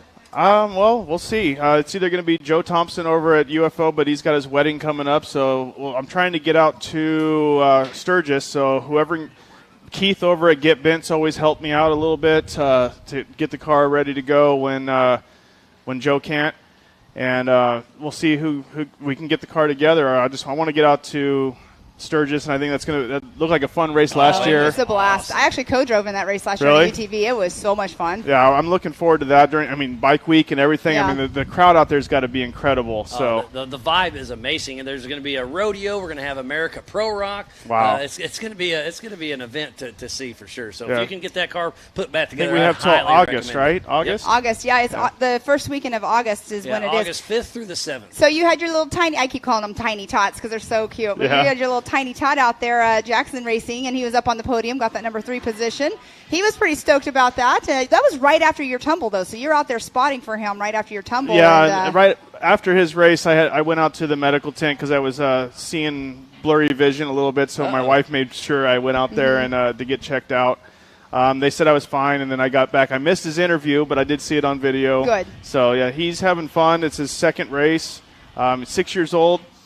He's so cute. He's so little. Yeah, I had to build his seat up. I had to put. If you look in his car, he's got 2 pieces of 2x4 attached to his gas pedal because he can't reach it. We did the same thing to my son because he started racing at 5 years old, and he had a Razor or a 170 at the same age, and same thing. You have to do something so they can reach that pedal. Yeah, I did everything I could. I moved the seat forward. The seat. Yep. I had to move it up because he couldn't see over the steering wheel, and then his feet got farther, and I was like, well. We'll just put some wood on it. Right, yeah. and you named your race team after him, right? Yeah, Jax Daniel Racing for Jackson Daniel. And then my number is my other son, Cody. Cody's birthday is 4th of July, so that's where the 74 came from. Oh, that's okay. Awesome. I love that. Dan Wyrick's done that. My race number used to be 1010 because my daughter was born October 10th, so same principle. Yeah, it's great to tie in the whole family. Yeah, it's a lot of fun, and I can't. I mean.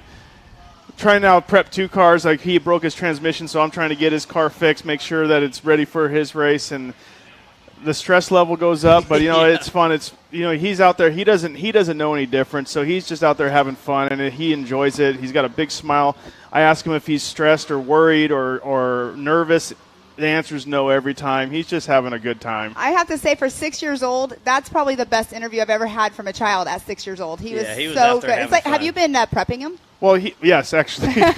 What's funny is because Heidi was pregnant with him on my first King of the Hammers in 2016, and he's been at every race since then, and he's seen them all. He's been doing it, and yeah, him and his brother do mock interviews at home, and it's pretty funny. Oh, that's super. Awesome. You guys should get video of them, and then when they race with us again, we can use it as like a we B-roll. have one that was there's one. You should have sent it to us. We could have used it. It's funny. Both of them interviewing each other, and they're out there, and it's pretty funny. They push their dump trucks around the backyard, and then they do an interview afterwards of whoever wins. Cool. That's super cool. How fun. That's awesome. That was unfortunate, though, that happened to you. I'm glad you're okay. I mean, I was talking to you down there by the podiums, and it's good to see you that you're okay. Are you still seeing No, fuzzy? actually, my vision's back. It's not as bad as it was earlier, so I'm no more blurry vision. Well, there you go. And there was no evidence of my helmet getting hit or anything. I don't know what it was, but that was the most violent. Yeah, that was the most violent crash I would really like to see it, but that's the most violent crash I've ever been in so far. Somebody somewhere has it. I mean, our production crew actually could have it, but we don't have the ability to do any playback right now. So,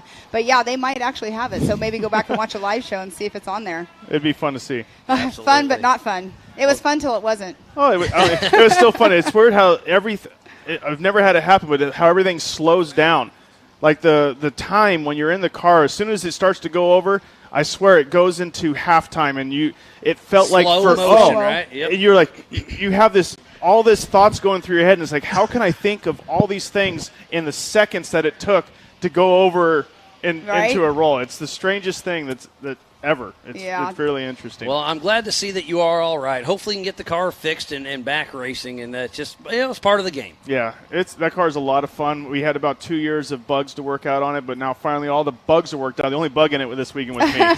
So, and I call that gremlins. There's a lot of gremlins with cars. Yeah. I must have drank water after midnight last night. But you didn't multiply. Yeah. Well, multiple, yes, but yeah. And look at the crowd right here for the 2022 Nitto Tire Stampede at Prairie City SVRA in Folsom, California. The crowd is excited to watch. They're lining up the fence, and this is what they came here to see. For sure. And not only the crowd there, there's people over at Hangtown as well. So there are motorhomes and trailers all over the place. But definitely the crowd is going to be still growing because there are still lining up over there. It's going to be an awesome show for the 4400 Unlimited class main event. It's going to be a 8-lap race, and it's going to be a wild one to watch. It's going to be extremely wild. It's going to be fun. I've got my spot plotted out down there, and I can't wait to watch this. Were you one of those that came early and put your tent up? No, I don't ever do that because my tent's we're always at the pit trying to make sure the car's okay. So we don't ever get much time to get to watch a lot of the races, but especially now 2 cars. Right. Well, we'll let you run down there and get your spot. But, Jaron, always good to see you. And, hey, you had that tumble, but glad to see you're all right. All right, thank you, guys. Yep, thanks, Jaron Gunter. And it looks like we'll have Terry Madden coming in as well. Look at those pits, Miles. That is spectator parking right there as well. So we have a couple spectator parking areas, so you can see that the people that are out here, they're watching the crowd. We have a large group out here. And it's going to be a good one for sure. The racers are excited. Too bad Jaron's not in this race like he was planning to be. But look at that crowd right there. Yeah, that is the lineup for the 4400 Unlimited class. And now we're going to bring in another guest we've had up here, another brand ambassador for Mid-America Outdoors, Mr. Terry Madden. How's it going, buddy? It's been a good weekend, Miles. Yeah, I mean, we've had better race weekends, but you've had fun regardless. A lot of good people, a lot of good friends, a lot of good family. Yeah, it's been a great show, but we are about to kick the 4400 main event off, and on the pole is Lauren Healy next to Paul Wolf. It's going to be a drag race. Paul Wolf's been on a mission, but Lauren Healy, this is his racetrack. If he has a perfect day, he's going to be hard to beat. It's true. I just walked over here from Paul's pit, and he was sitting there just completely chilled and relaxed. Acted like he was just ready to go. No butterflies, no nothing. He's been racing with us just a little bit, but he's no slouch behind the wheel for sure. It's been a while since I've been truly excited to watch a race. A lot of times I just kind of, just race and stay in the pits, but I'm really excited to just watch this one. Yeah, it's going to be a wild show. It's going to be fun. I can't wait to kick it off. We are hopefully on time. I think we're about 5 minutes out from going live racing. So, Pam, Terry, let's walk through the entry list once again. In that first position, number 67, two-time king, Lauren Healy. And in that number 2 position will be the 218 of Paul Wolf. Looks like we got Cody Addington lining up third. And then that 4th position, number 90, Darian Gomez. And in that 5th position, the number 82 of JP Gomez. And Waylon in the number 3, up sitting in 6th. In that 7th position, number 86, Marcos Gomez. And in the number 8th position, the number 11 of Kevin Stearns. Oh, starting number 9th is Raul Gomez. I love watching Raul and Marcos bang on each other. He's our current king, so great to see him out there. Not shy running into teammates. And then sitting in that 10th position, number 4456, Brett Harrell. And then in that number 11 position, the number 19 of Paul Horschel. And starting 12th is Bailey Campbell with Ryan Miller. And then that 13th position in another brand new UFO machine, number 5150, Brendan Thompson. And in 14th position, the 4475 of Edwin Abden. Miles, did you get any confirmation of who might be coming in and filling in? I do not, but I do know Mark Nicholson should be racing, and then that's possible Tyson Shell. Oh, you know what? I see Shannon Campbell out there, so Shannon Campbell may be taking a rear start. Yeah, I know Shannon had a fan issue in the last heat, and he had it fixed. And since Brian couldn't run, Brian had a T-case out. they were trying to figure out who was next. And I do know they went down for the LCQ qualifier, and they went by the 6th and 7th spot. They offered them the spot first, so it's not like they just handed the spot from Brian to Shannon. It was actually in the running order for the LCQ. So it'll be very interesting to see 3-time king off-road Hall of Famer Shannon Campbell coming from the back of the pack. I like watching Shannon short course when he's coming from behind. Yeah, I mean, no holds bar, 8 laps, 1.28 miles per lap. This is going to be an amazing race. This will be about a 15-minute sprint. This is going to be awesome. Who's your money on, Miles? Man, it's going to be close. I'm telling you, if Lauren Healy has a perfect day, he's going to be hard to beat. But Paul Wolf starting up front, I mean, you can just read down that list once again. Yeah. Everybody's got a shot. I'm actually not counting out J.P. Gomez. Gomez. Yeah. Well, but J.P. always shines here. This is local. They're here a lot. I think J.P. will be right up there. Yeah, it's going to be a very interesting race for sure. I know people are making side bets out there. A lot of them have been doing. But Lauren Healy, he's going to start out front, and having no dust in front of him will definitely be an advantage. But he's got a drag race against Paul Wolf, so we'll see. But Lauren Healy has that Ford Performance. He's got a ton of horsepower. He's running the, what is that, a 460 D3 Ford Performance with 780 horsepower pumping out of that Ford Bronco. So if Lauren Healy can win this race, he'll get $1,000 from Ford Contingency for running the Ford Bronco.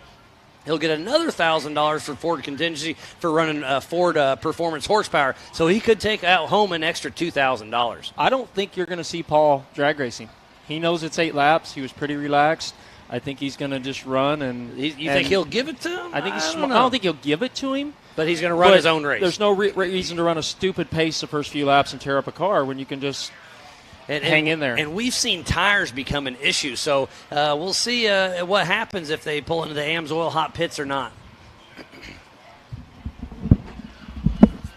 Yeah, there was a lot of tires on the last race, Miles. Yeah, it was pretty rough. Of tires.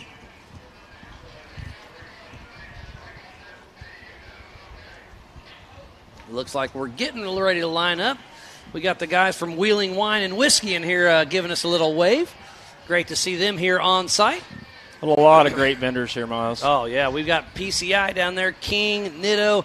They're all here on site. We've got our entire Ultra 4 merchandise down there, getting an event shirt and everything. And I was just talking about the food. Oh, yeah. There's some good food. There's a lemonade stand down there, Country Lemonade, that is actually lemonade slushies. Oh, that might sounds be good. one of the greatest lemonades I've ever had. I had a tri-tip sandwich for lunch, and it was excellent. All right, looks like they're lined up. We're getting pretty close, ready to go here. Yeah, we're just a few minutes away. I don't see JT in his Can-Am quite yet, so we will be really close to coming in. I'm hearing just a little bit of radio chatter. Sounds like they're just finalizing clearing course and getting ready to go.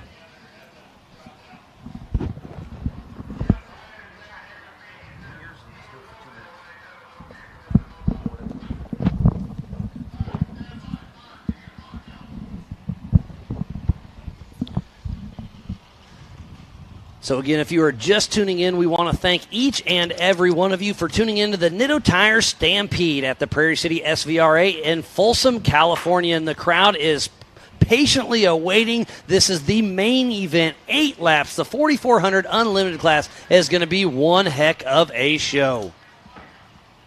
And you can see the crowd right there. It is still growing. People are still walking over there. There's a lot of people over underneath the shade area. But there's the Nitto Tire setup there. There's lots of vendors still out there. Miles, that tri-tip sandwich. Oh, it was excellent, wasn't it? wasn't Great it? sandwich. Yeah. Great lunch today. I missed that one. I may have to go try it. Oh, look, they're all waving at the crowd. Give us a high five. Give us some love. Put your Let's hands do the up wave in the out air. there. Oh, yeah, that'd be funny to start the wave. I think they're not close enough. Everybody's waving at the drone as it flies by. There's our spotters booth right there. They're directly behind us, so all our spotters have their headsets on. And there's the Nitto studio. There's our Ford Mustang right there. Yep. We've been having fun in that guy. And there's the beautiful American flag as we get ready to kick off the 4400 Unlimited class.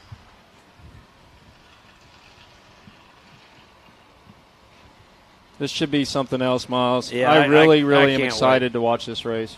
Again, I want to give a huge shout-out to the Robinette family, all the volunteers, the Ultra 4 and MAO crew, media, safety, USAC, Goodby, Bird, and the entire NorCal racing crew. They've helped us put on one heck of an event. It's crazy, Miles, because this is, our third event with this group? Yeah. And I walk over their tent, and it's like it's family that's been with us forever. Yeah, it's great. I mean, we've mended together awesome. It's been really, really good. Yep, it just instantly worked together.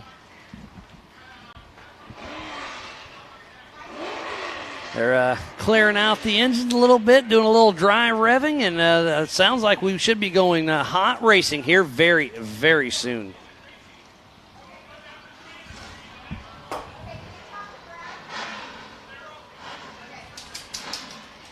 Yeah, JT's lined up in front of them, getting ready to pull out.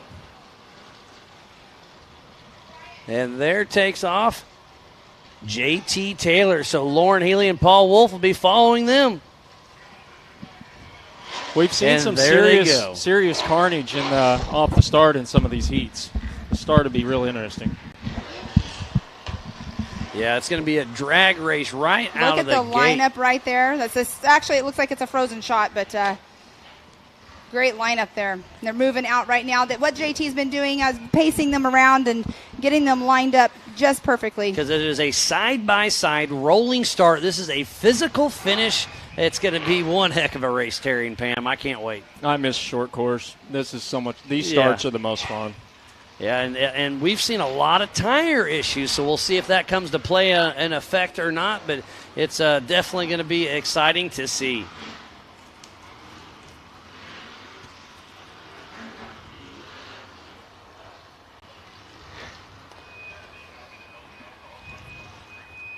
This is our second race for the Ultra 4 Western Series, and our third and final race for the Western Series will be in Sturgis, which I know you'll be for that, there at the Buffalo Chip. Yeah, I can't wait. That's one of my favorite places. Woody and the crew at the Buffalo Chip, I went there for years and years and years in the bike world, and they're just really good people. They put on a show aside from the racing. Yeah, it's going to be absolutely amazing. And it looks like the whole Rufus Racing crew is tuned in and watching. Sees Handy and Chip and the gang there. It's going to be fun. So glad to see them. They hate they're not here, but they're tuned in watching. They're always fun to be. So I hate to see you're not here racing, but glad to see you're tuned in. Yeah, they've been saying that a little too much lately. They need to actually show up. Well, they were at the 918 race, and they were 1 and 2 there, so that was a good one. Good one for them, even though it wasn't a points race for us. But, yeah, I think they'll be showing back up here fairly soon. Yep, and there's Dougie Fresh waving at us. Oh, Dougie Fresh. I have a air freshener of him wearing a bomber hat in my motorhome. Does it smell like bacon? I don't know what it smells like because I have no smell. But, he at Kentucky, my kid was with me, and I come back from announcing with you, Miles, and I walk into my motorhome. I'm like, what in the world is Dougie Fresh doing hanging in my motorhome? That's so, awesome. Yeah. I'm sure that's Chip. Yeah, Chip happens. Chip came and wanted Hank to put it up, and Hank's like, nope, I'm not doing it. So he had him come in and put it up and said it can't go anywhere now. And this is going to be one heck of a showing. So if you're about to go anywhere, don't. We are about to kick off the 4,400 main event. It's definitely going to be one to watch. Make sure you tune in. What I say earlier, make sure your internet is working because you do not want it to cut out. Absolutely. I just got a text message to return my transponder. If any drivers are out there before you get ready to pull out, make sure you cut your transponder off your car. And you haven't done that yet, Terry? I did. It must be a reminder text because they know I forget. Well, what you guys are doing is you guys are putting them in a container over there by the merchandise trailer. Timing's actually right next to us, so they're not able to return them right away. So you're going to keep getting that until they return it. They're hard at work over here for sure, making sure that everything's right for lineups and for us up here in the booth. Oh, absolutely. They've been It's awesome. Been great. Yeah, you can go to live.ultra4racing.com and see where people are at, what lap they're on, how fast they're going. It's going to be a fun one. So absolutely don't go anywhere. We are about to kick this off. For sure, because you want to watch that because there's so many cars on course. If you're not completely following it, you might want to go, who in the world is in that position or whatnot. So it's definitely good to watch it. But out front on that whole shot is going to be Lauren Healy drag racing Paul Wolf. It's going to be very, very exciting to see.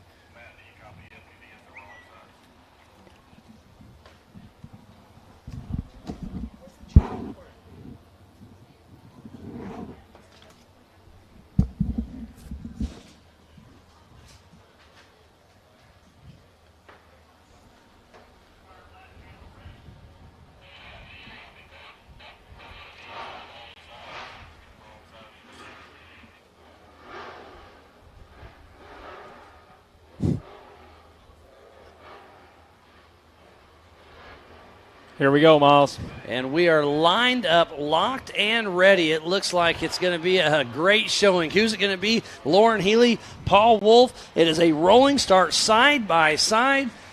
Yeah. I can't wait to see this kickoff. Got such a great vantage point out of this tower. So JT Taylor's going to pull off, and it's going to be a drag race. So it's Lauren Healy, Paul Wolf drag racing, and Paul Wolf may have got the little lead. And somebody kissed the K-rail but kept on going. Lauren Healy around the outside, but it does the whole shot. Goes to Paul Wolf. Paul did get it. Well, right here, it's going to be, they are neck and neck right there for sure. Lauren Healy letting it all hang out, and I think he may have edged out Paul Wolf. What a great shot. So we are heading into the Kingpin 180 turn. And it is Lauren Healy heading through the rigid rhythm section as we speak. Paul Wolf right behind him. There's Gomez. There's Campbell. Another Gomez. There's Cody Addington. What a great show as they hit the Gomez tree jump, heading right into the Yukon launch. That jump is so much fun. Wow. It lands so perfect. And look at Lauren completely clearing that uphill jump. And look at his drift stills going to work. It's nice to see that track up there has been well manicured today, because yesterday it was a blue groove, and today it looks like it's perfect. They did a lot of track work last night as we were all leaving. Bird's amazing. He's always been amazing. You know, Bird does a lot of our other tracks. He's always done the short course at Hammers. And he's just, always in a not machine. just here. Yeah, John Goodby has a great team put together. There's Paul Horschel. There's Bailey Campbell. Oh, and there's our race leader. Did you see that boulder he moved just now? Through the Bronco boulders is Lauren Healy, Paul around. Wolf, Darian Gomez, J.P. Gomez, Waylon Campbell, JP Cody might have just Addington. got Waylon there. Raul Gomez, Marcos Gomez, Kevin Stearns. So what a great showing, but it is Lauren Healy starting to pull away just a little bit around front. So Lauren Healy, if he can keep this race going, heading out for lap 2 of 8. So right now it is Paul Wolf and Darian Gomez. They're going to be battling it probably very soon for that number 2 spot. Darian's holding it. He's hanging it all out this race. So running through the timing loop is Lauren Healy, Paul Wolf, Darian Gomez, J.P. Gomez. They are really, really turning it on. Yeah, Darian's really stepped up his game, moving into his dad's old car, and he's somebody that's going to be fun to watch the next few years. So let's run down the top 10 once again. Lauren Healy, Paul Wolf, Darian Gomez, J.P. Gomez, Waylon Campbell, Cody Addington, Raul Gomez, Marcos Gomez, Kevin Stearns, Paul Horschel, Brett Harrell, Bailey Campbell, Brendan Thompson, Mark Nicholson, and Edwin Abd, all out there running strong. But Miles, take note of Lauren Healy's lap time.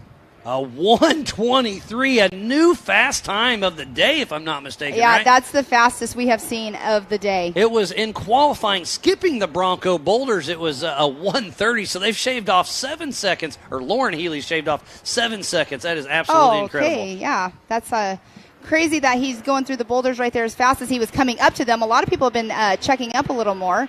They're finally starting, now that we're done, to pack in a little bit and get a little smoother. Well, you can see him moving around in there for sure as well. But Lauren Healy with that Ford Performance 4 Bronco putting those Nitto tires to work.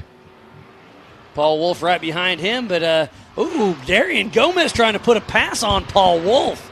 You're going to see through the Darian Recaro Rock section. Letting it all hang out here.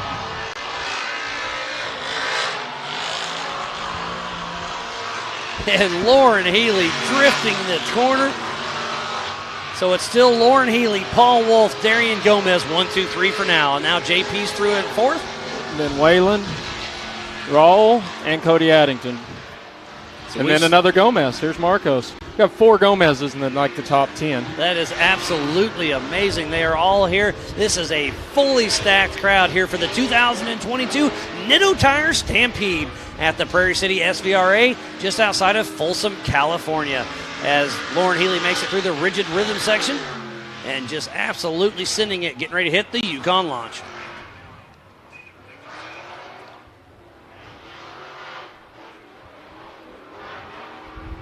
On screen there, Lauren Healy showing off his drifting skills is what we should say. Yeah, Team Funhaver off-road team, Vaughn Gittin Jr. and him have teamed up, and they've really starting to show their skills, and it's cool to see Lauren progress his skills out there on the track.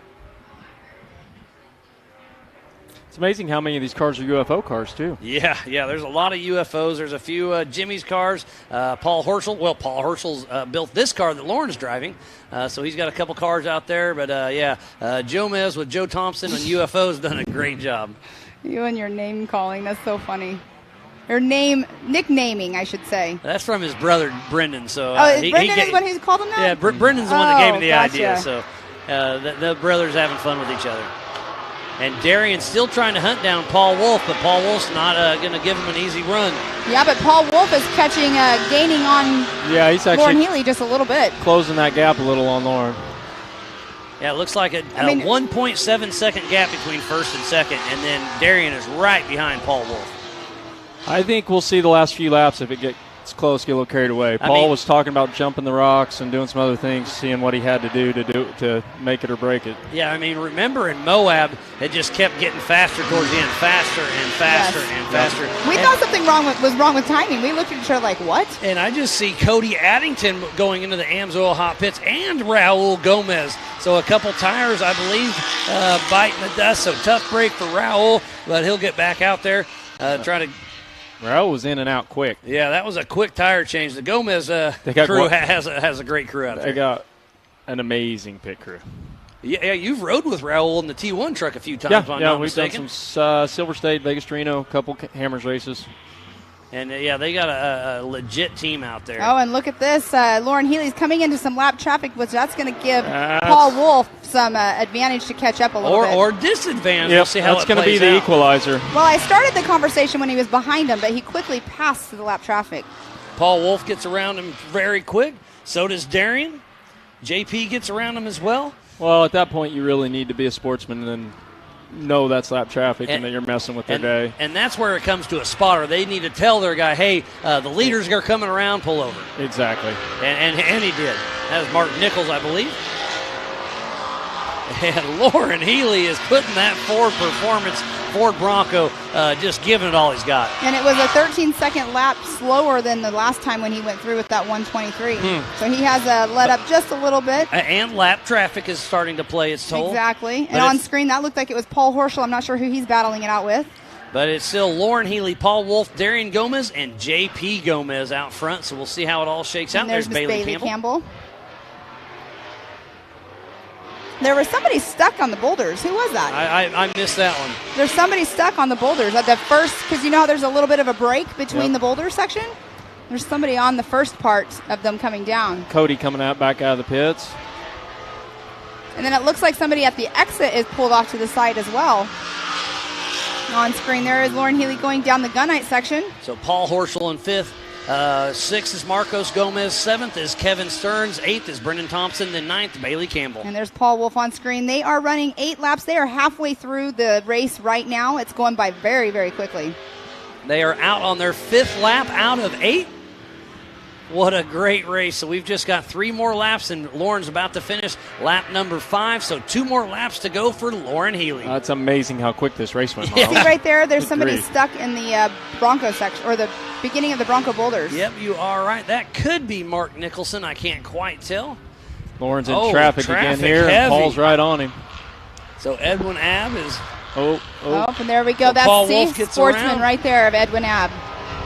You definitely don't want to hold up a fellow competitor if you're not in the competition for that position. So right now it is Lauren Healy out front and Paul Wolf in that second position. We got 3 to go, correct? 0.78 of a second. That is incredible. Yeah, they're out on lap 6. 3 more to go. 6, 7, and then 8. These last 2, you might see things get real interesting. We have Waylon Campbell going through the Recaro Rocks with Paul Horschel closely behind. Man, Paul Horschel's car sounds so good. Marcos Gomez just went through the Bronco Sports section, entering into the Recaro Rocks. As they blow through the rigid rhythm section and hit the Gomez tree jump, and look how much airtime he gets over the Yukon launch. Lauren Healy is sending it. Lauren, the way he's launching off these jumps, he has been the flattest car I've seen. As it takes off, it does not do any lifting. It just stays flat and straight. That car flies really well. They'd spend a lot of time working on it. I mean, I know he's got nothing but seat time. This is his job. He does everything, racing and everything with the Fun Havers. So lots of seat time for him for sure. So Lauren Healy out front, then Paul Wolf, Darian Gomez, J.P. Gomez, Paul Horschel, Marcos Gomez, Kevin Stearns, Brendan Thompson, and Bailey Campbell. What a great run they are having. And they are still nose to tail. Lauren Healy and Paul Wolf will be battling all the way to the finish line. Yeah, this is an interesting one where is Paul going to take the second for points and be patient and smart? Or is he going to risk breaking and going for the win just because he's Paul? Paul Wolf is in it for points. I know. So you're right. Do you go for the points and take the second, or do you risk breaking the car just because you want the win? Well, if it was me, I would go for the points because Lauren Healy is not running for the national points, but Paul is. So I would. But sometimes when you smell that blood, you just can't help yourself you're but always push to the limit. chasing the dust, right? Like you see that dust in front of you and you just want to get past it. So got a couple of brothers here.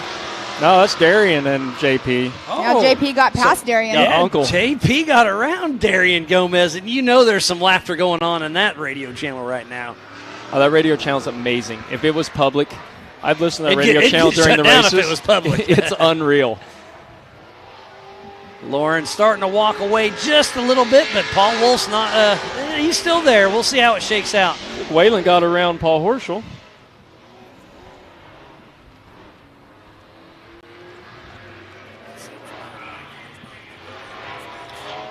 Yeah, seems like Paul Horschel just doesn't, Paul Wolf just doesn't quite have the horsepower as Lauren Healy with that Ford Performance Ford Bronco. Yeah, Paul was talking about that last night. He's got the little motor in there, and there's still a big motor for that car. Oh, that'll be interesting to see as our current king, Raul Gomez, comes through the Bronco boulders. Yeah, you can see him kind of catch them in the rocks, but lose them in the flats. Oh, man, what a race we have on our hands. Paul's losing him after the start finish, though, and always close to him right here at the finish. So that's where he might be able to pull it off. It's going to be interesting, through those last little Recaro rock section. Yep. So this is it. This is last lap.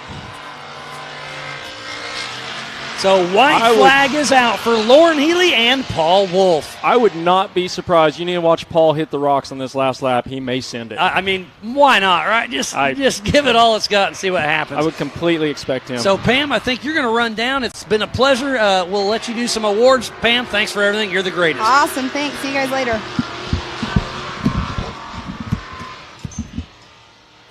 Well, Terry? I think I lost you, Miles. Check. There we are. We got back. Well, Lauren Healy out front. Paul Wolf trying to chase him down. We are on our 8th and a final lap as they hit the Yukon launch. Who's it going to be, Paul Wolf or Lauren Healy? It's been Lauren Healy's race, but Paul Wolf's not giving up yet. Lauren's just out horsepowering him on the flat, but Lauren probably got a little left for the rocks too, though. Oh, for sure. He's not going to be slouching up, but yeah, it's going to be exciting. I hope we can follow him around because, like Terry, like you said, is Paul going to send it through the Bronco boulders or not? It's going to be interesting. The smart moves take second and take the points, but we're not all that smart, right? Lap traffic could come into play here too. Paul Wolf going for the pass does not get it stuck, but yeah, lap traffic is going to be interesting. And Lauren Healy launches through the rock section. Lap traffic's going to make the difference. Lap traffic bites Paul Wolf just a little bit. That's a shame. That was going to be an epic finish. So winning the 2022 Nitto Tire Stampede, Mr. Lauren Healy grabs the checkered flag. What a great job. Those Nitto tires worked for Lauren Healy. The crowd's excited. Paul Wolf in that second position. He's looking good for the national points. Looks like I got JP coming in third and Darian for fourth. So we have 2 UFO cars in the top, second and third. And fourth. Second, third, and fourth. So a great showing for Joe Thompson and the UFO cars. But Lauren Healy in that first position. Looks like Campbell's going to come around to round out the top 5. What a great race. So on top of the box is going to be Lauren Healy, then Paul Wolf, then J.P. Gomez, and then Darian right behind him. I think Wayland may be a lap down there, Terry. I don't think so. Is he? On my timing, he is, but I'm not 100% sure. Horschel gets that 5th position. Okay. What an amazing race it has been. This has been absolutely awesome. It's been an epic day of racing. We started at 7:30 a.m. this morning, and we've been racing all day long. And there's Marcos Gomez still pushing strong, tracing down his buddy Brendan Thompson. So Brendan Thompson locks down 6th position. Marcos locks down 7th position. Wow, Terry. It's a good day. Good racing. It's a great day. And clean. There was no major anything in that race. Nope. That was some of the best short course racing you could ask for here with Ultra 4.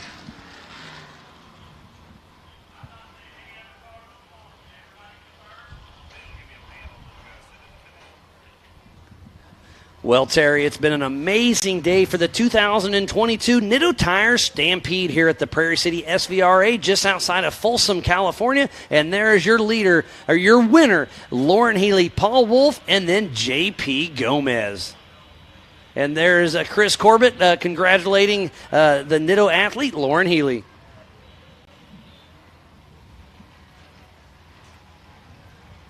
Good times, Miles. Yeah, absolutely. Terry, always a pleasure having you up here in the booth with me.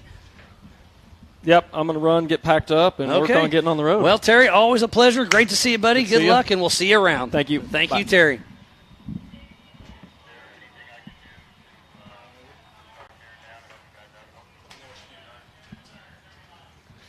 What an amazing race we've had. And it's, what a great time. But we have the Wheeling Wine and Whiskey guys up here. What have you thought about today's race? Oh, my gosh. The carnage, the action. This is incredible. Epic. Yeah, epic. Yeah, I mean, I'm not a huge fan of the word epic, but this was epic. It's a wonderful day. You guys do a great job putting on all your podcasts. Thoroughly appreciate listening to all of them. And you put on some great stuff. That's awesome. Thank you very much. Thank you, Miles. Yeah, hey, it's an honor to be up here. This has been right, like I say, right in our backyard, and all this action and the excitement this week has been incredible here. 90-plus cars? Yeah, 90-plus cars racing, and we just finished the grand finale, and what an epic finish with Lauren Healy, Paul Wolf, and J.P. Gomez. I mean, what a finish. Mixing it up in the rocks there at the end, that was awesome. At the beginning, it was such a clean race. I'm like, I mean, it's great, but I was like, we need a little more action. A little drama, we weren't want you? a little drama, Yeah, but no, it was a great finish. But I think Goodall stalled the drama at the finish of his race. That was pretty wild, wasn't it? Exactly. There was some good stuff out there today.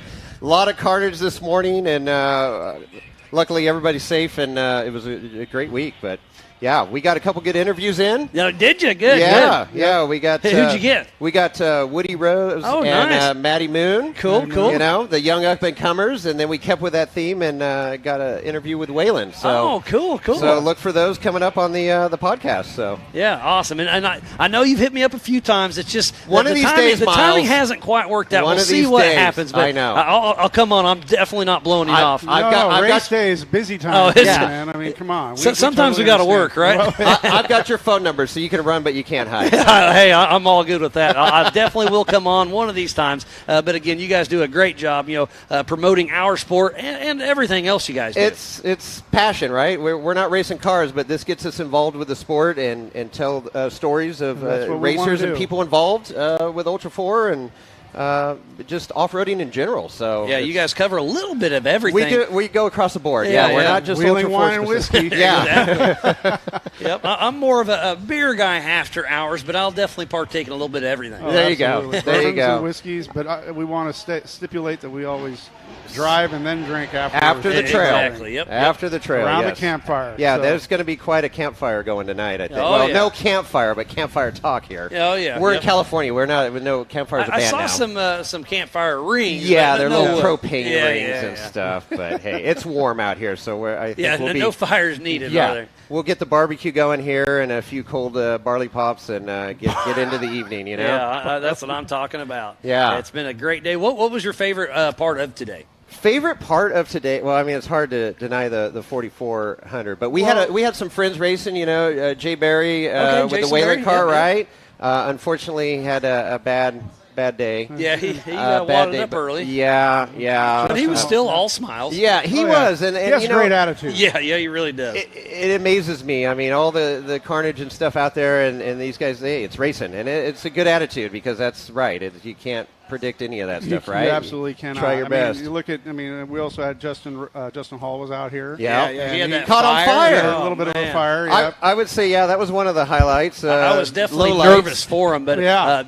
watching him get out of that car so fast, and the safety crew was on it, oh my God. got it happening, put the fire out fast enough, he was able to fix the car and race. Yeah. Well, we went up to the pits to watch or check in with him. Okay. And it was just we always talk about the camaraderie and people coming together to fix the cars and solve problems, and that was exactly a what prime played example, out there. right? Yeah, perfect. He needed a new power steering pump. Yeah, walked away. He walked away. He's A got gearbox, right? I kid you not. Well, steering box he did a steering box. first. Okay, both of them. In less than 2 minutes, he had a brand new pump, power steering pump, and I'm like, I mean, like I said, I promote it all the time that everybody's there to help it, but you're just proving my point that you actually saw it happen once again, time and time again. Real life got him back in the race. So, And you guys are fairly local here, right? Yeah, we're a couple hours away. Yep, nice, absolutely. Northern Bay California. Area. Mm-hmm. So you guys play up in Rubicon a fair amount, I assume? Oh, we love the Fordyce, Rubicon. That's coming up. We were actually out here last weekend playing. Okay, nice. So got a little preview. I actually ran around the track, about 30 miles an hour on the CJ5. So, so it was a little bit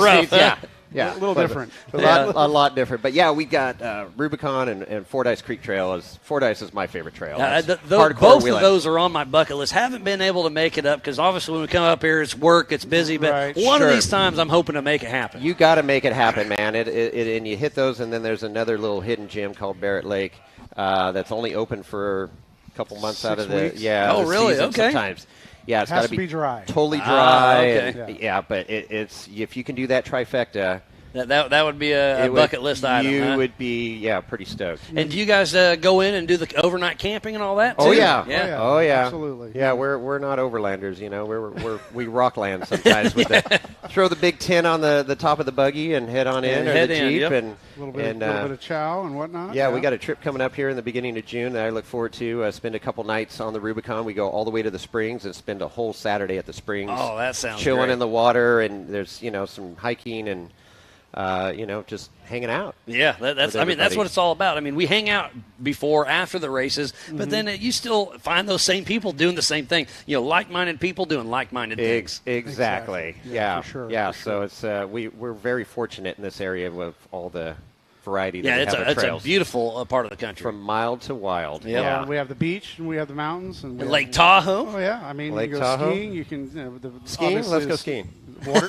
Water skiing in the chilly water of Lake Tahoe. Oh, that would be brisk, wouldn't it? Oh yeah. Well, it's like 55 degrees. So. Yeah, yeah. It's we're lucky. Yeah. So let's go back to your podcast a little bit. How many episodes do you guys have? Holy smokes! What did we just record? One. Well, we have 2 in the can that we're going to publish in the next 2 weeks. But currently, live that are available for listening is 155 episodes. Wow, that is pretty impressive. I'll be honest, I have not listened to all of them by no means, but I hit the highlights when I can. On a good road trip. Sure. I recently listened to JT's. Okay. And that was a great one. We caught him. Yeah, we caught him. He was on his phone running around his house getting ready for a hot date, if I remember right. Hot date. So JT's always on the move for sure. Oh, yeah, that was it's good, and that's the cool thing about it. We're not scripted, and then we go down these rabbit holes, and just stories come out, and you kind of have some bullet points you want to follow, but I love the rabbit holes you accidentally find yourself in. Exactly. Oh yeah, absolutely. Exactly. I mean, it's sometimes it can get a little scary, but we always at some point bring it back to the main topic. Back. Yep. Reel it in. Chris is the one that brings it back. He's always like waving me down. I completely understand. I catch myself doing that sometimes, bouncing back and forth with Pam and whatnot. Sure. But, like I said, we try to keep keep the flow going. Yeah, no doubt. The camaraderie has to be there, and we play off each other pretty good. So get the guests to open up a little bit. Well, we've known each other for 30+ years. Oh, so awesome! We have a little bit of back and forth. So you were born together then? Yeah, right? yeah. Birthday next week. 32. I do look good, right? Yeah. Don't they say the TV adds a few pounds, Chris? More than a few. I got a face for radio. That's why we have faces for radio. We like the podcast side. I know the feeling, yeah.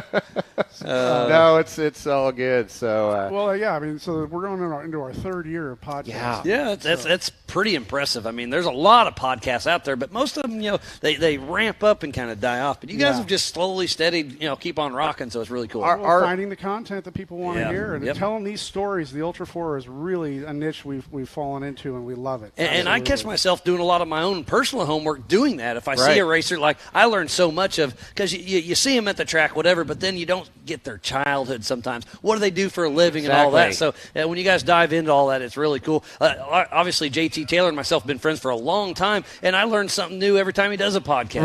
Right. It's pretty great.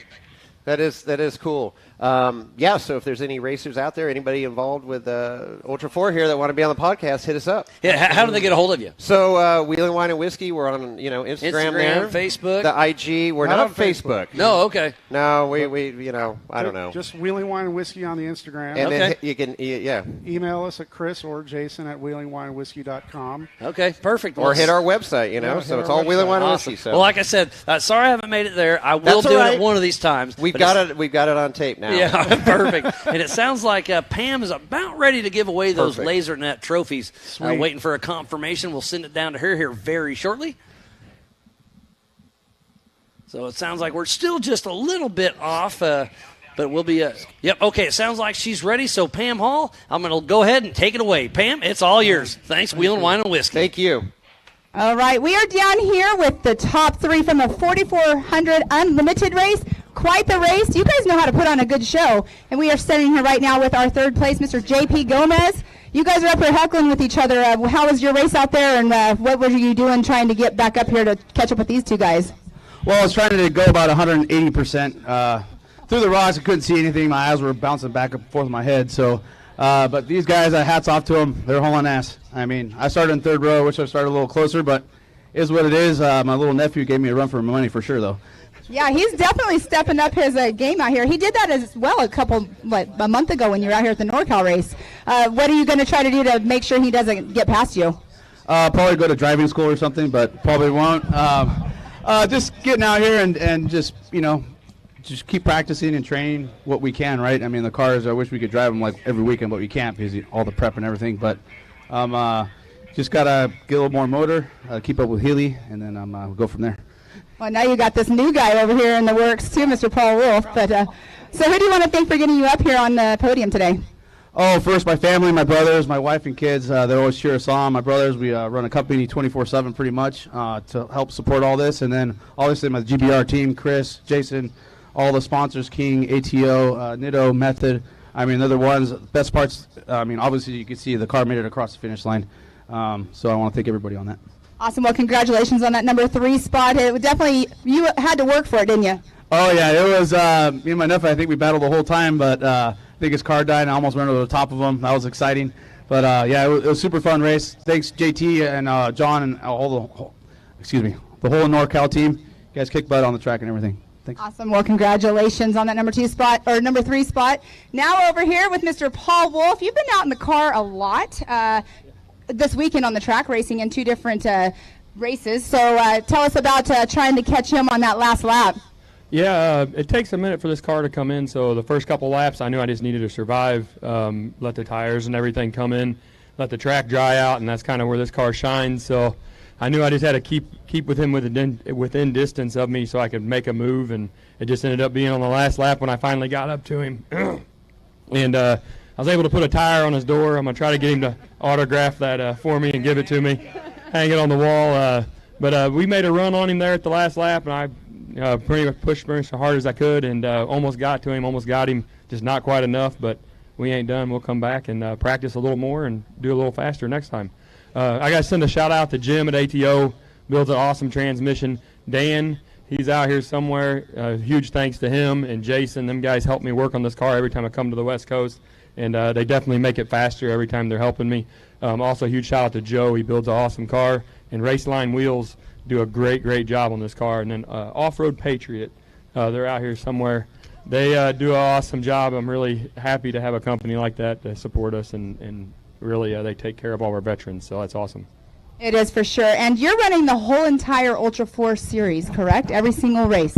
Yeah, we're going to keep running all of them as long as we can get it back together and go to the next one. We're going to keep racing.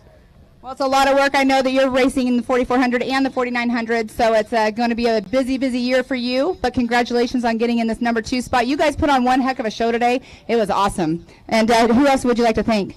I want to thank my wife out there and my daughter Lainey. They travel with me across the whole country doing this. And I want to thank all the fans out here. Everybody that comes out to watch us, we can't do this without all you guys. So huge thank you to everybody out here. Awesome. Well, congratulations, Mr. Paul Wolf, in that number 2 spot. And now here over to the man of the hour. You got out front, stayed out front. At the end, we were all questioning what was going to happen there. But it looks like you were trying to shed a little weight when you were coming in. What do you think about this track? I think Paul was trying to help me shed a little weight. I didn't have any intentions of that, but I love racing up here at Prairie City. The fans out here are amazing here in Reno. This whole NorCal area, it's my favorite place to race. I love coming back here every year. We had to jump through some hoops with some schedule changes, and half our team isn't here. We came on a little trailer and stuff to come race up here because we love racing up here so much. So thank you to the fans. Like, everybody out here is just so awesome. All the kids that are up here high-fiving you and asking for autographs all week. It's my favorite part about racing. So, and when we can come out and put a show on like this with JP and Paul, that's what it is absolutely all about. For sure, and it shows that you like this track for sure, because every time you'd get out front, stay out front. But I want to talk a little bit about when you were out there going off of the Gomez tree jump, and then the Yukon launch. Your car, it definitely, or your Bronco, I should say, it just flies flat. How much testing do you actually do on this to make sure your shocks are very well tuned? We have a lot of testing with Fox, and Mike Kim has put a ton of hours into dialing these shocks in specifically for short course, so we can come out here and have the truck set up for this style of racing, and then change to a different, bigger shock and go back to the desert or that style of it. So, we've been doing this style of racing since 2012 in Glen Helen, and just all those years of experience, we've really been able to step up our short course setup. Awesome. Well, you did a great job out there. Who would you like to thank for getting you up here in this number 1 spot today? A huge thanks to our team. I mean, my guys, our front ever crew, they're the best in the business. They give me a good car every time we come out and race, and it's up to me to finish it off. Huge hi to my family. I love you guys. Hopefully you're watching. We're trying to move between houses right now, so they're back there moving into our new house while I'm up here playing in the race truck. So, and all our awesome partners, Nitto Tires, obviously no flats all weekend, and that was the name of the game. If you kept tires on your truck, you were going to have a good chance at the win. MBRP exhaust, Optima, Showatella. This Ford motor was stinging all day long, as you heard. So stoked for everybody who supports us, and can't wait for the next one. I'm sure your teammate Von Gittin was back home cheering you on. You were playing crew chief to him at Rush. That was a little different for you. Have you done that before with him? I have, yeah. I mean, I've been guiding and coaching him through all the years, but no secret that I don't love racing in the trees and the mud, so I told him I'm going to come hang out and play tire changer out there for him if he needs help. So that's what I was kind of talking with, jumping through hoops to change schedules, and me coming here and Moab and him going to Kentucky to try to keep him in the championship battle. So it's, we're so stoked about how everything is coming together, and this is so much the best thing for our sport, for everybody to come together and make it better instead of the division. So that we're doing everything we can to be at every race and come out here and battle to win. Awesome. Well, congratulations on your number 1 spot here. I know you've been here quite a few times, but let's give it up for our 1, 2, and 3, Mr. Lauren Healy, Paul Wolf, and JP Gomez. Back to you, Miles. Well, thank you, Pam, and what a wonderful day. Again, a huge shout-out. J.P. Gomez, Paul Wolf, top of the backs, goes to Lauren Healy. It's been an amazing day, and, thanks to everybody for tuning in. Ultra4Racing.com/live. Download that MAO app. Get on the MAO and Facebook Instagrams and Facebooks, hashtag it up, share all your memories from all weekend long. It's been an amazing journey we've had. What a picture-perfect weekend of racing. The crowd is starting to clear out, heading towards the pits. Everybody's going to be celebrating tonight. But again, I just want to say thanks to all the volunteers, the Robinette family, the Mid-American Ultra 4 crew, John Goodby, and the whole NorCal crew, Leo Donald 23, and USAC, JT Taylor, our race director, Gus Fisher, and the list goes on. I mean, we've got the merchandise. We got Angel and Carly and Tona and just everybody that helps put this on. Christina's here on site. Just thanks to everybody that helps us, helps me, helps the track. It's been just a phenomenal weekend of racing. So we'll probably put the schedule up once again to show you where we will be for the rest of the season, and then we'll kind of wrap this thing up. But it's just been one heck of a day. So thanks again to everybody for tuning in. It's been one great journey. So we are here in Prairie City right now, just wrapping up. Up next, we're going to head to the Adventure Off-Road Park in South Pittsburgh, Tennessee, June 17th through the 19th. And then we'll go to the Visions Off-Road in Jay, Oklahoma at Mid-America Outdoors, July 13th and 17th. That'll be a double points race and you have to make it. That place is absolutely phenomenal. And then August 5th through the 7th, we go to the Black Hills Throwdown at the Buffalo Chip during Bike Week in Sturgis, South Dakota. And September 2nd through the 4th, we go up to the Big House for the Crandon Classic in Crandon, Wisconsin. And then we're going to do one heck of a show for Legends of the Fall in Jay, Oklahoma at Mid-America Outdoors, October 26th through the 30th. We'll do our finals. We'll do the rock bouncing finals. We'll do the side-by-side championships series finals. It's going to be another double points race, so don't miss everything. It's been amazing. So, again, just thanks to all the fans, all the racers, all the family that has put this on. I am Miles Hasquist. You've seen me working side-by-side with my buddy Pam Hall all weekend long. We've had some amazing guests in here in the booth, out on the track. It's been great. The voice is about gone. I'm going to go grab a beverage, but thank you everybody for tuning in to the 2022 Nitto Tires Stampede at the Prairie City SVRA just outside of Folsom, California. We will see you at the next race.